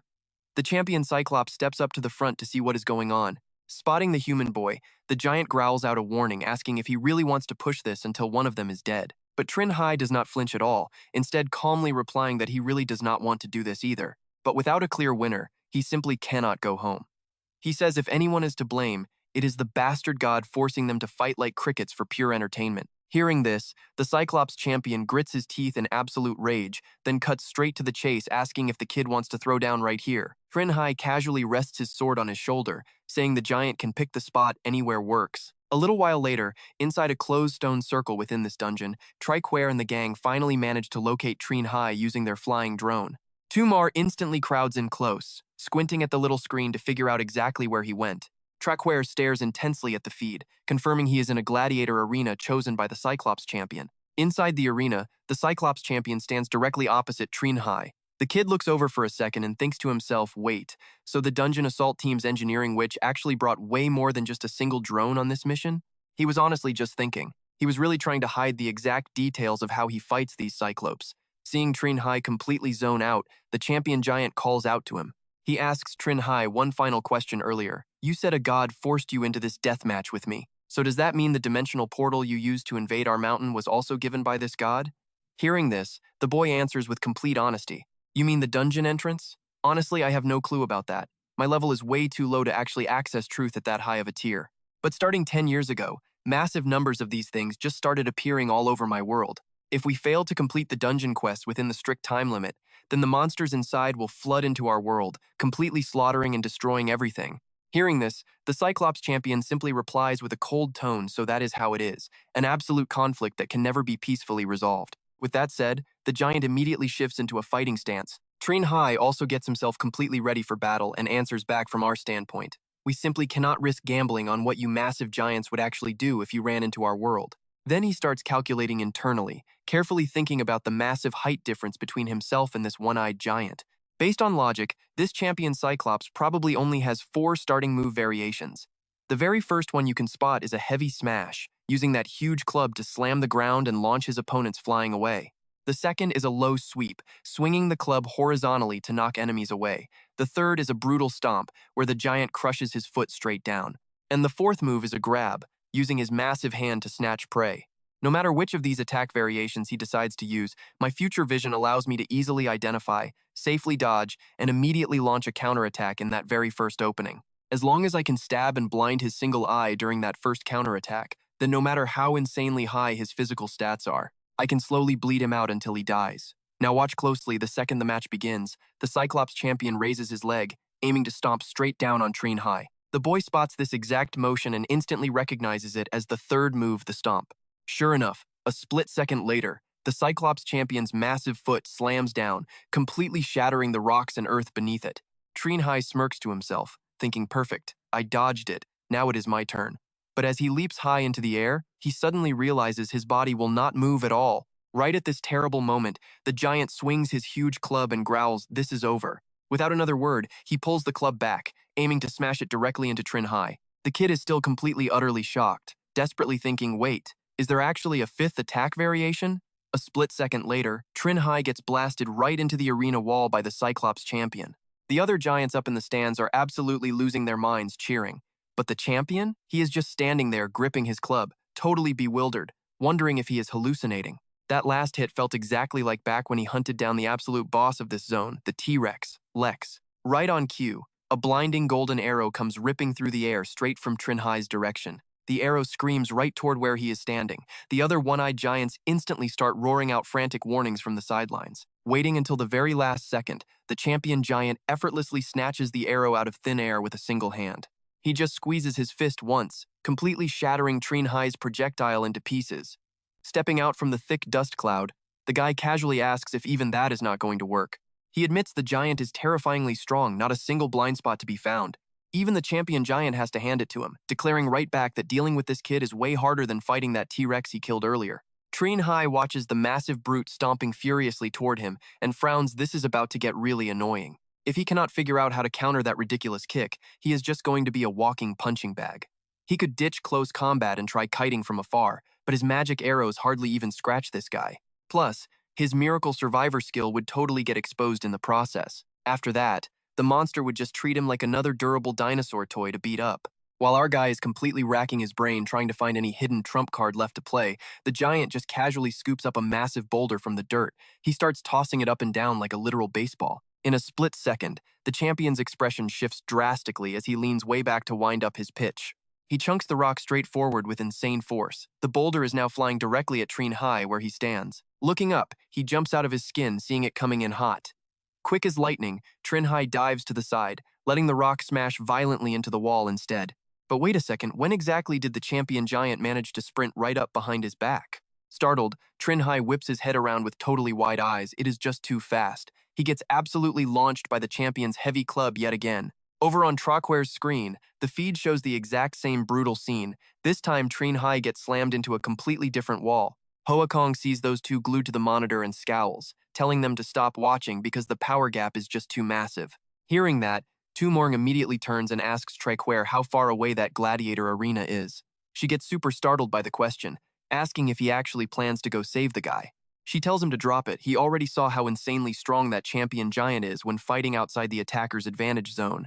Even if they all gang up, pulling off a win is highly unlikely. Meanwhile, back in the arena, the champion stomps right over to where Trinh Hai just crash landed. But mid-stride, a shadow suddenly drops right in front of him, boldly announcing that this road is closed. It is none other than Hao Kirt, standing tall like an absolute brick wall in his path. Furious, the champion brings his massive club crashing down, screaming at the lowly race, asking who on earth gave him the guts to block the way. Thank goodness Hao Kirt manages to raise his sword just in time to block the strike, his whole body violently shaking. Farther away, Trinh Hai has been dragged quite a distance across the dirt. Clutching his chest in pure agony, he realizes he got way too careless. He never expected this champion giant to hide his true stats so well. Besides ridiculous strength and stamina, his speed is pushing 20. Before he can even scramble to his feet, Trinh Hai sees a colossal, one-eyed giant's hand reaching right for him. Turns out the brute just wants to scoop him up and take a closer look. Another giant standing right nearby peers over and remarks on it, noting how this tiny human can take a serious beating without actually dying. Both of these Cyclops freaks watch closely, as Trinh Hai squirms around for a second, then violently draws his bow. The bystander giant points a finger at him, warning his buddy to be careful since the guy can clearly still move. But the one holding Trinh Hai just scoffs arrogantly, asking what there is to be afraid of. After the boss whacked that T-Rex twice, it basically just laid there waiting to get chopped up, right? Is this human somehow tougher than a dinosaur? Just then, a system alert pops up. A deadly amount of power is locked onto the Deathwalker's exclusive skill station. The very next second, Trinh Hai blasts a glowing golden arrow directly into the giant, holding him hostage. Watching his buddy get shot point blank like that, the other Cyclops panics and frantically screams out to the champion down in the main arena. The boss has been killed! Having just finished dealing with Hao Kirt, the champion hears the shout and instantly snaps his head around. Following where the panic-stricken giant is pointing, he spots his lackey who just caught Trinh Hai's arrow straight to the skull. Blood is just pouring out everywhere. But right at that exact moment, our guy is already knocking a fresh shot aimed right at this one. The dead giant is still gripping Trinh Hai tight, yet he somehow manages to raise his bow and keep firing anyway. The surviving giant catches a flash of light and finally turns its head to look. By now, the arrow is already locked onto it. Terrified, it throws a hand up on pure reflex to block. Here is where things get wild. Another notification pops up, but this time it flashes a bright red warning for the Deathwalker's fatal strike threshold. A second later, Trinh Hai's arrow blasts straight toward the Cyclops, piercing cleanly through its raised hand and right out its back. The champion giant watches his teammate just crumple to the dirt right in front of his eyes, completely and utterly stunned. As that one-eyed giant hits the dirt, he absolutely loses his mind. Trinh Hai holds some unknown gadget and casually tells his little hero buddy to head on back. The guy is super obedient. He stands right up, opens a portal, and waves a quick goodbye. Our champion one-eyed giant is grinding his teeth in pure rage now. He swears up and down he is going to completely destroy Trinh Hai's hometown and wipe out his entire race without mercy. Meanwhile, Trinh Hai finally manages to stand his ground again. He is practically glowing at his absolute peak state right now. He just slowly points out that the giant actually needs to survive this fight first. In his hand rests an item called the music box, which literally records banshee screams. Having said his piece, Trinh Hai starts doing some serious mental math. The clash against a legendary tier enemy is officially triggered, and with a massive power gap like this, Relying on standard lethal damage to flip this script is basically impossible at this point. Thinking it over, he realizes this little gadget is the only real trump card he has left. He holds the music box straight out in front of him. He mutters to himself, "Yep, the music box holding that lovely banshee scream. Time to use a wonder item upgrade ticket." A second later, the thing actually morphs. It turns into a whole vintage record player that blasts the sound of pure despair. Now pay attention here. Any non-legendary target who hears this beautiful track will literally take their own life in madness. The catchy little tune lasts for exactly 3 minutes. Right on cue, the champion giant grabs his massive mace and charges straight at Trinh Hai. But our boy stays icy calm, just opening his system panel to click a few buttons. An item pops right into his hand. Trinh Hai mutters a quick command time to use the Valiant Knight trial badge. Instantly, a ridiculously massive magical portal materializes right behind his back. Trinh Hai casually strolls backwards into the portal, making sure to wave a polite goodbye to his giant friend. The monster completely loses it, sprinting forward and screaming at him not to run. That massive mace slams into the gateway with enough force to shake the earth. But the portal just stands there perfectly intact, completely ignoring the hit. The giant champion is beyond furious now. He gnashes his teeth and glares daggers at the glowing door. His absolute meltdown of a roar echoes across the entire wasteland. Meanwhile, Trinh Hai steps out on the other side into a completely different grand hall. He spots Valo standing there and casually throws out a friendly hello, long time no see. Getting zero response, Trinh Hai just smiles and offers a polite suggestion. How about they just sit down for a nice chat first? Back on the other side, the one-eyed giant is staring incredibly hard at the magic door. He mutters to himself, as long as the door is still here, that little rat is just hiding right behind it. So he plops his massive body down, leaning his back right against the portal with an angry huff. Meanwhile, that vintage record player kicks off its deadly tune. The eerie melody starts drifting softly across the entire battlefield. The giant is still fuming, grumbling that he is going to camp right here until Trinh Hai comes out. Inside the portal space, though, Trinh Hai is currently running for his life from an extremely aggressive Valo. Suddenly, a brand new system notification pops up right in front of Trinh Hai. This right here is his official scene transition quest. He somehow managed to get the legendary unit Valo to actually agree to this. And look at that, Trinh Hai just hit the 3-minute survival mark. But he is so busy reading the text that he barely notices Valo closing the gap. He spots the guy sprinting over with an axe and screams out for him to stop. Too late. Valo buries the blade right into Trinh Hai, but shockingly, our guy doesn't take a single scratch. A moment later, Trinh Hai takes a nice slow stroll back out of the portal. He takes one look at the scenery and absolutely freezes in shock. Staring right back at him is the violently bloody, wide-eyed, severed face of that arrogant, one-eyed champion giant. The massive brute is dead on the ground, his blood painted literally everywhere in a completely horrifying mess. Just then, another handy system alert pops up right next to Trinh Hai. Honestly, it feels like every single notification decided to trigger at once. It dumps a ton of data about him, the mountain giant, and even tosses in some helpful hints. Trinh Hai scans the absolute carnage around him in pure disbelief. Are they actually all dead? He stares down at that innocent little record player, completely mind-blown. A chill runs down his spine as he decides this evil thing needs to stay locked away, definitely avoiding this in the future. The scene cuts over to the rocky cliff where everyone is currently huddled up. They all stare at the giant success banners popping up, jaws literally hitting the floor. Did he seriously just clear the entire survival stage? Over on their end, Tu Mao and Hugh Trock have been watching the entire absolute bloodbath through their screens, completely stunned, speechless. Tu Mao totally panics, whipping around to tell Hugh Trock that whatever divine entity is backing Trinh Hai is absolutely no joke. If they do not want to end up brutally silenced, what happened today stays strictly between the two of them. No third parties allowed, and absolutely definitely not the Hunter Association. Are we clear on that? Meanwhile, Hugh Trock's little drone is still buzzing around in the sky, keeping a close eye on Trinh Hai's arena. Our boy spots the camera and sighs internally. The immediate danger is finally over. But that Valiant Knight trial badge is still active, and unfortunately, his overpowered new record player has totally been exposed on camera. He watches the drone zip away and mutters to himself. The second he clears this dungeon, he desperately needs to figure out how to fast-track his level and raw strength. Otherwise, let alone protecting his fancy new loot, his own life is going to be in serious jeopardy. Getting back to business, Trinh Hai pops open his interface and pulls out the phantom frame. This creepy little artifact actually lets him spot wandering spirits. If any ghost stays inside the frame's line of sight for more than 3 seconds, the item automatically captures them forever. Trinh Hai finishes reading, lifts the picture frame up, and wonders, is this how you use it? He peeks right through the glass, and the sight waiting on the other side totally jump scares him. Right through that lens, he spots the ghosts of those one-eyed giants literally standing up and just wandering around. Smash cut over to the raid crew. Ho Kong sees the system alert and yells out in pure shock, wait, wasn't Trinh Hai about to lose? How the heck did he clutch that comeback?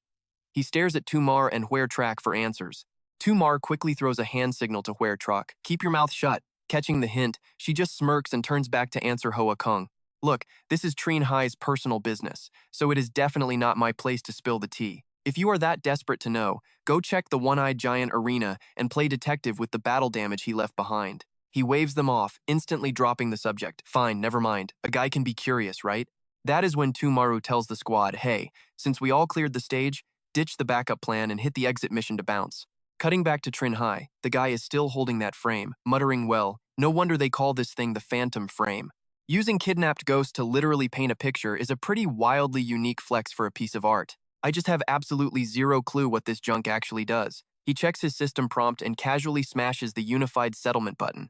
The second the tally finishes, another fresh system alert pops right up. Trinh Hai skims the text and nods, this strength juice is handy. I do not need it yet, but potions breaking your stat limits are ridiculously rare. And these spells, judging by the ridiculously long name, this solid magic is definitely some kind of crowd control.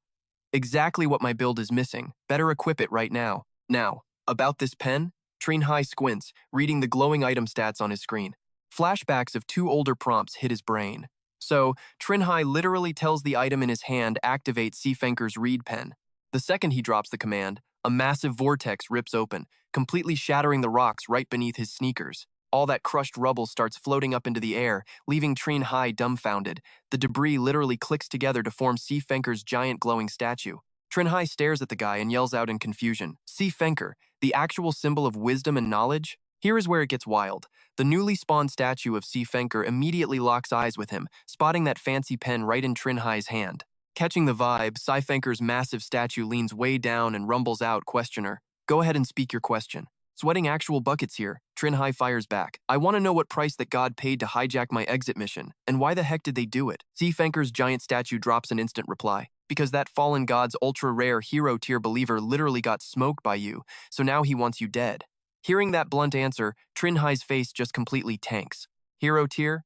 He thinks so it is that guy, which means the salty deity who rigged my exit mission is the god of Murlocs. Right on cue, the giant statue nudges him, hurry up and drop your second question. Trinh Hai fires back the Lord of Death said, beware the ship of the dead. What is that? The statue answers him. That overpowered legendary undead knight helmet of Kola Duk Yu Rock has a totally secret side effect. The more times you spam its power, your memories and your entire personality will slowly get completely hijacked by the helmet. Before he finishes talking, Trinh Hai yanks the helmet off and chucks it into the dirt. The statue slowly deadpans. Why are you so scared? Wearing it is totally fine. The pro tip is never actually use it. Trinh Hai defensively crosses his arms and yells back, I am not scared. That is just a natural reflex. The statue ignores his epic cope and announces final question. Trinh Hai loudly gulps down a heavy breath. Hyping himself up, he pauses, locks a dead serious glare straight at the guy, and states clearly, I want to know exactly why the Lord of Death is obsessing over me. And honestly, this part is just weird. Deep inside some ultra-secret dungeon sits Seafenker's personal library. The real god is casually munching an apple, watching Trinh Hai on a giant screen echo the exact same question about the Lord of Death creeping on him. Sai chews his snack and starts answering, completely blind to the super creepy hand reaching out right behind his back. Because he, the giant statue, mimics back because he. But mid-sentence, the giant statue's cheeks suddenly puff way out like the guy is violently choking. Back in the library, a sketchy stalker figure is literally clamping a hand over the god's mouth while he mumbles out crazy book fan. Then boom, the giant statue down in the dungeon straight up detonates right in Trinh Hai's face, scaring the absolute life out of him. Trinh Hai stares at the raining dirt chunks and totally loses his mind, screaming, wait up, you did not even finish the tea, what is he to me? But instead of an answer, a fresh system alert pings in, casually dropping an update on the item's info. Seafenker's reed pen grants one single question. And sure, the guy is omniscient, but he does not guarantee an answer for everything, so pick your battles wisely. Trinh Hai aggressively scratches his head, groaning, yeah, looks like that last question pushed the actual limits, missed the main juice, but hey, at least I found out why that crazy mother goddess targeted me, and what that creepy ship is all about. Next up on the list, grab the weapons from these dead giants and head straight home. The dungeon sun hits high noon dead center in the sky. Over on the steep cliff where everyone was just fighting for their lives, a single hand suddenly grabs the ledge. Trinh Hai pulls himself up to the peak bit by bit. But the sight waiting for him? Definitely not what he expected. Right in front of his face is a wooden sign reading we already left to finish the escape mission. It goes on to say only Hugh Trek and I saw your entire fight with the champion Cyclops. Do not worry, we will keep your secret safe. Signed, Tu Mao. Trinh Hai just lets out a totally satisfied laugh. He squats down and taps the wooden sign, while the heavy armor completely vanishes from his body. A moment later, he stands back up and stares right at the exit portal. He gives a huge lazy stretch and steps right through it without a care in the world. The sign has now been updated. Thanks, guys. My own escape mission is fully complete, so I am heading out first. Meanwhile, over on the outside, a whole group of people is currently gathered right in front of the portal at the unfinished construction site. Lu Tuong, a totally elite supernova, is standing right there in the crowd. She asks out loud, "Did you not say this dungeon spawned a champion Cyclops and needed high-level backup? Because right after you called us all here in a panic, the system shows it is already cleared." Hearing her ask that, Van Trong has absolutely zero clue what to say. He mutters that maybe some crazy unexpected situation happened right after he left. Right on cue, another loud voice rings out, "Look, someone is coming out. It is Truong Bao, the top-tier supernova from the Viet province." Van Trong spins around to stare at the glowing portal. And watch this, Trinh Hai casually steps right out into the real world. The kid looks around at the massive crowd in total confusion and calls out for Brother Dew. Van Trong sees Trinh Hai walking out completely fine and yells in pure shock, "Did we not agree to wait for backup before clearing the mission?" Trinh Hai just scratches his head and gives a super awkward laugh. "Plans change," he says. "The camp got discovered by the giant Cyclops." Another supernova standing nearby glares at Trinh Hai and asks, "Why are the others not out yet? Do not tell me you are the only survivor." Trinh Hai instantly starts sweating bullets at that accusation. He quickly explains they are still finishing up their escape mission, but he got done early, so he left. Truong Bao finally chimes in, reminding everyone that this specific mountain giant dungeon is actually packed with crazy dinosaurs. The state adventurers have a side quest to collect dinosaur eggs, so coming out a little late is totally normal. Trinh Hai then shrugs and asks if they have any other questions. "Because if not, I am heading home." Seeing this, Van Trong just sighs and tells him to go rest, promising to call if anything else comes up. Back in the absolute safety of his own home, Trinh Hai flops face first onto his bed. He mutters that this was way too close, but luckily his crazy gamble actually paid off. The Lord of Death was definitely watching that mountain giant dungeon. And clearly, that god did not want to see him die at the hands of some random champion Cyclops. Even though Tu Mao promised to keep his powers a secret, Trinh Hai knows it is extremely stupid to actually rely on a promise like that. Now get this, because this whole massive mess involves the totally legendary Brave Knight Trial Medal. If word gets out that he holds both the Brave Knight Trial Medal and the Despair recording phonograph, that absolute maniac Duong Qian might just fly back into the country to rob him blind. So there is literally only one path forward right now. He needs to fly overseas and somehow survive the 8-stage trial of the Deathwalker. He has to level up fast, getting strong enough to actually defend his gear before this massive secret leaks out. But what if the upcoming Mother Dungeon suddenly jacks up the escape mission difficulty? If he cannot complete it, he is completely screwed. The Lord of Death is definitely not going to babysit him forever. If he could just squeeze the 3 answers out of Seafenker, that would be totally perfect. Then he would finally figure out exactly where he stands in the eyes of the Lord of Death. Unlike this current total mess, Trinh Hai mutters to himself while furiously swiping through his system control panel. He grips the dark helmet tightly and sighs, "Guess I have to ask the guy trying to possess me for help." The second he slides the helmet on, his mind gets dragged into a completely different dimension. But before he can even blink, the captain violently lunges at him from behind. Trinh Hai reacts instantly, spinning around with lightning speed to face the brutal ambush. He swings his sword up and blocks the deadly spear strike, his voice totally deadpan as he tells the guy he is not here to fight. The captain just glares fiercely at him. "You already know the terrible price for using my power," he growls. "If you are not here to snatch back your stolen personality and aura, what do you want?" Trinh Hai processes that little detail, so a piece of my mind really was replaced, he realizes. No wonder some of his recent memories felt totally disconnected and glitchy. Trinh Hai just speaks up, "I came here to ask a few quick questions, and then I am gone." Wait a second. Based on what the guy just blurted out, if Trinh Hai wins a fight against him, he can actually take back his stolen personality traits. That means if he runs into some ridiculously overpowered boss in the future, popping the helmet is a valid cheat code. As long as he limits the usage, his brain probably will not turn into complete mush. Trinh Hai gets back to business. "You saw the absolute mess we ran into back in that last dungeon. I seriously doubt you want to end up dying in some random cave, left to just rot and rust away alongside my dead body." The captain hears this very valid point and goes completely dead silent.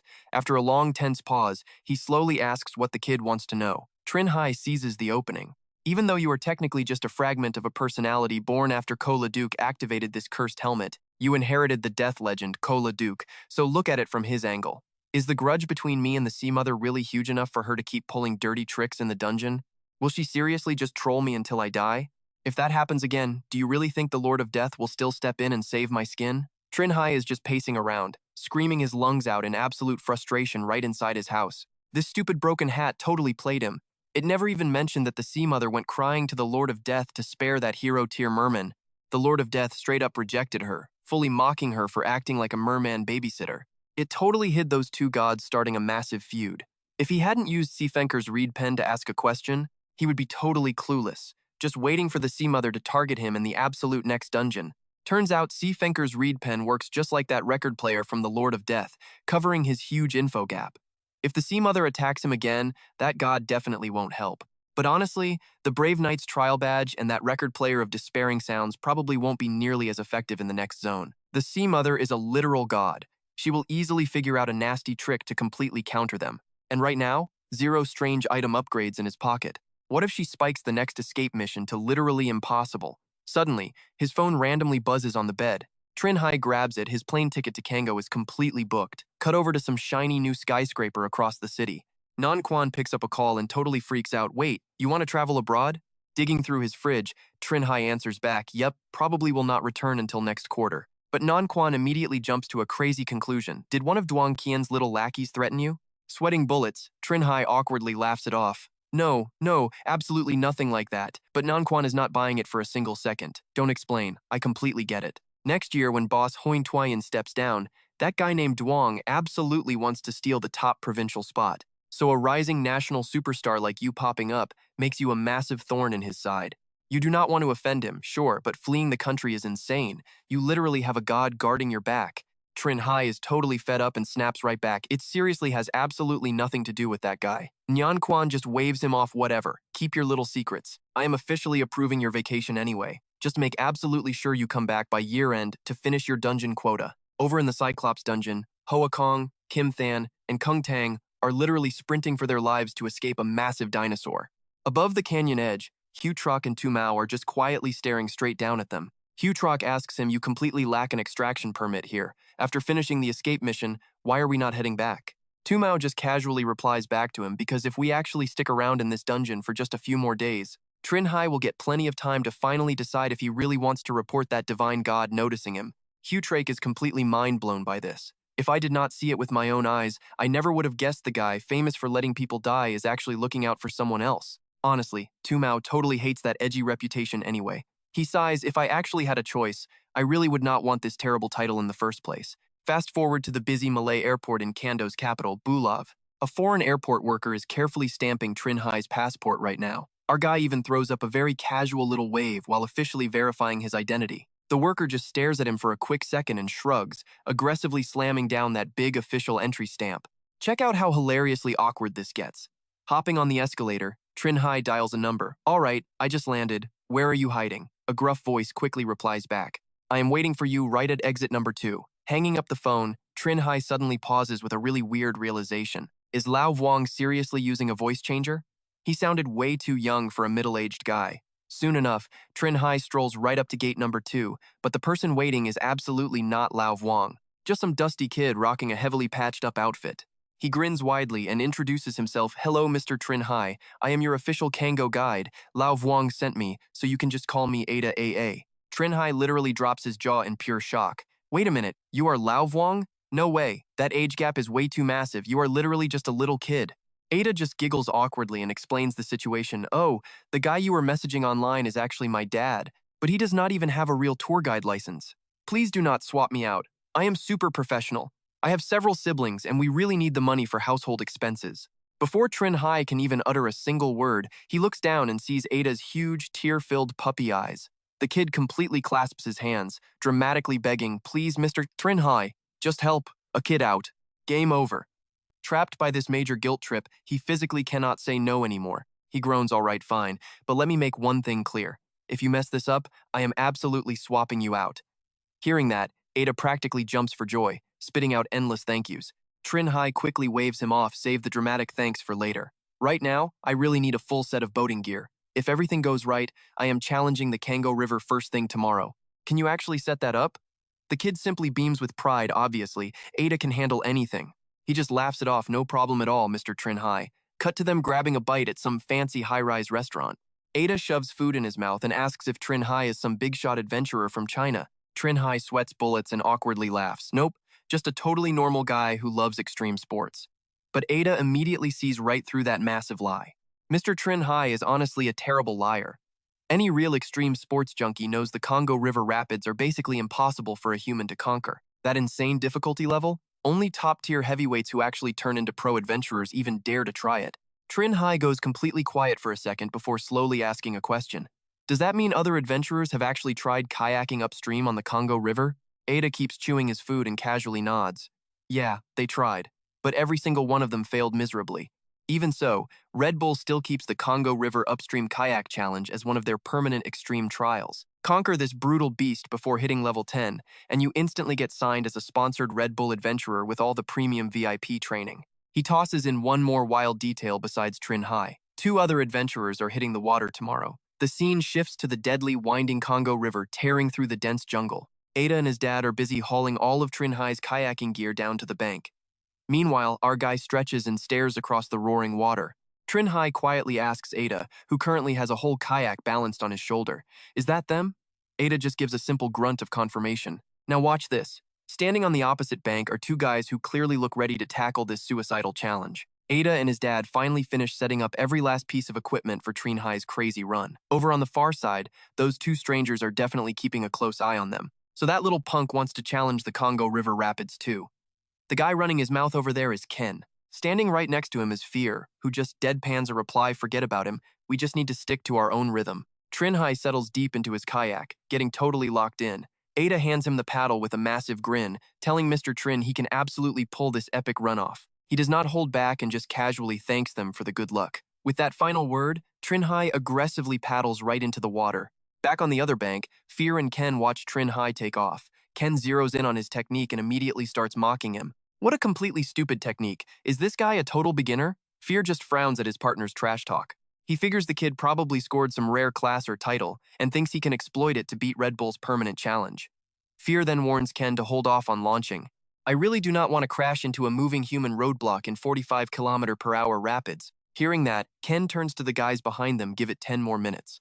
Meanwhile, Trinh Hai is already rocketing down the violently churning river. He grits his teeth, paddling like a maniac while muttering that he basically understands the core mechanics of this sport now. He thinks about how his base stats are already at a pro athlete level, plus the massive buffs he gets from his main character class. This right here is absolute peak human performance. Sure, his actual technique completely sucks compared to real pro kayakers. But when your skills are garbage, you just brute force it with raw stats. He confidently assumes the crazy rapid sections of this Congo River challenge probably will not cause him too much trouble. Cut back to the riverbank. A timer on someone's wrist ticks up to exactly 10 minutes and 2 seconds. Fear hits stop on his watch and declares they can finally hit the water. Way downstream, Trinh Hai is currently fighting for his life against absolutely savage currents. He desperately tries to stabilize the kayak, gritting his teeth in pure panic. Are the Congo River Rapids seriously this insanely violent? If he did not have 20 points in perception to dodge all these hidden currents and massive whirlpools, he would have burned through several trial badges just to stay alive by now. No wonder this river challenge has terrified countless people into quitting over the years, and this is just the rapid section. One tiny mistake here completely flips the boat and ends your life. Put any normal person in this kayak, and he genuinely cannot imagine how they survive these whirlpools. Ken and Fear finally launch their kayaks and start speeding downstream. Fear loudly yells out a serious warning to Ken. The deadliest part of these rapids is the mega whirlpool formed where the surface currents and undercurrents violently smash together. So watch out. If you mess up and drift into that giant vortex, raw strength will absolutely not save you. Hearing that grim advice, Ken just snickers like a total maniac. "Got it," he says. Meanwhile, Trinh Hai actually survives the very first brutal stretch of rapids and screams out in pure victory. He glances back at the crazy rapid drop he just conquered, happily muttering to himself. The danger in this section was way beyond his wildest calculations, but he somehow made it through.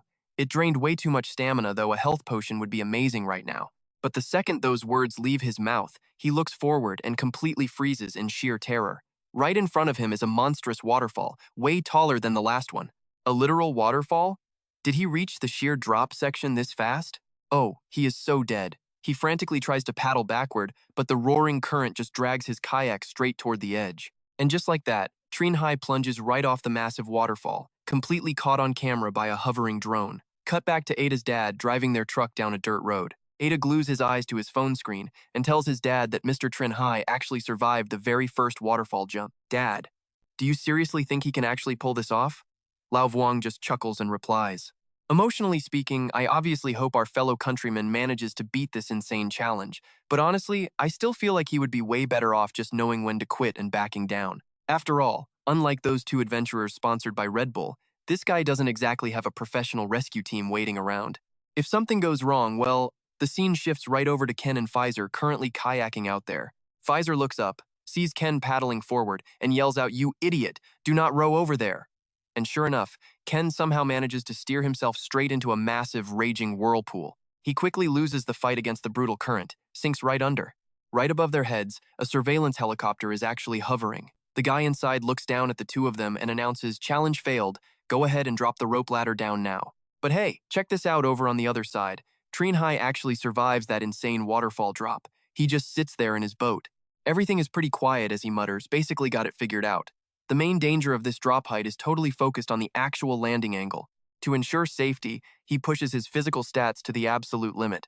That way, even if he encounters a waterfall dozens of meters high, he can easily manage the drop. But right on cue, he instantly runs into an even higher waterfall, complete with jagged rocks, totally sticking out everywhere.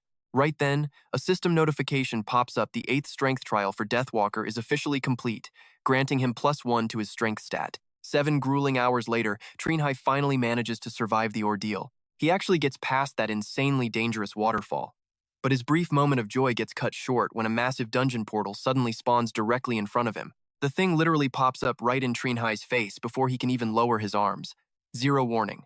Trinh Hai desperately tries to turn the boat around, rowing backward with all his might while screaming out, "Hold on a second!" Gripping his paddle, looking utterly terrified and practically wetting his pants as he tries to flee. He screams, "Wait, wait!" He finally shoots out of that teleportation portal, landing somewhere totally different. Trinh Hai stands there, totally dumbfounded, mouth wide open. He still hasn't recovered yet. "I know you want me dead, but you do not need to rush it this much." The portal shrinks and vanishes right in front of Trinh Hai's face. So he just stands in the middle of this massive white desert wasteland, screaming out loud, "Where is the dungeon exit? Where the heck is my giant dungeon exit?" Driven by pure despair, Trinh Hai pulls up the info panel to take a quick look. He already fully anticipated this brutal difficulty level for the Despair Desert dungeon anyway. The panel clearly states that Trinh Hai is currently participating in a level 10 trial. The main quest is literally to find the Black Pearl ghost ship to escape this place. Plus, there is an extended side quest to actually obtain Captain Basha's gold letterbox.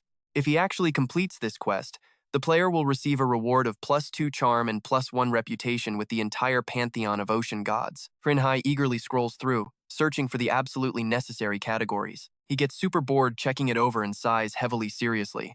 Not even leaving me a proper exit is just a little too cruel, right? He honestly thought that even if he couldn't finish the escape quest, he could literally just stall for time until the dungeon naturally shifts on its own. Never expected Mother of the Sea to just completely deny him any chances, so it seems like even if he somehow gets extremely lucky and finishes this, future dungeons will basically also be pure survival mode. But suddenly, his eyes lock straight onto a specific panel entry that escape quest to find the Black Pearl ghost ship. Trinh Hai practically screams like he found a total lifeline. Wait a second. The escape quest for this place is literally finding a boat in a desert. Under normal circumstances, who could possibly even complete a ridiculous quest like this? Not even a legend could pull it off, right? Trinh Hai just plops right back down, defeated. Resting his head on his hands, he ponders how Mother of the Sea actually found a dungeon perfectly designed to make his despair singing totally useless. If she has that kind of power, why not restrict the Siphon pen he hasn't finished using? Trinh Hai racks his brain but just cannot figure out the answer. Her not knowing about his dowsing rod makes sense, but she should definitely know he still has one chance left to ask Siphon, right? Or did she maybe just completely stop watching the last dungeon before the very end? Finally, Trinh Hai taps the item inventory, ignoring all the useless junk and totally shutting his brain off. He pulls out a dowsing rod, deciding that if she really doesn't know about his Siphon pen, he might as well use the rod to find the ghost ship this time. Sure, its accuracy is only at 50%, meaning using this thing literally only gives him a coin flip chance of pointing in the actual right direction. He formally asks it, "Which way is the Black Pearl?" The dowsing rod gives a little spin and points toward a direction. He holds it, quietly observing with dull eyes as he tracks exactly where the rod is aiming. Over there? Trinh Hai still doesn't quite believe it, so he asks again, "All right, let's try this one more time. Which way is the Black Pearl?" But every single time, the answer constantly points straight toward that burning sun over there. 8 consecutive times, pointing in the exact same direction. Sure enough, exploiting a dungeon loophole is never actually going to be this easy. Suddenly, strange footsteps step right out of a spatial rift. A totally buff warrior appears, speaking in a heavy accent. "Cabo, Lord Trinh Hai, you actually called for me?" Trinh Hai just hands him the dowsing rod and orders him, "I buried a water bottle around here somewhere. Go fetch it." "Find it for me," he says. Haokiert grabs the rod, goes, "Oh," and it instantly snaps toward a totally random direction. He slowly follows the rod that direction. The gap between Haokiert and Trinh Hai grows way bigger before he squats down and just digs like crazy. Haokiert digs up 2 donuts. He looks totally confused. Why is it felt pastry? Trinh Hai stands far back, analyzing this thing. Does this mean even a wrong direction can track down specific items? He holds up the donut, looking back for orders. Trinh Hai yells out and waves, "Stop looking, you can come back now. Leave the rod there." Trinh Hai casually pulls a water bottle out of absolute nowhere. He pops the cap, thinking aloud. Last time the Hat personality mentioned that when the Death High Priest possessed him, he blew the nightmare flute. Trinh Hai chugs the water hard. If the Death High Priest already ran through the whole process, he can totally just use it instead of walking, right? Then he whips out a crude-looking branch. "Let us test it." Trinh Hai brings it up and plays a tune. Another portal opens up, and some creature slowly appears right in front of him. Trinh Hai flashes a huge smile and waves, "Remember me?" Hooves scrape against the white sand. The horse snorts heavy, definitely not looking happy to see him. Honestly, it feels off. Next thing, it charges with insane speed. Yep, this horse is chasing Trinh Hai down like an absolute maniac. He runs for his absolute life, totally terrified. That damn hat completely set him up. Fast forward, Trinh Hai is somehow riding on its back. 10 days later, he follows the item-finding rod. Is it this exact spot? He jumps off to scout around, but there is absolutely nothing here. Could that ghost ship seriously be buried underground? This is going to be a massive headache for Trinh Hai. If it is buried, his workload just got insanely huge. Right then, the system pops up a super helpful alert. The Deathwalker passive skill has officially triggered death prediction. Suddenly, a light tremor from below. Trinh Hai screams at the horse to dodge something is right under their feet. A massive thing bursts out of the sand, knocking both man and beast off balance. Trinh Hai is about to bolt when a thought hits him. Wait a second, the thing the finding rod pointed at, some creature twisting itself into loops. Could it actually be this guy? A death worm rolls itself up in the sand. Trinh Hai stares at it, totally half-doubting. Wait, did the rod really point at this? Thanks to the Finder effect +2 and Intelligence +3, his clue integration skill gets a major boost. His face turns dead serious, watching it closely. Thinking about this dungeon, the Mother of the Sea definitely rigged it. She wants him dead, striking when he is clueless. Trinh Hai starts screaming wildly. So she messed with the finding rod to lead him straight into the mouth of the ultimate apex predator in this desert. Honestly, that makes total sense. He taps a tab on the system screen. If this theory holds up, then her constantly jamming the rod so it cannot show the right direction is a very high possibility. He pulls out a ring and slides it on his middle finger. You know the drill, fighting a god means endless stacked up problems. This thing packs pretty decent power, a magic ring with a pointing spell, permanently fixed with a tier 5 magic circle. Pointing spell, with a 24-hour cooldown. Trinh Hai strikes a wild attack pose, but then realizes by literally handing a guide over, the enemy clearly has no idea what he scored previously. Standing way back, he uses the pointing spell to suppress the death worm. Shortly after, he dumps out a mountain of endless animal feed. Yep, he is totally feeding the death worm. He even has the nerve to ask if this is enough food. Haokiert leans right into the death worm's ear, then turns around to translate everything for Trinh Hai. He says the deal is set. According to their pact, once the worm is full, it has to lead them to the buried ghost ship here. Fast forward again, and over 10 days just totally fly right by. Man and beast ride on its back through the cool moonlit night. Trinh Hai notices something strange and quickly looks around. He spots the craziest thing ever, a dolphin literally swimming through the sand. Trinh Hai's jaw completely drops in pure shock. A glowing whale? Why are there fish in a desert? The death worm explains in some kind of weird gibberish. Haokiert listens, then tells Trinh Hai it says those are ancient ghosts, and seeing them means we are getting super close. A big brain deduction hits him. Ancient ghosts meaning this whole desert used to be an ocean. The system pops up again with a quest alert escape mission updated. Finding the ghost ship Black Pearl is officially complete. Right as he reads it, both Haokiert and Trinh Hai stare wide-eyed at the massive thing right in front of them. A giant ship that belongs in the ocean is now casually floating on the white sand. That is the actual ghost ship Black Pearl? The worm passes more info to Haokiert. Turns out it is a warning telling them to be careful. The worm claims there is a massively powerful ghost on that ship that it simply cannot beat. Trinh Hai happily gives the giant death worm a few solid pats to say thanks. Thanks for the tip, he tells it. The creature drops the guys off and dives into the sand. But somehow, the ship crew already knows they are down there. Before getting down to business, Trinh Hai has a little chat with his buddy.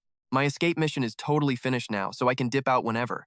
If this little negotiation goes south, you just run and leave me behind. Hao Kiet hears the plan and agrees right away, cool. The second they finish talking, a pirate captain up on the railing shouts down at them. Have the seas and sky gods really shrunk this low? The guy is old, incredibly ugly, and literally green, sneering down at them. Did they really just send you weak little chickens to collect the cursed gold? Hearing those exact words, Trinh Hai is completely lost. Cursed gold?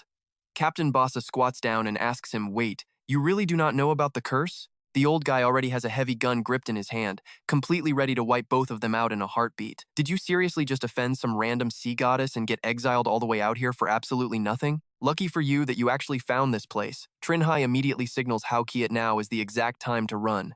He bolts for his life, shouting a quick good luck to boss Trinh Hai. Bassa raises his gun, screaming out in absolute triumph. Then you are completely useless to me. The guy pulls the trigger with a loud bang, and a perfectly round shot speeds straight toward Trinh Hai. He takes that heavy bullet straight to the chest.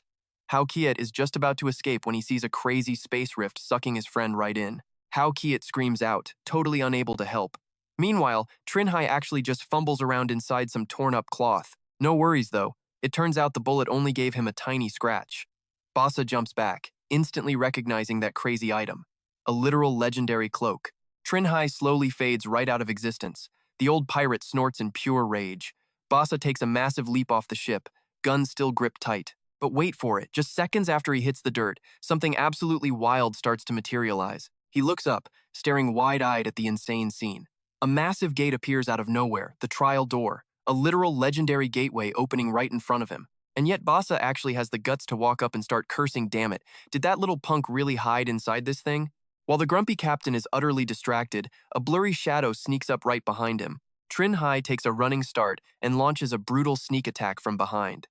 Before Bassa can even figure out what is happening, he gets completely booted straight into the glowing door. Bassa gets launched entirely inside the crazy trial space. Since he is super old, his brittle bones can barely handle the sheer force of that brutal kick. How dare this damn little brat play a dirty trick on the great Captain Bassa?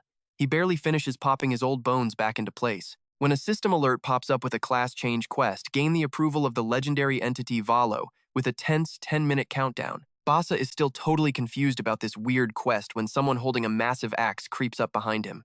10 minutes. Does that mean I have to beat this Valo guy in 10 minutes? Or just survive? The enemy charges forward fast without wasting a single second. Valo lunges in, ready to smash him with a heavy strike. Meanwhile, out in the real world, Trinh Hai is playing his own little treasure hunt game. So where exactly is Bassa hiding his sweet gold chest? His magical item tracking staff suddenly twitches and points straight ahead, right towards that epic pirate ship. On the flip side, Bassa and Valo are having an insanely intense sword clash. The old captain is struggling wildly while his mind just races. Hold up, the level of this living armor guy is not actually higher than mine, right? Who could possibly clear a trial door that is this ridiculously unfair? Meanwhile, Trinh Hai follows his magical staff right onto the massive ship. The staff points at a tiny doorway in the back. Is it really in here? He quickly walks up and gently twists the doorknob. The door creaks open, and Trinh Hai immediately locks eyes with some weird animal. It is Bassa's pet monkey secretly munching on a stolen apple. He jumps back and yells out in pure frustration, "Man, I got it wrong again." The monkey is exactly like its owner, chewing with a super clueless look. But wait, if this monkey is the captain's pet, it definitely knows where that sweet gold chest is hidden, right? His brain kicks right into gear and he starts sweet-talking the little guy. "Hey, little monkey, can you tell me exactly where your boss keeps his gold? I can trade you this for it." The ugly pet bares its nasty teeth, looking totally intimidating and completely refusing the deal. Trinh Hai just holds up his ring finger. "You refuse? Well, nothing else to do." He instantly hits the little beast with a direct command spell. With that sorted out, he crosses his arms and drops the order, "Go lead me to the gold chest." Back inside the trial, the battle reaches its dramatic end. The old captain is fighting so hard to finish the quest perfect. Just one final minute left on the clock. He just needs to hold on a little bit longer, but suddenly something wild appears in his enemy's hand. Valo crushes it tight, completely shattering the round orb, and the old guy screams out in absolute pain and ultimate failure. Bassa officially loses the match and slowly walks back out into reality. Unable to handle the crushing humiliation, he screams and curses "Fought all day, and this is all the trial is?" The great captain will not be tricked again, but then it hits him like a heavy truck. Wait a second. He stares in sheer panic toward his ship. My precious gold chest. Too late, because inside the ship, his own pet has already led Trinh Hai right to the treasure. Trinh Hai double-checks the loot. Yep, that is Basa's golden letterbox, all right. Right on cue, the system flashes a brand new analysis panel titled Desperate Fish. The glowing screen drops some heavy stats about our guy right here. His current combat level sits perfectly at 10. That is 1 out of 1 challenger fully locked in for the quest. He officially crushed the massive escape mission just by tracking down the legendary ghost ship's designated registry, the Black Pearl. Plus, he knocked out the extended quest, snatching that golden letterbox right from the captain of the legendary ghost ship. Finally, all those sweet character stats get a very nice little boost. The adventurer charm officially jumps up by 2 whole points, and his reputation with the mighty ocean gods gets a solid +1 rating. Trinh Hai finishes reading and flashes a massive grin. The guy is absolutely thrilled right now. Escape and extended quests? All totally cleared. He can dip out of here literally anytime he wants, maybe right now, while Basa is still gone. He flashes a super shady look right at Basa's little pet. So where exactly does your captain stash the real treasure on a normal day? Right on cue, the command spell completely wears off. The little beast instantly snaps right back to its usual grumpy self. Spotting the attitude change, he realizes the magic is done. No big deal. He just quickly opens up the system inventory to grab something else. Trinh Hai just gives a sarcastic smirk and whips out a creepy painting to threaten the thing. You really thought a command spell was my only trick? Unless you want to get locked inside this ghost frame and fed to a cyclops, you better start listening to me right now. The pet's face instantly turns dead, pale, and freezes up completely. Smart choice. Right after that, Trinh Hai casually walks outside with the little creature following along. At that exact second, Trinh Hai spots Basa marching all the way back from the distance. The old guy catches them red-handed and screams loud enough to bust an eardrum. He yells out, "You ungrateful traitor. What exactly did this little punk pay you to betray me?" Basa completely loses his mind, cursing right in the pet's face. The tiny creature gets absolutely terrified and just scurries to hide behind Trinh Hai's legs. The furious captain keeps screaming his lungs out. What on earth did this little brat give you to switch sides like that? Staying perfectly chill through the whole tantrum, our guy smirks. Oh, he finally figured it out? He casually whips out a fire starter to threaten him. Take a wild guess, he says. Basa instantly throws his hands up in defeat, totally ready to negotiate. Wait a second, let us just talk this out. Way too late for that. Trinh Hai accidentally drops the blazing torch right onto the floorboards and smoothly makes his grand exit. In a split second, the entire floor erupts into flames right in front of the captain. You absolutely love to see it. The fire rapidly devours the entire ship, while Basa's hateful screams echo out into the night. Do not ever let me catch you again, you absolute jerk. Meanwhile, Trinh Hai and the little pet both crash hard into the dark water, instantly locking eyes with each other. Deep underwater, he smashes the item button before the two of them swim frantically toward the surface. They break through the waves, gasping for air, totally exhausted, while the sky above them has already shifted into a deep, mystical night. The guy and his new pet spark up a quick campfire in a quiet forest corner. Trinh Hai stays wide awake, pulling up his stats panel for a serious midnight review session. He currently sits at the super rare elite adventurer rank for the human race, officially rated at level 8. His main gig is the edgy Deathwalker, and his side hustle is Item Finder. Let us check out those base stats. He has Strength 17, Intelligence 16, Speed 16, Perception 20, Constitution 16, and a solid 13 for his charm. He rubs his chin, putting the pieces together. Back when he cleared that crazy mountain giant dungeon, things were way too chaotic to actually check his rewards. So wait, that crazy dungeon actually boosted his strength, speed, and perception all at once? The guy frowns a little, trying to figure out the crazy math behind it. He clearly remembers something very similar happening back in that weird Tidebringer Merman shopping dungeon. This is totally a pattern now. So clearing these insane dungeons can randomly buff your base stats. He just has absolutely no clue what actually triggers the hidden upgrade condition. Time to lock in the next move. Once he gets back to Dongsun, he is definitely going to hit up his older brother for some answers. He hits the giant button to run a unified settlement. The system literally tells you combining them gives way better loot than doing it separately. The system crunches the numbers and proudly drops a massive S-rank rating. Because of that, he instantly unlocks 2 brand new titles for himself, Animal Friend and Survival Maniac. Plus, he gets a super exclusive skill for his Item Finder class. Watch closely. The loot drop is absolutely insane here. He scores a rare exchange card, a Deathworm summon book, and 2 epic tier items, the Eternal Compass, and a ticket to the Raging Sea. Trinh Hai starts doing the serious gamer math again. 2 epic items are cool, but one is basically just a giant metal detector for AC gold. The other is that shiny golden box packed with future dungeon stuff. And right on cue, the system tosses him yet another helpful hint. That ticket to the Raging Sea? Combine it with Basa's box full of special gold, and it unlocks a massive late-game dungeon, the Sea God Museum. Trinh Hai flips open the magical compass, ready to figure out his next move. The legendary Eternal Compass. This bad boy points you straight toward any special gold you already own, or straight to the nearest dungeon that drops the stuff like candy. In just a few seconds, the needle locks onto a fresh target. It points far into the glowing distance, straight toward Bulasavi where the gold is waiting. Wasting absolutely no time, he heads straight for the capital of Kango, right into the massive adventurer trading market of Bulasavi. He meets up with Ada, and they casually stroll through the bustling market stalls. Ada looks up and sighs, "Mr. Trinh Hai, why didn't you just call us earlier to pick you up? You literally survived out here all by yourself for over 20 days straight." Trinh Hai just winks at Ada. He claims he spotted a dungeon entrance nearby and honestly could only think about clearing the whole thing out right then and there. The kid looks up at the sky, totally not buying it. While they chat, they notice an intense bargaining session happening nearby, fighting tooth and nail for the absolute lowest price.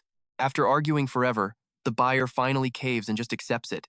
Fine, 5 coins it is. Trinh Hai strolls over, gives a polite little wave, and asks the boss if he can inspect that gold. The guy has zero clue what he is saying, even glaring slightly. So Ada swoops in, smoothly switching to French, asking if they could pretty please look at his gold. Now the guy gets it, happily handing the piece right over to him. Trinh Hai grabs it, checking it against the compass in his hand to see if it is legit. The needle points straight at the intricately carved golden chunk. After all that suspense, the Atok gold is literally just a standard black market coin. Seeing his interest, the boss immediately tries to make a sale, bragging that high-level adventurers definitely recognize this premium black market currency. He offers him a sweet discount. Ada turns around and translates the whole pitch. The kid explains how top-tier adventurers go crazy for these coins, asking if Trinh Hai actually wants to buy the thing. He just flicks the gold back for the guy to catch, saying no thanks. Ada sprints after Trinh Hai, tossing a quick goodbye to the confused seller.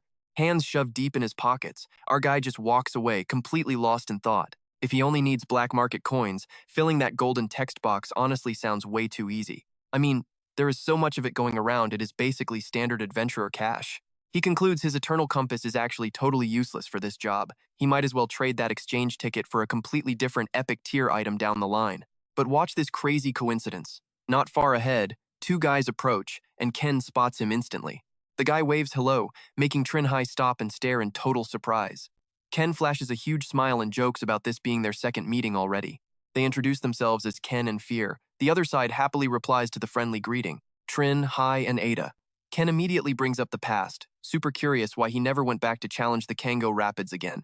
His eyes narrow defensively. Do these guys seriously not know he already beat that entire challenge? Trinh Hai just plays dumb, scratching his head with a goofy laugh. He lies, saying the project is just way too hard for him. Those two exchange a completely speechless look. Then they come up with a pretty solid idea.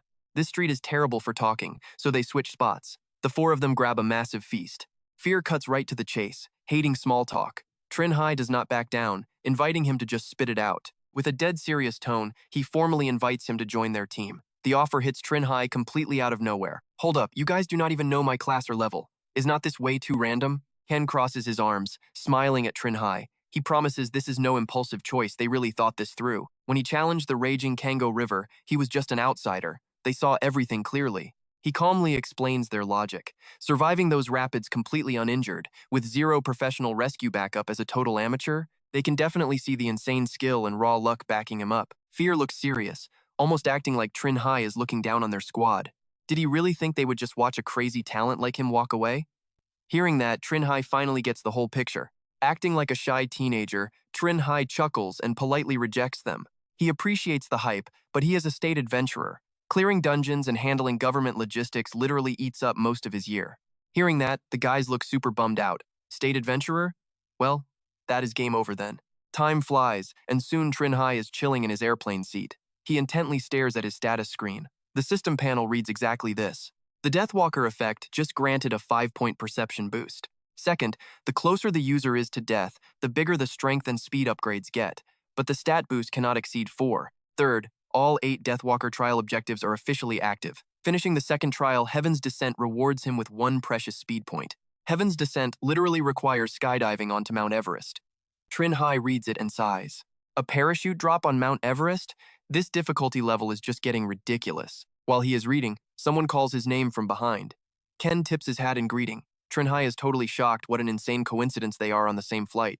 Ken stops to chat. Yep, they tried challenging the rapids over a dozen times and failed. Ken sits across from him, laying out their next mission. They have to ditch their current plan for something slightly easier, skydiving onto Mount Everest. Hearing this, Trinh Hai realizes something huge. They are heading exactly where he needs to go. Hold up a second. Both of his class trial objectives match their upcoming route perfectly. Could these two also have the Deathwalker class? He flips on his inner detective mode, deciding to test the waters a bit and see. Is skydiving onto Mount Everest just a standard Red Bull challenge now? Ken immediately shoots that idea down. No way. Trinh Hai tries to ask another question. Then why are you guys doing it? But Fear cuts him off right there. He casually explains that their subclass is actually Extreme Athlete. Now here is the crazy part. One of its special effects is that professionals can rely on completing extreme sports with insanely high difficulty to permanently boost their base stats. That little detail instantly sparks Trinh Hai's curiosity. Talk about a wild way to level up without fighting. A subclass like that actually exists? Then your base stats must be way higher than other adventurers at the exact same level. Ken looks right at him and explains that the class isn't as great as he thinks. Only near impossible extreme sports can actually grant those stat boosts. Take climbing Mount Everest, for example, 20 years ago, that absolutely qualified. Listening to him, you can easily tell this level of challenge is pretty tough. But after locals in that area started offering premium guide services for rich people, way too many folks reached the peak. So to gather enough difficulty, they had no choice but to add a summit landing via parachute. Trinh Hai hears this and blurts out, "Really now? That sounds like serious work." Before long, the three of them arrive at their destination, Everest's top-tier difficulty camp, sitting at an altitude of 6,100 meters. Right as he steps outside, his phone rings. The guy on the other end is Ho of Wong, calling to check in on what Trinh Hai has decided. The 1-month deadline is up, so what are your thoughts? He doesn't hide a single thing and answers honestly. He thought about it, but he still won't join the air selection contest with the big boss Huang Tuyen. Ho of Wong's car speeds down a perfectly flat road. He says Trinh Hai can choose not to participate. But does he really think Duong Qian would just ignore a potential rival, especially a supernova like him? Trinh Hai exhales a puff of smoke, smirking as he replies. Until the results drop, he'll be out of the province surely. Duong Qian won't hunt him down to the ends of the earth? Hearing this, the old man frowns, completely speechless. Right at that exact moment, someone waves from a distance and calls out Trinh Hai's name. Ken stands there waiting, waving him over because it's time to head out. Not wanting to keep his bros waiting, Trinh Hai quickly yells back that he is coming. Then he hangs up the phone and continues the journey with the guys. The four of them grab the ropes, scaling the towering peak of Mount Everest. The group moves in a line, off to conquer nature itself. Suddenly, Ken turns around and calls out to Trinh Hai. Breathing out visible puffs of cold air, he asks Trinh Hai why he suddenly decided to change his whole itinerary, tagging along to skydive onto Mount Everest. Wait, isn't that exactly what they told him earlier? His eyes turn incredibly sharp with a smirk. As long as they keep moving, even a total rookie without much climbing experience can reach the top. Ken turns halfway around, clearly not agreeing with that logic. Climbing up and actually skydiving are two completely different beasts. His subclass is an extreme athlete, so if he is just here for fun, reaching the summit should be more than enough, right? Then he glances over at Fear, actively looking for someone who shares his mindset. So, is his advanced class extreme warrior, nature conqueror, or maybe something like Nightwalker? He pulls down his face mask, his voice turning dead serious. The promotion requirement is battling against a brutally harsh natural environment, struggling right on the very edge of death. Ultimately, there are only 3 primary classes that fit this extreme ascension, so which one is it? Trinh Hai breaks a sweat and hastily explains you guys completely misunderstood. Fear speaks up with a scolding tone, getting visibly annoyed. If he doesn't want to tell them, fine, but is he seriously not going to think this through? Honestly, his and Ken's team. Just then, someone screams from far away. The tour guide points an angry finger right in their faces, yelling that he told them not to wander off alone. The ice crevasses here aren't always visible. Step on one covered by snow and fall in, and not even a god could save you. He is just genuinely concerned about everyone's safety and lives. If they don't want to stay here as frozen popsicles forever, they better follow the rules. Just classic rookie mistakes, right? All 3 of them quickly apologize. Sorry, completely our bad. By now, the 4 of them have almost reached the absolute peak. Trinh Hai pulls his goggles up to his forehead, wanting to witness this massive, majestic nature with his own eyes. Ken gazes off into the distance and nods, giving the location a satisfied rating. Not bad at all. This weather is perfect for a skydive. Fear and Ken work together to set up all their safety gear. Standing behind them, he wonders about one thing. Has anyone actually succeeded at this before? Landing a parachute right on Mount Everest. He answers honestly, bringing up a living proof of success. Honestly, very few people challenge this category. The only prior challenger he knows of is an adventurer named La Tofu, and that guy totally pulled it off. Right as he finishes, Ken signals to prepare for the jump. Fear, it's time to go. Feige quickly takes the plunge, throwing up a wave as he drops first. Up top, Trinh Hai watches the whole crazy, adrenaline-pumping stunt unfold. He turns around. The guide casually asks if he wants to jump or take the boring hike down. Instead of answering, he just calmly snaps his goggles down. Trinh Hai gives a rebellious smirk. Let us risk it all. I am jumping. He takes a running start and launches himself into the void. Going headfirst, he plummets straight down, eyes locked entirely on the rush ahead. Looking like a neon orange missile in pure freefall, he rides the gravity. Right at the perfect, terrifying second, he hits the switch to deploy his chute. The canopy snaps open with a massive jerk, slamming the brakes on his deadly drop. Trinh Hai steers that thing through the air like an absolute pro. Almost at the bottom, Furken waves him over. He completely sticks the landing without a single scratch. And right on cue, a system panel pops up in front of him. It flashes a neat little alert: all 8 Deathwalker trials of Heaven's Dawn are complete, granting a +1 to his speed stat. Figo runs up asking if his main class finally evolved. Trinh Hai exhales a puff of smoke, pushes his goggles up, and shakes his head no. Rubbing his chin, he wonders aloud what went wrong, guessing the insane difficulty level just was not high enough. Figo throws out a pretty solid backup plan. They could always go hit the massive waves at Set, or try gliding over APC Mountain. Cut to a totally different vibe over in Dongsun City, where a fresh cup of instant noodles sits steaming on a desk. Vun Trong stays perfectly quiet, just deadpan staring at the glowing phone in his hand. The screen shows a voice message and a massive wall of angry text dropped by his older cousin. The text demands to know how Trinh Hai, who supposedly is weaker than Tren Hoa Kong, managed to solo slay a champion one-eyed giant. He wants a full explanation. Vun Trong gives a super shady smirk. He tried using an information gap to get Dung Keen off Trinh Hai's back, but clearly, that backfired in a hilarious way. Vun Trong honestly could not care less, stepping right out the door. He mutters that even he did not expect the kid to level up this ridiculously fast, then goes right back to loudly slurping his noodles. Would Dung Keen actually buy that? Mid-slurp, he peeks out into the hallway and spots a massive glowing rift crackling with wild lightning right at the dead end. Fast forward to day 2. A hand traces along the mysterious text carved into the outside of the glowing rift. A full squad of inspectors is already on site investigating what they assume is a savage level 9 rainforest dungeon. Qin Shuyan hears the report and instantly gets super suspicious, firing off questions. Why are the higher-ups sending snobs down here? Normally, local teams handle every new dungeon entrance entirely on their own. The pompous guy from headquarters immediately barks back. He scoffs and points the finger, blaming their local manager for totally breaking protocol. Apparently, using heavy firearms during that Fishman dungeon crisis recently was a massive mistake. That stunt bumped Dongfuang City's defense rating way up, which means any new dungeon spawning here.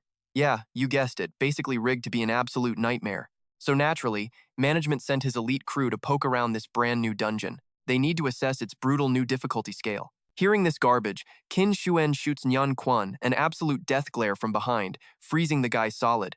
Vun Trong strolls up and casually interrupts, making everyone turn as he asks if they could maybe delay the investigation for a few days. He tries to bargain, explaining that the one colleague who can actually assess their local dungeon difficulty got shipped out of town to help elsewhere. She gets back soon, and it is honestly way safer to let her run the initial scan.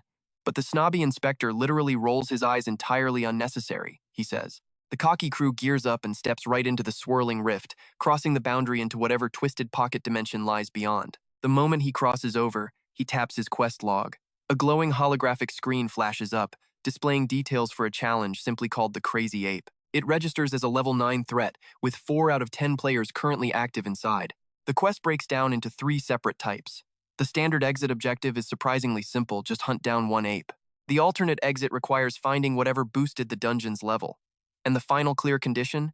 Survive 3 miserable days being hunted by a literal army of these things. Way off in the distance, someone peers through night vision goggles. Something is super sketchy here. A wild ape is normally just a level 2 mob, so someone is definitely hiding out there manipulating the system. How did this turn into a massive level 9 boss quest? Well, turns out a massive, terrifying ape is already lurking in the shadows, just waiting for the perfect moment to strike.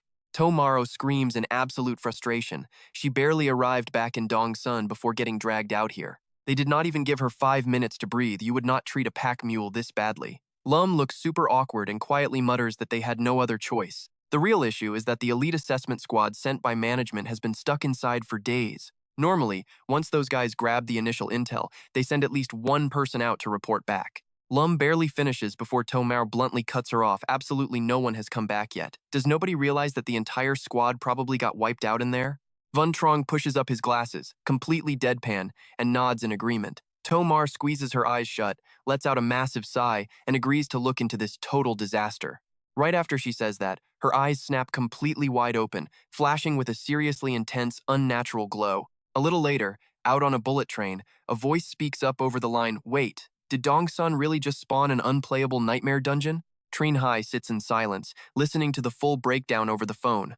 Apparently, Tomar used her danger sense and scanned dozens of incredibly lethal threats lurking inside, though, weirdly, none of them stand out as a main boss. The report says there is a pack of mid-tier, maybe even high-tier freaks past that entrance, though luckily no boss has spawned just yet.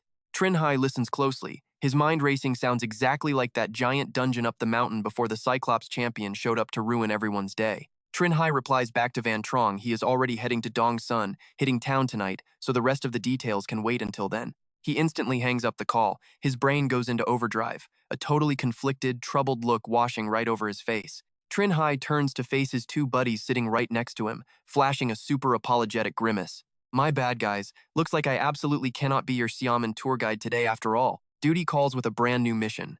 His friends do not complain at all, just flashing, knowing smiles and nodding right along. "Go handle your business," they tell him. Night completely falls by the time Trinh Hai hits Dong-sun. Spotting a familiar face, he immediately asks where the entrance is. Van Trong points the way fast it is upstairs, and he will lead the way. Two figures are hanging out right outside the dungeon entrance, and one is a total stranger. Trinh Hai asks who she is, so the military officer steps up, quickly explaining she is backup. She steps right up, offering a hand to say hello. She introduces herself as Lu Tuang, a level 10 soulbinder. Trinh Hai politely shakes it, giving his name and noting he is a level 6 Deathwalker. With the awkward introductions completely out of the way, the officer jumps right back in. Trinh Hai has insane perception stats thanks to his primary and secondary classes, meaning he can totally sniff out dungeon traps before anyone else. Meanwhile, Lu Tuang packs a super handy spell that literally lets her chat with dead bodies. By interrogating any corpses inside, they can easily figure out what actually happened to the Lost Difficulty Assessment Squad. Since the overall threat level around Dong-sun has completely spiked to some totally unknown, crazy height right now, so their main gig is just confirming if that assessment squad is still breathing. If they are, help those losers finish their dual escape missions and get out. If things go totally south, they can just bail. Van Trong points right at the swirling entrance portal, telling Trinh Hai to take point, and the guy agrees without even blinking. Trinh Hai slaps on a heavy set of iron armor. His figure slowly fades away, swallowed up by the dark dungeon entrance. Past the gate sits a massive, ridiculously green forest. Trinh Hai sweeps his eyes over the whole area, his brain clicking seriously. A tropical rainforest map? This setup is actually super useful for defensive tactics. Trinh Hai whips out his item-finding stick, commanding it to track down the absolute closest threat that could wreck him. The wooden stick violently jerks forward. So it is over in that direction? He does not just blindly rush in, instead shutting his eyes to quietly read the vibe. His heightened senses cut right through the dead silence, catching nothing but rustling leaves. Right inside his radar zone, Trinh Hai locks onto a shadowy figure awkwardly trying to hide up in a massive tree. His voice drops freezing cold time to say a little hello. Ripping out his bow, he pulls the string crazy tight and aims dead center at the target. Now check this out, just a short distance away, an actual monkey is watching Trinh Hai through binoculars. It sees him release that arrow with zero hesitation. The projectile slices through the air with terrifying force, flying straight at the creep. A totally panicked scream immediately echoes out. Trinh Hai pauses, completely baffled. Did the intel not say these dungeon monsters were absolute beasts? How did a single basic arrow just instantly flatline one? Are all the creeps in this specific zone just total glass cannons with zero defense? Suddenly, heavy footsteps crunch from somewhere directly behind him. Lu Tuang finally steps through the portal to join the fun. Spotting her, Trinh Hai immediately drops the tough guy act and smiles. She is right on time, he jokes, mentioning he just sniped some weird defensive monster a second ago. Want to go check the loot? Lu Tuang gives a super cold, apathetic nod, but inside she is completely floored. He got a kill already? How broken is this guy's perception stat? A literal gorilla lies totally dead under a huge tree canopy, courtesy of his arrow. Staring at the tactical gear strapped to its fur, Trinh Hai is totally stunned. A monkey rocking a sniper rifle? Yeah. That totally explains why that elite risk assessment squad walked in here and just vanished into thin air. Lu Tuang crouches by the dead ape, muttering some crazy, creepy incantation.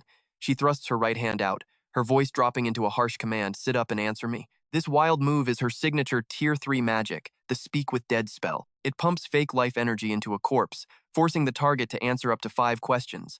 The giant ape instantly jerks up, sitting completely obedient like a good dog. Her tone stays icy cold as she asks about those adventurers who walked into this dungeon a few days ago. Are they still breathing? The ape stares back with completely hollow eyes, declaring them dead. They got wiped out the exact day they invaded its home. Hearing this brutal news, Trinh Hai asks in shock, dead? The zombie ape just nods its gloomy head. Yep, super dead. Lu Tuang completely snaps her head around, pure fury in her voice. She yells at him to stop wasting questions. Her spell only gets 5 total, and he just blew 1. Getting scolded, Trinh Hai just awkwardly scratches his head, laughing it off with a sorry. Lu Tuang stands up, crossing her arms to get serious again. These guys had the home field advantage, night vision goggles, and were literally armed to the teeth with heavy machine guns. There is no way regular adventurers at our current level can handle these insane monkeys, so that assessment squad getting totally wiped out actually makes perfect sense. Where did you animals even get this crazy loot? The dead ape keeps that blank, creepy stare, answering her question just like a broken machine. The gorilla confesses that 3 months ago, some random adventurers paid them these weapons to help hunt down the big boss of the forest. Lu Xiang presses on, did those guys yell things like motherfucker or shit? The gorilla nods right away, totally owning up to it without hesitation. Liu Xiang glances over at Trinh Hai, totally guessing these were American players. She leans back down to the gorilla for one final question. Her face turns completely murderous as she asks if those adventurers actually made it out of this forest alive. The gorilla's expression suddenly shifts. It flashes this creepy smile and reveals the truth. Once the humans and the boss were badly hurt, the gorillas used those same weapons to slaughter them. Hearing this twisted little story, their exit mission is officially marked as complete. Liu Xiang slings her gun over her shoulder, ready to dip. Trinh Hai shoots back a question, aren't you going to try clearing the stage? She shrugs it off. The risk is way too high, especially if these gorillas have more than just one set of night vision goggles. They could easily end up dead, just like that high difficulty squad. Hearing that solid logic, Trinh Hai completely drops the crazy idea, agreeing that they should both bail right now. They both head straight for the exit. Liu Xiang confidently leads the way, with Trinh Hai walking right behind her. She steps through the portal perfectly fine, but when he tries, strange lightning flashes everywhere, leaving him completely confused. The system suddenly chimes in some angry god just paid a massive price. His basic escape mission has just been forcibly swapped. Now he has to wipe out 30 heavily armed gorillas. Trinh Hai reads the prompt and scowls so hard his face hurts. He screams out in pure rage, Mother of the Sea, are you actually insane? How big of a grudge do you hold to target me like this? Meanwhile, Lu Xiang has already made it back to safety completely alone. She looks over her shoulder, but Trinh Hai is nowhere to be seen. She waits forever with zero sign of him, her eyes narrowing in heavy suspicion. What exactly happened? Now totally alone in the massive forest, Trinh Hai falls into deep thought. Sure, he snagged those night vision goggles. Finding those gorillas just got a whole lot easier, but the ones with goggles can totally see right through his fancy invisibility cloak. Doing the math, he is still at a massive disadvantage. His firepower is absolute garbage compared to theirs unless he somehow manages to blind them all. Now watch this, the guy actually has a plan. A brilliant, delightfully twisted idea suddenly pops right into his head. Once the night completely takes over, Trinh Hai camps out high in a thick tree branch, carefully scanning the dark with his goggles. Sure enough, a gorilla creeps out, sneaking right toward the juicy bait he purposely left out. He stays perfectly hidden up top, sneakily watching his furry little target. The gorilla gets close and curiously tosses a piece into its mouth. Boom, its eyes light up like it just tasted 5-star dining. It aggressively hugs a massive pile of food and happily skips right back to base. Trinh Hai smirks to himself, already plotting his next move. These gorillas definitely lack the brain cells to spot an obvious trap. He only needed them to realize there is an absolute buffet waiting right here. Now it is time for the despair gramophone to shine an item that literally broadcasts pure agony. The second that cursed music starts playing, the entire gorilla squad absolutely loses it, violently tearing into one another. The twisted tune completely fries their brains, stripping away every ounce of logic and self-control they had. Our guy just chills in the tree, bored out of his mind, counting 19, 20, not bad. One single trap just cleared 2/3 of his impossible escape mission. He casually turns the gramophone off, cutting the horrible noise. Trinh Hai jumps down from the branch, landing right in the middle of a literal gorilla graveyard. He stares at the little record player, feeling strangely emotional, even though it is not his first time using it. I mean, you have to admit, this cursed relic is genuinely way too evil. Trinh Hai picks up a dropped gun, a basic MP5 disposable weapon. It holds 30 rounds, but the second the mag runs dry, it turns into completely useless garbage against any enemy. He rubs his chin in thought. So, guns looted from the defenders actually count as system equipment? Well, if that is the case, he pulls out a weird trumpet-looking gadget. A quick toot from the horn, and boom, Hao-ji pops right into existence. Chung Hai orders him to scoop up all the gorilla loot. Hao-jie gets completely hyped, guaranteeing the mission will be totally perfectly done. The system dings with a successful upgrade. He just scored a rare tier MP5 Infinite Firepower Special Edition. Chung Hai literally gasps in absolute joy at the broken stats. Basha's pet tilts its little head in pure confusion, asking Hao-jie what in the world this crazy guy is celebrating. Hao-ji shrugs absolutely no clue. Meanwhile, Chung Hai practically drools over his newly upgraded weapon. The thing just swapped from basic green to a blinding gold, and he is losing his mind. If he tosses this right onto the market, players would literally kill each other for it. Sure, it is tagged as rare, but the actual street value is easily epic tier. Done admiring his shiny new toy, Chung Hai confidently snaps his fingers. Time for the Deathworm summon. An absolutely massive unit bursts right out of the dirt, shaking the entire forest floor. It is a terrifying, oversized deathworm ready for duty. Chung Hai spreads his arms wide, ordering the beast to clean up this gorilla mess. Then he points a finger right at the leftover bait from his earlier trap. That animal feed is your payment. The beast doesn't complain, hoovering up the entire graveyard of corpses with terrifying speed. Chung Hai watches from the sidelines, rubbing his chin in deep thought. He definitely cannot use this basic animal feed trick twice. Even these brain-dead gorillas would eventually realize it is a setup. But what in the world is he going to use for bait next? Trinh Hai is totally stuck on what to do next, until Hao Kiet's hyped-up voice calls out from right behind him. Not bad at all, actually pretty tasty, the guy says. Watching him and Basa's pet happily stuffing their faces, Trinh Hai suddenly gets a seriously brilliant idea. Got it. Cut to a small cabin. Deep in the middle of the dark woods. A chimp panics and rushes in. Boss, the guys we sent to carry the food got completely ambushed. Nobody made it back. The alpha chimp simply leans back in his chair and coldly scoffs. Those absolute idiots, why couldn't they realize free food doesn't drop from the sky? Spooked by that icy reaction, the little messenger weakly squeaks out a quick yes, boss. The alpha simply narrows his eyes, radiating some seriously dangerous energy. The nervous chimp quickly adds that some tribe members are totally complaining right now. They say we really shouldn't have killed those adventurers. Huge mistake. It just brings way stronger enemies to our door. Stomping his foot hard, the alpha absolutely explodes if we didn't wipe them out. Were we supposed to just let them kill us? He orders every brave warrior to follow him to face this invader. Seeing the boss storm off like an absolute unit, the chimp frantically agrees. Hiding behind some heavy brush, the alpha quietly scopes out the enemy. Over on the other side, Basa's pet happily chills on a massive food pile. Back to the sneaky crew, a lackey whispers to the boss. Peeking through some stolen night vision goggles, the alpha spots another guy totally hiding behind a bush. He points it out. That monkey is pure bait, and the real invader is literally sitting in the grass right behind him. Circle all the way around, take him out from the back. The lackey completely obeys. Meanwhile, across the way, Hao Kiet has been waiting for these chimps forever. Getting super sleepy, he lets out a massive yawn. He grumbles about losing patience, seriously wondering how long he has to keep squatting in the dirt. Right behind him, several armed chimps suddenly appear, quietly hiding behind the dark tree trunks. The guy in the back signals his buddy to move, but before they can even twitch, a random sword suddenly thrusts right out of absolutely nowhere. It instantly pierces straight through a chimp's chest.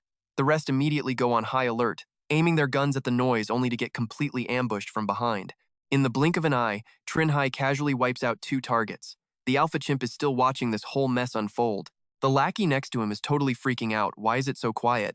Logically, the guys they sent out should have done the job by now. Sensing something is seriously off, the alpha suddenly cuts him off. Nope, the guy in the bushes is definitely bait too. The real invader is completely invisible to the naked eye. We got totally played. Right on cue, another chimp just drops completely dead into the dirt. Seeing his crew get dropped, the alpha quickly spins around and screams to scatter anyone who can still run better. Run right now. The whole squad of chimps scrambles off into the dark. Then Trinh Hai suddenly pops up out of nowhere, nearly giving Hao Kiet a literal heart attack. Trinh Hai checks his binoculars. The boss of these chimps is playing it super cautious, he says, finally choosing to chase them down into the woods. You stay here and clean up the battlefield. Those chimps pack some seriously heavy weapons, so don't get yourself shot. Hao Kiet immediately nods and gets to work. Got it, Lord Trinh Hai. Meanwhile, the alpha chimp is totally busy leading his surviving crew on a frantic sprint away. A panting lackey asks a pretty valid question. They can't even see the guy. Could this invader literally be some kind of angry ghost from the afterlife? The alpha grinds his teeth. He angrily shuts that absolute nonsense right down. He figures the enemy is just using some fancy gear, something maybe like their flamethrower, or even an invisibility cloak to hide entirely. The invader honestly can't be that strong. Otherwise, he wouldn't even bother using bait to mess with them. This proves the guy is actually scared of them. Honestly, they might have a solid shot at winning this. The lackey catches up, asking nervously, but they literally can't even see the guy. How the heck are they supposed to win? Hearing that, the alpha suddenly flashes a ridiculously wicked grin. Sure, they can't see him right now, but what if they piss him off so badly he literally can't help but reveal himself? Genius. The alpha casually smears some weird black liquid all over his face, his brain already working overtime calculating a crazy new scheme. The absolute best way to trigger a warrior is to totally disrespect his people's dead bodies. Since they are both invaders here on this land, this guy definitely has eyes too.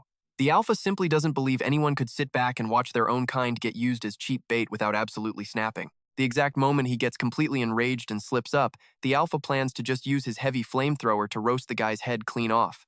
The alpha eagerly raises his clunky gun, aiming dead straight at the human corpse they just hauled out as bait. Yeah, this chimp has literally zero morals. Just quietly hiding inside a nearby bush, through the night vision, Trinh Hai spots a human silhouette. His expression tightens, yet he stays completely rational, actively calculating why these guys are literally playing with fire. He shuts his eyes tight, quietly sensing everything around him.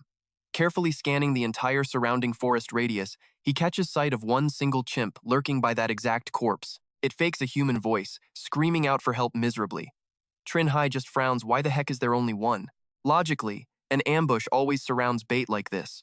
Are all those sneaky chimps seriously just hiding underwater right now? Doubt and deep thought clearly cross his face. After a quick second of thinking, he just casually snaps his fingers. Boom. Deathworm summoning fully activated, bringing out an absolutely massive monster. Across the way, the alpha spots the huge shape suddenly looming up and grins like an absolute maniac. Gotcha. Trinh Hai whispers a command, puke out all those half-digested apes in your stomach, then you can head home. The deathworm obeys instantly, barfing up a massive pile of partially digested bodies. Watching from a distance, the alpha ape squints its eyes in pure anger. Is this guy trying to flex on me? You damn invader. Another ape hiding behind a human corpse peeks over out of pure curiosity. But the second it sees what that worm just puked up, its face goes completely pale. It shrinks into a ball, clapping its hands over its mouth in pure terror to stay dead silent. Meanwhile, Trinh Hai activates his power skill once again. He spots that hiding ape instantly, but surprisingly, he does not see a single other enemy around. He gets totally annoyed. Just one? Looks like the monkeys waiting to ambush him are not hiding in the river, but way over on the opposite bank. At this distance, they have to be using precision rifles or assault weapons. Selling a fake mistake to bait them out, Trinh Hai grabs his bow and gets totally ready. He intentionally sticks his arm out just enough for them to see. The alpha ape locks right onto the target immediately. Found you, invader. A bullet rips straight through the air, hurtling right at Trinh Hai. It punches through the tree he is hiding behind, and Trinh Hai fakes a loud scream. The alpha ape rushes out from the bushes, grinning like a total maniac. Nailed him. Trinh Hai just sits by the tree, waiting for the enemy. Using his exclusive Deathwalker skill, Death Forecast, he senses the boss sneaking up right behind him. Seeing only one guy show up, Trinh Hai is honestly pretty disappointed. All that setup and only one ape was waiting for him? Watch this play. He slowly raises his hand, taps the screen, grabs his gun, and pops right out from behind the tree. Surprise! The alpha ape completely freezes up for 2 seconds. Before it can even react, Trinh Hai unleashes a barrage of bullets, sending the guy tumbling backwards straight into the lake. He wades in, gun ready. Trinh Hai stares at the beast, gritting his teeth, still not dead. You are pretty damn stubborn. The alpha ape clenches its fists, letting out painful little squeaks. Trinh Hai activates his animal friend skill so he can actually talk to this guy. Can you hear me clearly now? What were you saying? The ape bites down hard against the pain, staying totally defiant. Do not think you have actually won this fight. One day, you will face an adventurer who treats your entire race exactly like you treated us today. Trinh Hai clenches his fist, growling back, well, your logic is completely flawed. You guys clearly attacked first, otherwise I never would have come to this dungeon. The alpha ape laughs weakly, its voice shaking and fading out. Who actually struck first? Ask your own conscience. Right after saying that, it takes its final breath. Trinh Hai stares blankly at the dead body, pursing his lips in heavy silence for a long time. His grueling 3 days inside that dungeon go by pretty fast, and the entrance portal finally begins to shift. Tomar yells out to everyone, Trinh Hai is back. He steps out of the dungeon looking absolutely covered in mud and grime. The young guy has pure exhaustion and gloom written all over his face. Nhan Quan crosses his arms, staring at Trinh Hai with a super strict look. Lear Tung already briefed me on the situation inside this dungeon. You really should not have acted without talking to us first. Before the scolding can even finish, he just blurts out an apology. Nhan Quan replies in a stern voice, no need to say sorry. Trinh Hai takes a few slow steps, sounding completely drained. I cleared this dungeon. According to this year's rules, does that mean I do not have to enter another one? Nyanquan pauses for a second, then nods, unless something special happens. Yes. Nyanquan watches in total confusion as the kid brushes past him. Trinh Hai mumbles, fully exhausted. Then I want to request a long leave of absence. I really just need a break. His weird attitude leaves absolutely everyone standing there totally confused. Nyanquan steps closer to Lear Tung, asking out of pure curiosity, what is up with him? First time I have ever seen him so out of it. She does not get it either, so she just takes a wild guess maybe it is some kind of post-war trauma? Snatching your life back from death's door will do that. Lear Tung thinks to herself, though managing to survive 3 whole days while being hunted by wild apes armed with actual live ammo is seriously insane. This adventurer Trinh Hai's talent easily rivals Dung Keen without a doubt. The upcoming fight for the Mon Nam province manager spot is about to get really interesting. Outside, white clouds drift through a super peaceful sky. But inside his room, Trinh Hai lies flat on his bed, his mind a complete and utter mess. Those heavy dying words burned into his brain just keep echoing back perfectly clear. Do not think you have actually won this. Someday you will meet an adventurer from another race who treats your kind exactly how you treated us. Do we really have to fight to the bitter end? You humans think I would ever sell out my own kind? Little pawn of that giant green idiot. Do not get too cocky. Lord Lin Quan will absolutely get revenge for us. Remembering it throws his mood into a total tailspin. Are my actions over this past year any different from the villains I write about in my own novels? Meanwhile, at a bar, a private room door suddenly swings open. Dung Keen sits there hugging gorgeous girls on both sides, but seeing the new arrival, he looks hyped. You made it, Brother Diu, and the guy politely greets his cousin back. Duong Qian lights up a cigarette and actually starts complaining. Zero clue what he did wrong to make his own cousin suddenly side with an absolute outsider. He set up Van Trong with that adventurer spot and even handed him the spellbook himself. But somehow, his own cousin prefers some random guy he just met. Van Trong adjusts his glasses, his voice dripping with pure awkwardness as he tries to explain. He stammers out that his older cousin is misunderstanding things. Duong Qian shoots him a freezing glare, then prove it. He plays the nice guy act. He will not make this hard. Just hand over Trinh Hai's class intel and gear specs. Do that, and they are completely good. Being the Dongsun City recruiter, there is no way Van Trong cannot get his hands on those exact files. Right then, Van Trong flashes back to what Trinh Hai told him. The kid actually wanted to protect the people of Dongsun. He pledged to use every single drop of his power as an official state adventurer for the local guild branch, begging not to be rejected. Then his cousin's toxic sarcasm rings in his ears. Nobody risks their life for others. What an absolute joke. Van Trong's face instantly darkens. He forces himself to stay calm and fires back with his cousin's massive network. Getting that intel should be a total breeze for him anyway, right? Hearing that completely rebellious answer, Duong Qian violently slams his hands and stands up. He points a finger right in his face, daring him to say that again. Now watch this wild pivot over at the gym. Tu Mao gets a random call from Trinh Hai. Tu Mao is super confused, asking if the kid really wants to meet up right now. On the other end, Trinh Hai sounds completely exhausted, asking if he has time. That incredibly heavy, depressing tone immediately puts Tu Mao on high alert. The kid sounds totally dead inside. Wondering what kind of massive disaster just happened, Tu Mao quickly drops his location, telling him to head straight to the gym.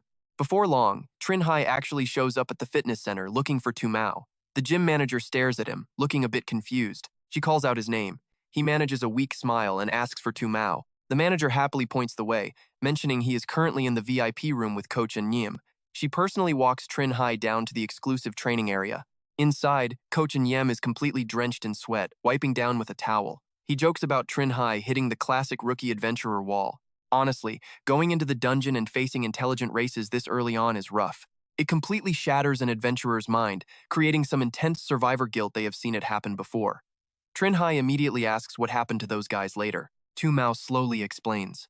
Some just quit forever, while the rest got entirely obsessed with grinding levels and maxing out their own raw power. The kid grits his teeth, his voice cracking as he asks why. Knowing there are actual living, breathing people on the other side, how can anyone still kill? Tu Mao turns and hits him with a counter question.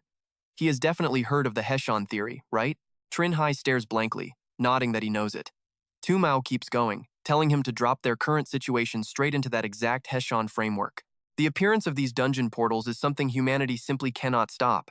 Facing that massive threat, they are the adventurers. If they do not clear dungeons and aggressively rank up their stats, who is going to handle the expert threats? Or even a shifting nightmare tier dungeon event?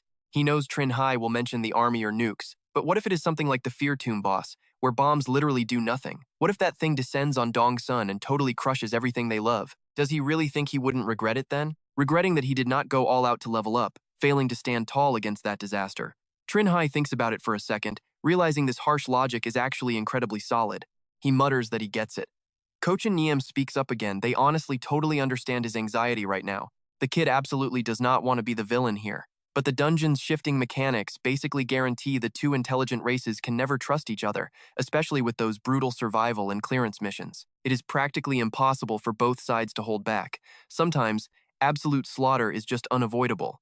But adventurer missions actually change drastically, starting at level 11. By then, he will realize that apart from mindless killing, there are entirely different types of quests players can accept. Trinh Hai gives a quiet nod, showing he gets it. Tu Mao then switches gears, casually mentioning he heard the kid is actually pretty tight with Van Trong. Trinh Hai openly admits that the guy helped him immensely. Tu Mao drops a serious warning. You gotta pay attention here. Van Trong and Duong Qian are cousins. Does he know Duong Qian planted him in Dong Sun to spy on Trinh Nan Quan? Hearing that plot twist, Trinh Hai looks completely shocked. He had zero idea. Tu Mao warns him to watch his back. That guy is firmly in Duong Qian's pocket. Cut to an office where Trinh Hai is practically screaming. Him? Taking over as the portal manager? Nan Quan looks at him calmly. Yep, asking if he wants to inherit his job. The kid is utterly baffled, arguing that Van Trong is way more suited for this gig than him. Why not let him do it? Nan Quan casually sighs he totally wanted to, but higher-ups just transferred that guy to Fuke Chao. Trinh Hai is totally stunned again, asking when Fuke Chao even happened. Nan Quan says it happened during his days off. And get this, with the big boss dismissed, Nan Quan now absolutely has to fight that Duong guy for the Man Province director spot. Even though the odds aren't exactly huge, the plan is to totally focus on dungeon raiding after the holidays, so there is zero time to manage Dong Sun. You know how messy it is over there. They desperately need an entrance manager with some serious muscle and actual responsibility. Believe me, man, absolutely nobody fits this crazy gig better than you do. Hearing that, Trinh Hai practically groans and reluctantly agrees. Fine, he says. But give me a solid 2 months of leave to go handle some personal baggage first. Night totally takes over Man Fuke Chao province. Inside some ridiculously flashy city nightclub, Duong Qian starts speaking up. He leaves his totally useless little cousin in the older guy's hands. The manager for the Fuke Chao entrance, Ho Thuong Tham, just flashes this super creepy, satisfied grin. Duong Qian just sits there lost in thought, swirling a fancy drink. With Du Van Trong out of the picture, Trinh Yan Quan has no choice but to beg that national super rookie, Trinh Hai, to cover his spot. If Trinh Hai actually agrees, Trinh Yan Quan takes over the Dong Sun entrance, gets bogged down with all that annoying responsibility, and stops being a thorn in his side.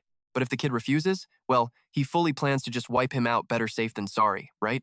Meanwhile, chilling at his own place, Trinh Hai is spam calling Van Trong like crazy. But all he gets is that super annoying robot voice telling him the number you have reached is temporarily unavailable, so please just try again later. Trinh Hai looks visibly freaked out, wondering if Tu Mao actually completely nailed it. Still, his buddy Du definitely is not that kind of shady guy. Whatever, he tosses his phone onto the desk and leans back in pure frustration.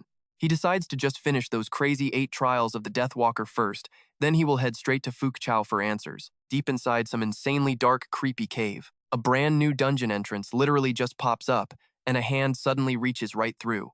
Out steps a drow adventurer from the gloomy dungeon. Her name is Quinn, sitting pretty at challenge level 12. Get this, the entrance leads straight into a kingdom of total outlaws. Any adventurer who actually survives that super long quest gets to know exactly where this nightmare tier dungeon entrance is hiding.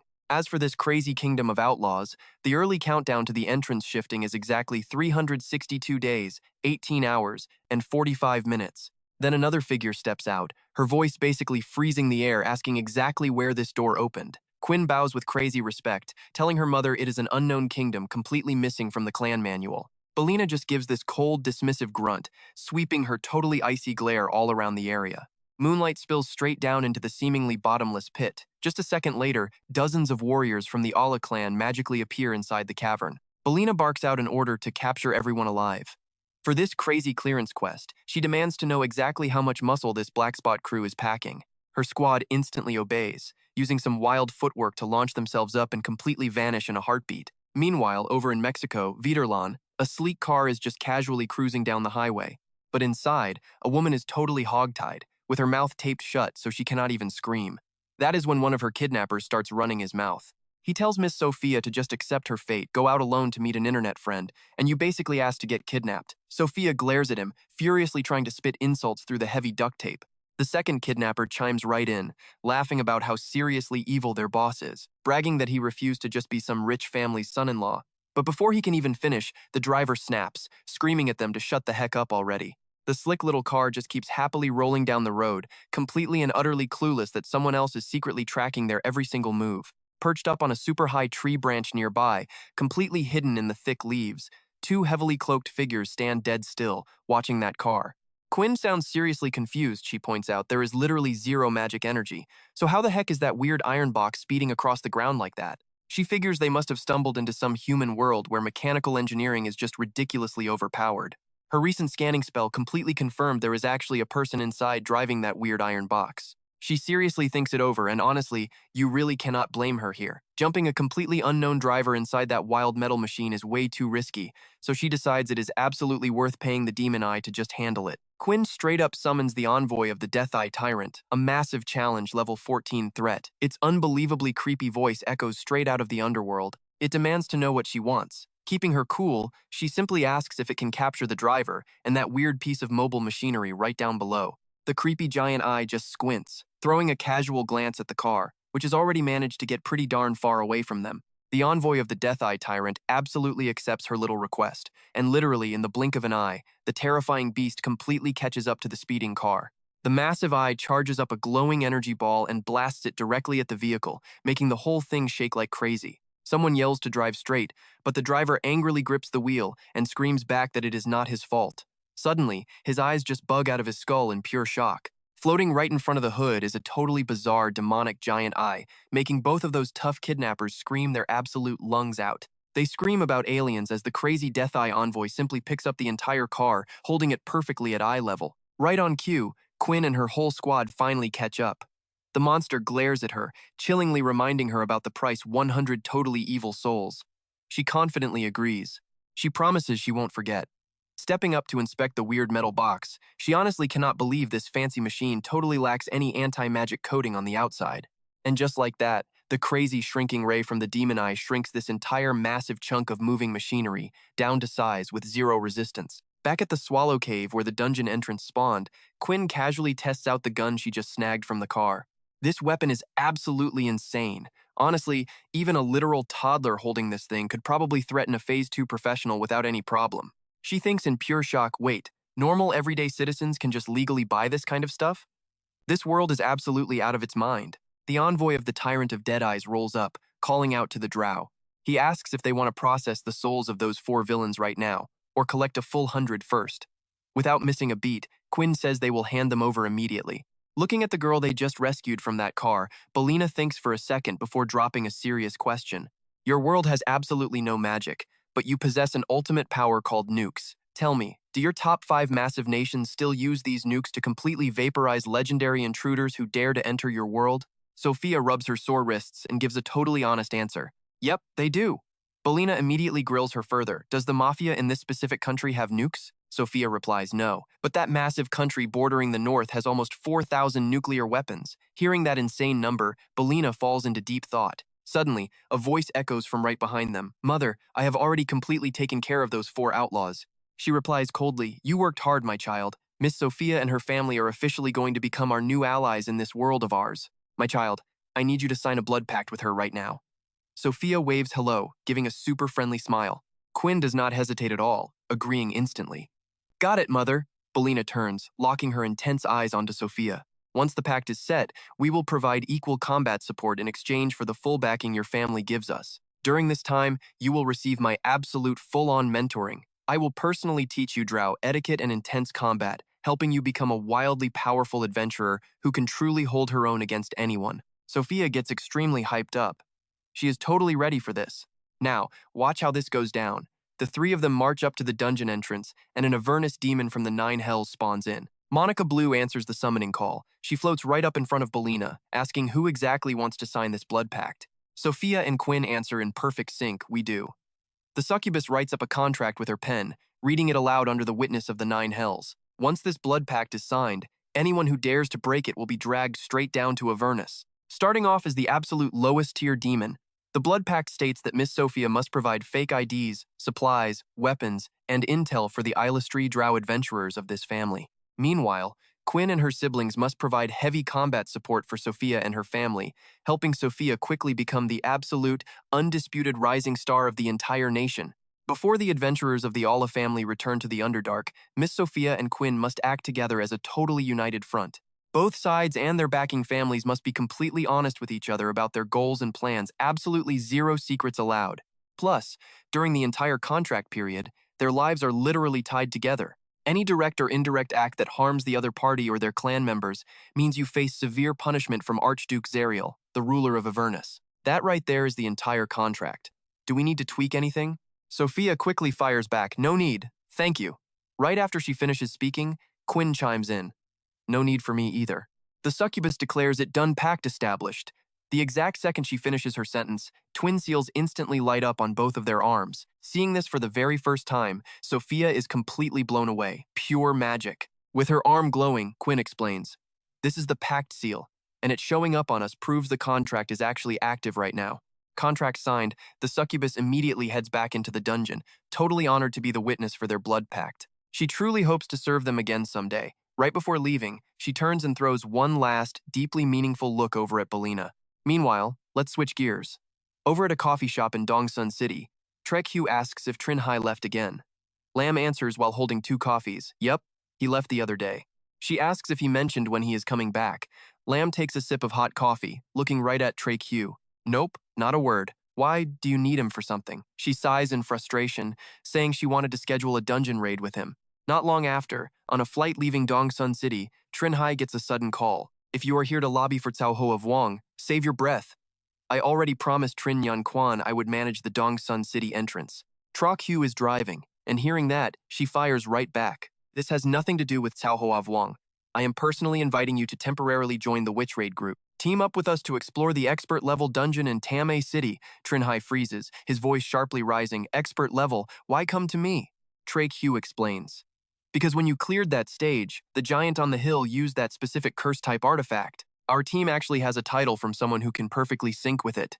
Trinh Hai quietly listens until she finishes. After some deep thought, he replies that he will be back in Dongsun City in about 2 months, so they can talk then. Trok-Hugh looks pretty thrilled. He tells them to call back later. Ken and Fear sit right there, catching every single word of Trinh Hai's conversation. They start whispering in French. Trinh Hai is only level 9. How is he already linked with an expert tier dungeon? Fear looks dead serious. He checked the kid as a Chinese national supernova. Elite adventurers get some seriously heavy national backing, so plotting out late-game dungeons this early actually makes total sense. Ken rests his chin and nods. True, but sadly, he has to become his hometown's entrance manager next year. Otherwise, they totally could have asked him for some major backup. Completely lost, Trinh Hai just stares and asks what they are even talking about. Fear quickly replies they are just bummed he only took 2 months off, meaning they cannot form a proper dungeon squad. Hearing that, he scratches his head with an awkward laugh. Maybe next time. The plane hits the drop zone fast. Fear gears up with full safety equipment and steps to the open door, announcing they have arrived. He warns the 2 guys inside to double-check those parachutes. Fear jumps first, the other 2 right behind him. The trio dives straight toward a bottomless swallow cave, surrounded by insanely dense, thick forest. Check this out, parachutes deploy, and they actually make it inside the cave. Right before touchdown, they let out some seriously hyped screams. They all stick the landing safely. Trinh Hai pulls up his glowing system panel. 8 awakening trials for the Deathwalker class are officially complete, rewarding him a +1 to speed. Reading it over, his current stats show strength 17, speed 18, and constitution 16. Only 5 trials left. He just prays the rewarded attribute points are not all the exact same stat. Reality totally disappoints him. Why speed again? Nearby, Fear spots something incredibly weird. A whole car, down here. He asks aloud in pure confusion. Ken walks up to the vehicle, looking equally baffled. This Masaka Swallow Cave is 1,400 meters deep. Who has the free time to drag this down here? Fear swipes some dust off the car's body to check the thickness. This ride was probably dumped here just a couple days ago. Ken thinks for a second. What was the guy who brought it here actually planning? He calmly replies it is pretty simple. Do not forget an adventurer's inventory. After level 11, an inventory easily stores massive items like a whole car. Ken suddenly sees the light. Oh right, that trick. But why abandon it down here without a care? Such a massive waste. Fear cannot figure that part out either. But mid-sentence, Trinh Hai suddenly calls both of them over right away. The 2 walk over looking totally puzzled, asking what is wrong. But here is the twist. He shows them 4 fresh bullet casings. Blood stains and casings on the ground suggest exactly 4 people died here. And it happened recently. Fear immediately asks if he found any bodies yet. Trinh Hai hesitates and denies it, a guilty look flashing across his face. What he actually saw is too difficult to explain, so he keeps quiet. He did see them, but the killer was an intelligent creature from the dungeon. Plus, those 4 bodies were completely erased by the enemy monster's magic, leaving 0 trace. He seriously cannot talk about this, or it exposes his finder class effects. Fear frowns, stating seriously that without bodies, nobody can confirm a murder here. But Ken totally disagrees. In Europe, sure, you need a body. But this is Mosaka, it would be way weirder if nobody died. Seeing his smug attitude, Fear secretly fumes. He made his point perfectly clear. How is Ken completely missing it? Less trouble is always better. Murders here have absolutely nothing to do with them, but Ken stubbornly plays dumb, asking if Fear wants to sit this out. Trinh Hai stands aside, watching them glare at each other. He thinks to himself, yeah, that is definitely true. Such cases are common in Mosaka. As mere guests, they have absolutely 0 reason to get involved. But the real problem is the killer is a dungeon creature. It highly likely arrived through this world's dungeon entrance. That entrance might even be nearby. If they walk away now, who knows how many more people will actually die. But exposing his finder class effects is bad. That would seriously ruin his main job. It would be way better if Fear and Ken, since both are Red Bull-sponsored adventurers, stepped up themselves to warn the local entrance manager about it. How does he make them find a dungeon entrance pointing right at them? Oh, he got it. The attacker advantage zone. After racking his brain, Trinh Hai finally lands on the absolute perfect solution. The trio stands there talking, totally unaware someone is secretly watching. Hiding behind the cliff, Quinn looks completely on edge. Local human adventurers. That is impossible. Didn't that human woman named Sophia claim this place was completely isolated? Why are these 3 human adventurers here? Is this world's human nation actually doing routine dungeon entrance inspections now? Ken stares at the item-finding rod Trinh Hai just whipped out, looking completely skeptical. Seriously? Are you absolutely sure that dowsing rod actually works like that? Trinh Hai doesn't even blink, I am completely positive, plus I have tested it out a ton of times. If you use enough modifiers and describe it perfectly, this thing can even tell you if your target actually exists. Don't believe me? I will show you right now. Trinh Hai tests it out. Where is the Red Bull-sponsored adventurer named Trinh Hai? The stick just spins wildly in circles, unable to lock onto anything. See? He says. When the target does not exist, it just keeps spinning forever like a broken compass. Even with that demonstration, Ken still looks pretty doubtful. So Trinh Hai puts on another show. Where exactly is the Red Bull-sponsored adventurer Pfizer? The rod instantly snaps toward a target, but it doesn't point at Pfizer at all. It points right at Ken. Ken looks thoroughly confused. Why is it pointing at me?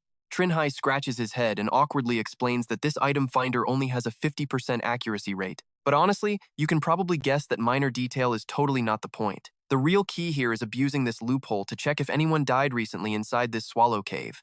Hearing that, Ken immediately throws up a thumbs up, completely impressed. That is actually awesome. I cannot believe you found such a crazy exploit. Not stopping at just those basic functions, Trinh Hai smirks and adds, you think that is all? If I told you this stick could also be used to check for nearby dungeon entrances, your jaw would probably drop straight to the floor. The more Ken listens, the more hyped he gets, his curious instincts totally taking over. How do you scan for that? Teach me right now. Trinh Hai chuckles softly, just draw a random search radius for it to check. As long as it eventually points in a specific direction, that proves a dungeon entrance definitely exists within that zone. Ken stares at the rod with pure fascination, nodding along that actually makes total sense. Then he suddenly lunges forward, grabbing Trinh Hai by the collar before he can even react. What are you doing? Look, we already synced up the special Red Bull parachutes, Ken argues. Just let me borrow this stick and play with it for a minute, just one tiny minute. Before Trinh Hai can even put on a fake show of refusing, Pfizer suddenly calls out his name. The guy's face is completely dead serious. Let this matter end right here. Stop investigating. I know your theories are probably right, but we are in Mosaka right now. Who knows what kind of crazy stuff is hiding behind a murder case? You do not need to risk your life for absolute strangers. While Trinh Hai is getting lectured so hard he spaces out, Ken quickly snatches the dowsing rod right out of his hands. Trinh Hai forces a laugh, admitting he really didn't think things through. Just as he finishes speaking, Ken's shocked voice rings out from behind him. There is actually a dungeon entrance nearby, Ken says, sounding like he absolutely cannot believe it. Hearing that, Trinh Hai is throwing a massive party in his head, but outwardly he fakes pure shock. You asked about nearby entrances? Ken explains in total bewilderment. I just randomly asked where the dungeon entrance in the Swallow Cave was, and it actually found one. Talk about a crazy coincidence. Trinh Hai turns to Pfizer. Can you still see the title hovering over my head right now? Pfizer carefully inspects Trinh Hai from head to toe for a second, then slowly replies that no, he cannot see it anymore. Trinh Hai puts on a deep, thoughtful expression and concludes that the entrance Ken found must lead straight back to their own world, because those titles are only disabled when our defensive side steps directly into the attacker's advantage zone. There is no way we can just ignore this kind of portal. Do we need to contact the Viviter portal manager about this, or should we report it straight to your Red Bull sponsors first? Pfizer answers him dead seriously. I highly recommend letting the Red Bull communications team talk to the Viviter portal manager. That is the only way to fully maximize our benefits here. But we have to actually find the entrance first. Otherwise, my Red Bull team won't be able to explain anything. Trinh Hai immediately nods in full agreement, but before we make any moves, I suggest adding some insurance. Let Ken use my dowsing rod to check if there are any dungeon creatures nearby. Out of nowhere, Ken suddenly blurts out, "Wait, it is real?" Pfizer hears this and wildly gestures at him, warning him to shut his mouth. Are you trying to announce to the enemy that we already spotted them?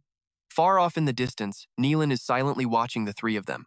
He sneers to himself so that weird little relic they have doesn't just find dungeon portals, it can actually detect if there are any enemies lurking around here too. He originally planned to stay hidden and just wait for these three human adventurers to leave before reporting back to his mother. Looks like avoiding a fight is completely impossible now.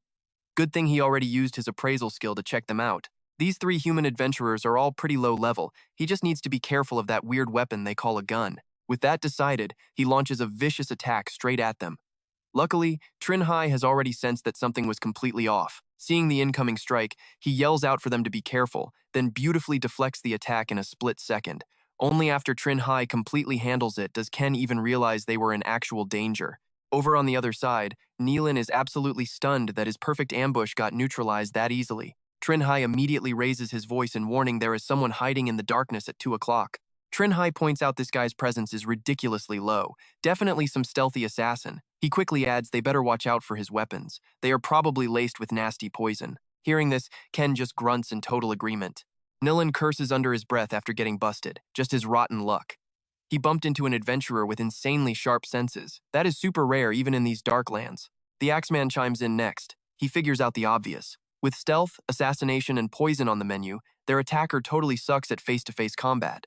Clearing his throat, he loudly orders them to use tactic number 3. Ken just gives a super blunt reply while sprinting forward. Rushing ahead, the Axeman tells Trinh Hai they will handle the enemy at 2 o'clock. He tells him to use his detector stick, check for any other hidden threats around. Standing in the back, Trinh Hai agrees. Just one word. Okay. Neelan watches them, completely baffled. Do these absolute rookies seriously not use appraisal skills? They really did not check his class and level before picking a fight. Portals just popped up in this world. Naturally, these local adventurers clearly lack any real hardcore combat experience. They face a Deathwalker and do not even run. Plus, they refuse to use guns right off the bat. 2 huge wins for him. Today is totally his lucky day. He strikes a fierce battle pose, ready to die. But suddenly, the 2 guys split off in completely opposite directions. The Axeman aggressively launches a lethal strike at Neelan, but the Dark Elf is absolutely no joke. He instantly dodges to the side. Neelan secretly mocks the guy. What a totally basic, completely weak attack. Unless this dude is faking it, there is no way he is an upgraded fighter class. He gets lost in his own snarky thoughts. Suddenly, Ken's loud voice blasts out and completely snaps him back to reality. Before Neelan can even figure out how to deal with him, Ken randomly asks a question. So casual. He yells out, asking where Neelan is looking. Right after that, he charges straight at him. He grips an iron shield and an axe. This time, Neelan cannot dodge easily. He has to brace himself just to block the heavy hit. Meanwhile, he deeply regrets his cockiness. He completely takes back his previous insult. These local adventurers definitely lack actual raw combat experience, especially compared to the tough foreign explorers out there. But that absolutely does not mean they are stupid in a fight. Ken is not even attacked yet. He is just quietly watching the 2 of them struggle. Then Ken excitedly shouts that this is the perfect chance. Less than a second later, his weapon goes flying straight at the target. Now watch this. Cut back to Trinh Hai. He is just standing off to the side, quietly watching these 3 beat each other up. Hao Kiet stands nearby, casually mentioning that they probably do not need to step in just yet. Trinh Hai then completely changes the subject. He randomly points out that the long-eared guy is actually pretty darn handsome. He asks if anyone knows what race this guy is. Hao Kiet has 0 information on the enemy. He just helplessly shakes his head. Right then, Ba Sa's pet speaks up. It explains the guy is a Rose Drow. That is a dark elf clan living in gloomy lands, totally different from regular shiny elves. They are sneaky. Very sneaky. Even Boss Ba Sa fully agrees with that fact. If their boss was not so brutally strong, things would be bad. Trinh Hai hears enough to put the pieces together. He gives a silent, knowing nod in response. Up front, Neelan gets absolutely battered by the duo. This forces him to leap way back just to dodge their relentless hits. Ken looks super confused and yells out, asking if this dude's head is made of iron. He literally took a meteor hammer to the face and is still bouncing around. The axeman replies totally seriously. There is a good chance the elf is carrying some sort of life-saving defensive item. He then thinks to himself about his third effect, basically his fighter's combat intuition. It is constantly screaming at him. Questioning the sacred ritual of the god Eli is something completely intense and dangerously overpowering. But when Old Man Mock showed up, his power was weirdly only on par with him and his master. Is this guy trying to hide something? But for what crazy reason? Over on the other side, Neelan is busy making his own shady guesses. Even though this world is different, he relies on his deep understanding of how totally predictable humans are. Most people never go all out when fighting weaker enemies. He always acts incredibly ruthless just to make them panic. Terrified humans are simply way easier for him to control and manipulate. Next up, he just needs to find the perfect opening. He wants to wipe out that ridiculously sharp-sensed human, then steal that weird tracking relic right out of his hands. But plot twist. Trinh Hai randomly swaps his detector stick for a massive gun. Neelan sees the gun and totally loses his cool, desperately yelling for him to wait a second. But Trinh Hai ignores the panic. He ruthlessly locks onto his target to end it. No survivors this time, period. Over on this side, Trinh Hai's squad is aggressively throwing down with Doni. Ken angrily yells out, "Are guns supposed to be completely illegal in China? Where the heck did he even pull a gold-plated machine gun from?" Seeing him freak out so dramatically, Fijio quickly chimes in. He points out that Ken is focusing on totally the wrong thing here. From what he knows, the state-backed adventurers in China are strict. They usually try their hardest to avoid using firearms when dealing with shifting dungeon problems. Ken wildly disagrees and claps back in a fit of rage, reminding him they are not even in China right now. Fijio decides to just drop the entire argument. He hates to admit it, but a single-minded idiot like Ken somehow manages to hit the nail right on the head sometimes by total accident. Doni is still getting ruthlessly chased down by Trinh Hai. He frantically dodges fast bullets. He hates this. He feels like an absolute moron. He tried to have a cool showdown, and now he is just running from a guy with a gun. Suddenly, he slams to a halt. Trinh Hai looks totally confused, completely clueless about what Doni is plotting. A faint trail of smoke drifts up as Doni hits the brakes hard. Seeing the guy acting so sketchy, he asks if he is finally done running. Doni totally snaps back at him, throwing his hands way up to cast some dramatic magic spell.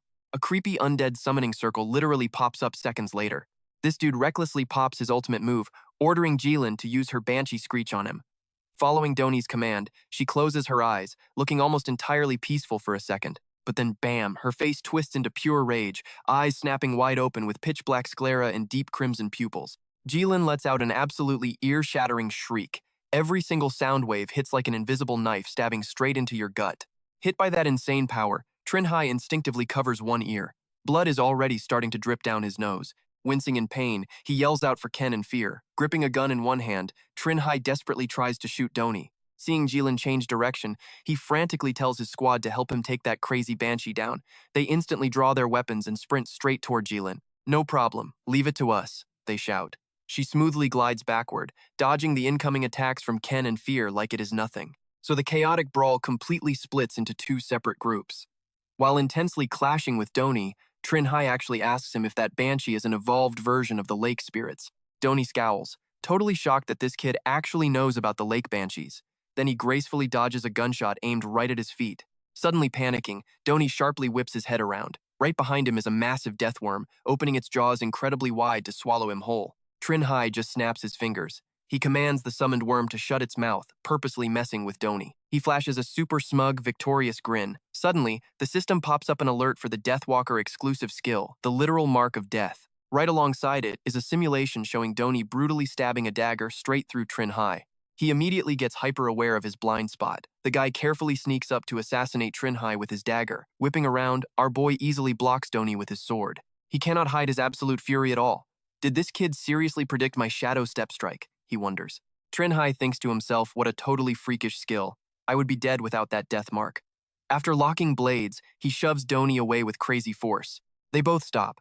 Doni secretly acknowledges Trinh Hai, completely eating his previous cocky words. Even without the gun, I really have to treat this kid as a serious threat on my level. Quinn mentioned it before. This world has basically zero defense against magic, so a curse is going to be incredibly confusing for them.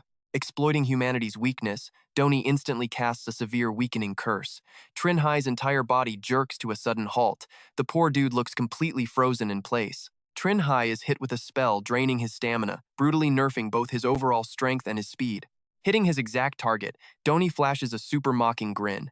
He silently gloats to himself about perfectly landing his debilitating weakness curse like a pro. Do adventurers in this world seriously not care about their magic resistance at all? Trinh Hai starts totally losing his balance. Clutching his head, he aggressively asks the guy what he just did to him.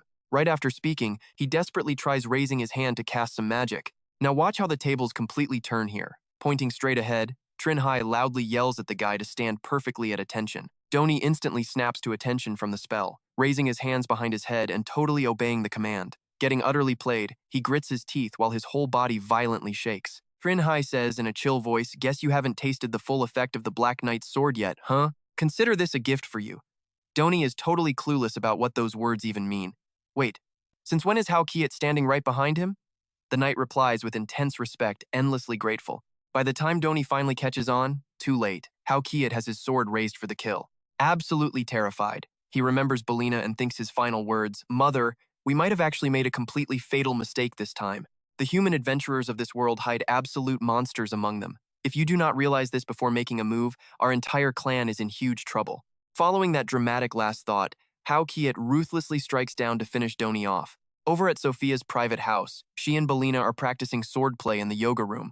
Dripping in sweat, Sophia tightly grips her blade with totally fierce eyes. She signals to her opponent that she is fully ready. Keeping a super relaxed stance, Belina gently coaches her, "Do not hold back. Come at me with real killing intent." Sophia immediately obeys. Eyes full of pure determination, she charges in, thrusting her razor-sharp sword straight ahead. Belina stays completely chill, smoothly dodging the strike with just one tiny movement. Then she launches a lightning-fast counterattack of her own. In mere seconds, Belina's sword is resting right against Sophia's neck. The poor girl is utterly terrified. She makes sure to drill in the lesson. When facing an enemy, always stay defensive, and do not just attack recklessly if you aren't absolutely certain. Still trembling from the scare, Sophia squeezes her eyes shut and answers Belina. But suddenly, the older woman frowns, almost like she senses something seriously messed up just happened. Sophia also notices Belina's expression turning totally sour.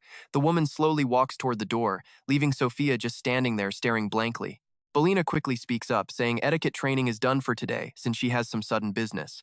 Ending the lesson in a weirdly erratic mood, she slowly opens the door to leave. Belina makes a quick phone call, a heavily annoyed look spreading across her face. Now watch this shift cut to a tense phone call on the other side. The woman snaps aggressively, demanding to know if their little operation is running smoothly. Quinn leans casually, glancing at the random dudes passed out on the floor, and confidently tells her mother it is perfect. Meanwhile, Belina looks seriously stressed out, sensing a bad vibe. Quinn casually continues her status report. They actually tracked down 2 highly addictive plant types and even figured out the major flaw with those guns. Realizing Quinn's end of the mission is completely solid, Belina shares her own paranoid theory. It looks like Doni just totally messed up his part. Belina intensely barks a new order. She tells Quinn to use that special Aola clan contract to check if Doni's specific blood revenge clause got triggered. Quinn instantly obeys without asking questions. A second later, a magic parchment spawns right into her hand. Quinn silently scans the glowing text, her mouth shutting incredibly tight. She checks the fine print, instantly spots the massive problem, and reports back to Belina. Quinn reads the grim details. Right before Doni died, he apparently cast an enemy marking spell, meaning the blood revenge clause is officially live. Belina switches straight into boss mode. She orders her to ditch the escape mission entirely and lead a squad to hunt down the marked target. She wants to know how the enemy found such a cleverly hidden door and somehow shattered Doni's stealth spell completely. This detail is super critical for their next move. Quinn does not dare argue back to Belina, and the camera flips over to Trinh Hai. Right on cue, the system flashes a nasty alert. The adventurer is cursed, dropping his stats by 25%. Trinh Hai just nervously scratches his head, totally clueless on how to handle this mess. While Hao Kiert and Ba Sa's pet just stand there staring blankly at Doni's dead body, he actually starts whining. The caster is literally dead, but the Loing Wind spell still refuses to vanish.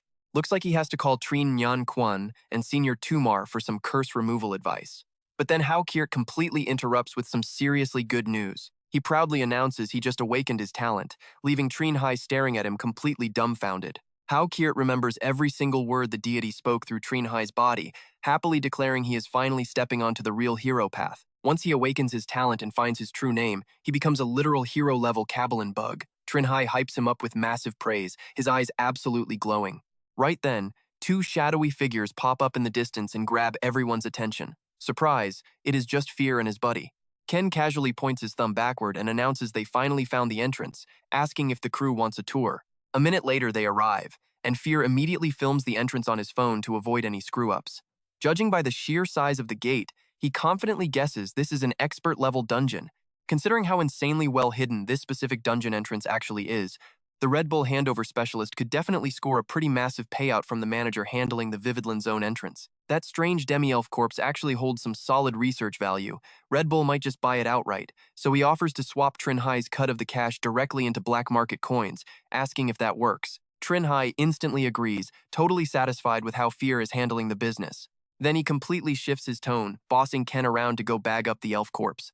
Ken immediately throws his hands up, looking totally disgusted. Ken yells that he is not wasting an inventory slot on a dead body, telling Fear to do it himself. Not backing down, Fear angrily shouts right back. He screams that his own inventory is completely full, throwing an absolute temper tantrum. You can easily spot a natural skylight sitting directly above their heads, tangled with thick ropes. Fear randomly turns and asks Trinh Hai if he has figured out his next big challenge project yet. Trinh Hai falls silent for a long moment, visibly weighing his crazy options. He excitedly suggests going surfing, figuring it makes total sense around Mosaka and Thorn Dung. Fear and Ken instantly exchange a look, completely syncing up their chaotic brain cells. One of them agrees to the wild surfing plan, noting they actually have a helicopter fully prepped outside, just waiting for the crew to move. Cut to Coster Beach.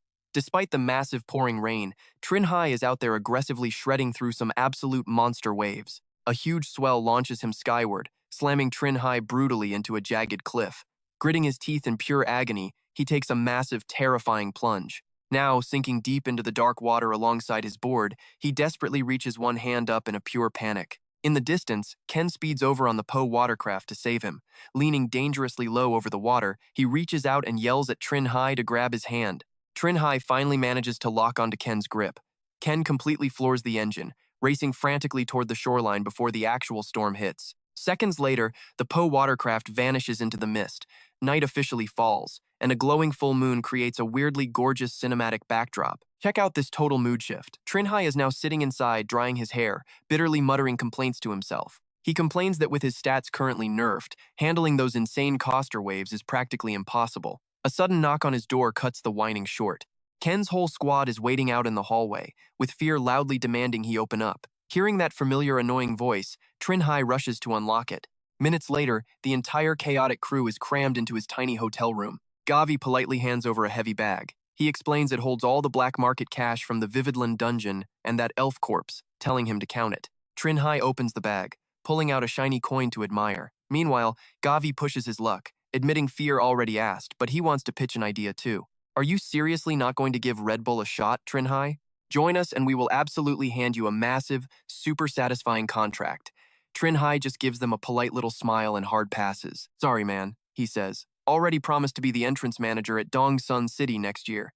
Jia Ha Vai totally strikes out but keeps that fake polite smile firmly in place. Business done.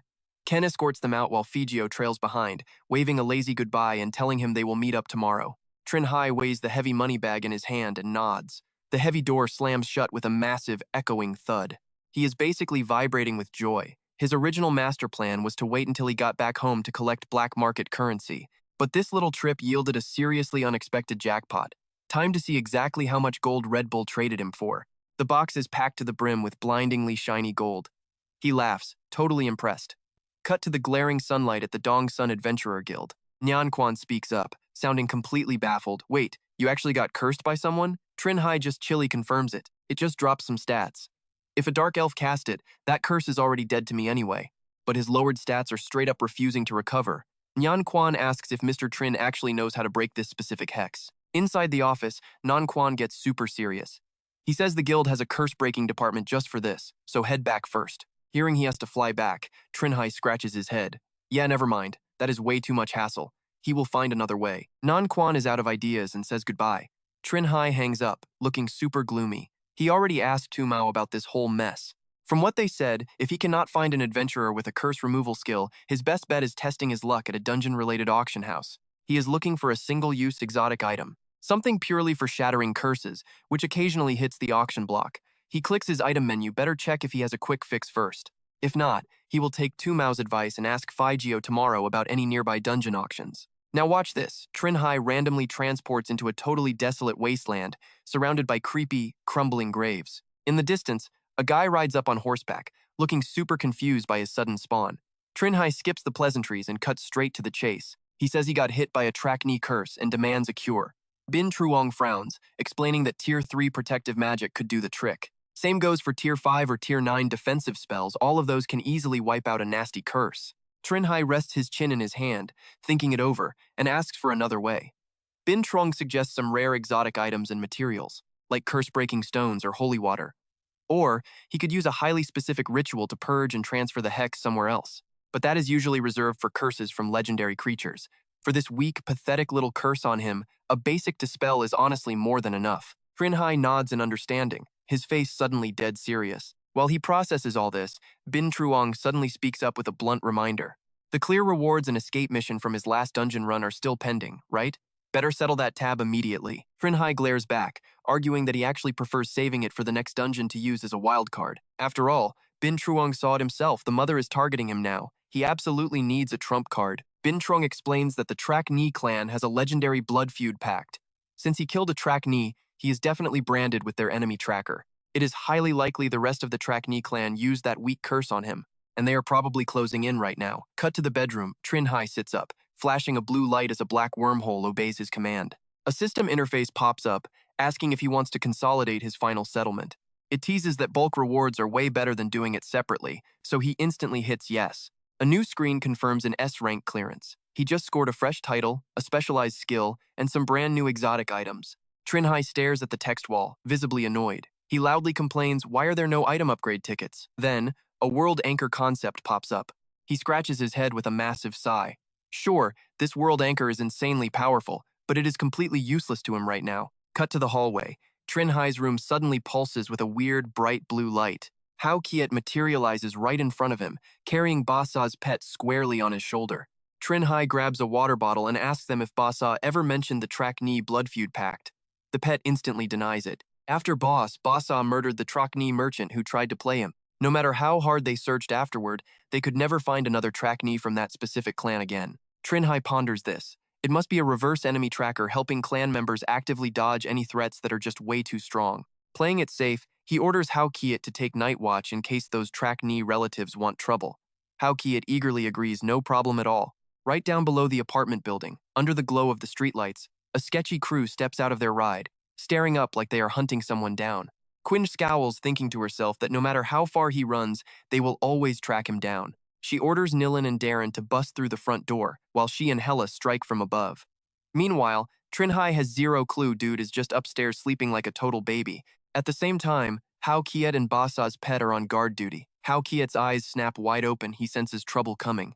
He steps forward, and that sudden shift in vibe makes the little pet freeze mid-snack. Hao Kiet's whole aura shifts. He tells the little monkey in a dead serious tone, go wake up, Trinh Hai, the enemies are already here. Out in the hall, Nilin and Darren are busy trying to magically pick the lock. Using a void tier spell, they manage to completely silence their break-in.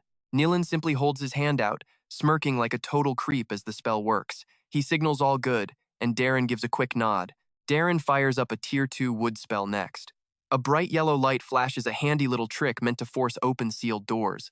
It works on crates and magical locks too. But there is a major catch, it makes a super loud, totally obvious noise. The second the door creeps open, a sword explodes right through the wood. It rockets straight at Darren before he can even blink, leaving him completely paralyzed in shock. Nilin totally freaks out as Darren takes a completely fatal hit. Standing behind the door, Hao Kiet grips his sword and mutters one down, and now my strength just went up a level. Basa's pet is desperately shaking Trinh Hai awake. The guy rubs his eyes, completely lost, asking what is going on. The pet shrieks, they are here. Hao Kiet told me to get you. Trinh Hai snaps wide awake, totally stunned for a second, just as a crazy noise echoes from the ceiling. Huge cracks form like the whole roof is caving in. Still half asleep but panicking, he immediately looks up. He kicks the blanket off, instantly dropping into a combat stance. A weird light flickers around him just as the ceiling completely shatters. A monster is lurking upstairs, and two attackers drop straight down into the room. They hit the floor right as he throws on his armor. Hela immediately starts mocking him, asking if this is really the guy, the human adventurer who actually killed Don Doi. Quinn angrily barks at her partner, "Do not get sloppy. This punk probably has a gun on him." Trinh Hai glares daggers at them. He thinks to himself, just how insanely strong are these two Trackney assassins and that spider monster upstairs? A massive wave of red warning alerts floods his system screen, making him hesitate. Why the heck am I getting so many alerts right now, he wonders. He suddenly screams out swap and totally vanishes from Quinn and Hela's sight. Hela is completely dumbfounded by this move. Wait, is that an invisibility spell? Is this human adventurer's class actually some kind of stealth rogue? The spider blocking the ceiling hole chimes in, "Nope, it is a high-tier invisibility cloak he is wearing." While those goons are busy scanning the room, Trinh Hai rolls off the bed. He glances back, quietly running the math in his head. Are these guys actually dungeon expert tier? They somehow saw through my gear way too fast, totally exposing me. Quinn furiously raises her hand, yelling at him for playing hide-and-seek with a Trackney. It is honestly just a pathetic joke to them. She unleashes a Tier 1 fairy fire spell. Suddenly, every single living thing and object in the area starts glowing with a faint, spooky light. The second the magic hits the room, he gets totally exposed. "Found him," Hela shouts, pointing right at Trinh Hai. He leaps up, firing off a crazy barrage of arrows. Trinh Hai leans way back, dodging for his life in absolute panic. Trinh Hai watches those arrows fly past and quickly calculates his odds. Yeah, this strategy is definitely not working. The combat experience gap here is massive. And guys, watch this transition. We suddenly cut to a super gloomy graveyard, sitting right under a heavily stormy sky.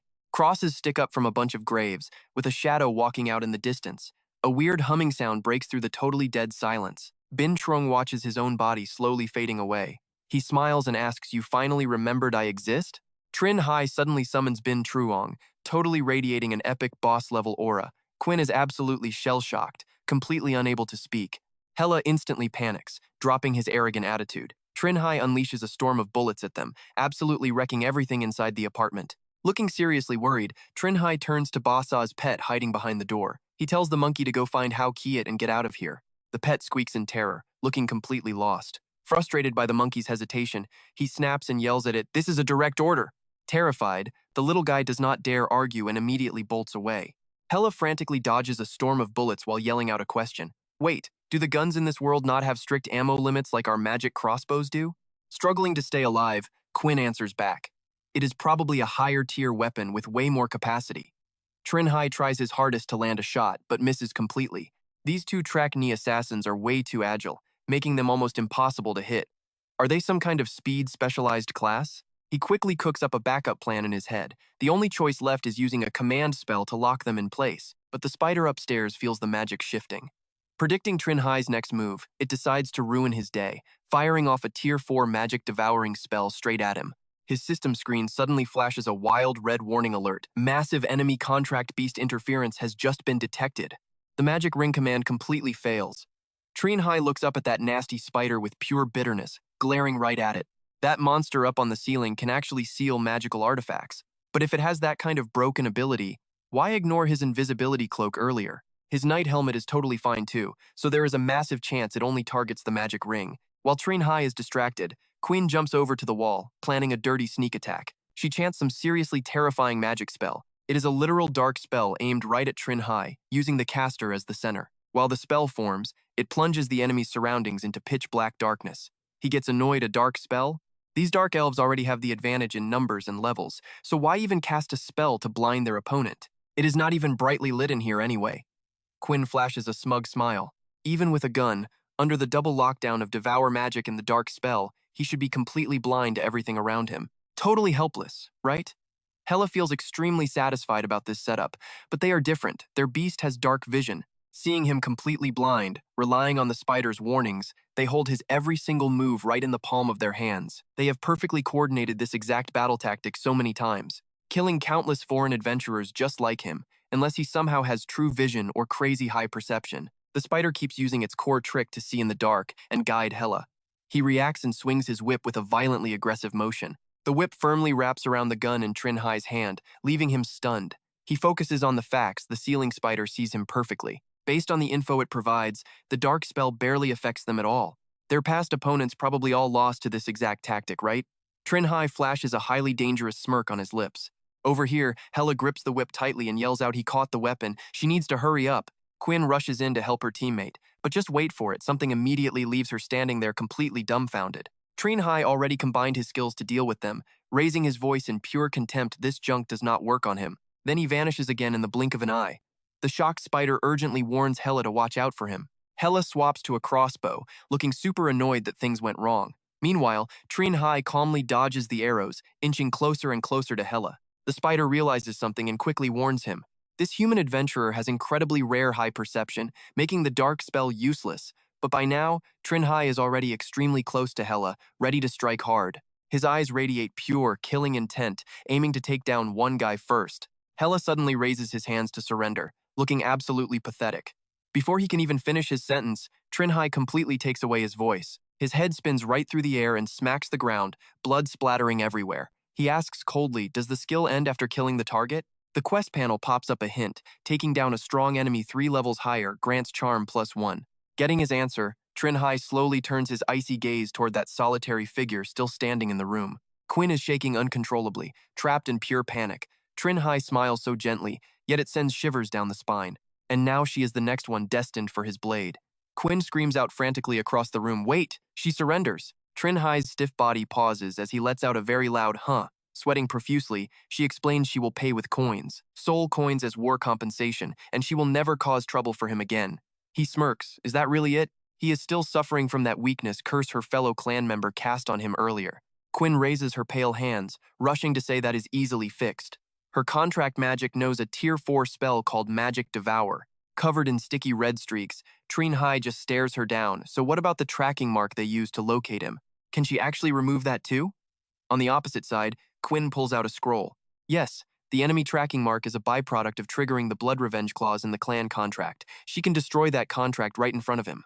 Trinh Hai says absolutely nothing else, observing Quinn very carefully. She firmly pats her chest, guaranteeing it. Trust her. Accepting this surrender benefits him. Because if she dies, the one executing the blood revenge later is her mother, someone already stepping into the legendary tier. Trinh Hai lowers his eyes slightly, flashing a sarcastic smile. He accepts her surrender, but he does not want her soul coins. He wants the skill books for the weakness, curse, and that dark spell she successfully cast earlier to negotiate. Quinn finally breaks into a joyful smile, absolutely no problem. A second later, Trinh Hai receives the system notification. The curse is lifted, his adventurer stats rising again. He quietly looks up at the nasty spider by the hole in the ceiling. That spider monster is surprisingly handy. If the chance ever pops up, he absolutely needs to find a magic-dispelling contract beast for himself. Right across from him, Quinn holds up a scroll covered in glowing elven runes. This right here is the official clan contract of Allah. Once he gets a good look, she grabs the other half and ruthlessly rips it straight down the middle. Magical backlash slams into her body instantly, yet she violently forces her hands to tear the entire contract into absolute shreds. Blinding currents of binding magic violently wrap around Quinn and force her straight to her knees. Trinh Hai yells out in pure shock, what on earth is she doing? Quinn weakly raises a hand to keep him back, enduring the heart-piercing agony that comes with shattering a bloodline vow. She practically begs him to let her cast a backlash-evading spell first, promising to pay the war compensation right after. That makes him pause for a split second, but he eventually gives her the nod. Quinn immediately starts rapidly whispering a complex incantation in the elven tongue. A bright flash of emerald magic erupts, and her entire physical form completely shifts into a stunningly different female shape. It is a fourth circle polymorph spell, designed to completely morph a target into an entirely different biological creature. And if the caster selects their own species but swaps the original biology, they get a flawless gender transition. Trinh Hai twitches his lips, totally weirded out. Is this actually for real? He stares at her in absolute disbelief and asks if she just seriously swapped her gender. She is still sitting at challenge level 12. Quinn confidently puts her hands on her hips, flips her hair back, and calmly explains that her drow clan can literally switch genders whenever they want. She proudly declares that she is no longer a female member of the Ipa clan, which means she completely bypasses the brutal penalty for shredding that ancient clan contract. Trinh Hai breathes a massive sigh of relief. It all makes sense now, no wonder even a legendary undead like Basa got completely played by the drow. Honestly, unless you knew their secret beforehand, who could ever predict a drow using a gender swap just to dodge a magical vow? He mentally notes that he definitely needs to stay incredibly paranoid if he ever signs a deal with her. Meanwhile, on a pitch-black highway, a sleek car tears down the asphalt like a total hurricane. Neelan handles the steering wheel while Quinn dials a number. She calmly reports into the receiver, yes, Sinla and Frandarian have been completely wiped out. Their target possesses insane perception stats, plus the raw power to ruthlessly execute Sinla even while debuffed by a heavy weakening curse. With her back against the wall, her only option was to officially surrender and shred the clan contract. The voice on the other end takes a very relaxed sip of water, noting that they clearly underestimated the power scaling of this entire world. They firmly advise her group to completely avoid any direct brawls with the local adventurers while handling their upcoming escape and clearance missions. Belina frowns deeply, strictly instructing them to completely abandon the central tech heist for now, at least until they fully investigate the hidden rules of this crazy, unpredictable planet. The vehicle violently drifts around a sharp corner as Quinn confidently agrees to her mother. Fast forward a few days, we jump to a brutally stormy ocean with massive rolling waves, where a crazy lone figure rides the crests. The absolute miracle survivor Trinh Hai is out here aggressively surfing when a system prompt randomly flashes. The 8 Trials of the Deathwalker update confirms the Spirit of Water challenge is officially complete. He scores a sweet +1 to speed under the drizzling sky. Trinh Hai drags his board onto the sandy beach while the Deathwalker system awards a massive 5-point perception boost. With the 8 trials fully activated, conquering the 5th stage, the Cave of Wind promises another sweet +1 to his speed stat. The specific challenge requires an insane wingsuit flight over Mount Abus. He stares at the digital alert with his jaw dragging on the floor. More speed stats? He is already rocking a solid 19, so another bump practically maxes him out. Right across the rainy shoreline, 2 familiar faces casually stroll up to Trinh Hai. They casually announce that their very next extreme sports goal is the Mount Abisa Wingsuit Challenge, launching straight off the Wallen waterfall near the Fuji Canyon. Ken flashes a highly arrogant smirk, backing up Fear. It turns out the Color Auction House over in Switzerland is hosting a dungeon-themed event next week, and they plan to swing by. Trinh Hai gently strokes his chin in deep thought, his eyes lighting up with intense, undeniable curiosity. An auction house? Cut straight to Thun in Switzerland, where the night sky gets totally swallowed by the dazzling glow of massive city lights. Trinh Hai regroups with Ken and Fear as they casually approach the main auction building. The trio steps right through the front doors without missing a single beat. The exterior looks pretty deserted, but once inside, a female receptionist instantly spots the 3 of them walking into the grand lobby. She steps right up and hits them with a polite, highly professional greeting. Fear just shoots her an icy glare and demands access to the exclusive themed auction happening next week. He bluntly asks where they need to go for identity verification. The professional receptionist smoothly pivots and asks the boys to follow her lead. Trinh Hai trails along but throws a curious glance at Ken. Why on earth do they even need a background check? Ken chuckles and breaks it all down. A major dungeon-themed auction is basically guaranteed to attract seriously shady characters like the Bald Eagles and Jackals. To keep their high-paying VIPs safe, the house runs strict background checks just to filter out the high-profile wanted criminals lurking around. Trinh Hai totally calls out the flaw. Couldn't some heavy hitters just sneak their way inside anyway? Ken closes his eyes, looking incredibly smug and knowledgeable. He doesn't deny it for a second, but explains the auction house only cares about making their rich clients believe the real threats got blocked at the front door. As for whether those deadly threats actually made it inside, honestly, nobody really cares. Scanning over Trinh Hai's insane dungeon clearance record, the auction house receptionist practically drops her clipboard. She completely loses her cool, asking if he is actually the legendary first person to clear the gravefield. Trinh Hai raises a single eyebrow, totally confused by the hype. He figures this graveyard dungeon over in Switzerland must have some insane reputation. Ken slings an arm around Trinh Hai with this massive grin. Didn't the state adventurers back in your hometown tell you about it? It has a widely recognized difficulty rivaling absolute nightmare tiers, a literal hell dungeon that everyone considers basically impossible to clear. Fear glances over at Trinh Hai and chimes in, adding that it is the main reset zone of the whole graveyard. Back in the day, a ton of high-potential rookies in Europe tried to clear it to prove their insane talent. But without a single exception, they all ended up turning into legendary corpses themselves. If Javi ever found out you were the very first guy to clear the graveyard, he would seriously kick himself for not throwing you the biggest historical contract on the spot, begging you to be the absolute poster boy for Red Bull. Trinh Hai just scoffs at that, clearly not buying it. Meanwhile, Ken yanks him closer by the neck and flashes a huge grin. He drops his voice to a whisper. I know after clearing a bug dungeon, the system gives out an artifact upgrade ticket as compensation, so is that true? But before Trinh Hai can even answer, another staff member pops up behind them with a quick announcement. Sorry to interrupt, but here is the auction catalog you requested. The guy hands over a thick booklet. Trinh Hai grabs it fast, while Ken practically climbs onto his shoulder to peek, immediately geeking out over some massive items up for grabs. Fear just keeps scowling right at the auction staff member. Can we still add to the auction block? We have a little artifact we want to consign. The staff guy takes it in stride. Absolutely. Let me fetch the appraiser. While flipping through the glossy catalog pages, Trinh Hai pauses as his eyes lock onto item number 26. It is a protection ring giving the wearer a solid chance to resist low-level magic and curses. Ken takes one look and immediately sneers in disgust. You actually want to buy that piece of junk? The practical use for those defensive spells is ridiculously narrow, plus it is just a random chance to trigger. Trinh Hai cuts him a sideways glance, calmly explaining that he seriously lacks defensive artifacts right now, especially against magic. Ken just grunts an "oh" and drops the subject completely. Seeing the staff leading someone over, fear cuts right through their little debate. Bring out whatever you guys are selling. The appraiser is finally here. Trinh Hai blinks in surprise before giving a nod of understanding. A few minutes later, the three of them are chilling in a private appraisal room. The old appraiser adjusts his scholarly spectacles to inspect the mask, muttering over and over about how incredibly fascinating it is. Since those fancy glasses give a +2 boost to appraisal skills, he can easily check the deep stats of the Heartless Iron Mask. Once equipped, the user becomes completely unable to feel emotions. Meanwhile, Ken is casually holding the Flame Demon Sword, an active weapon granting fire, magic, and basic illumination. Trolls are absolutely terrified of it, and it naturally suppresses any ice-type creatures. Ken groans in pure agony over the sale. Seriously? You really want to dump such insanely good gear? Trinh Hai just smirks. He tells Ken that since he cannot enchant things himself, all that flashy gear is honestly worth less to him than the defensive ring from the catalog. I have plenty of weapons already, so flipping them for cash to buy protection is the smart play. Ken aggressively clutches the sword, crying that Trinh Hai has terrible taste and the ring is trash. Meanwhile, in another district, a guy is casually sitting on the street like some wandering acoustic musician. His phone suddenly pings with an incoming notification, so he stops strumming to check the screen. It is a quick text from an info broker. The very first person to clear the graveyard dungeon just showed up in Zurich.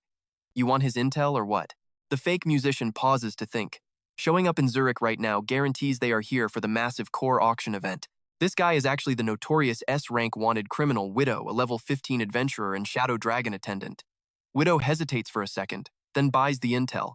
Seeing that Fear and Ken from Red Bull also came to Zurich, he figures the whole squad is doing some extreme sports in Switzerland before the core auction kicks off.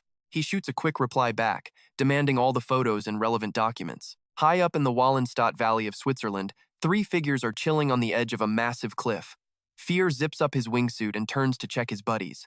You boys ready? Trinh Hai snaps his wind goggles down and hums in agreement. Fear lets out a massive shout. Then let us go. The three of them absolutely launch themselves off the terrifying cliff. But their diving figures are currently being tracked through someone else's camera lens.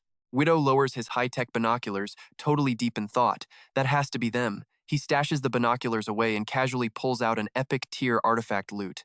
The Dragon Bone Loot. The entire body of this crazy instrument was literally carved from a shadow dragon's spine.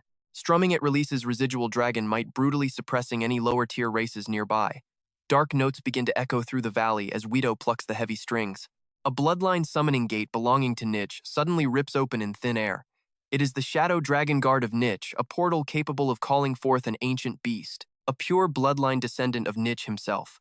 The massive door bearing the Shadow Dragon crest slowly groans open to the eerie music, while Widow speaks with absolute malice. Descendant of Lord Niche, please lend me your strength to snatch that artifact upgrade ticket.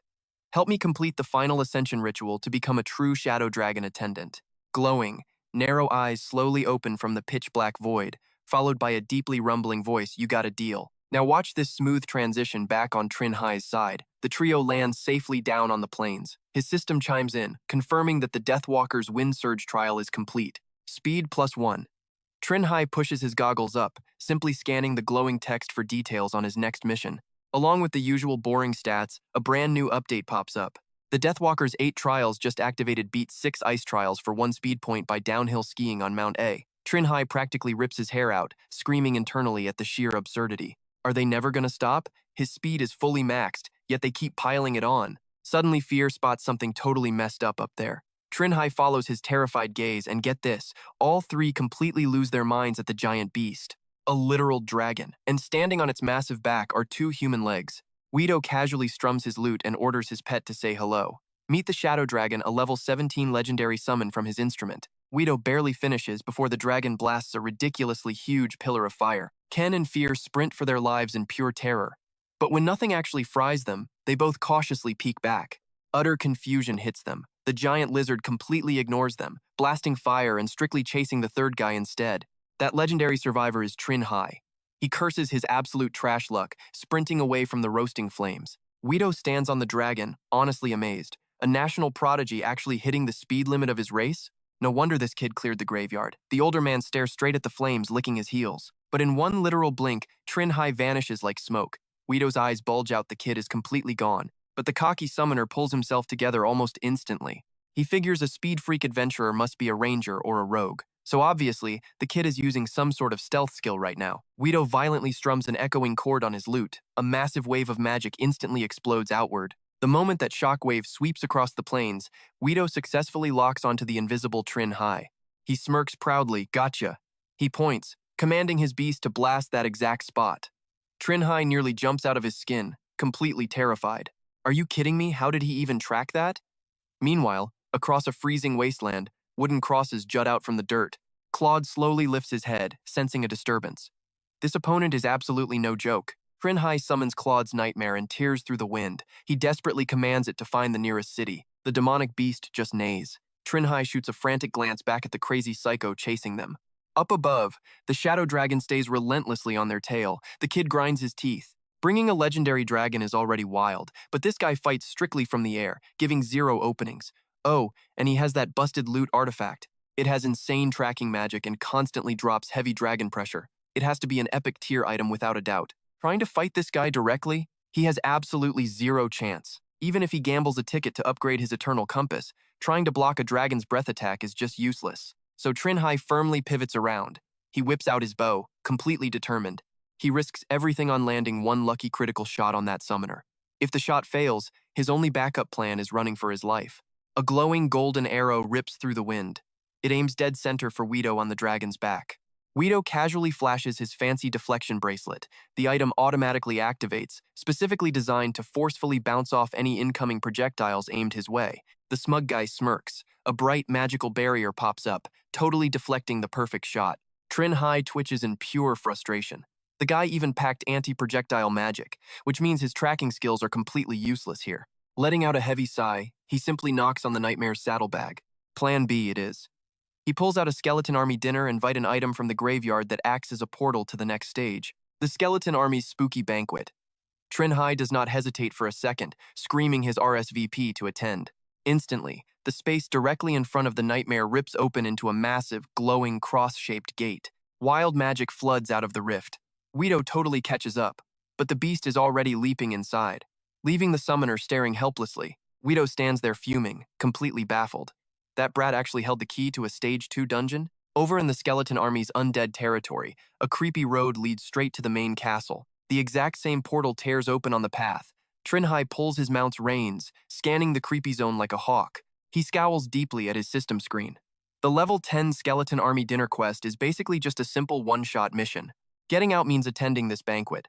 If he actually pleases the bony freaks, he bags 2 charm points and extra reputation with the undead royalty. It takes our frantic hero a solid minute to process this. Even though this dungeon revolves around an incredibly overpowered undead army, the actual mission looks completely harmless. He still keeps an escape card locked and loaded, though honestly, he probably will not even need to burn that forced mage exit anyway. Out of nowhere, a massive spatial portal just rips right open across the sky of the undead kingdom. A dark messenger dive bombs straight at the nightmare beast, forcing it to dodge out of the way the Dark Knight messenger has arrived. This level 16 legendary creature pops up and actually gives Trinh Hai a polite bow. Are you the one who activated the Skeleton Lord dinner invite? I am the Lord's messenger. Trinh Hai stares back on high alert, totally baffled that a welcome committee spawned the second he entered this dungeon. Meanwhile, out on the plains, Shadow Dragon and Guido have already touched down, just standing around waiting forever. Guido hops right off its back, taking a spot under the dragon's chest. He stares blankly at the still open gate in front of them, analyzing the situation. According to the dungeon records of the very first guy to clear this place, this exact graveyard, his Stage 2 dungeon was basically acquired right here.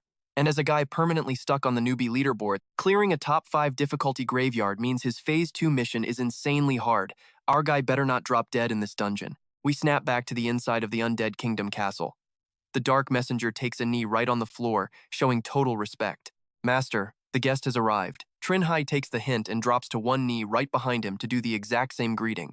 The guy chilling on the throne just gives a cold good work. He slowly stands up, showing off pure skeletal hands, and floats his way down the steps. Trinh Hai peeks up just a bit. The shadowy figure gets closer. His eyes lift up with pure curiosity, trying to get a straight look. But instantly, a massive wall of system warnings blocks him, forcing his head right back down. Trinh Hai starts sweating bullets. He grits his teeth hard. An existence above the legendary tier? Is this skeleton lord seriously a god on the exact same level as the mother of the Sea of Death? Inside the glowing red eye sockets of the skeleton lord, a bright blue flash of 4-ring high-tier appraisal magic suddenly sparks to life. This spell pulls up a totally complete data sheet on the target. If it is a living creature, it exposes their race, challenge level, and all basic stats. Trinh Hai's basic info instantly pops up right in front of him. Human race, level 9. The Lord actually acts impressed. This guy's speed and perception have already hit the absolute max limit for a normal human. Trinh Hai watches the skeleton lord randomly rub his bony chin. The extra info shows up this kid is a follower of the Nether region. His Phase 2 Advanced Ranger class comes with the Natural Enemy title. That detail leaves Trinh Hai totally confused. But then, the skeleton lord turns around and calls out for Sudia. Right beside the throne, a brand new figure drops in, rocking a full maid outfit. It is the legendary ghost Sudia, challenge level 16, currently serving as the skeleton lord's head maid. She speaks up with perfect obedience. The skeleton lord slowly drops his dry, bony hand onto Trinh Hai's shoulder, ordering her to take their guest to rest. Sudia looks up softly. Yes, master. Out in this super old but perfectly clean hallway with creepy flickering lights, Trinh Hai quietly follows right behind Sudia.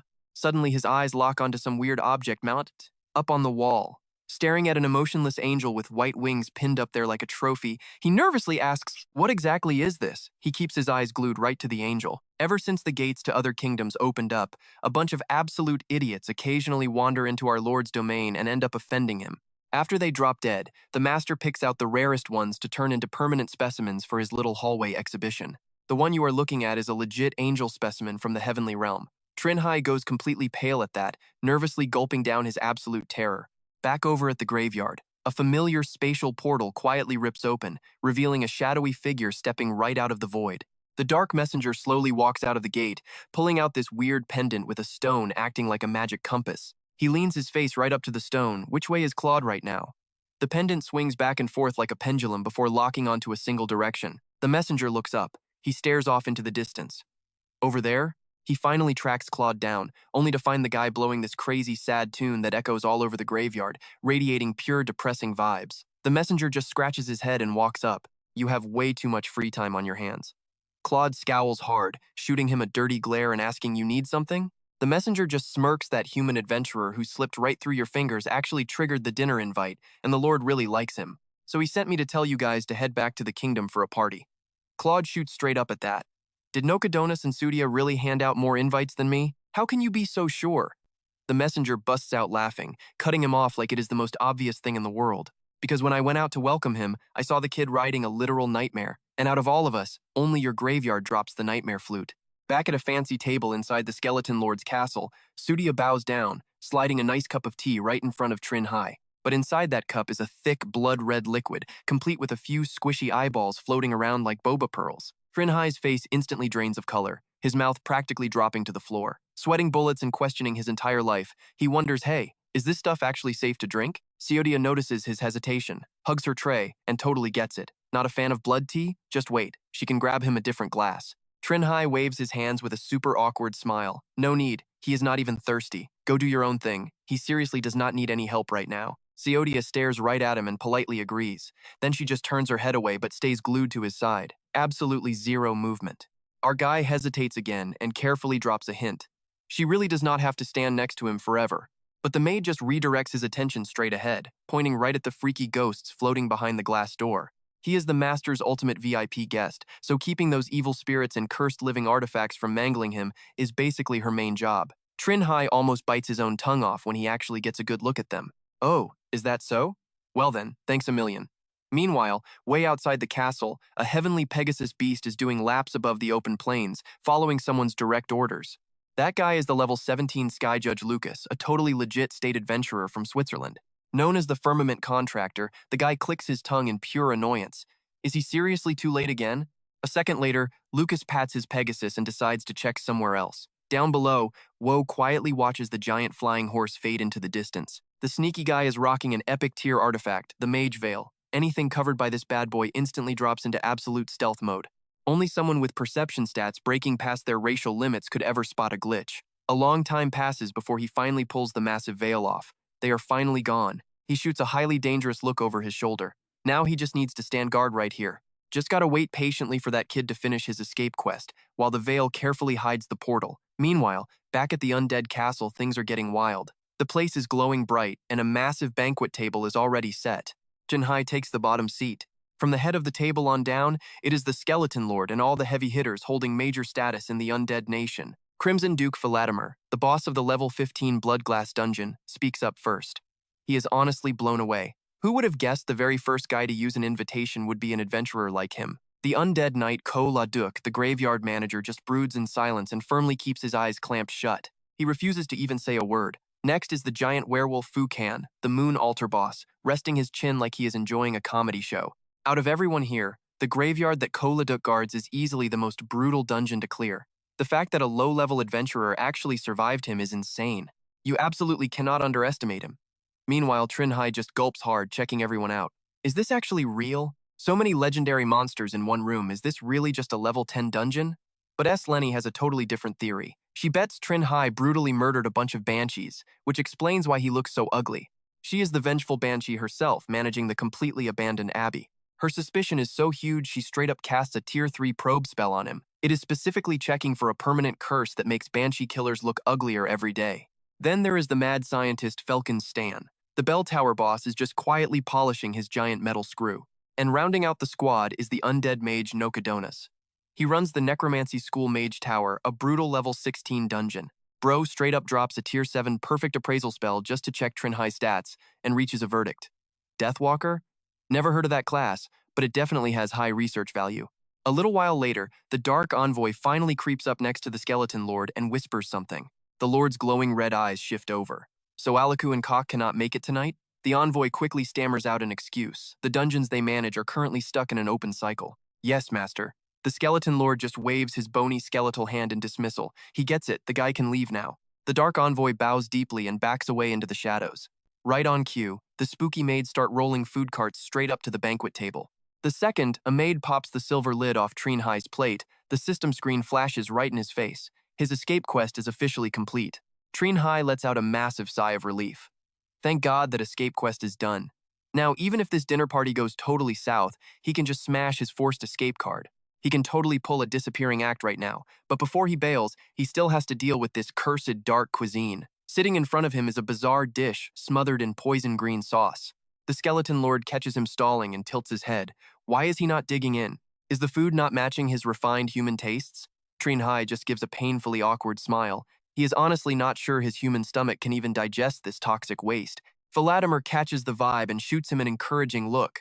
Sure, the presentation is absolutely horrifying to look at, but for a low-tier adventurer still in the early stages, eating this will trigger an absolute power upgrade way beyond his wildest dreams. He really should not waste the Lord's generosity. Even hearing all that hype, our boy is still sweating bullets. Oh, is that right? The Skeleton Lord immediately scolds Vladimir for ruining the vibe. He actually really wanted to see their human guest's raw reaction after eating it completely blind. Trinh Hai just gulps again, frantically giving himself a mental pep talk.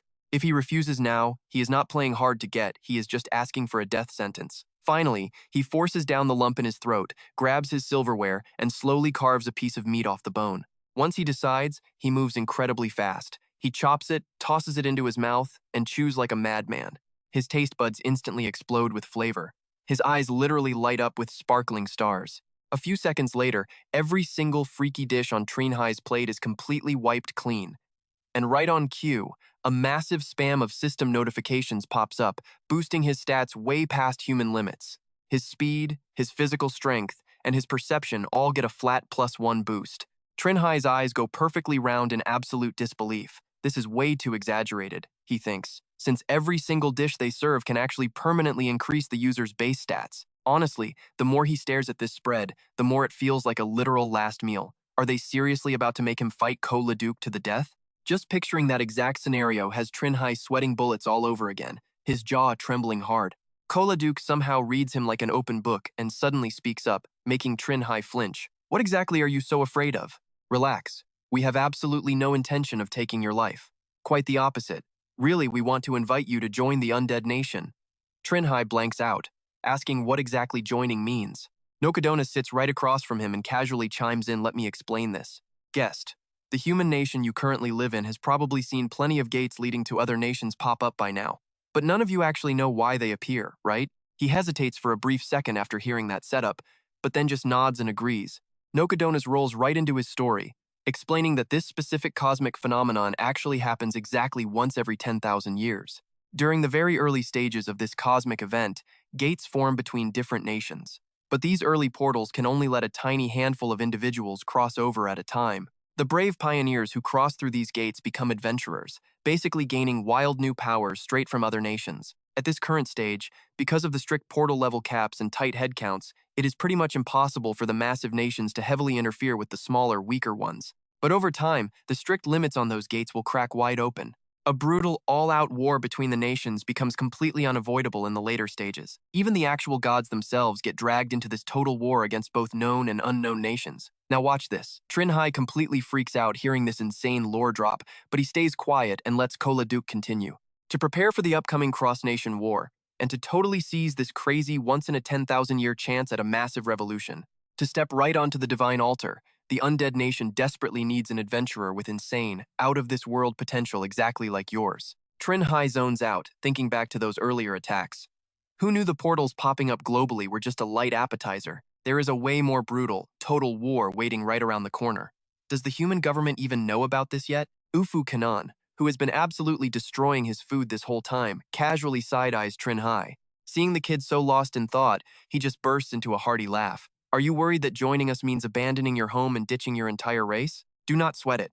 Before the undead nation actually declares war on anyone else, you have complete freedom. We are definitely not going to force you to stay over here." Vladimir lifts his cup for a sip, adding that Trinh Hai's homeworld does not even have the divine elements they need anyway. It will not ever become their target. So you really do not have to stress over picking a side if the undead nation ever ends up fighting your home turf.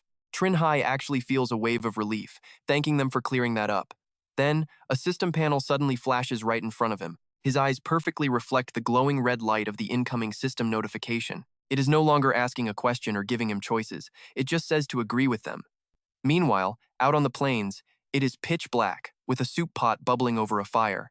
Guido is just chilling, sipping water and plucking his lute. The soft melody rings out, perfectly following the graceful movements of his fingers. That sound travels straight into the level 2 dungeon gate that Guido had cleverly hidden behind his magical wizard screen. His eyes are totally bloodshot with pure frustration. Guarding against an adventurer who knows stealth magic is just ridiculously hard. Not only can he not blink, but he also has to strum a chord every few seconds. Once this entire mess is finally over, I really need to find an artifact that grants true vision to cover up my massive weakness here. Right at that exact second, the spatial gate suddenly reacts. Guido leaps up in pure joy. That little punk finished his escape mission and is crawling out.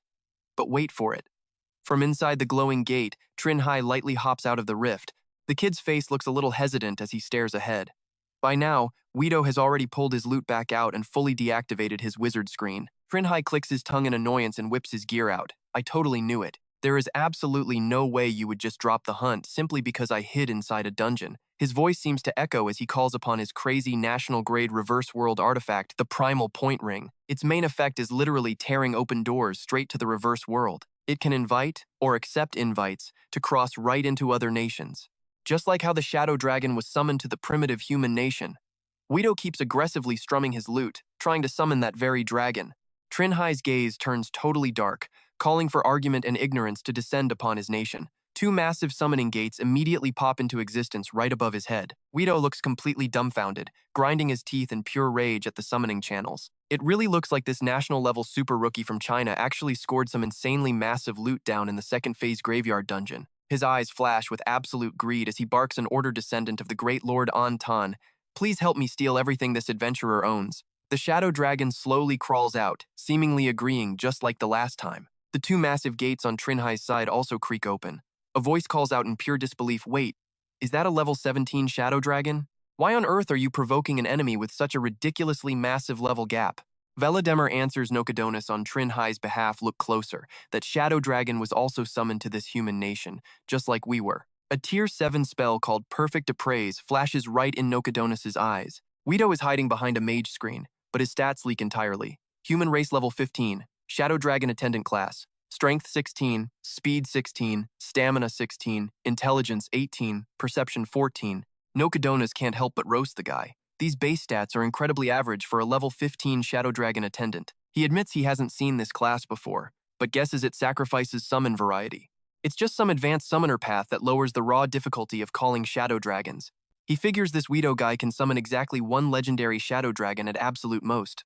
Weedo stands right below and hears every single word. He completely panics. The absolute core weakness of his class just got entirely exposed. Just who exactly did Trinh Hai bring as backup? Nokodonas turns right to Vladimir and tells him to hold back. He mentions he's been deeply studying the Dracolich conversion ritual lately. This Shadow Dragon right here makes the absolute perfect experimental test subject. Vladimir just narrows his eyes and glares. Fine, he agrees, but you have to share that dragon blood. Nokodonas calmly accepts the deal.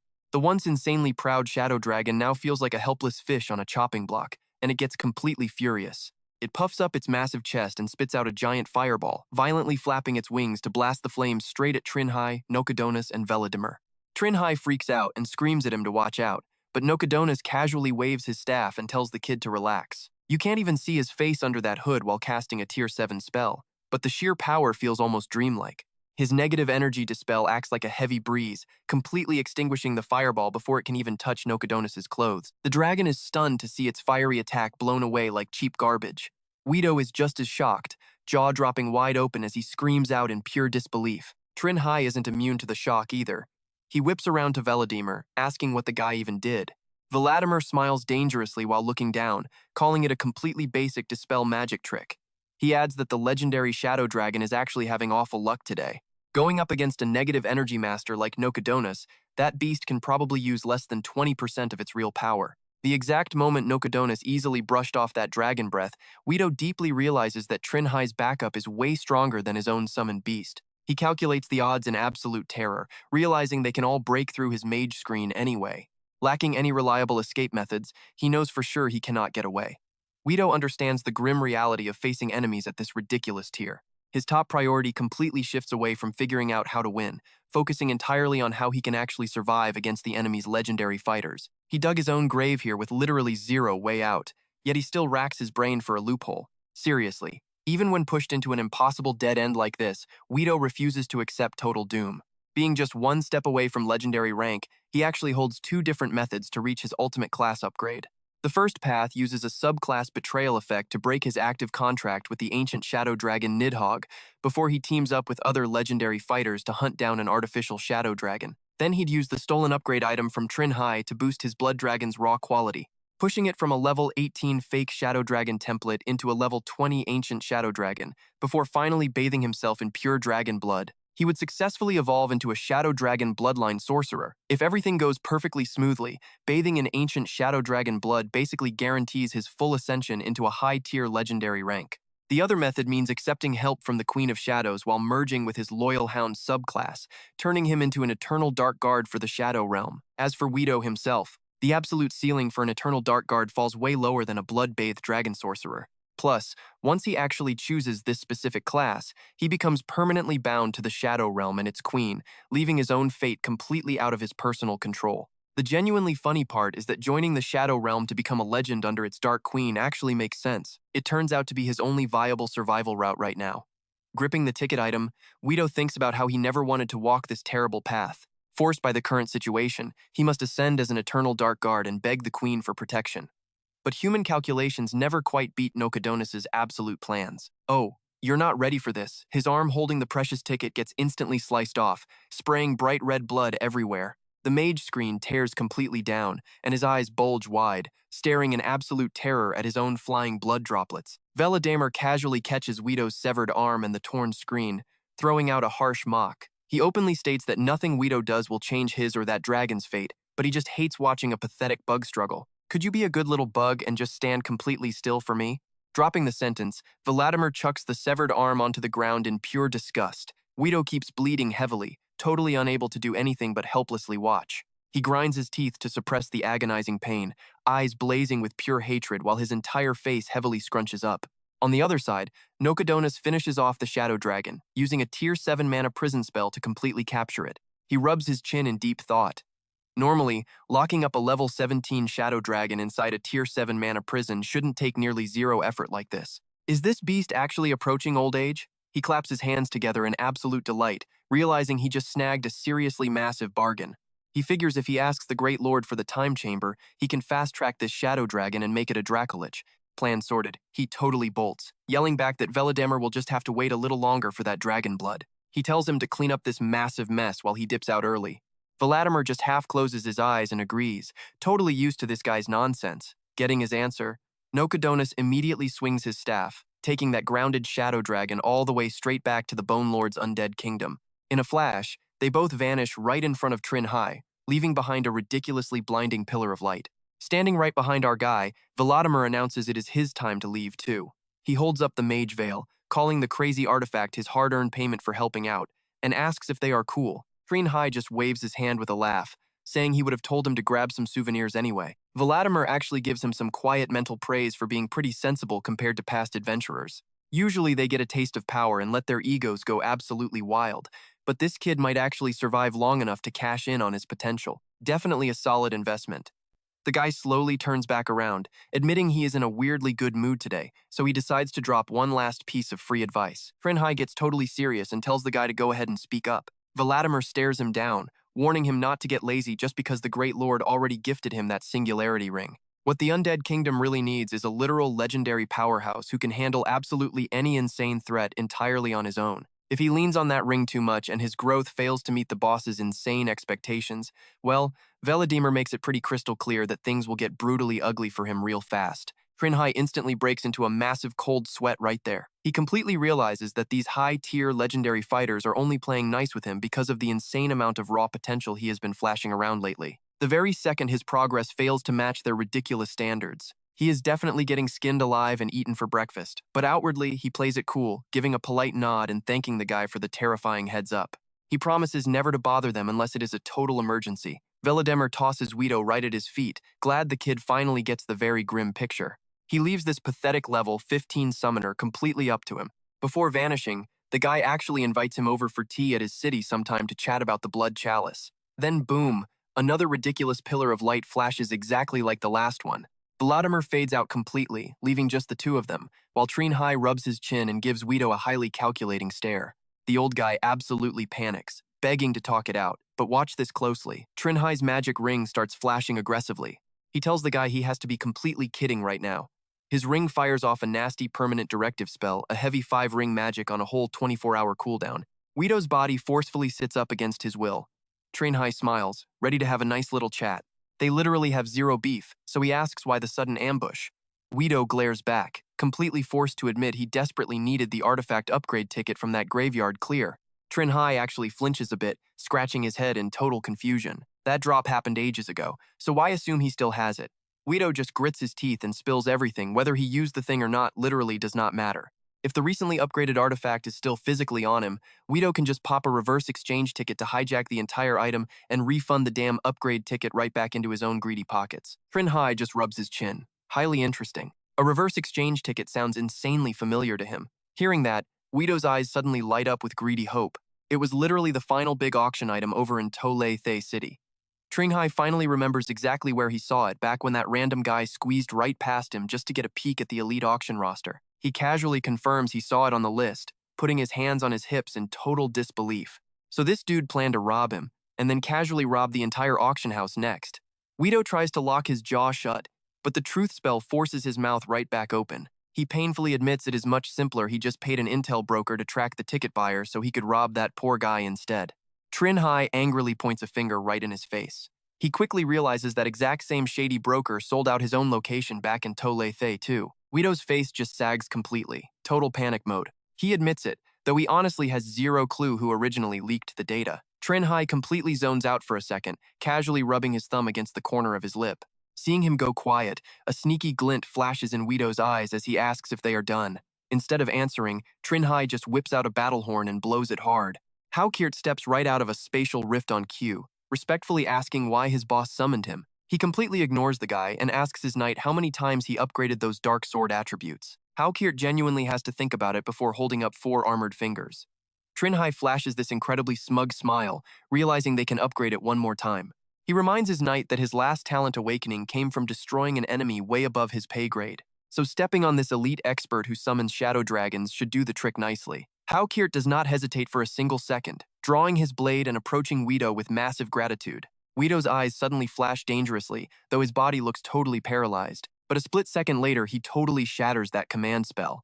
He violently throws his free hand up to block the strike, nearly giving both Trinh Hai and Howkirt a literal heart attack. Don't kill me, I can sign a soul contract and give you my entire fortune just to spare my miserable life. Trinh Hai just gives Guido a deadpan stare and orders Howkirt to finish it, and his loyal summon happily obliges. One sword strike drops down, and Guido's head, along with all his sneaky little plans, officially logs out of the server. The moment he bites the dust, an epic artifact, the Dragonbone Harp, spawns right in front of Trinh Hai. This absolute beauty is carved straight from a shadow dragon's spine. Plucking the strings unleashes a dragon's aura, completely suppressing any lower to mid-tier races. Reading the item stats, Trinh Hai frowns a little, suddenly remembering that time he had to sprint away using his nightmare skill. No wonder his legs felt like complete jelly back then. He was actually being crushed by that insane dragon pressure. Right then, Howkirt squats down next to Guido's body and calls out, "Hey boss Trinh Hai, there is a piece of gear over here you might actually find super interesting." Trinh Hai flashes a confused look, stashes the harp away, and walks right over. Howkirt holds up a bizarre bracelet artifact, a special deflector bracer that can automatically redirect any arrows and enemy fires straight at the wearer. Taking one look at this sweet loot, Trinh Hai is totally amazed. So it was this thing all along. This is exactly what I need. Trinh Hai immediately slaps the bracelet onto his right wrist, then casually asks Howkirt, "Oh yeah, did you manage to get a new talent this time?" The skeleton smirks, flashing a weirdly happy grin.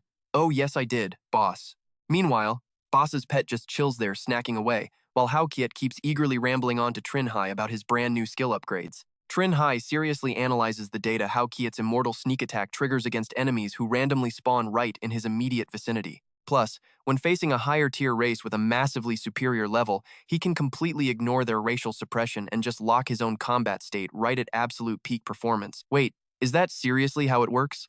Howkirt instantly strikes a pose, flexing his invisible muscles. That is exactly right, boss. Trinh Hai watches this goofy display without saying a word. He just quietly thinks to himself purely based on the actual effects. This Carolyn talent and his adventurer title are practically identical. It is just that acquiring this talent is way more brutal, but compared to the title, these buffs can actually stack together. Suddenly remembering a key detail, Trinh Hai asks, "Hey, you mentioned earlier that becoming a hero-class Carolyn requires awakening a true name besides having the talent. So do you actually know how to awaken this true name yet?" Howkirt just awkwardly scratches his head. "No clue at all, boss." Trinh Hai chuckles softly and promises, "All right, I will help you ask around later." He secretly adds in his mind, even though the association guys do not seem to know much about becoming a hero species, but his legendary skeleton army has seen absolutely everything, so they definitely know the hidden secret behind true names. Suddenly, a loud shout echoes out, making Trinh Hai and Howkirt jump in surprise. Guido is dead? Hovering right above them is a Pegasus, carrying that guy Lucas who was hunting Guido all along. Trinh Hai frantically spins around and whispers to Howkirt, "Hey, did your immortal sneak attack talent just trigger on him?" The summon hesitates, keeping his sword sheathed. "Nope, not at all, boss." Hearing that, Trinh Hai finally lets out a massive sigh of relief. So they are not part of the enemy squad, probably just the official Swiss adventurers that Phi Geo called in earlier. Over there, Lucas hops off his Pegasus and lands smoothly right on the ground. Seeing Guido's lifeless body dumped right behind Trinh Hai and Howkirt, Lucas stares at them in absolute disbelief. "Did you two seriously kill the guy on the floor?" Trinh Hai and Howkirt instantly snap their heads around like spinning tops, pretending to search the empty area. "Well, do you see anyone else standing around here besides us? Or are you one of those level-obsessed nerds who firmly believes that just because he can summon a level 17 shadow dragon, he could never possibly lose to a total non-expert adventurer like me?" On the outside, Lucas flashes a friendly smile. "You misunderstand, I just want to confirm who actually owns the bounty reward." But on the inside, the poor guy is screaming his lungs out. "Isn't it just because your level is way too low? Even if you are a national super rookie, jumping this many levels just to completely obliterate Guido, if you say that out loud, literally nobody in the world would ever believe it." Meanwhile, let's jump halfway across the world over in Zurich, Switzerland. Three guys are sitting inside an armory-themed restaurant talking business, and the guy sitting directly across bluntly says, "I refuse." Ken loudly questions this, "Why?" "Are you and that Guido guy not both stuck at level 15? The man skewers a piece of meat and replies, "Look, there is a massive difference between two level 15s, and I have already hit my absolute limit. But that crazy guy is purposely holding back his level just to chase after a heavily restricted, ultra-high-tier ultimate class. And besides, did you guys not already go find Lucas? As long as that Chinese adventurer named Trinh Hai can just hold out until Lucas arrives, he will survive. By the way, what exactly is your relationship with this random adventurer named Trinh Hai anyway? Why would you burn favors just to come beg me for help? Figeo replies very coldly he is a friend we made back in Bolisaway. And if we had not practically begged him to come, he never would have visited Zurich for this massive dungeon-themed auction. The meat-eating guy suddenly looks totally stunned. An auction? Wait a minute, did you guys drag him into taking that insane color identity verification test? Figeo frowns slightly and glances over. What exactly is the problem here? This guy is actually the Arctic Ghost, Al Suin, the famous Red Bull Star adventurer. He gently wipes his mouth. It is a massive problem. Sure, from your elite perspective, this color-themed auction is a fantastic opportunity to buff yourselves up and broaden your horizons, but for a whole other group of desperate adventurers, this place is basically a deadly tiger den. Ken cannot help but flinch, totally confused as he asks, wait, how so? Al Suin just winks right at him. A massive auction like this is virtually guaranteed to attract mid to low-tier adventurers carrying epic upgrade cards. A ridiculously high-value artifact exchange card dropped without anyone even noticing. Right after they verified their identities at the auction house, a shady internal color staff made a move. Those sneaky information brokers snatched up all the attendees' personal data and sold it straight to highly dangerous wanted criminals like Guido. I bet your friend definitely snagged an artifact upgrade card, which is exactly what lured Guido in. Meanwhile, at a nearby table, someone is secretly listening to every single word. Lucas instantly turns completely pale. Trinh Hai just throws a quiet glance back at Ken in fear. So this is exactly how my private intel got leaked. Lucas nervously laughs to smooth things over, promising that Color will definitely provide a proper explanation, and they will fully settle Guido's massive bounty for him too. Trinh Hai casually rests his chin and gives Lucas a squinted smile, saying he will be waiting to see it. Over at the massive color-themed auction house, the auctioneer's loud voice rings out across the packed hall. Good evening, and welcome to the exclusive dungeon-themed auction hosted by Color Zurich. She proudly introduces herself to the massive crowd as Isabella, the head auctioneer. Isabella is actually the European vice president of Color, primarily managing everything from dungeon artifacts to priceless antiques, high-end jewelry, and fine art. The introductions wrap up, and her staff immediately rolls out the very first item. She steps up to proudly present lot number 1 to the eagerly waiting crowd.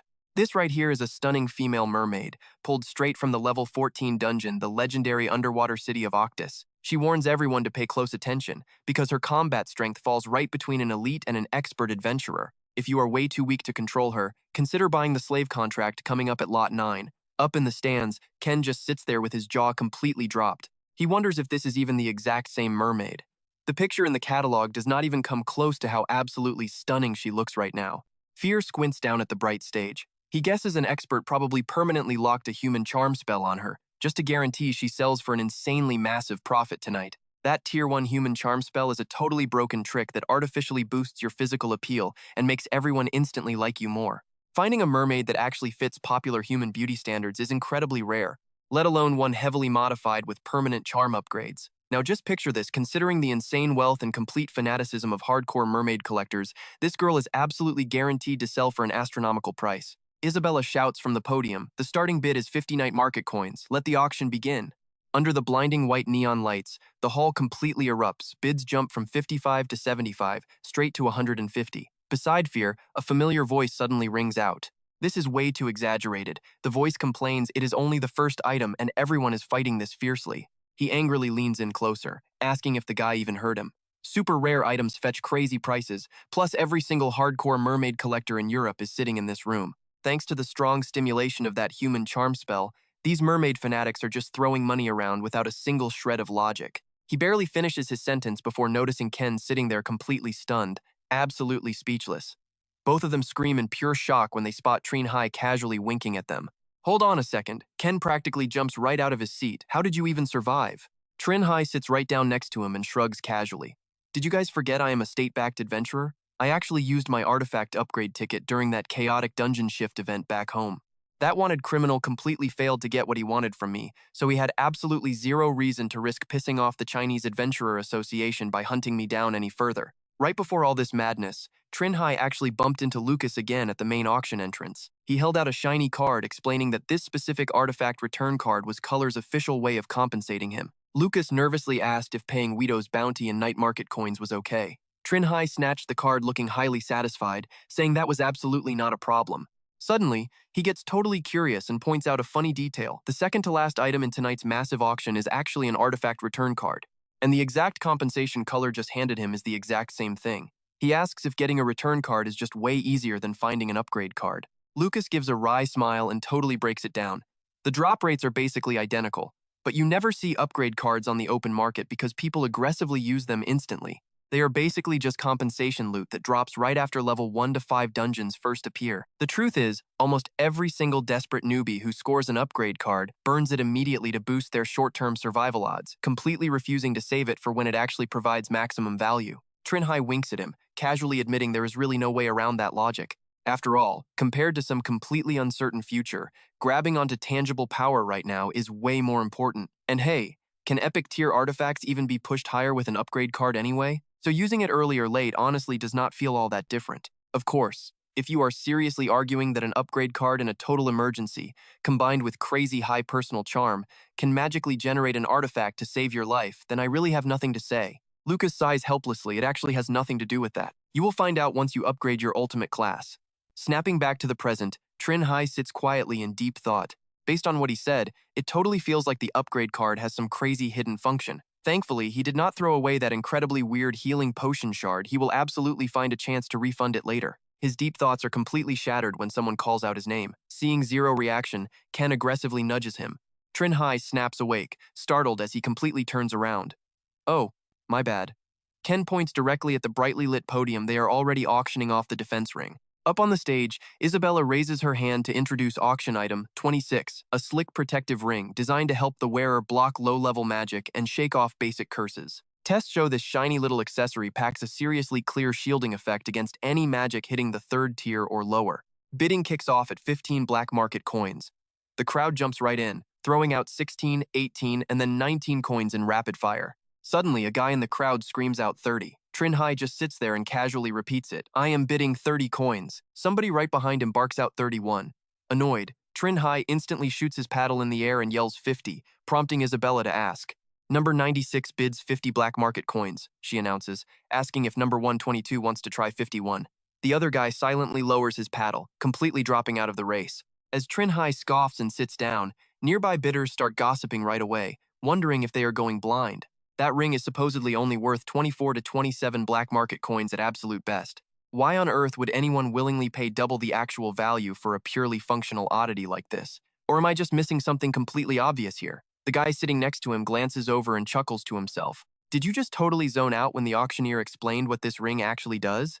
Aside from just blocking low-tier magic, this thing can actively suppress curses. For those hardcore adventurers constantly dealing with cursed environments or anyone who is absolutely desperate to break a hex on themselves, bidding a little extra to grab a rare anti-curse ring rarely seen on the open market makes total sense. Honestly, it completely adds up. The confused guy nods in realization. Up on stage, Isabella slams the gavel sold. Let us congratulate gentleman number 96. With the auction finally wrapped up, a massive crowd bustles back and forth outside the color building. A moment later, Trinh Hai, Ken, and Phi Gio finally step outside. Trinh Hai shoots the two of them a quick sideways glance, asking if they are seriously not coming with him to Mount Ebis for some extreme downhill snowboarding. Phi Gio instantly steps up to answer for both of them. He says way too many people have successfully beaten that challenge already, making it practically impossible to trigger the stat-boosting effects you normally get from extreme sports. Trinh Hai just gives a single nod, not pushing it at all. Is that right, he mutters, then decisively walks away while casually waving back at his two friends. Ken turns to Phi Gio right then, looking completely confused. He points out that while Ebis downhill snowboarding truly does absolutely nothing for their stats, it really wouldn't hurt them to just tag along with him for fun. Phi Gio shoots him a dead serious, icy glare. You remember when I slipped out to the restroom during the auction? Ken squints his eyes a little, suspiciously confirming that he remembers and asking what about it. Phi Gio recounts the moment, explaining he actually went to find someone to run a quick background check, then asks Ken to guess exactly what his guy dug up. Unable to hold back his curiosity, Ken asks what they found. The very next sentence Phi Gio calmly drops is enough to completely shock his friend. The association wiped Wito's bounty clean off the board. Ken startles in sudden realization, so this is the real reason Trinh Hai survived, aside from that artifact upgrade ticket he blew. Lucas must have shown up in time and used the bounty withdrawal as a bargaining chip to convince Wito to walk away. Yeah, right.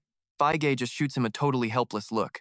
Lucas might be a legendary tier adventurer, but he absolutely lacks the authority to pull an S-rank wanted criminal's bounty. That bounty is gone because Wito is straight up dead.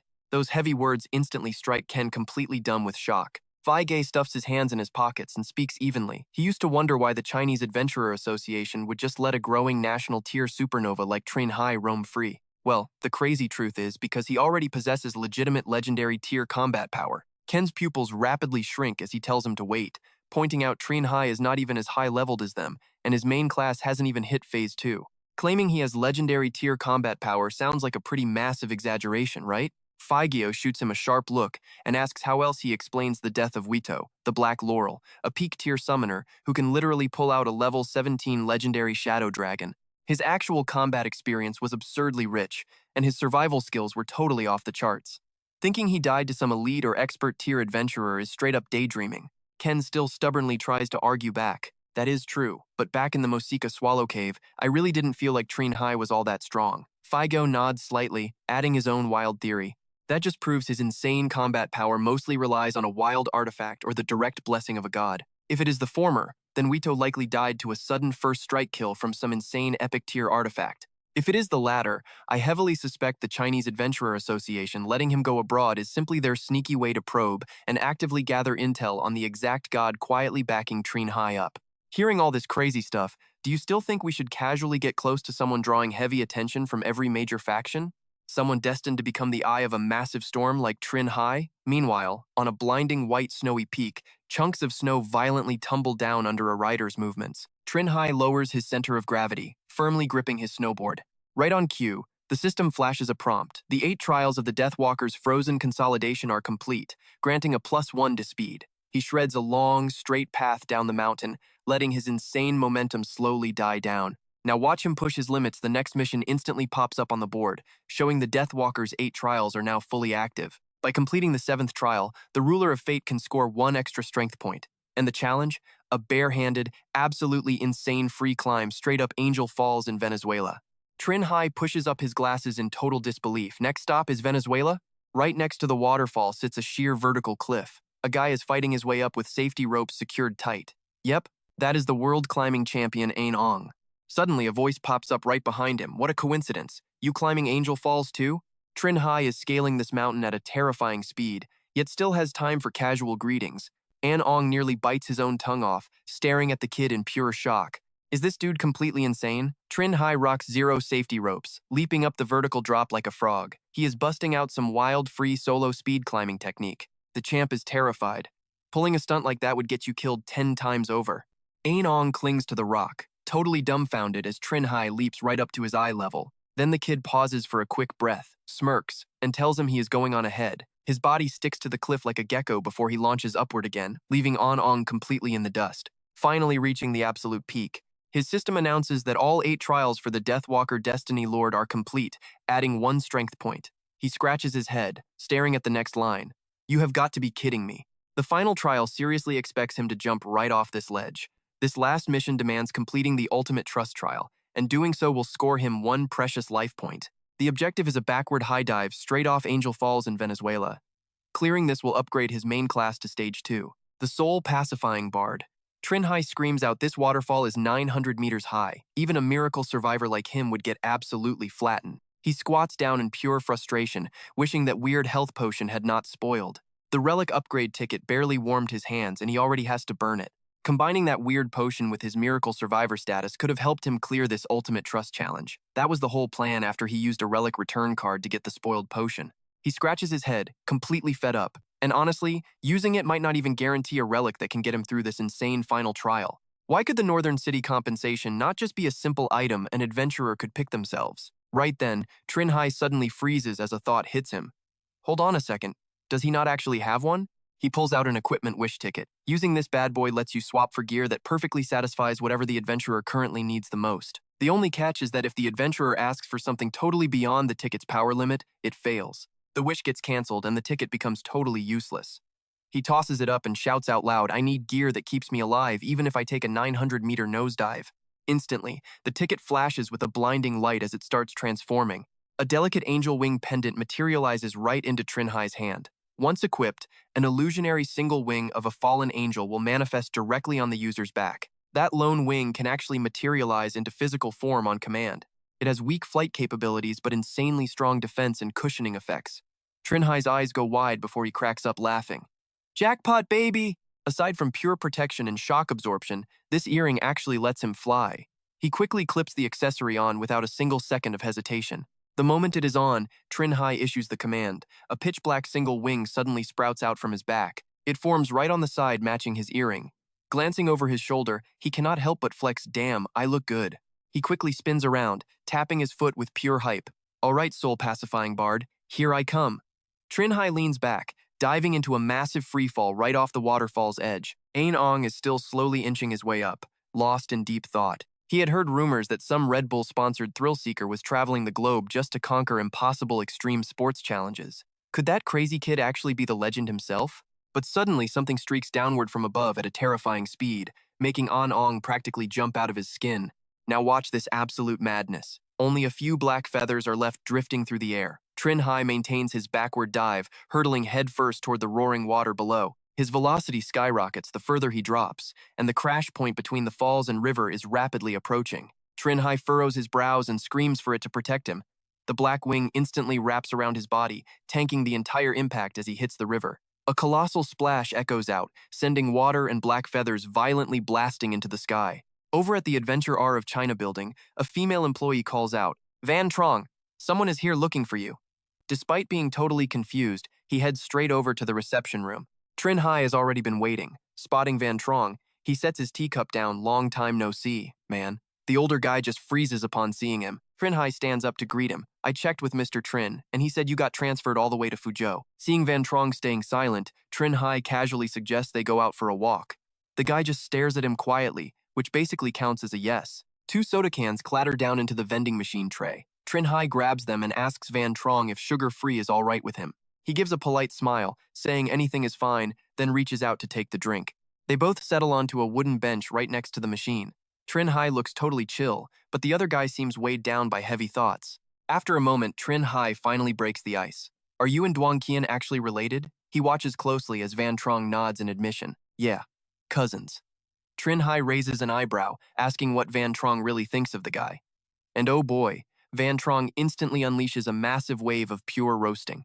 The dude is wildly selfish, absolutely ruthless to get his way, completely shameless about his crazy ambitions, and dangerously overpowered. Totally forgetting the fact that this guy has zero sense of actual responsibility. He is probably the second state adventurer with a real shot at running the entire East China sector. Trinh Hai just crosses his arms casually, asking who holds the #1 spot. Van Trong points right at him. That bold answer leaves Trinh Hai totally stunned, while Van Trong loosens up a bit and keeps spilling the tea. Relax. He has not breathed a single word about this ranking to anyone else, so Duong Qian probably will not come gunning for him anytime soon. Trinh Hai stays quiet for a second, totally getting it. Feeling like brother Duan is caught right in the middle must be seriously awkward. Van Trong keeps his eyes glued to the ground, sighing that being that guy's younger cousin is pure torture. He is constantly forced into doing shady stuff he hates. The crisp morning campus vibe is surprisingly chill, and both of them just sink into a heavy, thoughtful silence. Suddenly, Van Trong spins around and calls out his name. Trinh Hai looks over, completely puzzled. But his silent stare makes it super obvious he is all ears right now. Frowning hard, Van Trong drops a serious warning: "Do not mess with Duong Qian." Trinh Hai definitely has way more potential, but he has barely spent any time as an official state adventurer. If that psycho ever figures out Trinh Hai is a threat to his precious status, he will absolutely try to crush him before he can level up any further. Trinh Hai just smirks, a super familiar spark flashing in his eyes. They chill on the bench a bit longer before he gives a genuinely thankful nod, saying he gets it. Cut to a totally different hangout where Nan Quan looks pretty surprised, asking why Trinh Hai came back so early. It has not even been a month yet. He pauses with his teacup halfway to his mouth. Trinh Hai just leans against the door, flashing a crazy sly grin. Since he has to totally focus on crushing dungeons next year, right? He figured he might as well speedrun his tasks and bounce early. Nhan Quan finishes his tea, setting it down to dig for more info. Turns out, news of him brutally reverse ganking that S-rank wanted criminal over in Zurich already hit home. Big boss Hoang Tuyen is dying to know how he pulled that off. Nan Quan narrows his eyes, joking about whether some literal god stepped in to fight for him again. Trinh Hai just awkwardly scratches his cheek, muttering that it is a massively long story. Pondering for a second, he throws out a totally loaded question asking brother Trinh if he knows anything about kingdom warfare. Nyan Quan's pupils instantly shrink, and if you are watching closely, you can see the sheer panic. He urgently demands to know who spilled that secret. Fast forward a bit, and inside Nyan Quan's office, he is slowly trying to summarize this absolute madness. So, basically, just to ditch that insane S-rank criminal on his tail, Trinh Hai used the rare key he snagged at the graveyard to pop open a Phase 2 dungeon. Then, he literally learned about kingdom warfare directly from the dungeon boss, who casually invited him to join their undead kingdom. Talk about a wild plot twist. And since that S-rank creep was hanging around the exit, he caught the splash damage and got effortlessly wiped out by the undead kingdom. Pretty accurate summary, right? Trinh Hai just nods and smirks, confirming it is spot on. Nyan Quan immediately spirals back into deep thought. So it looks like the truth behind that whole graveyard mystery is completely out in the open now, since it is actually a highly specific dungeon designed exclusively for cross-kingdom troop drafting. That completely explains why the difficulty gap between the rookies and the veterans was so mind-blowingly huge. Trinh Hai quickly fires off his burning question. But what about the whole joining the undead kingdom thing? Nyan Quan just casually shrugs, acting like it is barely a blip on his radar. Honestly, without doing that, surviving would have been impossible anyway. Plus, he bets the big bosses up top will completely ignore this whole messy situation. For one, Trinh Hai already proved he is a totally reliable asset during that crazy Merman dungeon comeback, and two, barely anyone even knows Kingdom Warfare is a real thing right now. Even Nyan Quan only got clearance on this top secret info because he might inherit Big Boss Hong Tu-yen's spot, so Trinh Hai can literally just chill out and stop worrying. Trinh Hai lets out a massive, dramatic sigh of relief. Well, that is awesome news. Suddenly, Nyan Quan raises an eyebrow, dropping another bomb that little side quest Trinh Hai asked him to look into finally yielded some epic results. Trinh Hai perks up, completely dialed in. Aside from what he originally mentioned about adventurers scoring some serious attribute points the second they reach a specially designated rank, and how those earned attribute points get distributed is actually heavily influenced by their absolute main class profession. There are 3 other wild ways to bag free attribute points. Number 1, flat out assassinating an enemy who is at least 3 whole levels higher than you. Option number 2 is surviving a completely unpredictable quest mutation, specifically when the new difficulty level brutally skyrockets way past the absolute maximum limits that an adventurer can actually handle. And the final hardcore method is fully clearing a chained follow-up quest inside a Phase 2 dungeon. Trinh Hai practically cheers, completely hyped as he thanks Brother Trinh. Nyan Quan just gives a slick, polite smirk before casually pivoting right to the next topic. He asks if the No family sister has been hunting for him lately, causing Trinh Hai to completely space out all over again. Later that exact same day at Van Tu City Hospital, Trinh Hai is chilling on a courtyard bench with Nurse Anan. Wait, her brother is actually trapped inside a dungeon? Hold up, is her brother not a totally stacked level 18 adventurer? With a rank like that, he seriously should be rocking some heavy-duty, overpowered gear. Did he seriously fail to pack a backup escape route? Knowing exactly what Trinh Hai is getting at, An just sadly cuts him right off. The guy you mentioned is my second brother. The one trapped is my third brother. Trinh Hai scratches his head, laughing off the pure awkwardness. My bad, total mix-up. Seeing An looking so down, Trinh Hai immediately offers a hand. What level is this dungeon holding her third brother? If it is under level 10, he could probably help out. And An looks over at him, totally thrilled. But suddenly, another voice chimes in. You said it yourself, kid. It is Ngo Ho, vice president of the Left-Wing Union and a level 18 adventurer. Ngo Ho speaks up with a hearty laugh. He says if he was not worried about dragging his brother-in-law into the Shadow Queen's arena, he would have found Trinh Hai sooner. And An calls out, trying to cut her brother off. Trinh Hai just stares in pure shock. The Shadow Queen's gladiator arena? Ngo Ho crosses his arms and drops some extra details. Yep, that is the exact dungeon Ngo Kui entered. A past dungeon shift left his little brother's dragon companion with some serious trauma. They had to go back inside to help it regain its lost confidence. So his brother charged straight into the Shadow Queen's arena, a level 10 dungeon. At first, everything went incredibly well. Ngo Kui kept fighting and kept winning. His dragon companion even started shaking off the trauma. Trinh Hai jumps in with a guess. Let me guess. They met an unbeatable enemy next? And got completely traumatized all over again? Ngo Ho squeezes his eyes shut and sighs heavily. If only it were that simple to fix. The actual situation? The Shadow Queen has a massive soft spot for gladiators who are incredibly good-looking and insanely strong. Unfortunately, that idiot Ngo Kui got way too famous in the arena and completely caught her eye. Trinh Hai's mouth twitches seriously. Just because of that? Ngo Ho completely agrees. Super unexpected, right? He says once Trinh Hai hits a higher level for expert dungeons, he will totally understand. Adventurers accidentally angering massive VIPs over tiny things and failing their main quests because of it? It actually happens all the time out here. Trinh Hai nods slowly, looking like he understands. Makes sense. So you want me to talk to the queen and negotiate Ngokui's release? Ngo-ho just laughs and pulls out a forced exit card. No need. You just have to find Injo Kwai and hand him this forced exit card. Simple as that. Here is where it gets crazy. Trinh Hai steps out of the portal, entering the dungeon alone. Dozens of people are scrambling to clear the level, a massive crowd of completely different races. While Trinh Hai zones out, someone walks up and politely calls him Sir. Trinh Hai actually has to cast a quick translation spell just to understand a single word she says. She points him to registration. He nods blankly. All right. At the counter, a mysterious hooded visa officer asks if it is his first time here. Trinh Hai does not even hesitate for a second. Yep, she slides over a fresh form, telling him to fill in his name, level, and his race. Grabbing a brush, Trinh Hai glances up at her. He asks if race is actually required. The officer looks down at him. Well, if you do not want to fight a giant, I suggest you fill it out truthfully. Hearing that, Trinh Hai goes completely pale and frantically fills in the rest.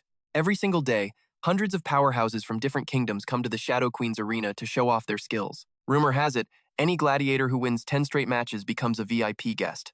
The referee's voice booms. Let us welcome the blood-crazed wolf from the Dark Claw clan, the Bloodseeker, Bulaki Kwa. Cheers absolutely erupt across the fortress. Level 10 challenger, Bulake Kwa. Arena record 2 wins, 0 losses. He strides out with massive confidence while the crowd goes wild.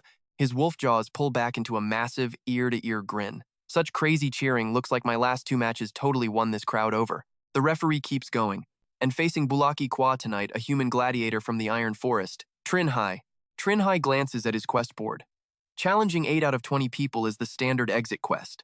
Winning 1 match triggers a rotation exit, but to fully clear the stage, he has to become the absolute star. Trinh Hai scratches his head, totally confused. Super weird. Why isn't the quest interface showing remaining challenges or a countdown timer this time? Across the ring, a distinct scent drifts right into Bulaki Kwa's nose, the smell coming directly from Trinh Hai. He narrows his eyes a little, calculating. Aside from a slight, fishy stench, there is practically 0 scent of blood on this human, so he definitely is not a seasoned veteran. Up in the stands, the audience keeps screaming, "Get in there, Bulaki Kwa, kill him." Standing at the arena edge, he calls out to Trinh Hai, "Hey human, if you want to surrender, do it right now. Otherwise, once we start swinging, I am not holding anything back." He finishes talking and flexes his razor-sharp red claws. Trinh Hai squints, mocking him. "Thanks for the tip, but you aren't my match." Already riding high on 2 wins, there is no way Bulake Kwa can take an insult like that, but he waits. Up on the podium, the ref is hyped. I count to 3, then we start. At 3, Bulake Kwa is already in a fighting stance. "Arrogant little punk, let's hope your actual strength matches all that big talk." Trinh Hai completely ignores him, casually popping open his inventory screen. He figures his first upcoming match opponent is basically a joke anyway. He decides to equip a specific item to hide his real class and stats from the public. The bald referee yells start, and Bukwa immediately lunges forward like a starving wolf. Not even sweating, Trinh Hai whips out his insanely rare legendary lute. He gently plucks the strings, and a piercing high-frequency melody blasts through the arena. That magical sound wave violently launches Bukwa backward before the big guy can even blink. Watching his enemy stagger on trembling legs, Trinh Hai throws a cocky smirk, teasing his weak balance. Behind him, a massive shadow dragon forged purely from sound waves materializes right before Bukwa. He softly asks, "You know what happens now, right?"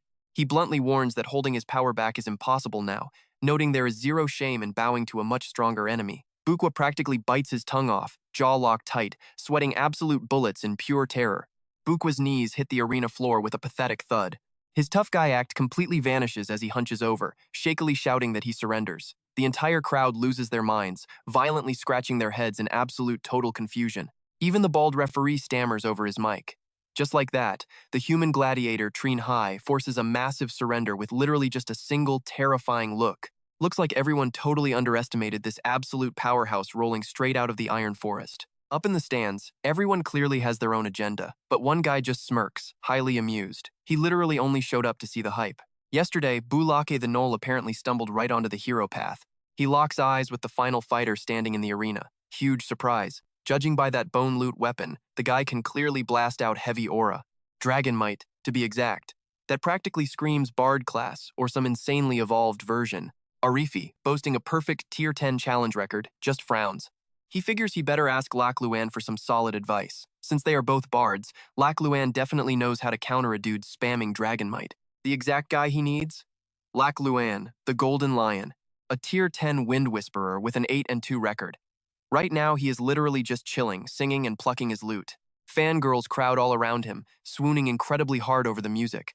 But then somebody forcefully shoves through the screaming mob, stopping a fair distance away. Make way. Lac Luan spots the newcomer and casually asks exactly what he needs. Arifai just keeps his hands shoved deep inside his dark, heavy cloak. The arena apparently just spawned a bard throwing out actual dragon might. We are probably going to cross paths with him soon.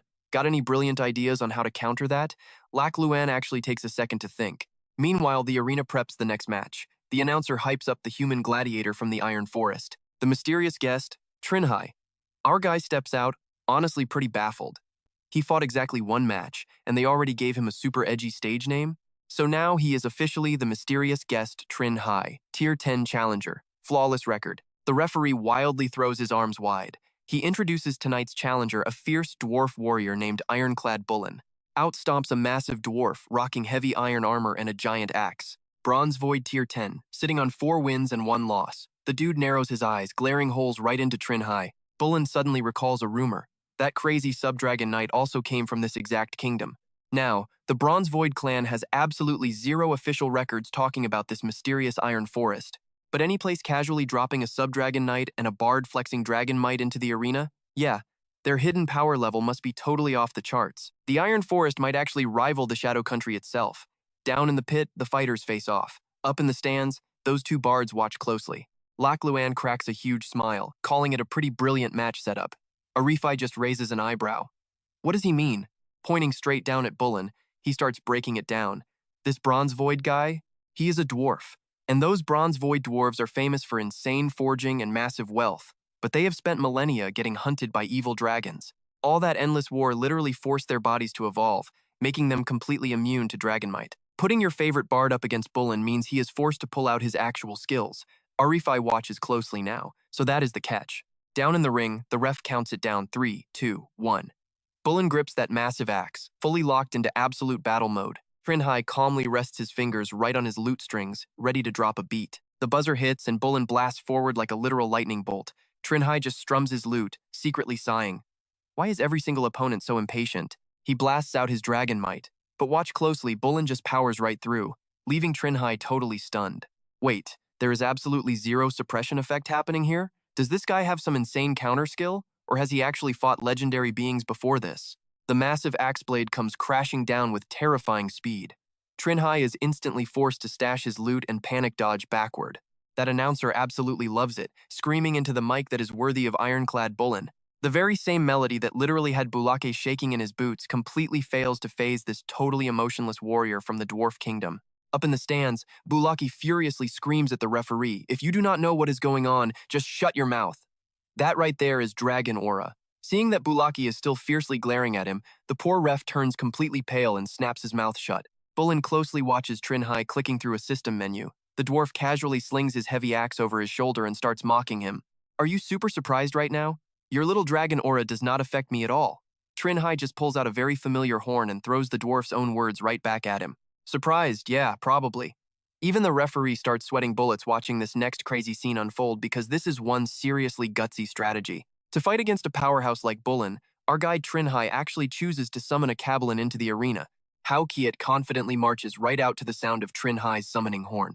The referee continues his commentary in pure confusion. Is this wildcard really the winning play, or just Trinh Hai's desperate ultimate move? Up in the stands, Bulake is angrily gritting his teeth. He answers the question in his own head. This is very obviously the game-winning move.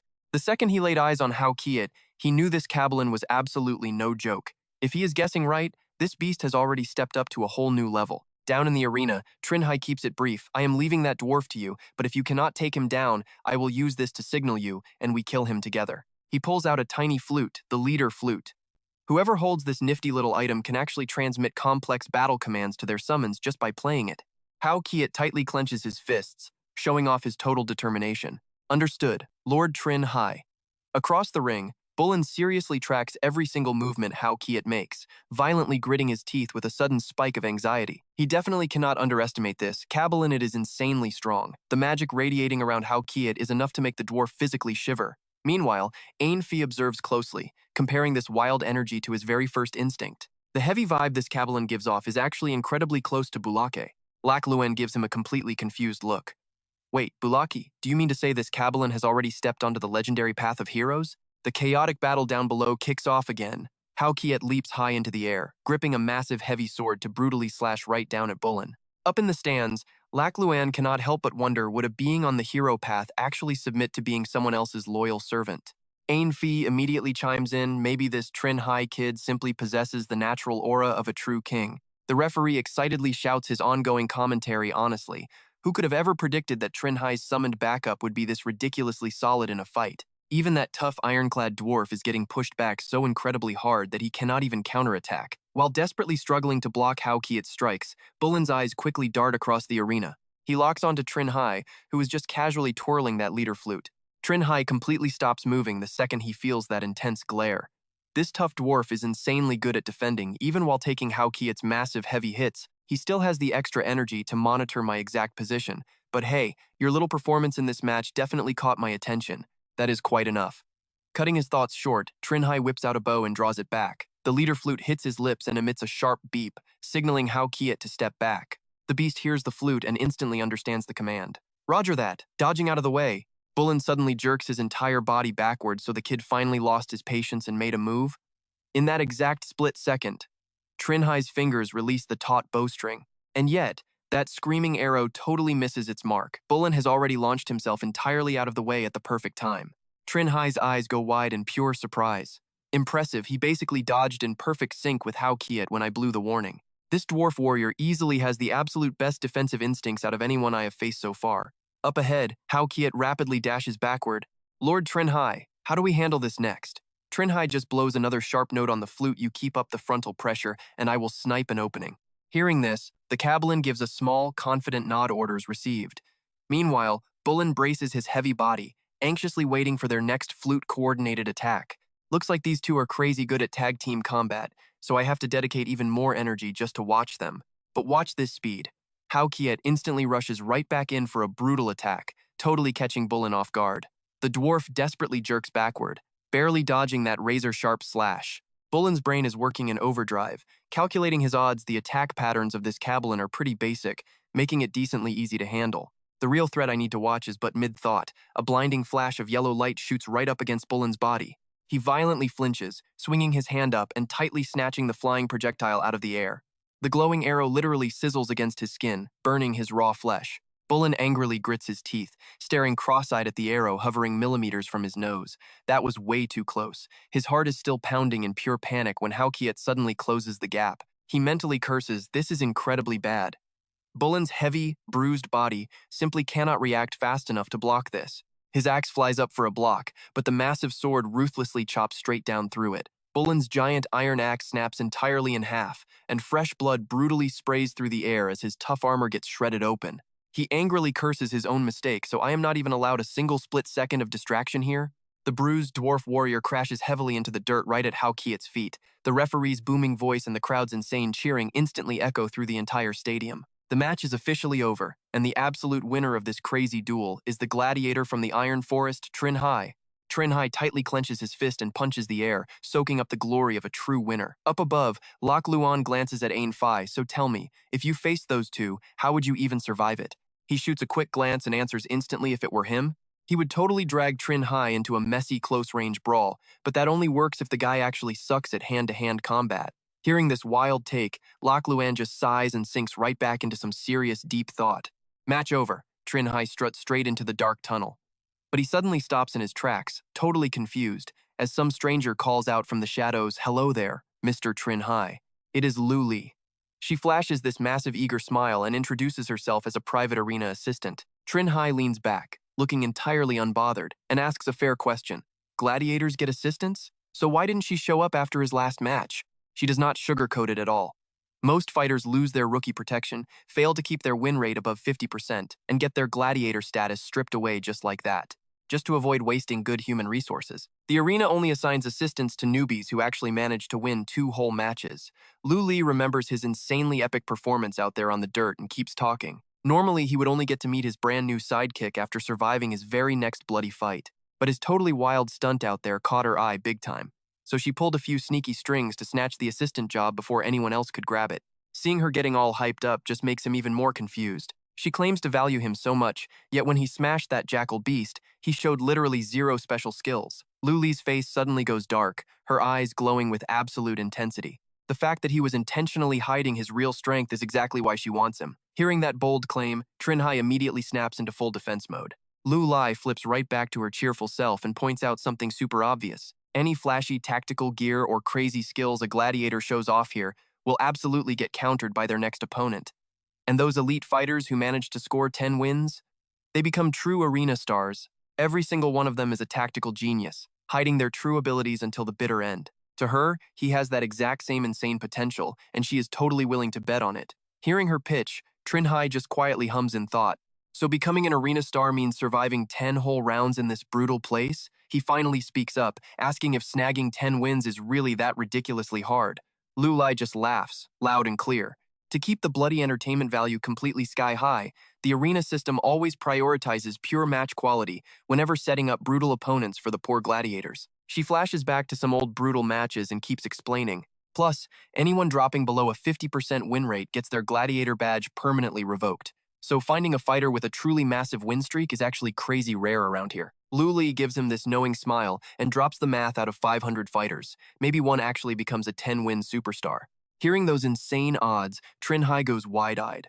Makes total sense now that title actually carries some massive heavy weight to it. Suddenly, Lu Li's eyes sparkle like absolute tiny stars. Bingo! And because of that wild glory, high win rate fighters hold some seriously elite social power inside the Shadow Kingdom. Their assistants get to piggyback on that fame and snatch up some huge benefits too. She does not even try to hide her true motives. That is the exact reason she scrambled so hard to become his very own personal assistant. So Mr. Trinh Hai, he can absolutely trust her with his life. As long as it sits within her power to do, she will bend over backwards to fulfill his requests. Trinh Hai rubs his chin, instantly intrigued by this offer. Any request? He decides to test the waters with a fun little challenge. Can she contact a gladiator hailing all the way from the Iron Forest? A bit later, inside a dingy town tavern, Truong Bao holds up a mug and asks if the kid was looking for him. Sitting right across, Trinh Hai flashes a goofy grin. Yeah, he needs to ask his senior a quick question. The big guy casually waves him on. Ask away. They are from the exact same hometown after all. Helping out is basically required. Before Trinh Hai can even speak, Truong Bao drops a heavy sigh. He never expected this crazy kid to challenge the Shadow Queen's Colosseum during such a ridiculously sensitive time. Is he not terrified of making too much noise here, only to get completely targeted by Dai Hoa outside? Trinh Hai just awkwardly laughs it off, totally hoping it will not get that bad. He looks back at Truong Bao and smoothly pivots the chat. So how many wins does his senior have anyway? The veteran casually sips his drink. 4 wins, 2 losses. Hearing that ratio, Trinh Hai instantly goes bug-eyed 2 whole losses. The veteran suddenly bursts out laughing. Does the kid think he sucks now? The rookie cringes hard and forces a totally stiff smile. Truong Bao gets it though, throwing out a friendly warning, just wait until he fights a few more rounds, then he will understand. The survival difficulty in this crazy dungeon completely shifts based on how well a gladiator performs in the ring. Show off too much, win too hard, and surviving becomes absolute hell. The arena uses those flashy performances to match fighters against increasingly monstrous opponents of the exact same tier. If he just keeps blindly winning, sooner or later, he is going to hit a totally unstoppable brick wall. And the veteran does not stop there, dropping some seriously shady but practical survival tricks. Get this, a smart fighter controls their win rate. Hit a tough monster? Just throw the match. As long as you maintain one basic win, the system keeps feeding you decent opponents instead of actual nightmares. Trinh Hai finds this whole rigged system absolutely hilarious. So that is how they cheat death. He cheerfully thanks his senior for the genius life hack. The big guy just waves it off with a smirk, telling him not to sweat it. Then Trinh Hai drops the real question. Does Truong Bao know where Ngokui went? The veteran squints, looking totally puzzled. That guy? Well, the idiot won way too many brutal matches in a row, so the Shadow Queen personally dragged him away. The chief guard drops some heavy intel. If you want to find him fast, go viral in the arena and catch the queen's attention. The next detail hits hard. Pulling that off might land Trinh Hai in the exact same messed up situation as Ngokui. Trinh Hai's eyes just go dark. A massive win streak, huh?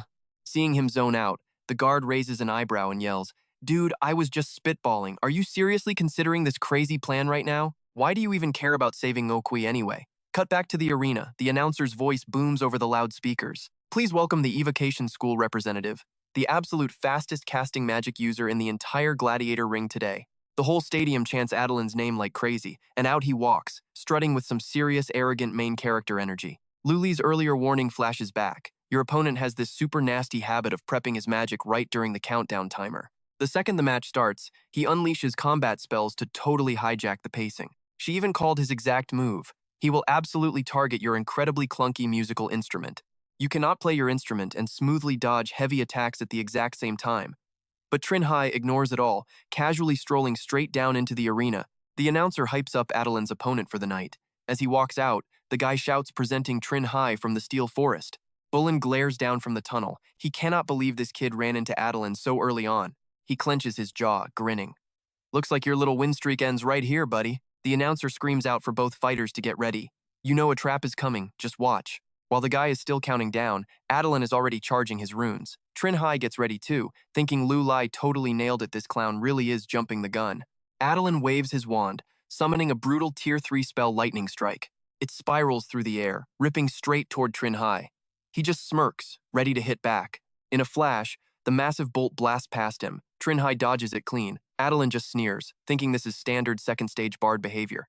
He swings his wand even harder, controlling the wild electricity. Sure, this is a weird class branch I have not seen. But no matter how weird, a bard's magic is never actually top tier. Their weak melee skills are definitely still a huge problem. Adeline smirks, absolutely full of himself. Just stop him from summoning his goblin and I easily win this. On the other side, Trinh Hai desperately dodges while his brain works in overdrive. Is the spell he just threw Tier 1? Or is it above Tier 2? Staring him down, he calculates. If it is Tier 3, his defense ring can easily handle it. But if it is higher, Trinh Hai's eyes totally shift. Then the defense ring is completely useless. Worse, using it exposes the fact that I rely on low-level protective magic. He instantly pivots, trashing that whole idea. Let us just go with the Deathworm summon instead. Making his choice, Trinh Hai stops and screams, "Deathworm summon!" Adeline loses his smug look and totally panics as a giant toothy mouth erupts straight out of the ground. Up in the stands, Bullen is sweating absolute bullets. Even Lac Luan sits there completely stunned. The announcer stammers, "An instant kill!" So even Adeline could not stop Trinh Hai's insane win streak? Down below, Trinh Hai scolds his bug. "You cannot eat this guy. Spit him out. I will buy you real animal food." Up above, Lac Luan breaks it down. Honestly, Adeline's game plan was completely fine. His precast lightning really did hit hard. Ify stays glued to the arena, replying, "But who expects a crazy counter move on top of another crazy move?" For a stationary mage like Adeline, having absolutely no clue Trinh Hai could summon a boss-level Deathworm, zero chance he could dodge that. Lac Luan completely agrees. Exactly. And honestly, I feel like this adventurer named Trinh Hai is totally hiding more cards. How else does he crush Adeline that easily? Watching Trinh Hai's giant grin and that bag of food, Lac Luan realizes something. The top-tier gladiators are absolutely going to dodge fighting this guy now. He turns to Ify. "Tomorrow is my regular match. I really hope I do not face him." He calmly side-eyes Lac Luan. "Relax. It is not that serious. He only has 3 wins. Even after beating Adeline, he needs at least 2 more wins before they ever match him with you." Lac Luan sighs, half closing his eyes. "But if the top guys refuse to fight him, the system might bump him up to my bracket way early." Back in the pit, the baby worm finally spits out an unconscious Adeline. The crowd is still screaming Trinh Hai's name. Standing over Adeline, he thinks to himself honestly, this guy was actually pretty tough. If I had not busted out the Deathworm to perfectly counter a mage, taking him down would have been a massive headache. Trinh Hai decides he needs to hit up Lu Lai for a low-level magic chart. Sure, he has a protection ring, but a smart guy needs to know exactly what kind of spells it can actually block. With that thought in mind, Trinh Hai casually strolls right back into the tunnel.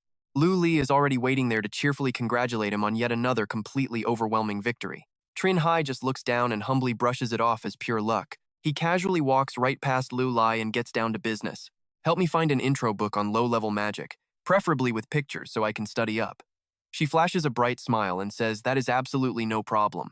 But then Lu Lai drops some news that completely freezes him in his tracks. Sadly, Mr. Trinh Hai probably will not be able to duel tomorrow. Trinh Hai whips his head around to ask why, and Lu Lai nervously explains the issue. Honestly, he just revealed way too little information during his 3rd arena match. The arena still has plenty of strong fighters sitting on 6 or 7 wins, and all of them are desperate to rack up even more victories in the near future. But to avoid facing a monster like him, they are definitely sitting out for now. Hearing this makes Trinh Hai look pretty annoyed. He asks if this means he will not be able to get matched with any opponents for a long while. Lu Li immediately tries to calm him down. It will not be that bad, because the arena prevents strong fighters from getting permanently stuck just because nobody wants to fight them. The rules state that every gladiator must participate in at least 1 mandatory match per week. He can totally just use those weekly mandatory duels to find an opponent, so she expects his fourth match to happen exactly next week. A hint of gloom flashes in his eyes next year. Big bro Trinh has to focus entirely on dungeon raiding. He simply cannot stay here too long and end up delaying his brother's important plans. Making up his mind, Trinh Hai asks if there is any possible way to fast-track his next duel. Luli clenches her fists with total confidence and replies. She explains he could rank up manually, challenging the high-win gladiators that absolutely nobody else in the arena wants to face right now. But she strongly advises against doing that, mainly because those guys are in the exact same boat as him. Nobody wants to fight them, so they are just relying on mandatory matches to slowly grind their way up to a 10-win title in the future. Trinh Hai waves it off decisively. That is fine. He will rank up to challenge them, preferably by tomorrow. Seeing his stubborn streak, Luli realizes she cannot change his mind and finally agrees. A short while later, the loud voice of the announcer echoes through the arena. Please welcome the human gladiator from the Iron Forest, the mysterious guest, Trinh Hai. He struts right out of the tunnel, standing tall and looking like an absolute boss. On the other side of the ring, his opponent for tonight gets a similarly hyped introduction from the announcer. A singer hailing from the Elf Empire, the Night Abyss, Wind Whisperer, Loch Loon. Hearing his own name, Loch Loon just frowns in pure annoyance. Looks like they really got matched up after all.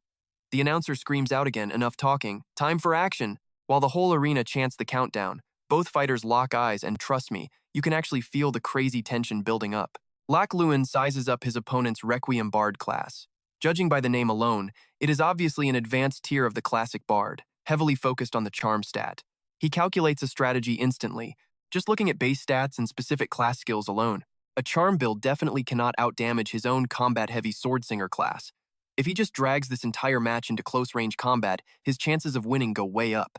The announcer finally yells out the starting signal that every single viewer has been desperately waiting for. On his side, Trinh Hai immediately plucks the strings of his harp, but something suddenly makes him freeze up for a half second. Turns out, Loch Loon's lute technique and sound quality are actually way more masterful. Grooving intensely to his own epic music, the elf declares that almost every single bard dreams of one day slaying a mighty dragon, but only those hardcore bards who truly believe they will team up to defeat an evil dragon will spend every single day practicing how to neutralize dragon aura with their sweet melodies. And guess what? He is exactly that kind of bard. Trinh Hai quickly puts his harp away and yells back, so that is how it is. Thanks for the quick lesson. He instantly summons another very familiar weapon to his hand. Up above, the announcer starts screaming with pure hype, is it finally happening again? Is the absolute powerhouse who once completely crushed Bullen really about to set foot into Her Majesty's glorious arena for another show? Seeing this aggressive move, Loch Loon frowns, immediately stashing his lute away and drawing his sword and staff. The announcer sounds incredibly confused. What exactly is Loch Loon doing right now? Why is he not rushing over to interrupt Trinh Hai? Hao Kiert, summoned by Trinh Hai, glances around the battlefield and asks if that guy is their new opponent, calling him Lord Trinh Hai. Trinh Hai quickly preps his weapons and confirms, yeah, same old rules. Hao Kiert brings the frontal pressure, while he finds openings with the magic bow. Hao Kiert accepts the battle order and quickly gets ready to charge straight ahead. Gripping his weapons tightly, Loch Loon drops a little philosophical wisdom on them, letting them know that against high-tier gladiators, any previously exposed tactics simply will not work a second time. Totally confused, Hao Kiert asks Trinh Hai if the elf is actually talking to them. Trinh Hai just tells him to ignore it and stick to their own fighting rhythm. Loch Loon swings his staff with supreme confidence, boldly declaring that right now, he orders the summon to go right back, exactly where it came from. Suddenly, Hao Kiet just stops attacking him. The dude actually turns completely around. Trinh Hai is blowing his whistle to control it, but his rhythm gets totally ruined. The announcer screams with pure hype. Can you believe it?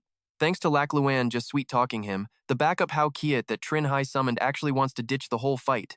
Is this seriously the insane communication skill of a bard? Way too overpowered. Trinh Hai is super annoyed now. No wonder he did not stop me from playing the Carolyn Bone Flute. He already knew he could just steal Hao Kiet away.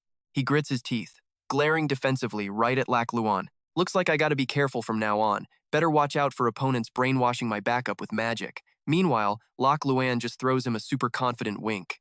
Come on, use that boss-level worm summon you used to crush Adeline yesterday on me? Trinh Hai draws his bow and grits his teeth. I refuse. You are acting way too cocky. Clearly, this guy actually has a solid counter to my deadly worm summon trick. Just shoot the arrow, Trinh Hai. Let me see what makes you so overly confident. The arrow flies right at him, but Loch Loon just laughs and tilts his head to dodge it. Trinh Hai can definitely feel this dude is no joke. As expected, this elf totally specializes in speed, so if I used the Deathworm summon earlier, he absolutely would have just dodged right past it.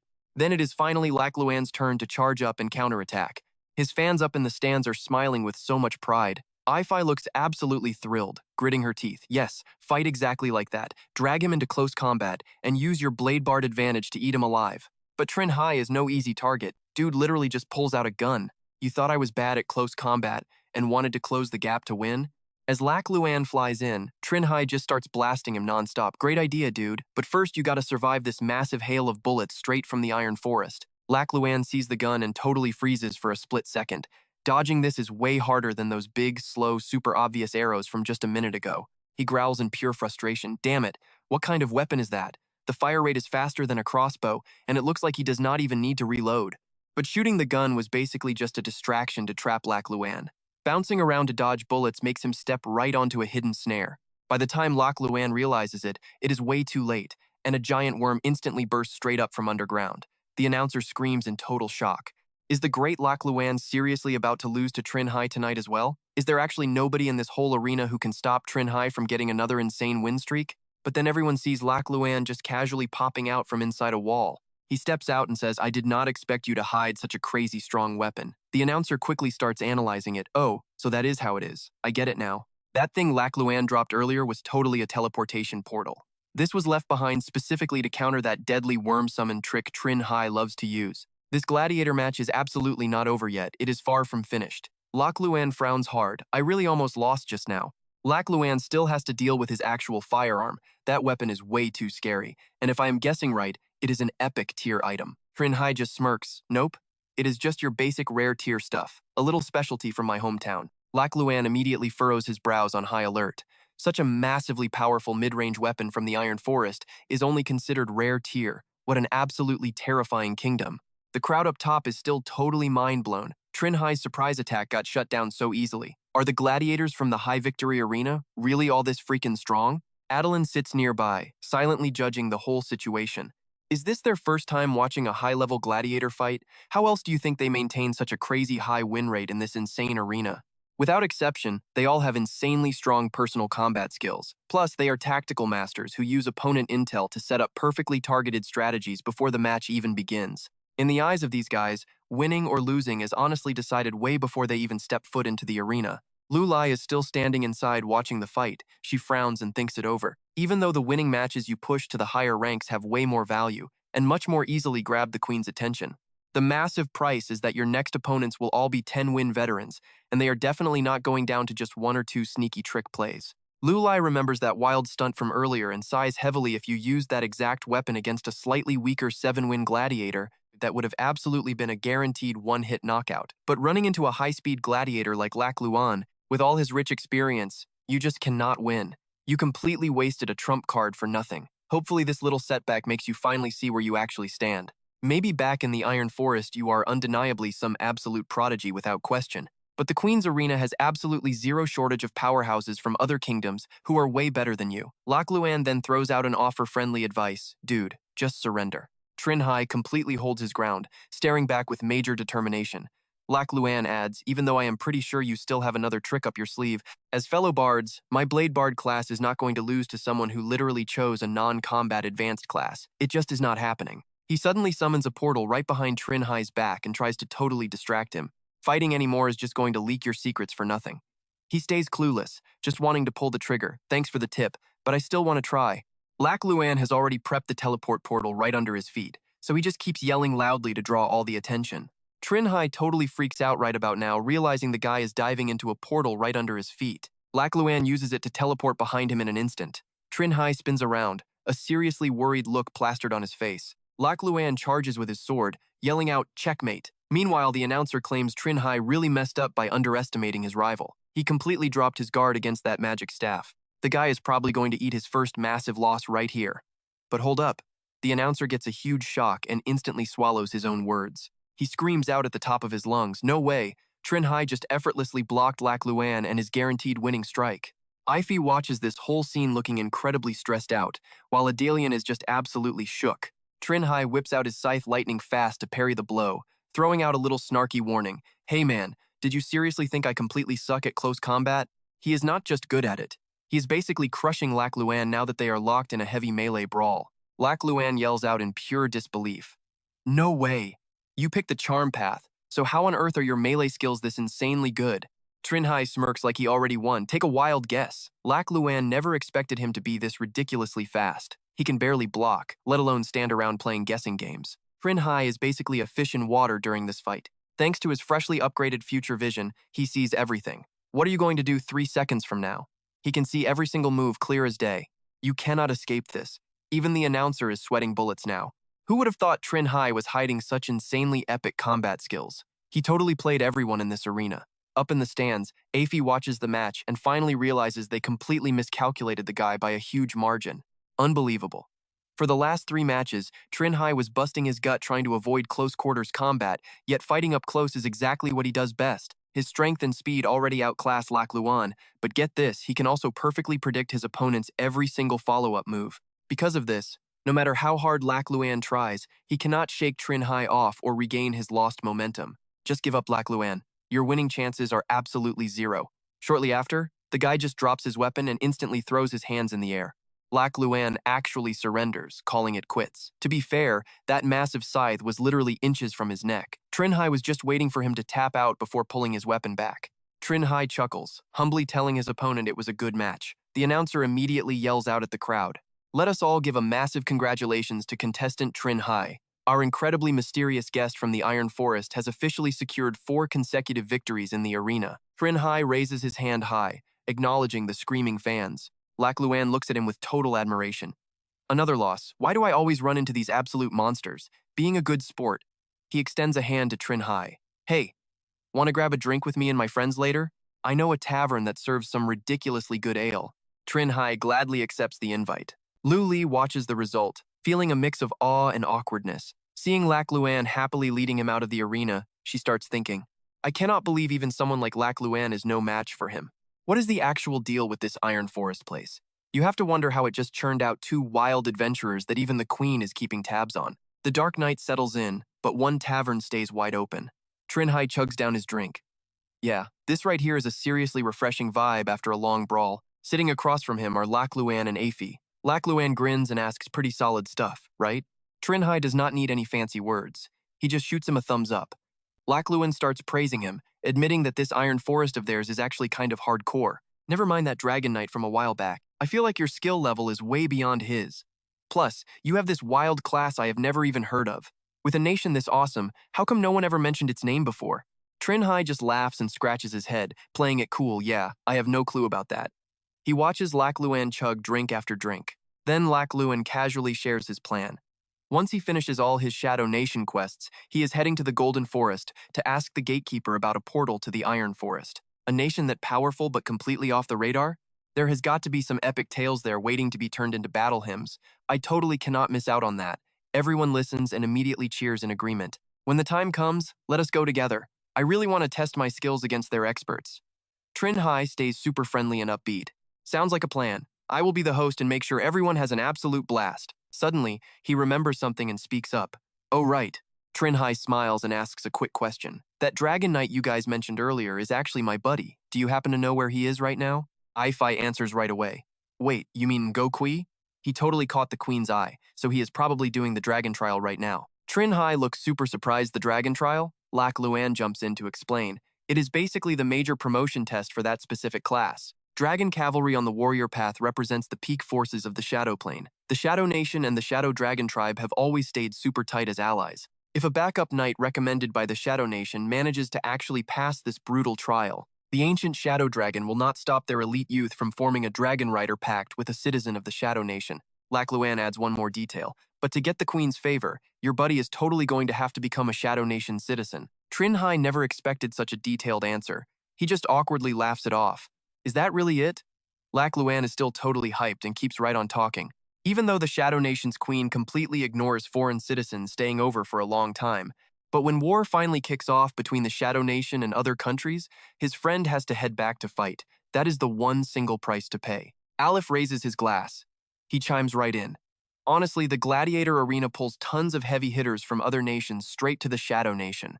The main reason? They provide some seriously high-tier ultimate classes here. The power levels are actually insane."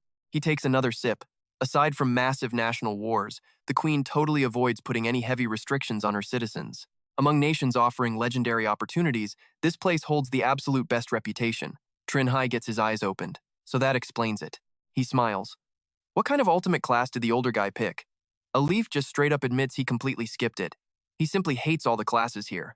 Lac Luan enthusiastically hops out of his seat. He gets real close. Does his bro Trinh Hai still plan to step into the arena tomorrow? Trinh Hai gives a quick reply.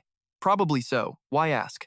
Alif and Lac Luan trade a fast look before staring right at him in total sync. If you run into a guy named Track Knee tomorrow, seriously, do not push it. Just totally surrender at the absolute right moment. Hearing that warning, Trinh Hai gets curious and asks why. Lac Luan launches into this massive, long explanation. That guy is built totally different from them. Normal gladiators try incredibly hard to just avoid actual death matches. Why? Mostly because everyone brings friends along to the arena. Drop a single body, you suddenly have to figure out how to handle the inevitable bloody revenge from their angry teammates. On the flip side, once a gladiator officially catches a body inside the arena, everyone naturally assumes he will always go for the kill in future fights. So whenever you face him, you absolutely do not hold back at all. Alif jumps in to explain too. Normally, you literally only see one single death per 100 matches, but Track Knee is totally different. Out of the very few matches he actually joined, 4 gladiators died right by his own hands. Lac Luan just openly scoffs. His single recorded loss happened when Alif wanted to teach him a brutal lesson. But the second that match started, the guy surrendered on purpose, completely robbing Alif of any real chance to strike. Plus, this Track Knee has an incredibly nasty habit. He strictly targets rookies who lack arena experience but somehow maintain a really high win rate. You beating me probably grabbed his attention already. I am honestly guessing he will pull some strings to get matched with you tomorrow. Lac Luan chuckles. He admits this kind of boosts enemy hype while crushing their own pride. But as bards, fighting Track Knee means getting completely hard countered in every single way. Surrendering brings absolutely zero shame here. Trinh Hai just silently raises his glass. I got it, thanks. Out in the streets right now, a cloaked guy strolls into a dark alley. Sensing some losers tailing him, he completely stops. He smoothly calls them out, just show yourselves already. 2 guys finally poke their heads out, weapons gripped tightly. The helmet dude screams. Track Knee, go to hell and repent for your absolute sins. Track Knee does not even look back, just flashing a super arrogant smirk. Teammates of absolute trash are just trash themselves. Do you really think a 2-on-1 beats me? You guys truly live up to that low wildland intellect. Hearing that, the helmet dude gets insanely furious, veins popping everywhere. Both of them grab their weapons and blindly charge right at him. I will tear your mouth right open. Track Knee just throws out another totally arrogant smirk. 1 single second later, Weilon pops up looking incredibly annoyed by it all. Glancing at the fresh bodies scattered all over the ground, he actually offers a nice little favor. Need me to clean this total mess up? Track Knee spins around and tells Weilon something else. If you have time for chores, how about you help me find out if any famous rookies popped up lately? Luli looks totally shocked. She completely stares blankly as she asks back, you actually want me to gather intel on Track Knee? Trinh Hai calmly confirms it. If possible, he wants to watch some solid video recordings of the guy's previous gladiator matches. She quietly thinks to herself, did competitor Lac Luan already tip him off about this? It looks like even though the outcome of that last match completely broke her expectations, the actual final result is pretty solid. Standing there, he quickly adds another request if there is 0 video footage. Then just showing him the specific moves and the weird artifact data the guy used in past rounds works totally fine. Lu Lai instantly yanks out a magic book and replies. She was actually planning to show him that exact match footage anyway, mostly because that psycho might seriously be his very next arena opponent. Late into the dark night, those two are still scrolling through matches. Once Trinh Hai finally makes a pick, Lu Lai flips the book right to that exact specific page. A blinding light suddenly explodes outward. Their entire surroundings basically shift in a total instant. Oh, you are not ready for this. It completely catches him off guard. They now witness history directly, as a loud voice booms an announcement to the massive crowd. Let us welcome the famous singer from the Elf Empire. Trinh Hai practically loses his mind, refusing to believe his own ears. Even the raw audio got perfectly recorded here. Lu Li slowly explains it. Not just the sound, but they try their absolute hardest to preserve the exact temperature and smell too, so he never has to worry about missing any crucial data. He finally gets it, quickly asking more. So with gladiator recordings looking just like this, does every single match get taped? She helplessly replies back. Each video page totally equals a Tier 3 magic book. Even the Shadow Nation is not wildly rich enough to afford keeping a perfect recording of every single round. Hearing this, Trinh Hai thinks it over, so only players with real potential even qualify to be recorded. He figures he only earned that right after beating Lac Luan, so Katja definitely has no combat footage of him to study. Seeing him zone out, Liu Li quickly reminds him the match is starting. Right now, Katja is charging at Lac Luan with dizzying speed. He smirks with glee, knowing his current move will severely drain his opponent's overall strength. But Lac Luan stays completely unfazed, calmly striking his harp strings to launch a counterattack. Katja just gets angrier, grinding his teeth in pure frustration. Trinh Hai watches in total surprise, wondering if it is just his imagination. Lac Luan seems quite a bit faster in this match than when they fought. Luli quickly confirms it is no illusion. The battle song competitor Lac Luan is playing right now is called the Poem of Victory. It can seriously boost his speed. It clearly enhances both his physical strength and attack speed. Trinh Hai finds this a bit confusing. Why didn't he use this song when they fought each other? Does the buff instantly break if the battle song stops playing? She gives a gentle smile and replies, "You guessed it. That is exactly how these bards work." Even though they know plenty of battle songs with incredibly powerful effects, the fatal flaw is that the moment the song stops, the buff vanishes, making it really hard for them to excel in one-on-one combat. Lac Luan stays highly alert, thinking to himself, using a spell that misses on purpose to open a dark magic trap, luring me to step right inside? He just sneers, looking like he has everything completely under control. Suddenly, sharp iron weapons shoot out directly from Katja's position. Lac Luan sees this and freezes in sheer shock for a few seconds. He fails to dodge the attack in time and gets injured. Liuli speaks up to point out the details. Lac Luan got his calf injured by that exact strike, making his speed plummet until he had to surrender. Shifting over to the main event, the referee opens the battle. Competitor Trinh Hai surprisingly enters the arena in a knight's stance, totally different from his usual style. You are probably wondering, could this be his specific strategy against Katja? Lac Luan is absolutely stunned, refusing to believe what is happening right in front of him. I5 finds this current match to be incredibly fascinating, completely unable to look away from it. Katja glares at him with deep contempt. That terrifying speed and combat reading skill still is not your final trump card? Just how many crazy secrets are you hiding? He desperately tries to dig up more information on Trinh Hai, but Trinh Hai refuses to waste time, decisively ordering the match to start. Katja boils over with intense fury. Looking that fierce, he definitely cannot be playing the Bard class. This is clearly an advanced Ranger evolution, a Stalker class. He is actually the top dog among all the Underdark Stalkers. Everyone in the crowd focuses entirely on the thrilling match playing out right in front of them under the referee's guidance. The heavy, tense silence gives way to his countdown timer. Meanwhile, Trinh Hai has already fully prepared his special deflection bracer for the upcoming clash. Katja is now fighting cautiously. Basic dark magic does not work well against an Underdark Stalker, but going purely toe-to-toe in raw strength, this human's speed and power are just terrifyingly high. Trinh Hai quickly rides his warhorse, charging straight at his opponent. On the other side, Katja fiercely throws out sharp blades. Trinh Hai remains completely unharmed thanks to his protective bracer. He now raises his exceptionally sharp blade high, aiming to slash right through his enemy. With just one clean strike, Katja's body gets cleanly sliced right in half. But he cleverly transitions to his next move, casting a level 2 Shadow Step spell. Trinh Hai notices this, his face showing genuine surprise. Katja feels pretty helpless since he cannot land a hit. Did his opponent prepare a bracer that deflects poisoned arrows in advance? His heart fills with a raging fire, continuously blasting magic attacks right at Trinh Hai. But the human knight still does not look affected in the slightest. Katja drops his jaw, stunned that the opponent in front of him is this scheming. Trinh Hai turns around with a pretty cold stare, casually pulling out a protection ring.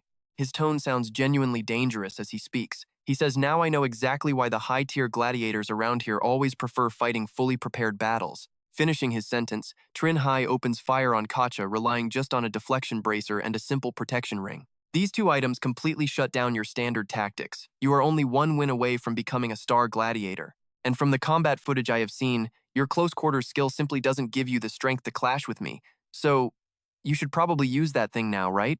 He grinds his teeth hard, looking like he is making one final, desperate decision. Katja unleashes his dark magic technique, and the energy radiating around him right now is insanely powerful. The referee actually gasps in awe. Is it finally time? Until now, absolutely no one has walked away with a victory after Katja activates his dark magic. Will competitor Trinh Hai be the one exception? Outside the arena, Afi urges him on, "Why are you stopping your hands? Keep suppressing him. You have pushed him this far, so why give him a chance to recover?" Trinh Hai ponders in silence. There is no red warning frame this time. It seems this drow and the assistant he summoned posed just as massive a threat as Mosika did. Or maybe he advanced into a Requiem Bard, making him far stronger than the Mosika I faced back then. The Purgatory Demon Lord growls out a heavy question, "Why haven't you become a Star Arena gladiator yet, Katja?" He explains this with deep resentment in his voice. That previous match had a completely unexpected outcome. After hearing this, the demon drops his blame. Suddenly, a blindingly intense light blasts right toward the Purgatory Demon Lord from out of nowhere. He actually blocks it with just a bare staff. Facing that insane power, his eyebrows glue together in pure stress. The Purgatory Armored Demon Lord turns around with shaking hands, asking if this guy can actually see him. The guy does not hesitate at all, spitting out Trinh Hai's exact perception stats. He looks absolutely stunned to silence. Meanwhile, our boy Trinh Hai is over here struggling hard, completely unable to land a single hit. Trinh Hai does some quick math in his head. This is bad. Dropping the phonograph right now just will not work. But calling in Hao Kiet is risky too. What if he gets bodied by the enemy's backup and straight up dies right here? Looking dead serious, he whips out the phantom picture frame. Time to hit rewind for a second half a month ago. Trinh Hai is chilling at Anarula Waterfall. The system screen pops up, showing his mission is totally clear. Trinh Hai soaks in the water, pretty thrilled about it. But he gets a little suspicious. After clearing 8 whole trials, what is the actual reward? He checks his stats. Physique is still at 16. Does that +1 to life literally just mean 1 extra life? Trinh Hai refuses to accept that, squinting hard to double-check the info. Suddenly, the system detects this guy finished the trial. It throws him a prompt wanna upgrade Deathwalker to the Requiem Poet class. Trinh Hai makes his choice and locks in the Requiem Poet upgrade. Instantly, the whole vibe around him starts shifting. Little musical notes start floating everywhere. Trinh Hai looks shocked, mostly because compared to his Deathwalker upgrade, this light show is honestly pretty pathetic. Wait, is Requiem Poet seriously a non-combat class? After what feels like forever, the upgrade finally finishes its long activation cycle. He zeroes in on the system board, closely reading every single new perk. Trinh Hai is super salty now. It totally is a non-combat route. How come everyone else gets massive power boosts, while he somehow just gets physically weaker?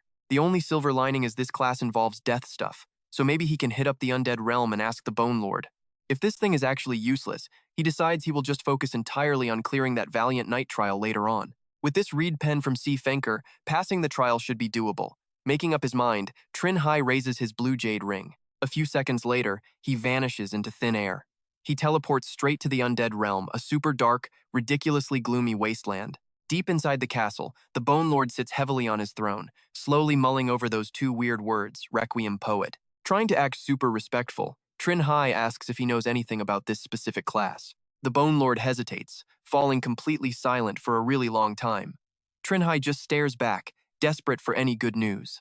The giant skeleton finally sighs. He admits that out of all his legendary paths, Requiem Poet is absent. He tells Trinh Hai to go bother Nokodonis instead.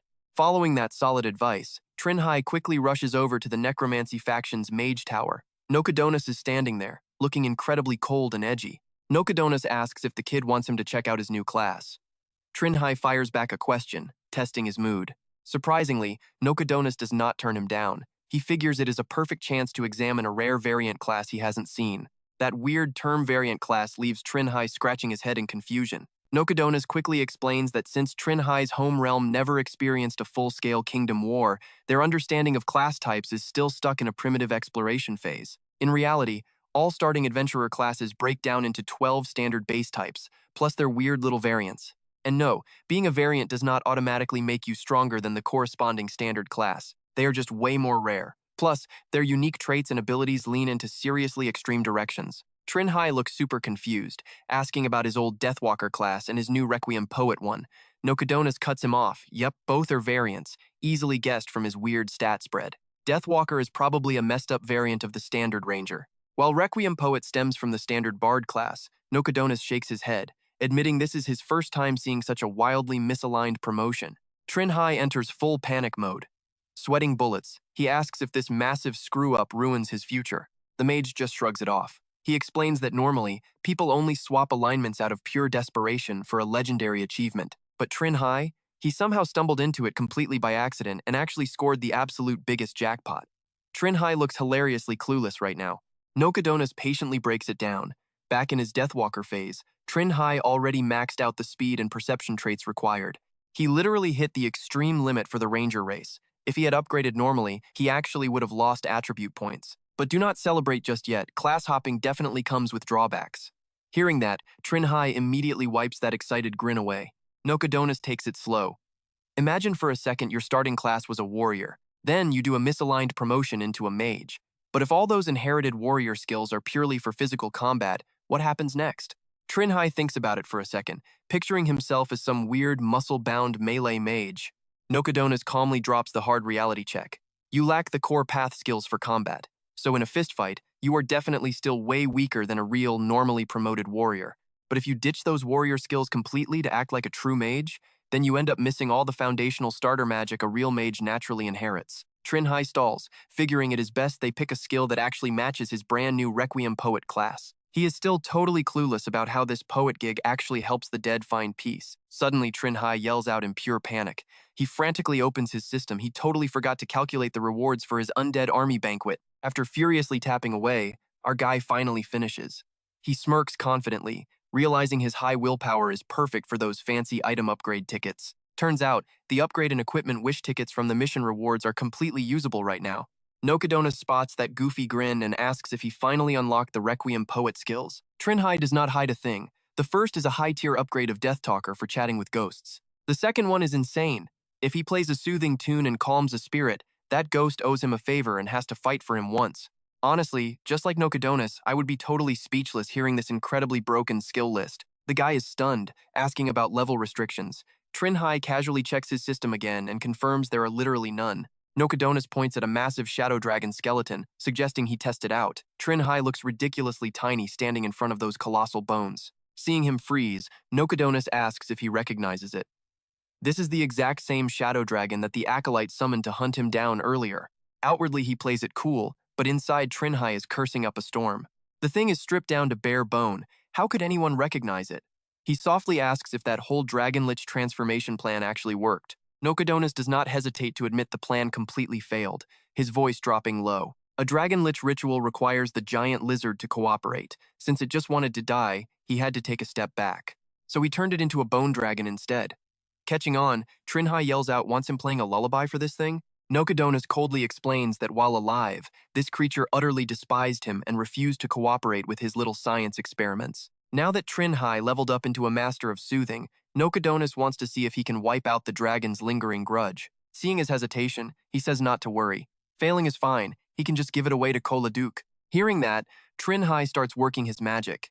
He still cannot believe his very first pacification target is the ghost of a legendary shadow dragon. Trinh Hai moves slowly, focusing entirely on the harmonica resting in his hands. A soothing melody begins to play. Time seems to freeze around the gentle music, making Nokodonis jump in surprise as he watches the whole thing unfold. A brilliant field of golden wheat materializes an absolutely breathtaking and beautiful scene. In the distance, a windmill rattles, blending perfectly with poetic nature. The guy marvels, soaking in every detail, wondering if this is the true power of a Requiem poet. It seems even if this rookie does not develop exactly as originally planned, these poet skills alone guarantee him a solid spot in the Grand Army. Suddenly, the shadow dragon's eyes light up brightly as if coming back to life. It lets out a tragic, rhythmic voice. The tune actually makes the beast remember the good old days living with its brothers and sisters. Staring intensely, the dragon asks what this song is called. Trinh Hai pauses, radiating absolute main character energy. He cheerfully introduces it as the Song of Homecoming. Vivid memories of its family instantly flash through the creature's massive head. The dragon bows its head. It calls the music beautiful, and as a reward, promises to help him out of a tight spot one time in the future. Trinh Hai gives a sincere nod, but then the beast loudly calls out Nokodonis' name. The dragon looks completely serious. Out of respect for the musician, it agrees to join the undead kingdom, but absolutely refuses to be a part of his crazy experiments. Nokodonis does not force the issue, just letting the creature make its own call. The dragon heavily snorts, completely ignoring the guy. Watch this. In a flash, its soul fades away, and the massive skeleton crashes down, leaving Trinh Hai completely stunned. He immediately turns to ask what just happened. Nokodonis casually replies that it probably went back to reminisce about those childhood memories. He says, "Ignore it? Want some blood tea?" Hearing that, Trinh Hai suddenly breaks into a cold sweat. Nokodonis gently pours the tea, mentioning a good news and bad news situation regarding his main class. Which one does he want first? Without any hesitation, our boy decisively picks the good news. The guy reveals that the Requiem Poet is basically top tier among second-stage advanced classes, and since the Undead Kingdom has plenty of ghosts to soothe, he is practically unbeatable against anyone below legendary rank. Trinh Hai's eyes light up with joy before asking for the bad news. Nokodonis breaks it down. The poet's traits and exclusive skills are just way too unique and hyper-specialized. This means his ultimate class options will be extremely narrow. Not scared at all, he asks for details. The warning is simple: to avoid wasting his skills. He can only pick an ultimate class strictly from the death domain. Back in reality, Trinh Hai holds up the mirror flashing the champion Cyclops and yells out loud. "Time to pay the soul pacifying fee," he shouts. The giant pops out in a flash, his face looking absolutely horrifying. Meanwhile, Kak-cha and his crew are still hiding, completely refusing to face Trinh Hai head-on. The Purgatory Horned Demon Lord turns around with a dead serious glare, asking Kak-cha exactly how high his speed stats are. Kak-cha grinds his teeth in pure annoyance and reluctantly gives him an answer. Completely shocked by the enemy's massive power, the Purgatory Horned Demon Lord drops his voice and tells Kak-cha to just surrender. Kak-cha instantly loses his mind. He already gave up the last round. If he opens this match by surrendering again, the arena refs will flag him for negative play and dock a hard-earned win. Suddenly, the referee's totally surprised voice booms over the speakers, catching their attention. No one saw this coming. Just how many backup helpers has Trinh Hai brought in at this point? Is his actual main job class a summoner or something crazy like that? Trinh Hai casually checks in with his massive new companion. Can you see him over there? The guy hiding in the dark. The champion Cyclops squints right at where Kak-cha is standing. A few seconds later, the giant replies, yeah, he sees him perfectly. Meanwhile, Kak-cha is panicking, totally confused because these opponent stats make zero sense. How the heck does a champion Cyclops spirit have 26 whole strength points and 22 vitality points? Trinh Hai warns the giant to stay sharp and immediately kicks off the brawl. He charges forward on horseback, looking like an absolute boss. The Purgatory Horned Demon Lord mutters to himself, that thing is definitely a champion Cyclops spirit. You are no match for that monster. Use Misty Step to distract it, while I go assassinate that annoying human gladiator myself. Kak-cha quickly agrees, completely submitting to the big demon's orders. Hearing their little battle plan out loud, Trinh Hai just scoffs in pure, unhidden contempt. The Purgatory Horned Demon Lord reacts fast and easily blocks the kid's heavy sword strike. The demon brags wildly, even if you max 2 base stats to 20, a level 10 trying to challenge a level 15 is just way too arrogant. He coldly fires back that levels do not decide everything. Inside, Trinh Hai calculates this guy's strength is almost equal to Manhwa Nutu. If this becomes a raw power contest, I have zero chance of winning. Going completely insane, the Purgatory Horned Demon Lord roars and charges right at him. In the blink of an eye, Trinh Hai vanishes into thin air as a sudden black light wraps around the demon's blade. The Purgatory Horned Demon Lord cuts his own sentence short, freezing up the second he spots Trinh Hai's figure standing right in front of him. He growls out a harsh command, warning the beast to stay out of this gladiator match. Wait for it. This gets good. The Purgatory Horned Demon Lord is totally caught in the spell now, his mind gone. Trinh Hai gives him a cold side eye. Maybe I really do have the right to be this arrogant. He blows a whistle to signal the champion Cyclops. The massive giant steps toward Kak-cha, making the drow look absolutely tiny by comparison. Kak-cha desperately tries to threaten him. Are you really not going to help? Your master is no match for my mighty sect leader. The champion Cyclops just sneers. You are making a massive mistake. That kid is definitely not my master. The giant steps closer and closer to Kak-cha, absolutely terrifying him. Kak-cha frantically wonders, what the heck is this monster doing? Is this just some weird intimidation ritual a champion Cyclops does before fighting? Suddenly, Kak-cha's entire body is launched straight up into the air. The champion Cyclops swings his heavy axe up and growls, our little battle is not going to waste too much of my time. A brutal strike slams right into Kak-cha's back, feeling like every single bone is shattering. He desperately fires off a double-ring Misty Step spell to escape. He gets super lucky and actually lands safely on the ground. Kak-cha is boiling with pure rage, having just barely managed to keep his life. But something up ahead suddenly makes him panic. Dozens of sharp flying blades start shooting right at Kak-cha out of nowhere. Relying on his clever reflexes, he predicts the attack and finds an escape route. Watching from afar, Trinh Hai is totally impressed. I got spotted. Seems this drow's perception is pretty high. He quickly updates his giant teammate on the situation. Trinh Hai warns him this. Drow knows Misty Step. He can flash to a safe spot in his line of sight right before you even hit him. Suddenly, he feels a really weird, dark energy creeping up behind him.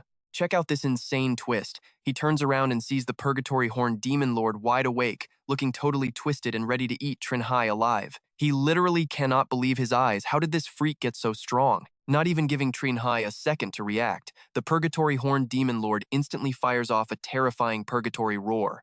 A panicked voice echoes up from the arena stands. What the heck was that sound just now? Why does it sound kind of familiar?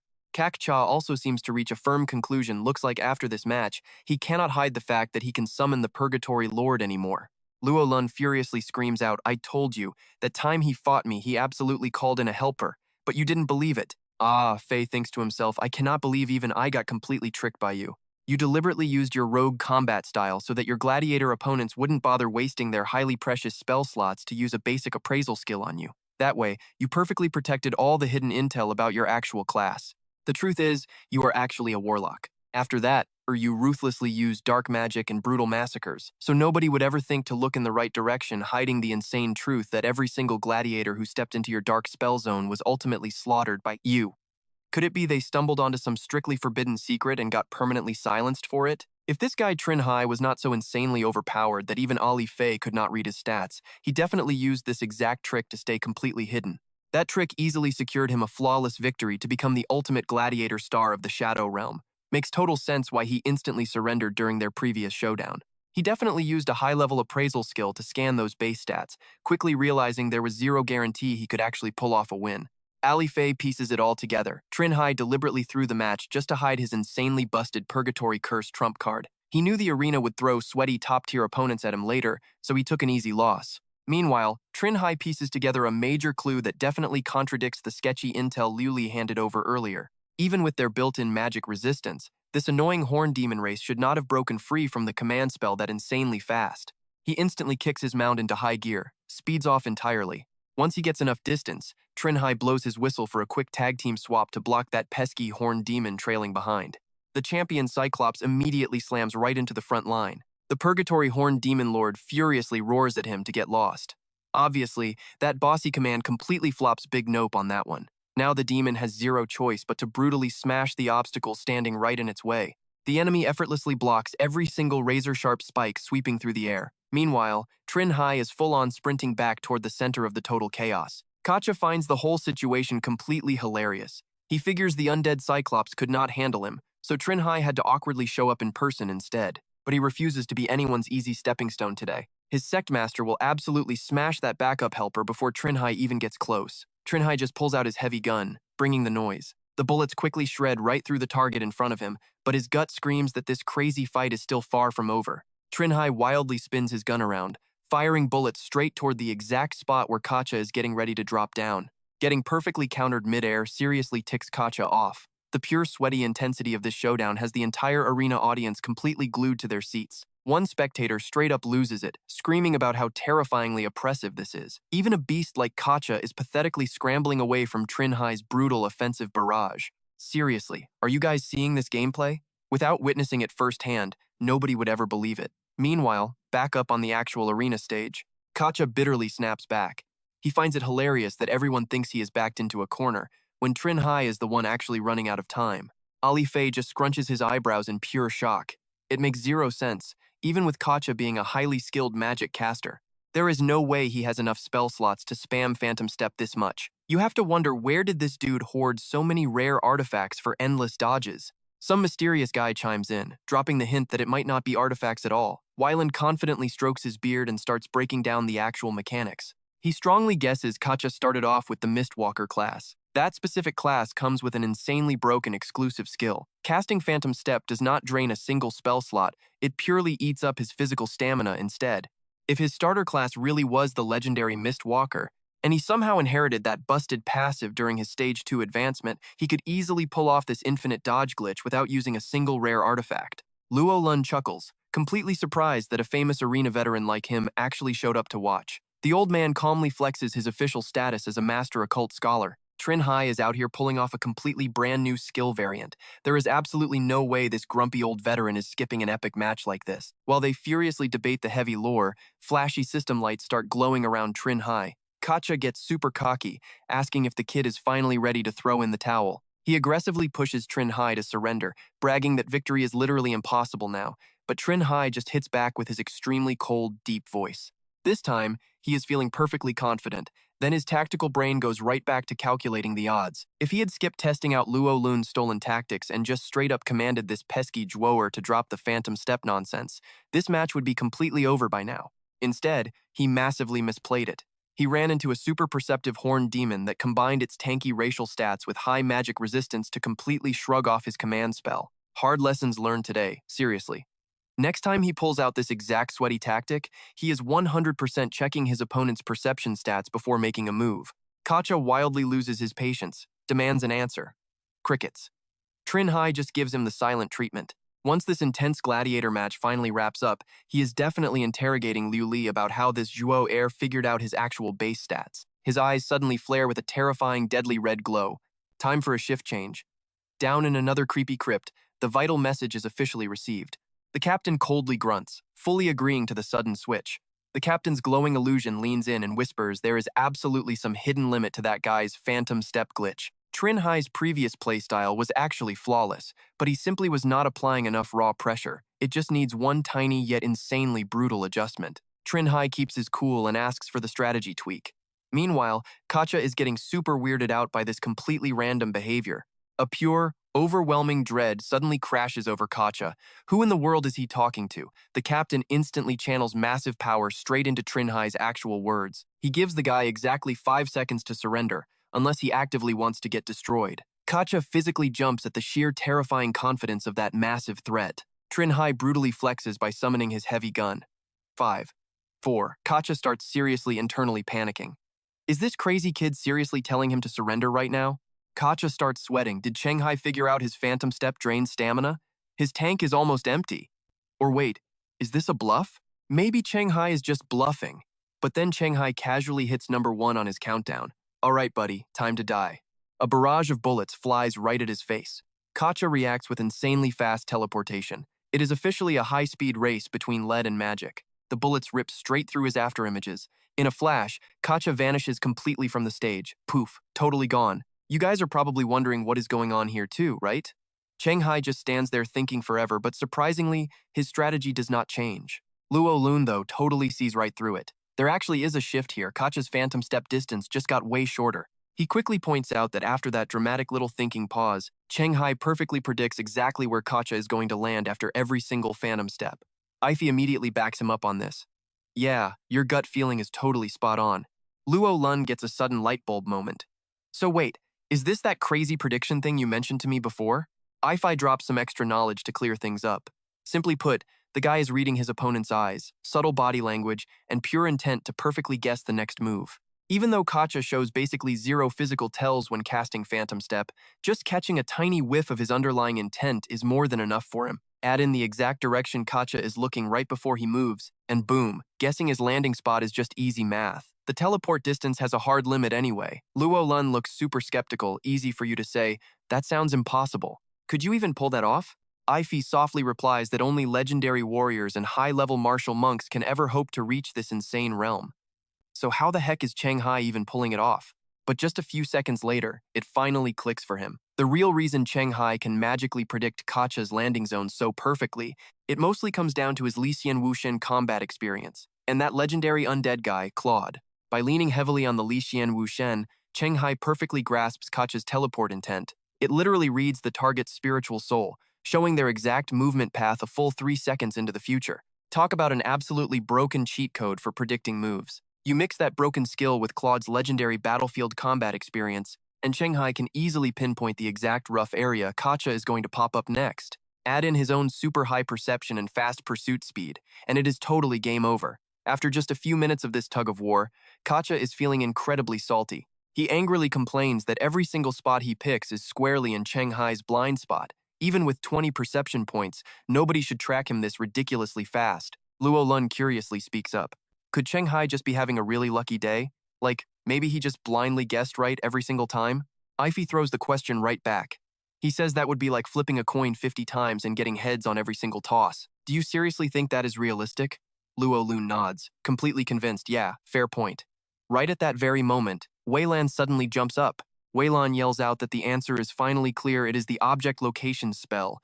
Ify is taken totally off guard. Object location spell? He quickly explains that this neat little trick lets the caster pinpoint any familiar object they have seen before, perfectly locating it within a set range. And wouldn't you know it, that spell happens to sit perfectly on the Bard class spell list. If Trinh Hai used that awkwardly long thinking pause to subtly lock onto Katja's knife or clothes with the object location spell, then he would absolutely know Katja's exact location after every single phantom step. Luo Lun looks completely dumbfounded by this revelation. Wait, you can actually use a spell like that for tracking in combat? Turns out the standard dark magic counters actually go way beyond just the usual fairy fire. The object location spell works perfectly, and it is honestly a lot sneakier. Back in the ring, Katja is gasping for air while Trinh Hai calmly keeps sending bullets. Trinh Hai smugly notes Katja's breathing is a mess. You can try to hide it, but your lungs do not lie. So the real hidden cost of spamming that phantom step is pure physical stamina. Right now, Kacha has to desperately dodge bullets using his plain old running speed, simply because his physical stamina is completely drained dry. He probably cannot even manage to cast that teleport spell many more times. Kacha is inwardly panicking. He calculates he only has about 5 phantom steps left in the tank. From here on out, he absolutely has to ration them strictly. He desperately prays for his Secmaster to hurry things up, but just as he glances up, Trinh Hai is already launching a brand new assault on his side. Trinh Hai fires off a massive palm strike, mockingly asking, "Hey, did I give you permission to stop using your teleports?" A crushing wave of spiritual power slams into him, forcing Kacha to take it head on. Oh, that is bad. The system instantly pings that his strength and speed are severely decreased. Trinh Hai casually taunts him, "Let us see how you dodge this one now." Kacha freezes up completely, every single nerve in his body unconsciously screaming pure danger. Meanwhile, the champion Cyclops is down on one knee, glancing over at the heavily injured purgatory-horned demon lord who is currently regrowing an entire arm. The demon lord grips his regenerating limb in pure agony. He is completely annoyed out of his actual mind by all of this nonsense. He grumbles that this undead champion Cyclops might be weaker than him, but the big guy is insanely hard to kill. One wrong move, and he gets stomped. That would just waste even more of his precious regeneration energy. The champion Cyclops just stares him down, quietly wondering to himself, is this really the terrifying Hell Lord our ancestors always passed down legendary stories about? He watches the purgatory horned demon lord taking his sweet time, looking completely relaxed right before their showdown, and starts calculating his next move. The guy is ridiculously strong, only slightly weaker than him, with basically 0 weak points. And that is not even mentioning his insane ability to quickly regenerate any damaged body parts. Plus, that devastating throwing attack of his hits just as hard as a tier 3 magic spell. If he were still alive, he would probably be dead by now, right? He stares at his newly grown arm, deep in thought. And here is where it gets crazy suddenly. Henla rushes over, screaming loudly toward the demon lord. "Secmaster, how much longer do you need over there? I really cannot hold on much longer." The lord glares at him in pure annoyance and clicks his tongue, while Trinh Hai takes in the whole scene and quickly works out a brand new plan. He blows a whistle, secretly signaling the champion Cyclops. "Fake an attack on Trackney with your blade," he orders, "and force him to use Phantom Step to teleport right behind your back." The massive giant catches the signal perfectly and lets out a low, acknowledging grunt. Watching the demon lord busy bickering with Henla in the distance, he quietly whispers back to Trinh Hai. "Your Phantom Step does not even consume magic," the lord yells, "yet you dare tell me you cannot hold on?" Meanwhile, the champion Cyclops rushes in like absolute lightning, positioning himself right behind the distracted demon lord, raising his massive mace high for a devastating sneak attack. Realizing his fatal mistake, the lord barely spins around and screams, "Oh God!" Over on the other side, Henla somehow manages to dodge this massive incoming strike. Henla grits his teeth and thinks to himself, "The Secmaster clearly cannot kill this Cyclops spirit anytime soon, so maybe I should just surrender right now." Suddenly, a deadly scythe comes flying in at breakneck speed. It aims straight for Henla's eye with brutal precision, leaving him severely injured and bleeding out heavily. Trinh Hai casually catches his returning weapon, watching Henla scream in absolute agonizing pain. He walks over slowly, step by step, and points out that his Phantom Step is slightly different from what he remembers. But luckily, the main weakness remains exactly the same. It requires line of sight to trigger. Since you are blind now, using Phantom Step is basically impossible, right? Henla wildly turns his bloody head, frantically trying to figure out where Trinh Hai is standing, and speaks up in pure terror. "Please do not kill me. I surrender." Trinh Hai steps right up to Henla, his face turning completely dark as he replies, "I already told you." He swiftly swings his scythe, cleanly taking off Henla's head, and firmly declares that he is strictly out of office hours. The demon lord suddenly witnesses this brutal execution. He grinds his teeth in rage and curses this absolute trash, had the infinite Phantom Step skill, and still managed to get himself violently killed. Instantly, the demon lord acts totally unfazed, while the champion Cyclops, who was just about to smash his mace down, abruptly stops and stares at him. "Enough." The demon lord lowers his heavy head and states in a deep, grim voice, "You guys win this time." Right away, the excited commentator's voice shatters the dead silence of the massive arena. "Let us all congratulate the mysterious guest, Trinh Hai," she enthusiastically announces to the crowd. He successfully claims his 5th consecutive victory, putting him one giant step closer to the legendary Star Arena. The roaring crowd echoes his name endlessly throughout the stadium. But Trinh Hai acts completely unfazed, just casually checking his system interface. "Trinh Hai. Trinh Hai." Lak Luan pumps his fist in pure excitement, cheering that Trinh Hai actually won. Beside him, Arif frowns and mutters that something feels a bit strange. Hearing this, Lak Luan furrows his brows in confusion and looks over. Arif stares intently at Trinh Hai down on the stage and begins sharing his sharp analysis. "From what I see, Competitor Trinh Hai belongs to the good faction, so he always pulls his punches to avoid taking real lives. But the ruthless way he just dealt with Katja totally flips my previous judgment of him upside down. Hearing this makes Lak Luan look like a completely deaf guy who understands nothing, squinting his eyes and letting out a confused grunt. Arif calmly explains it all. Knowing Katja's cowardly personality, the moment he realized he was going to lose, he absolutely would have surrendered, yet he still died. Get this, it highly suggests Trinh Hai completely rejected Katja's desperate plea for surrender. Right away, Lak Luan expresses his view, arguing that this is completely normal. You kill people. People will eventually come kill you. Trinh Hai probably hated Katja's arrogant attitude, so casually taking him out is not really wrong at all. Basically, killers eventually get killed, but Arif firmly stands his ground, pointing out that this directly contradicts the clear good faction behavior Trinh Hai displayed in all his previous matches. Do not forget, when he fought you, he had at least 2 solid chances to kill you, but he let them slide. Lak Luan points a finger in doubt and asks, could it be that Katja pressured Trinh Hai so much that he simply could not afford to hold back? Arif completely disagrees with that idea and fires back during the whole match. Did you feel Trinh Hai was under major pressure? His attitude becomes noticeably more arrogant as he replies. Then it must be because the Iron Forest suffered losses from Trakni before, making Katja an actual enemy rather than just an opponent in Trinh Hai's eyes. At that point, Arif can only sigh deeply and accept the answer, saying maybe so. Yet, deep down in his mind, he thinks otherwise. But I lean more toward a completely different possibility.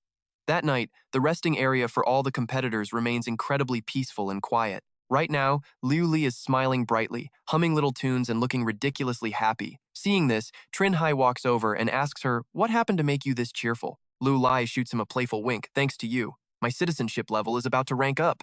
Trinh Hai stares right at her and mutters, citizenship level? She just pulls back her cloak, revealing a shiny necklace.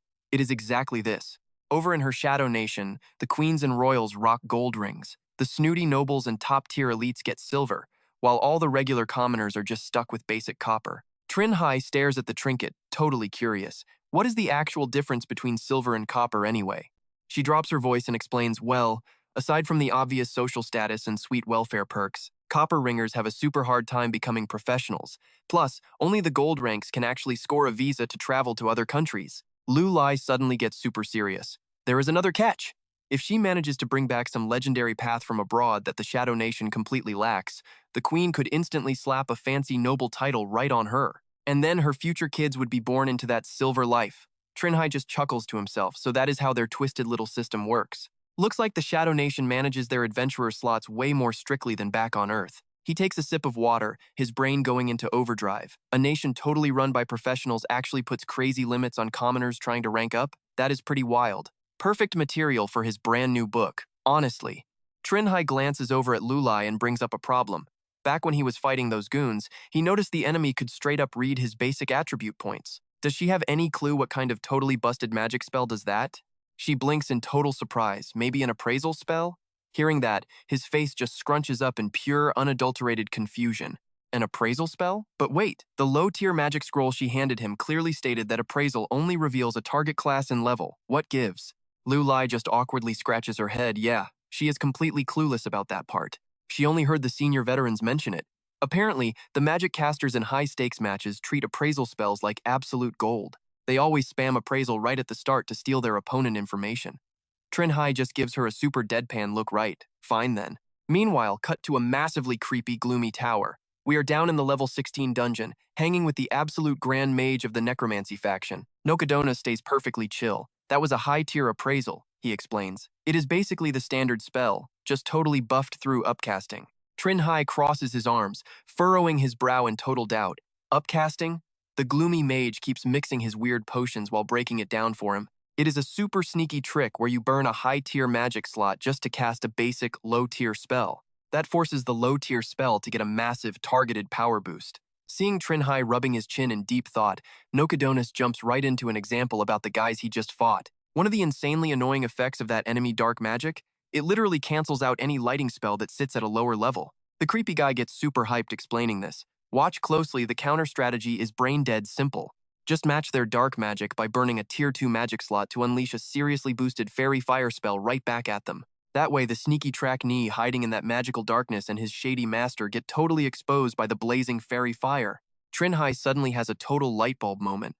Wait, could the track knee just pull an Uno reverse and upcast his own dark magic to block it? Nokodonas dramatically raises a hand in pure praise. Look at him, learning one thing and instantly figuring out 10 more. Spot on. That is exactly why hardcore veterans with crazy combat experience, who know the track knee inside out, play it smart. They usually gauge the literal size of that creepy magical darkness just to instantly deduce what tier the spell actually is. He walks Trinh Hai through it step by tedious step. For example, a normal dark spell casts a shadow radius of about 10 meters. But if they upcast it, that darkness expands proportionally based on the exact magic slot they burned. After soaking up all of Nokodona's super nerdy, detailed lecture about spell ranges, he narrows his eyes and asks the real question, but in an actual fight? Not every single spell has an obvious visual tell like that giant ball of darkness. If he ever runs into a nasty spell that looks exactly the same before and after getting upcasted, how the heck is he actually supposed to tell the difference? The grumpy mage just bluntly shuts him down. You simply cannot tell. Trinh Hai scrunches his face seriously. Internally, the guy is absolutely screaming. He totally thought his shiny protection ring would just let him ignore basic spells and curses. But apparently it is completely useless against this. Right on cue, Nokodona speaks up again. But in a real clash, there is zero need to be paranoid about this specific trick. Upcasting literally forces them to burn a super valuable, high-tier magic slot. Basically, it is an act of pure desperation. Casters only do it when they absolutely need their cheesy tactics to work, just like that dark magic example he gave earlier. If some absolute tryhard actually chooses to upcast their darkness spell in a real fight, then they are just desperately trying to stop you from dropping a fairy fire spell to break their combo. Trinh Hai suddenly remembers Lac Luen shouting about burning a tier 2 slot to upcast his own fairy fire. Hela had acted all smug and cocky back then. She totally knew he was going to upcast that exact spell. That is exactly why her own dark magic burned a massive tier 4 slot. The mage jumps back in to explain. The other reason? Normal darkness has a tiny range. Out in the open, an enemy could just sprint right out of the danger zone before it even hits them. So they literally have to upcast the spell just to make the radius obnoxiously huge. He pictures that smug guy, Henla, staring down a panicked Lac Luen, telling him there is absolutely no escape. Burning a tier 4 spell slot to cast darkness makes the range exactly 4 times bigger than normal. Trinh Hai immediately snaps his fingers, so that is how it works. He points out how the guy keeps bringing up spell slots and asks what they actually mean in practice. Nokodonas raises a hand. A spell slot basically measures the absolute casting limit for any magic user. Take a bard as an example, completely ignoring their racial traits, magical gear, and any special inherited skills. A level 10 bard can cast a level 5 spell twice daily, level 4 spells 3 times, and level 3 spells 3 whole times. Throw in 3 tier 2 spells and 4 tier 1 spells. He scratches his head, shooting back a question, then how could that drow he fought today spam Misty Step infinitely?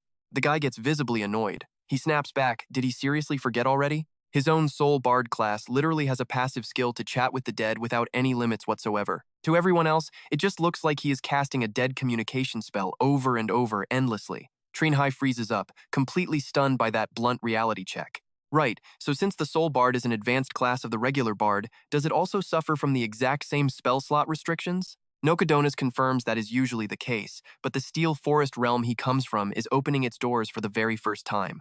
As the very first batch of professionals, they are obviously getting a bit of special VIP treatment. He sits back, chewing on those words for a while, realizing that without those hidden perks, his homeworld could never train enough genuinely powerful professionals to survive. Trinh Hai mutters to himself, putting the pieces together. Come to think of it, he has seen gladiators from other realms actively flaunting their specific titles in the arena. Could this actually be the exact special treatment Nokodonas was just talking about? Back at the crowded tavern where everyone is loudly drinking and chatting, Trung Bao twists a forkful of noodles and asks why he suddenly cares about this trivia. Trinh Hai does not beat around the bush and answers directly because the arena places zero limits on using titles, logically speaking. There is absolutely no reason for gladiators from other realms to ignore such a crazy good advantage. He calmly points out he is just curious if only Earthlings get magic titles. Hearing this, the guy furrows his brows and admits he never really paid attention to that stuff. Super rookie Trung Bao. Trung Bao points a finger, adding that there is one specific detail he is absolutely sure about. It is that adventurers from those other realms probably do not receive bizarre artifact rewards when they clear their major dungeon missions. That makes Trinh Hai frown and let out a soft sigh, while the older guy just keeps on rambling enthusiastically. Otherwise, there is no way to explain why none of their opponents can ever pull out decent artifacts. You have to realize that adventurers coming here to train are the total elites of their realms. Right then, a gang of creepy guys in heavy cloaks stomps into the tavern, completely cutting off their conversation. The leader, Kak-cha, sweeps his gaze across the room until his eyes lock dead onto Trinh Hai and Trung Bao. Kak-cha turns to his goons and barks an order to kick everyone else out. Trung Bao watches this and quickly calculates the vibe. Looks like these thugs came specifically for him.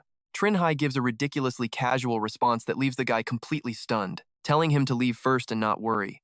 Trung Bao awkwardly asks if he is totally sure about this. He just shoots back a flat yes. He says he has his own way out. Two lackeys march right up to the table where Trinh Hai is chilling. He casually raises his voice. You drow really are completely unreasonable. Your teammate blatantly murdered someone in the arena first, so taking him out was just a textbook case of self-defense. Kak-cha storms over and shouts, gesturing aggressively that if Trinh Hai keeps acting cocky, he is getting completely wiped out. Self-defense, my foot, you killed our guy, so now you have to die. Right on cue, he equips his armor and throws back a super casual reply. Fine then. The whole squad of assassins instantly goes on high alert the second Trinh Hai vanishes into thin air. They panic and start asking each other if this rookie actually has a rare magic item for invisibility. Seeing his crew lose it, the boss screams at them to hold formation and use fairy fire to light him up. While invisible, he just smirks as a wave of dark energy wraps around him, darkness spell. The entire tavern plunges into pitch black, leaving only the sound of Kak-cha violently cursing out his useless minions. Oh, you are going to love this next part. You absolute idiots, he screams. I said use fairy fire, not a damn darkness spell. One impressively stupid lackey speaks up in the dark, loudly claiming he did not cast the darkness spell, leaving the boss completely speechless. Inside the now blood-soaked tavern, with one of the assassins dead on the floor, a random burst of music suddenly starts playing. While the cheerful tune plays, the boss's entire squad lies dead all over the floor. It is a completely silent scene of absolute slaughter with 0 survivors. Trinh Hai steps back into view, quietly observing the absolute bloodbath he just created in front of him. Then he casually sighs out loud, honestly. If you guys had not kicked everyone out, I would have never dared to use this mass-killing weapon. Right after that, Trinh Hai quickly stashes the little music player back into his inventory. The scene cuts sharply to the arena, where the announcer hypes up the crowd. Let's welcome the human gladiator from the Steel Forest, the mysterious guest, Trinh Hai. Trinh Hai struts into the arena, totally eating up the spotlight. The crowd goes absolutely wild, screaming at him to go grab that sweet 6th victory. He freezes for a second, glancing around. Wow, he thinks to himself, guess he did not realize he was already a massive celebrity in this place. The referee booms over the loudspeakers, introducing Trinh Hai's opponent for the night, the Tieflin fighter straight out of the Philin continent. On the other side, Camila steps out frowning. Camila Sony sworn to the oath of dedication. She boasts 4 solid arena wins, but right now she is just internally screaming. Why in the world does she have to fight this literal monster? The referee yells out to cut the chatter and kicks off the countdown. 3, 2. Camila just stares as Trinh Hai casually summons his weapon for battle. Forget it, she thinks. No way she wins this. Might as well just surrender right now and live. The referee barely even hits the number 1 before Camila calmly throws her hand in the air. I surrender, she yells out. The referee actually gasps out loud, totally stunned by the early forfeit. Meanwhile, Trinh Hai just stands there completely frozen, having 0 clue what to do. The crowd instantly erupts into angry mutters. What is going on? Surrendering before throwing a single punch? They demand to know who rigged this awful matchup. Up in the stands, Lac Luan chuckles. Looks like Trinh Hai is running into the exact same ridiculous problem you dealt with before, he says. Because he is ridiculously overpowered for his current rank, every single opponent they throw at him is just taking the easy out and refusing to fight. Meanwhile, Alifai just sits there, pure silence, watching the arena with a terrifyingly intense gaze. Lac Luan glances right at him and lays out the hard truth. There is absolutely no way the arena management lets Trinh Hai score a free ride to the top and become a superstar without a real bloodbath. Just wait until the guy hits his 9th win. They are definitely going to match him against a top-tier fighter right at your insane level. Back inside the arena resting room, Trinh Hai finds Lu Lai waiting for him. She tells him she has one good piece of news and one bad. Which does he want first? He just smiles and asks for the good. Lu Li flashes a super awkward smile. She admits she asked around earlier. Turns out, all the high-ranking fighters in the arena have made a pact. If they get matched against him, they will instantly surrender. Since the audience hates watching fake fights, he probably will not even have to step into the ring for his next 3 matches. The arena is just handing him the wins. Trinh Hai immediately steps closer. So what is the bad news? She puts her hands on her hips, looking dead serious. And listen closely, because this is where his luck runs out. The arena hates giving free superstar status. His final opponent? An absolute guaranteed monster. He lets out a surprise noise and shoots her a look. Exactly how strong are we talking about here? Lu Lai drops all the jokes. Her face goes totally dark, stronger than every single fighter he has faced so far combined. Later that night at the local tavern, Lac Luan leans back and laughs. So, His little assistant already spilled the beans about the arena rules. Trinh Hai just gives a totally calm nod. Yeah, he rubs his neck awkwardly, admitting he never expected this place to have so many shady hidden rules. If he knew, he would have totally sandbagged his win rate like the seniors suggested. Hearing that, Lak Luan blinks in total surprise. No wonder nobody else stands out except him and that Wyvern Knight. Turns out all the other fighters from the Steel Forest are just hiding their true power. Trinh Hai laughs awkwardly, saying they do not even need to do all that. He explains that most adventurers from his hometown just want to learn and trade skills, seeing how fighters from other nations handle themselves on their way to the Shadow Country. Honestly, out of all of them, the amount of people actually trying to become some huge gladiator superstar is pretty much zero. Lak Luan leans back, already looking pretty tipsy. Is that really true? He asks. But Trinh Hai quickly shifts the conversation to someone else entirely. Did Alifai not show up? Lak Luan glances at the empty chair next to him.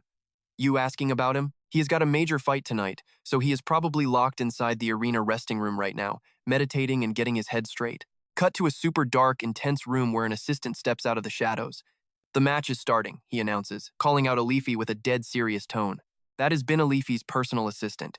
Alifi just gives him a single, silent nod to show that he heard the warning loud and clear. Alifi frowns, his eyes lock straight ahead in pure silence. Golden Lion Alifi main-class psionic fighter, boasting an absolute flawless arena record of 13 wins and 0 losses. Back at the main arena, the wild commentator is already hyping up the stage. Here we go, he screams out. Tonight's Master Clash features the totally undefeated 13-win champion, the mighty Lion Alifi, and he is going head-to-head with the legendary veteran beauty of the arena fighter Sieber. Across the ring, a pair of elegant heels steps out from the shadows. Get ready for absolute chaos. A girl steps into the light, and the entire stadium totally loses its mind. Lady Sieber, they scream out. Trinh Hai watches, utterly stunned. Who the heck is this Sieber girl? He asks. It feels like every single person in the stands is going completely insane for her. It is genuinely terrifying. Lak Luan looks at him like an innocent kid. Because they are already under her spell, he explains flatly. And right on cue, the insanely gorgeous Sieber steps up to the crowd, perfectly matching his grand introduction. Sieber Mill, the absolute treasure of the arena. Her main class is Charm Mage, rocking a solid arena record of 11 wins and only 2 losses. Down in the arena, both Cyber and Arif stand their ground, sizing each other up. She speaks first with a cheeky greeting, "We meet again, Mr. Lion." He replies, completely unfazed, "I do not understand. Did your total defeat last time teach you absolutely nothing? Your petrification, magic, and human mind control abilities absolutely cannot break through my ironclad guardian will." Arif calmly continues, "My skills completely counter yours, so why in the world would you actively challenge me a second time?" Over on the other side, Cyber flashes a dangerously charming smile and replies, "Because I finally found a teammate who can actually beat you." She quickly summons her battle pet out to the field. "Come on out! Sitter!" Lak Lun blurts out in pure shock when he sees Cyber's summoned beast, the Azure Dragon Snake. Seeing this, Trinh Hai asks curiously if this Azure Dragon Snake is really that famous. Lak Lun frowns and explains it is way more than just famous. The Azure Dragon Snake has a special physique, just like a true dragon. As its age and body size increase, its actual combat strength scales right up with it. Rumor has it that special individuals of this snake species can even awaken their true name while they grow up. In Lak Lun's imagination, this Azure Dragon Snake is absolutely terrifying and ridiculously scary. He speaks up again after seeing Cyber's totally relaxed attitude upon summoning it. If the snake she contracted is actually that special individual with an awakened true name, we have a big problem. Then Arif is definitely in for a brutal fight tonight. Cyber's contracted magic beast, the Azure Dragon Snake named Sitter, sits right at challenge level 15. But on the flip side, seeing her massive summoned beast just makes Arif laugh and declare how interesting. He quickly grabs the heavy cloak draped over his shoulders and rips it right off. Arif bluntly declares, revealing a super tough and badass set of armor underneath. Looks like I can finally go all out and enjoy myself in the arena today. Cyber mutters to herself, deep in thought about something. Enjoy yourself? She pets the Azure Dragon Snake's head and asks with a mocking tone. So in your eyes, this child and I only deserve that kind of basic evaluation from you? Cyber narrows her eyes, looking super dangerous, and states as expected of the arena's undefeated lion. What pure arrogance! Siddharshi quickly barks out an order to the beast, "Show no mercy. Use all your strength to completely slaughter him." He readies his sword. Not backing down for a second, he shouts out, "Oh, you gotta love the absolute chaos." Arif swings a heavy sword strike straight at the Azure Dragon Snake's neck. Meanwhile, Trinh Hai turns his head in total confusion, quietly asking about this true name awakening thing. Hearing this, Lak Lun gives him a completely baffled look, having no clue what Trinh Hai is trying to get at. He just scratches his head and asks innocently, so do you know how Carolyn can awaken her true name? Lak Lun suddenly shouts back in utter surprise. Wait, your follower Carolyn hasn't even awakened her true name yet? Trinh Hai answers honestly, yeah. Is there some kind of problem with that? This leaves Lak Lun entirely speechless, forcing him to explain that is a massive problem, because normally speaking, for a lower-tier race to reach legendary status, a true name and innate talent are two absolutely mandatory tickets for entry. He strokes his chin in deep thought while saying this, leaving Trinh Hai frozen in stunned silence. Your follower already found Carolyn's hidden evolution path, so how does she not even have the basic entry tickets? That shouldn't be the case. Trinh Hai scratches his head in panic and asks, can't she just evolve first and then awaken her true name and talent later? Lak Lun stares wide-eyed. He fires right back at Trinh Hai. Sure, it is technically possible, but for a lower race, only boss-tier individuals that are 3 whole levels above a mid-tier race can actually pull off an evolution. Plus, a hidden evolution route is way harsher than the normal path. He gives a quick analogy to help the guy picture it better. Under normal circumstances, lower-tier races just awaken their true name and innate talent first. Lak Lun continues their personal combat strength, gets a huge massive boost, and only after that do they even dare to try evolving. At this point, Trinh Hai speaks up, but even without a true name and special talent, couldn't lower-tier races just rely on their sheer overwhelming numbers to close the massive combat gap between the two? He nods firmly and replies, yes, that totally works. But lower races have weak base strength, so they cannot overcome the heavy aura pressure of a boss-level entity. And the intelligence of a mid-tier race isn't so pathetically low that they'd risk their lives falling into a lower race's trap. Lak Lun points a finger right at Trinh Hai and warns him. Therefore, for those lower races aiming high or already walking the hero's path, a true name and talent are wildly important. He pauses, completely puzzled by those specific words, hero's path. Seeing this confusion, Lak Lun starts explaining it to Trinh Hai. When a lower race takes the legendary route, it gets called the hero's path. Take your very first opponent over in England, for example. That werewolf guy was already walking this exact path. Now he finally gets it and says, oh, so that's how it is. Then he throws out his own wild idea and asks Lak Lun, so wait, can I awaken a true name too? The guy sighs helplessly and says, of course you can. Strictly speaking, even a random wild beast is capable of awakening a true name. Then he gets super serious and explains further, setting aside those ridiculously lucky ones born with a true name already. The main way to awaken it is to train a specific skill to the absolute peak, then complete a trial your race considers entirely impossible to beat, or stepping up to save your entire tribe when they face utter destruction. Trinh Hai doesn't know much about this, making him super curious to learn more, so he repeats an impossible trial. Trinh Hai analyzes it himself and confidently shares his thoughts. Trinh Hai scratches his head. He feels like he already did this, so why no true name awakening? Maybe he actually unlocked it and is just completely clueless? Lak Lun suddenly lets out a sharp scoff. He asks the kid, are you absolutely sure your kingdom recognizes your completed trial as totally impossible? Officially recognized, totally impossible. You miss even one of those two conditions, and it is game over. Trinh Hai instantly groans at how annoying this is. It has to be recognized? Well, that totally explains everything. Suddenly, the announcer screams at the top of her lungs, we have a winner! Ali Fi stands there looking ridiculously proud as they shout his name. The master champion is the Golden Lion, Ali Fi. Trinh Hai blurts out, completely baffled, so it is really over just like that? Lak Lun just stares hard, judging the situation. Looks like this green-scaled dragon snake never actually awakened its true name. He turns to grab his cloak. Meanwhile, Sibo stands completely frozen. Her face is twitching with pure rage while she mentally curses everyone out. Are you kidding me? This is a level 15 green-scaled dragon snake with an awakened true name. Its lightning breath can block an actual giant dragon blast. Sibo glares at Ali Fi, her eyes bulging with pure fury as she realizes they still lost. Watching him just casually walk away, she furiously grinds her gears. Is there actually anyone left in this arena who can take this guy down?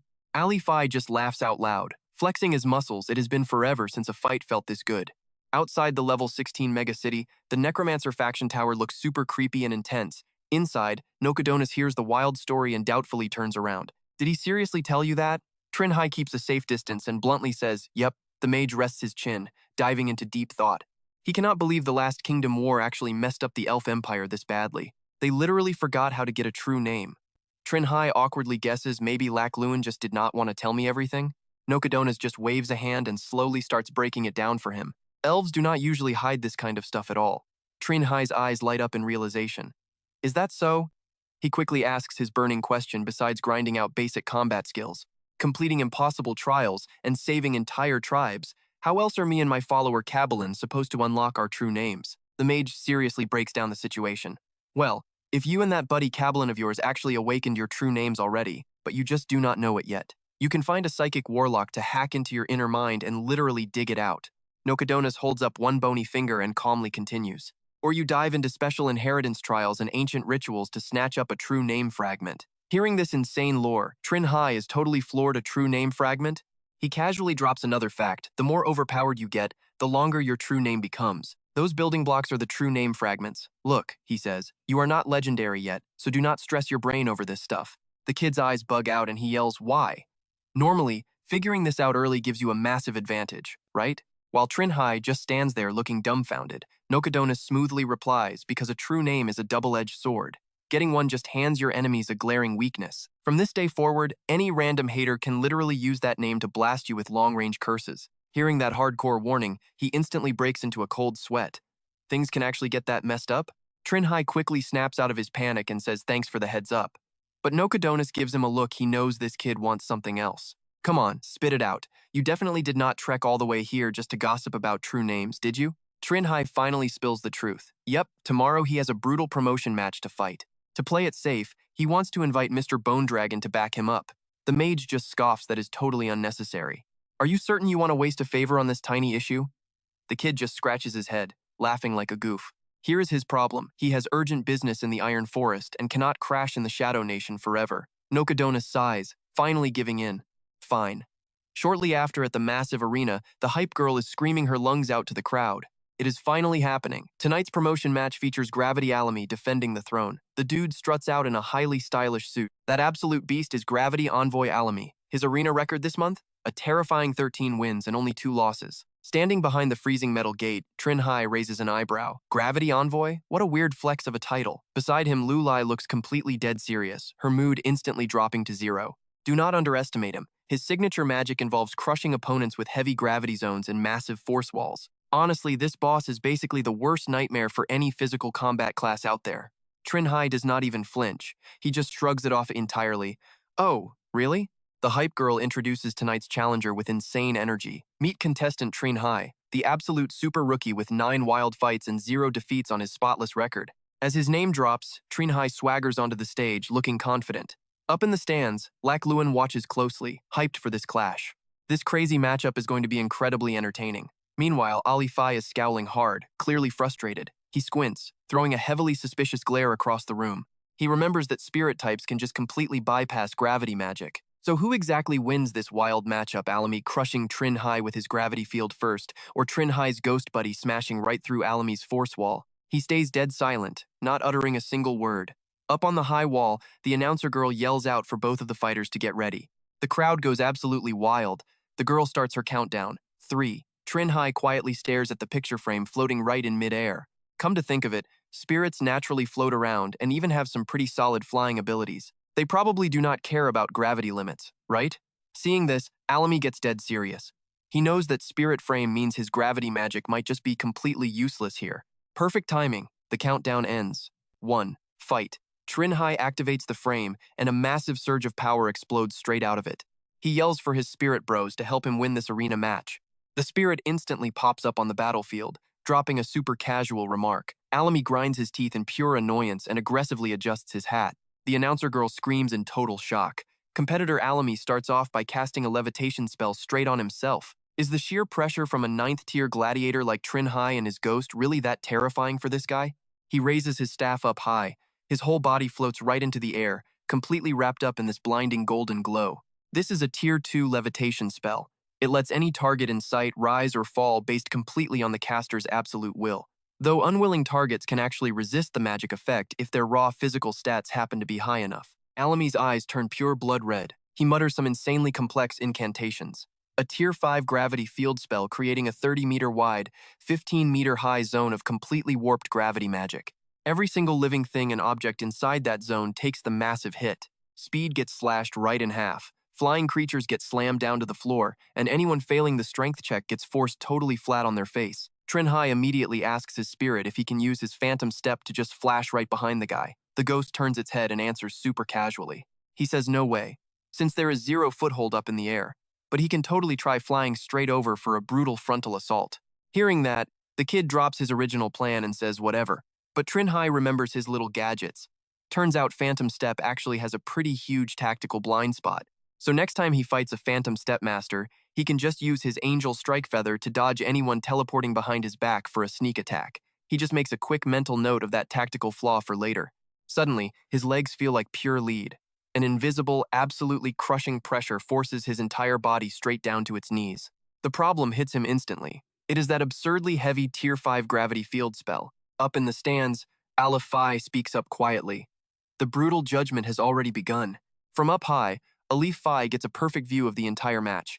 Anyone lacking the raw strength will not even be able to walk, let alone fight, even if Alami's gravity field does not completely flatten them. His face gets seriously tense watching this. This lets Alami sit comfortably outside the gravity zone, taking all the time he wants to prep his next spells. He holds the absolute rhythm of this entire battle right in his hands, seeing Trinh Hai getting completely crushed by the magic. I mean, look at this. Facing a crowd control fighter who refuses to let you get close, how on earth do you even break a crazy setup like this? He quickly checks in on his spirit's actual status. The ghost replies there is a tiny restriction and he is mostly fine, except he literally cannot fly anymore. That is when Trinh Hai realizes with pure shock if they cannot fly, how is that guy floating? He instantly pulls out a gun, figuring it out. The guy is floating safely outside the gravity field's actual range. Too bad the intel you gathered on me just was not enough. Right after that, Trinh Hai fires off these insanely bright bursts of blazing light. You didn't know I had a gun, and as long as I can aim, I can hit you. But Alami just throws up a massive shield to block the entire attack. Tier 5 Magic Force Wall. This spell shapes a defensive energy barrier directly based on whatever the caster actually needs. This massive defensive force field cannot be broken by any lower tier spells or basic physical attacks, and you absolutely cannot just simply dissolve it using standard counter magic either. Seeing his shot do absolutely nothing, Trinh Hai furiously grinds his teeth together. The guy glares down from above, mocking him. He says it is useless, claiming he already studied all his arena footage. Your toy gun does not have the power to break my force wall, so just give up. Trinh Hai points his gun straight up at Alami. What gave you the crazy illusion that I didn't pack a much heavier upgrade for this fight? Right then, the guy completely panics, finally noticing something is very wrong. The gun in Trinh Hai's hand rapidly transforms. Dodge this if you want to live. And then he unloads the heavy weapon right into the guy. Trinh Hai's bullets slip right through the barrier gaps, blowing a clean hole straight through Alami's arm. Aleph Phi watches in total shock, and even Lac Luan is left completely speechless by the sight, while the guy just stares in absolute horror at the massive hole in his arm. The announcer girl quickly screams out into the mic. Competitor Trinh Hai just pulled out a completely unseen weapon seriously. How many wildcards does this crazy kid have left? Alami aggressively grinds his teeth, glaring furiously right back down at Trinh Hai. He clutches his bleeding shoulder, glaring in rage. You gotta be kidding, one shot just blew right through a South Ring magic force field. Is that weapon he is holding seriously epic grade? Up on the high wall, the announcer calls it. Give it up for Trinh Hai grabbing his 10th arena win and officially becoming the newest gladiator star. The crowd goes absolutely wild, chanting Trinh Hai's name while he just soaks it all in. Meanwhile, Lac Luan is still completely shell-shocked by that crazy performance. Lac Luan is losing it. Trinh Hai's gun just blasted through a force field in one shot. He cannot even imagine how terrifying the weapons from the Iron Forest Legends must be. But Arif over here is not exactly celebrating the big win. Having gear that is too overpowered is a trap. It boosts you way too fast, dragging you into high-level fights before you are truly ready. Lac Luan looks totally confused by Arif, but hey, this is an era of Kingdom Wars. A weapon that hands you instant combat power is definitely worth the risk. Besides, training up to legendary status costs way too much anyway. A moment later, the system panel pops up. Shadow Queen Arena, Challenge Level 10, completely cleared. Regular Escape Mission, done. Rotating Mission, done. Stage cleared, and Gladiator Star title acquired. Back in his small room, Trinh Hai chills on his bed, scrolling through system logs. He figures with his special ring, even if he hits an insanely hard dungeon, he can just bail out to the undead kingdom of the skeleton army anytime he wants. He is pretty happy with that. The Mother of the Sea cannot mess with his escape missions to target him anymore, so there is no reason to hoard his unclaimed quest rewards now. Time to cash in. Trinh Hai smashes that claim reward button. Boom, the loot drops. Calculation complete. New title unlocked, Gladiator Star. The mysterious guest gets the exclusive skill for the soul-soothing poet air class. Acquired the Requiem of Sweet Dreams, a prayer card equip, and a rare rule wonder, a one-time dark duel. Trinh Hai sees this pathetic loot pool, shoots up in bed, and yells. Why did the final calculation not drop any high-value items? Right then, footsteps echo from downstairs, and in walks Lu Li, flashing a massive smile and flexing a seriously bright necklace. Seeing her basically glowing, Trinh Hai just gives her a deadpan look. Alright, I get it. You are silver rank now. Do not tell me you came this late just to flex that on me. Busted. Lu Li crosses her arms and angrily snaps back. Obviously not. She peeks one eye open, shoots him a look, and drops the bomb. The queen wants to see you.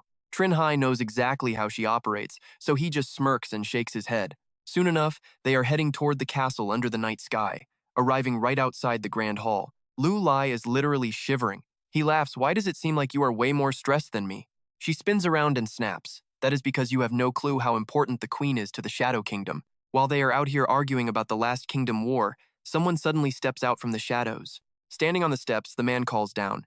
Are you Mr. Trinh Hai and Miss Lu Li? Trinh Hai casually nods. The guy in the white cloak gestures politely. Please, follow me. The queen has prepared a lavish dinner for you.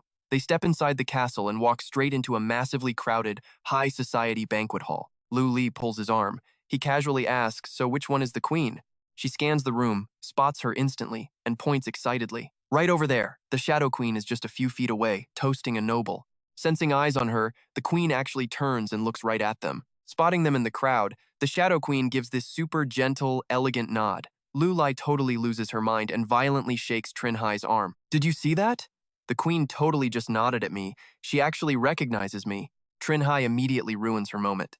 Or maybe she just overheard us talking and is only nodding to be polite? Way to kill the vibe, man. Lu Li angrily punches him in the shoulder, but then someone waves at him. Trinh Hai? It is Alame, wearing a crisp suit and sipping wine as he casually strolls over. Trinh Hai looks completely surprised. Alame raises his glass, but that look in his eyes is not friendly at all. He wants to talk. Realizing Alame is dead serious, Trinh Hai drops the funny guy act. The two of them step away from the loud crowd. Alame swirls his wine and gets straight to business. Mr. Trinh Hai, the Haloa Magic Kingdom backing me, is extremely interested in your two weapon wonders. We are fully prepared to increase our buying price. So, are you finally willing to hand them over? Leaning against the wall with his arms crossed, Trinh Hai smiles. I am not swapping weapons yet. Is that so? Alame murmurs. He rubs his chin, carefully calculating his next move. Looks like that crazy powerful weird item is actually super rare back in the Iron Forest, so he figures it makes sense. But deep down, Trinh Hai is totally judging them. Seems like guns hold way more value here than he thought. Do these kingdoms just completely suck at developing basic science and technology? Alame whips out a card stamped with a six-pointed star. Sure thing, though our guy is a bit skeptical. The front of this flashy little card literally has Alame's face plastered on it. Alame says he is handing over his personal character card. Whenever Trinh Hai wants to sell, just use this thing to hit him up. It is an Alame character card. Whoever holds this bad boy can cross kingdom borders to contact Alame, the famous gravity magic user from the Magic Kingdom. Trinh Hai just shrugs and takes the card. Deal. Right then, Lu Li waves her hand and yells for Trinh Hai to hurry over. Before running off, he makes sure to wave goodbye to Alame. Excuse me, he says. Then he awkwardly jogs over to the two of them. The Shadow Queen casually asks him a question with total royal elegance. She saw his gladiator broadcast and thinks he is a young man with insane potential. Has he considered becoming a citizen of the Shadow Kingdom? Trinh Hai points at himself in total confusion. He asks if he can just use the dragon trial results to decide if he actually joins. Hearing that cheeky response, she points out the exact class that suits him best. He really plans to advance as a dragon knight? Didn't Lu Li tell him anything? Among all the legendary shadow classes, the ones actually fitting his vibe are Shadow Musician and Whisperer. Trinh Hai flashes a super awkward smile while explaining his totally rebellious master plan. But becoming a dragon knight is his absolute dream, Your Majesty. Surprisingly, the Shadow Queen actually sympathizes with his stubborn little dream and makes a call. If he is really that stubborn, she can give him a chance to chase it. She glances over at a dark shadow hiding behind a massive castle pillar. She orders Kiolos to take him to the Dragon Valley and explain things to the Shadow Dragon clan. Only then does the guy finally step into the light, bowing perfectly. Right away, Your Majesty. This is Kiolos, the Kingdom Guard Captain, rocking challenge level 18. Watching the guy walk up, Trinh Hai gets this completely shocked look in his eyes. Someone was hiding there the whole time? How did he pull that off without triggering perception? The Shadow Queen stays totally chill about it. She explains that Kiolos has the Shadow Guard class, which massively reduces his physical presence in the real world. As long as he wants to hide, even a class famous for crazy high perception wouldn't spot him. If he really commits to hiding, nobody is finding him. Hearing her explanation, our boy just gives a forced laugh. So that is how it is. But honestly, Trinh Hai still cannot let it go. It looks like his perception skill is not some omnipotent cheat code after all, since certain classes or items counter it. Not long after that, under the dark night sky, massive dragons spread their wings everywhere, flying deep into the colossal mountain ranges. Trinh Hai just sits there cooking noodles with Ngokwai, holding a card and sighing. He admits he really took things way too far this time, while Ngui totally ignores a sleepy dragon just yawning right behind them. Trinh Hai originally planned to wait until his teammates fully became shadow drakes before sending a message to say he was safe. He feels pretty worried about what comes next. He never expected his sibling to worry enough to invite this guy over here. Trinh Hai went on a huge winning streak and became a gladiator star just for him, so there is zero chance of hiding now. It is all because of that guy Duong Qian. Trinh Hai casually slurps his noodles, saying if he cannot hide, then whatever, he is not scared. Seeing his ridiculously chill attitude, Ngokui gets annoyed and snaps back that Duong Qian is a completely different breed.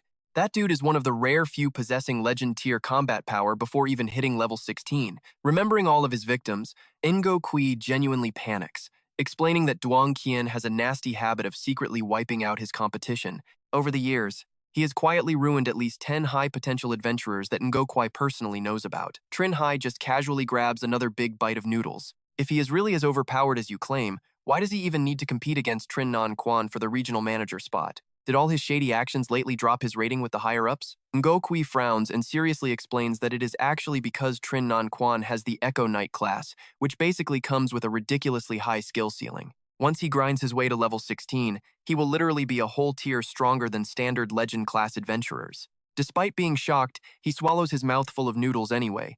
Is that so? He asks, his eyes instantly turning dark and serious. That means when the bosses pick a regional manager, they literally do not care about an adventurer's moral compass. They only care about raw personal power, which is exactly why the higher-ups make these messed-up decisions. He quickly switches up the topic entirely.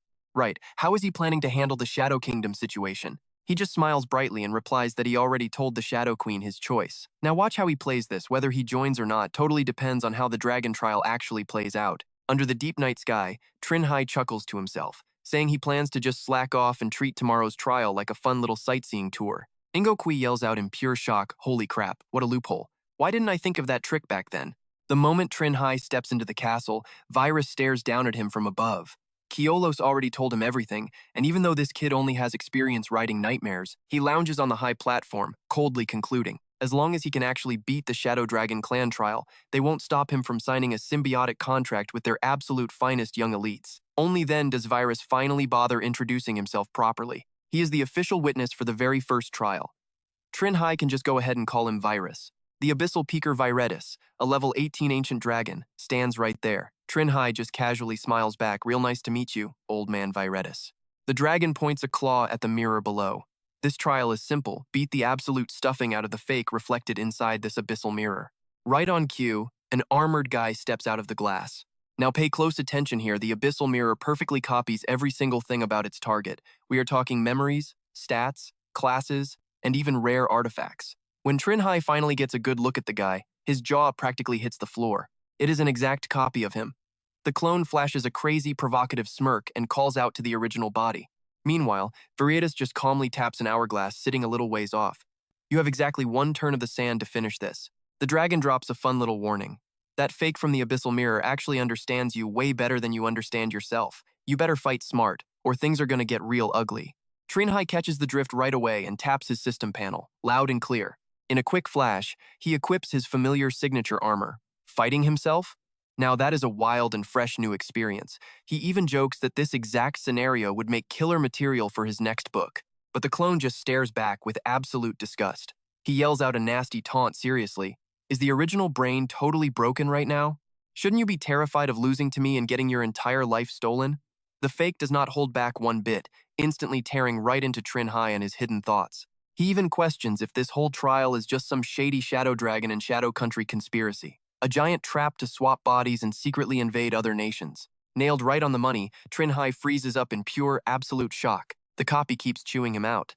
Honestly, before you switched your class to Deathwalker, you were never this incredibly sloppy.